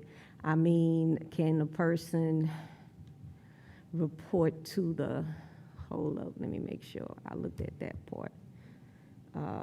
And again, Superintendent, I do appreciate you trying to help me. If we can get them to report to the general counsel or something, but otherwise, I feel the board is putting ourselves in a position of having legal conflict. I don't see that part resolved. I'm willing to work on I do have concerns about the other two positions, but I mean, I'm not going to work against everything. People have a right to develop the cabinet how they see fit or what have you, but I can't get past that first one. And so that's my comment, and then I saw that board member Gode has a comment. Yeah, thank you, Madam Vice President. I just want to speak a little bit about the policy position. The general counsel that we have is in charge of making sure that we follow all of the laws that we have, and that those policies are written in accordance with the law. What I have seen time and time again in this district is that we have a policy, but then that policy just gets flopped out there, and there's no procedures around that to tell the schools how to go about and implement that policy. So yeah, we feel really good here up at the board because we make a policy with Mr. Shamlin's great advice, but then that policy just kind of sits there because there's no way to manage it and implement it. So that's what this position is all about. This position is to take the policies that Mr. Shamlin and others put together to make sure we're following the laws, but then to actually put a playbook together for the school principals and everything else, that this is how that policy is interpreted, this is the practices that policy will entail, and this is what you should be doing to enforce that policy.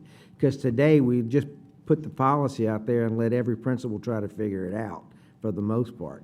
And so I really think this is one of the positions we need the most of, because I think we have a lot of policies around here that aren't being followed. I'm sure Mr. Finney could probably, Dr. Finney, I'm sorry, could give you a litany of policies that we don't follow in actual practice, even though it's written on the books. So a lot of this is around how do we actually implement these things after we actually pass them. So I fully support that position along with the other positions. Thank you. Okay. It's my, for the sake of not arguing that I have a different understanding, no problem. Can we at least have the person report to our legal counsel, because otherwise we still setting ourselves up for potentially two different legal opinions on how something should be implemented. I get conceptually, I understand the legislature passed a health-related bill. It goes to LDH. LDH heads say, all right, we got to come up with some policies and procedures on how to implement, I get that all conceptually, that's what you're saying needs to be addressed here. I just want to make sure we're not ending up potentially putting ourselves in conflict, creating a conflict. That's all. I mean, and I could put my other concerns aside if the position at least reported to our legal counsel so that we don't have the potential of bumping heads.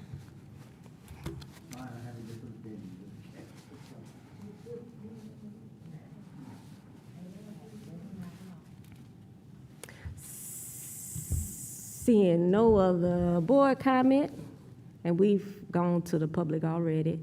Whew. Madam Secretary, please call the vote. Please vote.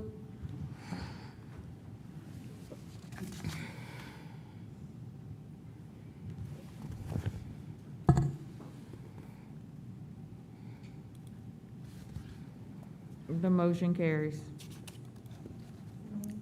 Moving forward to item 16, Forest Heights expansion.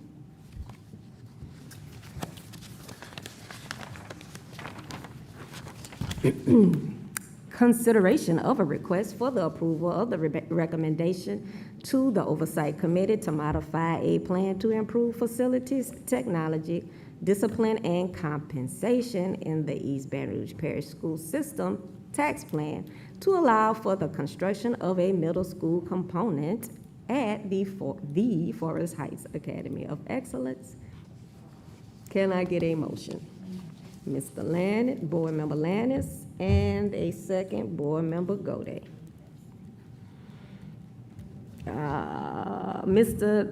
Board Member Lannis, go ahead. Okay. So for the sake of time, I know everybody's tired. One, I'm going to eventually make a substitute motion to move this particular item without any recommendation to the regular board meeting. The reason why I'm going to do that is because for the sake of transparency, I want to allow any board member that wants to see the property that we're actually looking at buying, so you can walk through it, talk with the principal, talk to the teachers. The teacher surveys have already taken place, so the principal and the teachers have already surveyed all of the parents, and I'll make sure that documentation is presented next week also. We're not asking for any new dollars. The money has already been allocated under the tax plan. The only thing we're asking for is a modification instead of installing a new parking lot and auditorium, we want to buy the building directly right next door to Forest Heights. Currently, right now, it is a substance abuse center, which I don't think is ideal to be next to a elementary school anyway. But for the price that we could get it for, it makes sense. And it will call for also converting the school from a pre-K 5 to a pre-K 8. But to your point, Ms. Storm, these students will not be in the same buildings. The middle school will have its own building. The elementary school will have its own building, and it will be able to properly, it fits all the other pieces in that the original piece asked for. So we'll have more than enough space for parking, and we'll have more than enough space to include the auditorium that's needed for all of the programs they do at the end of the school year. But again, I want to make a substitute motion that we move this item to the regular board agenda, to the regular board agenda next week without recommendation. And I accept the revision. Yeah, it's not a substitute motion, it's just a motion. A motion, I'm sorry. I apologize. Seeing no other board comment, any public comment? Coming.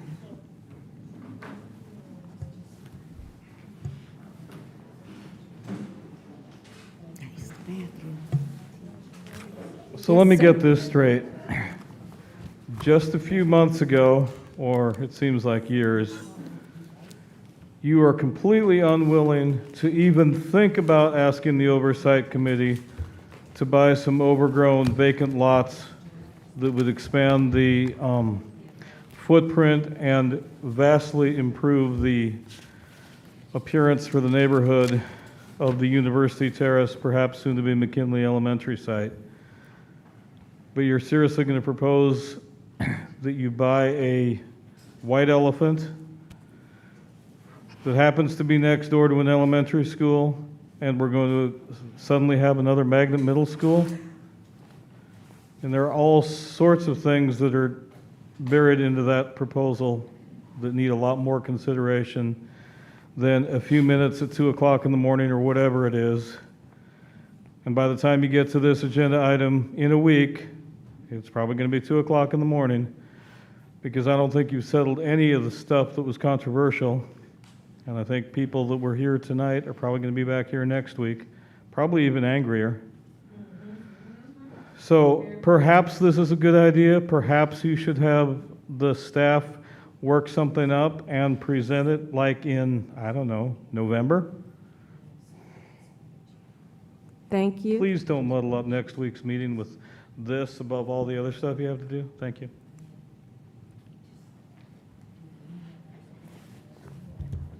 I spoke to several people from Forest Heights. This item was brought to them long before COVID. Parents really in favor of it, separate buildings. and one principal. The 6th through 8th would be really small because the majority of their kids go to McKinley or Sherwood. However, the one issue that came up is it is going to cost more than the $4 million. So where's the rest of that money going to come from? But they are really in favor of it. They're excited about the potential as long as it's done correctly. And everybody there is really happy about it.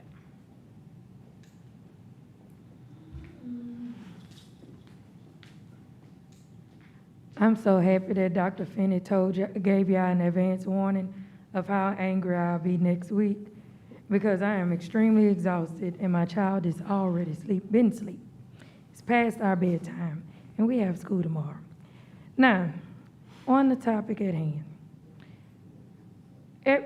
the middle school, I probably wouldn't object to if it wasn't a magnet.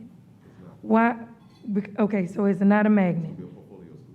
Wait, hold on. I'm reclaiming my time. Let them keep answering, but I'm reclaiming my time. I'm reclaiming my time. What it was? I said it's going to be a portfolio school. I wish that Mrs. Smith, you can come and speak to it. The reason why it's going to be, instead of being a designated magnet, by being a portfolio school, every student inside of that area is going to have an opportunity to attend this school, rather than go through a screening process like what happens at the elementary school. While I go to the restroom.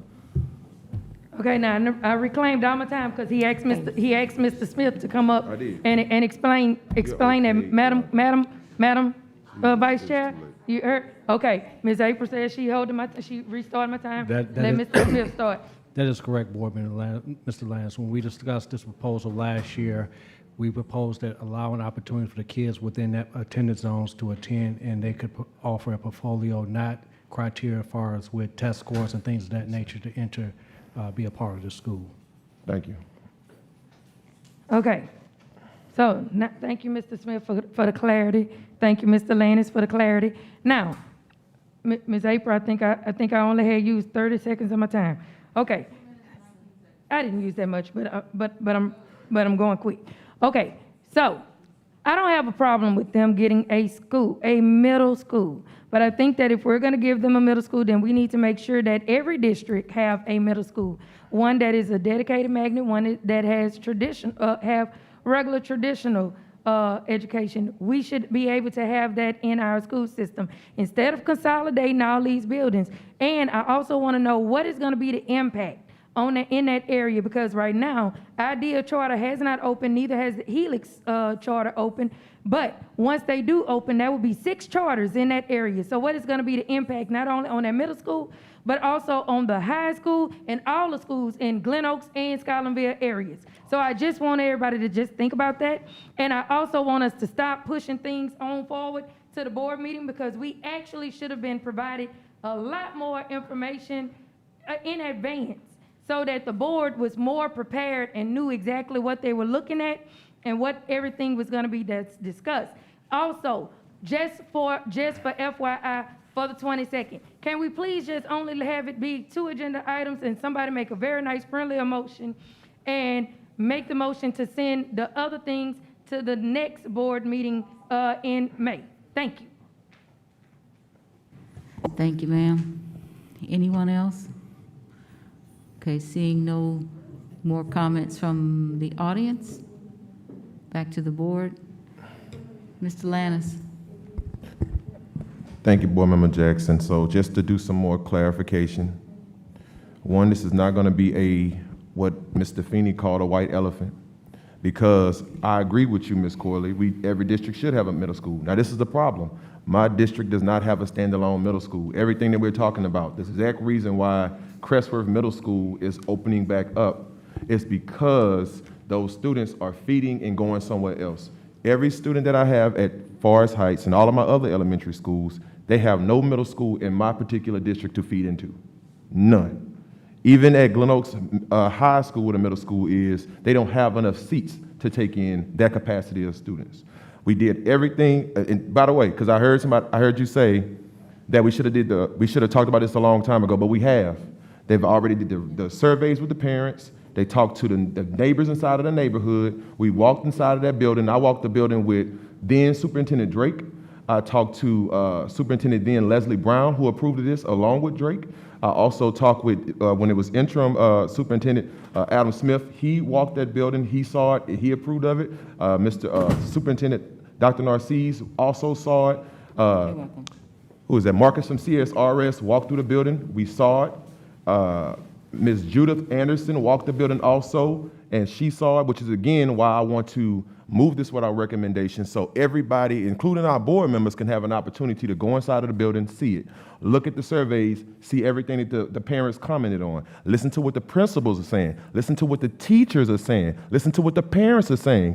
The very things that we talked about tonight is exactly what I'm attempting to try to do. Make sure everybody's at the table before we make any decision. Thank you. Board Member Ware Jackson, you wanted to speak? Yes, ma'am. Okay. Thank you. As we have gone through certain items tonight, I've been reminded about the need for a facilities plan, master plan, and I know that's part of our strategic conversation. So I just want to encourage us to quickly get to that, because as we can see, there's a lot of things going on in the district and we need to get a really good look at everything that we have, where it is, how the other schools affect us, so that we can make some very effective decisions. So I'll say it again, I said it for a long time, we really need to get to this and take a look at what we have, so everybody knows all of the property and the capacities and the demographics around all of these schools, so we know where we're going. Thank you, ma'am. Very good point. I do also look forward to a facilities plan moving forward, and I appreciate that the superintendent has intention of making that happen. We have had public comment and board comment. Seeing no other comment on this last agenda item before we say where the meeting is going to be next week. Please. Madam Secretary. Sorry. Please vote.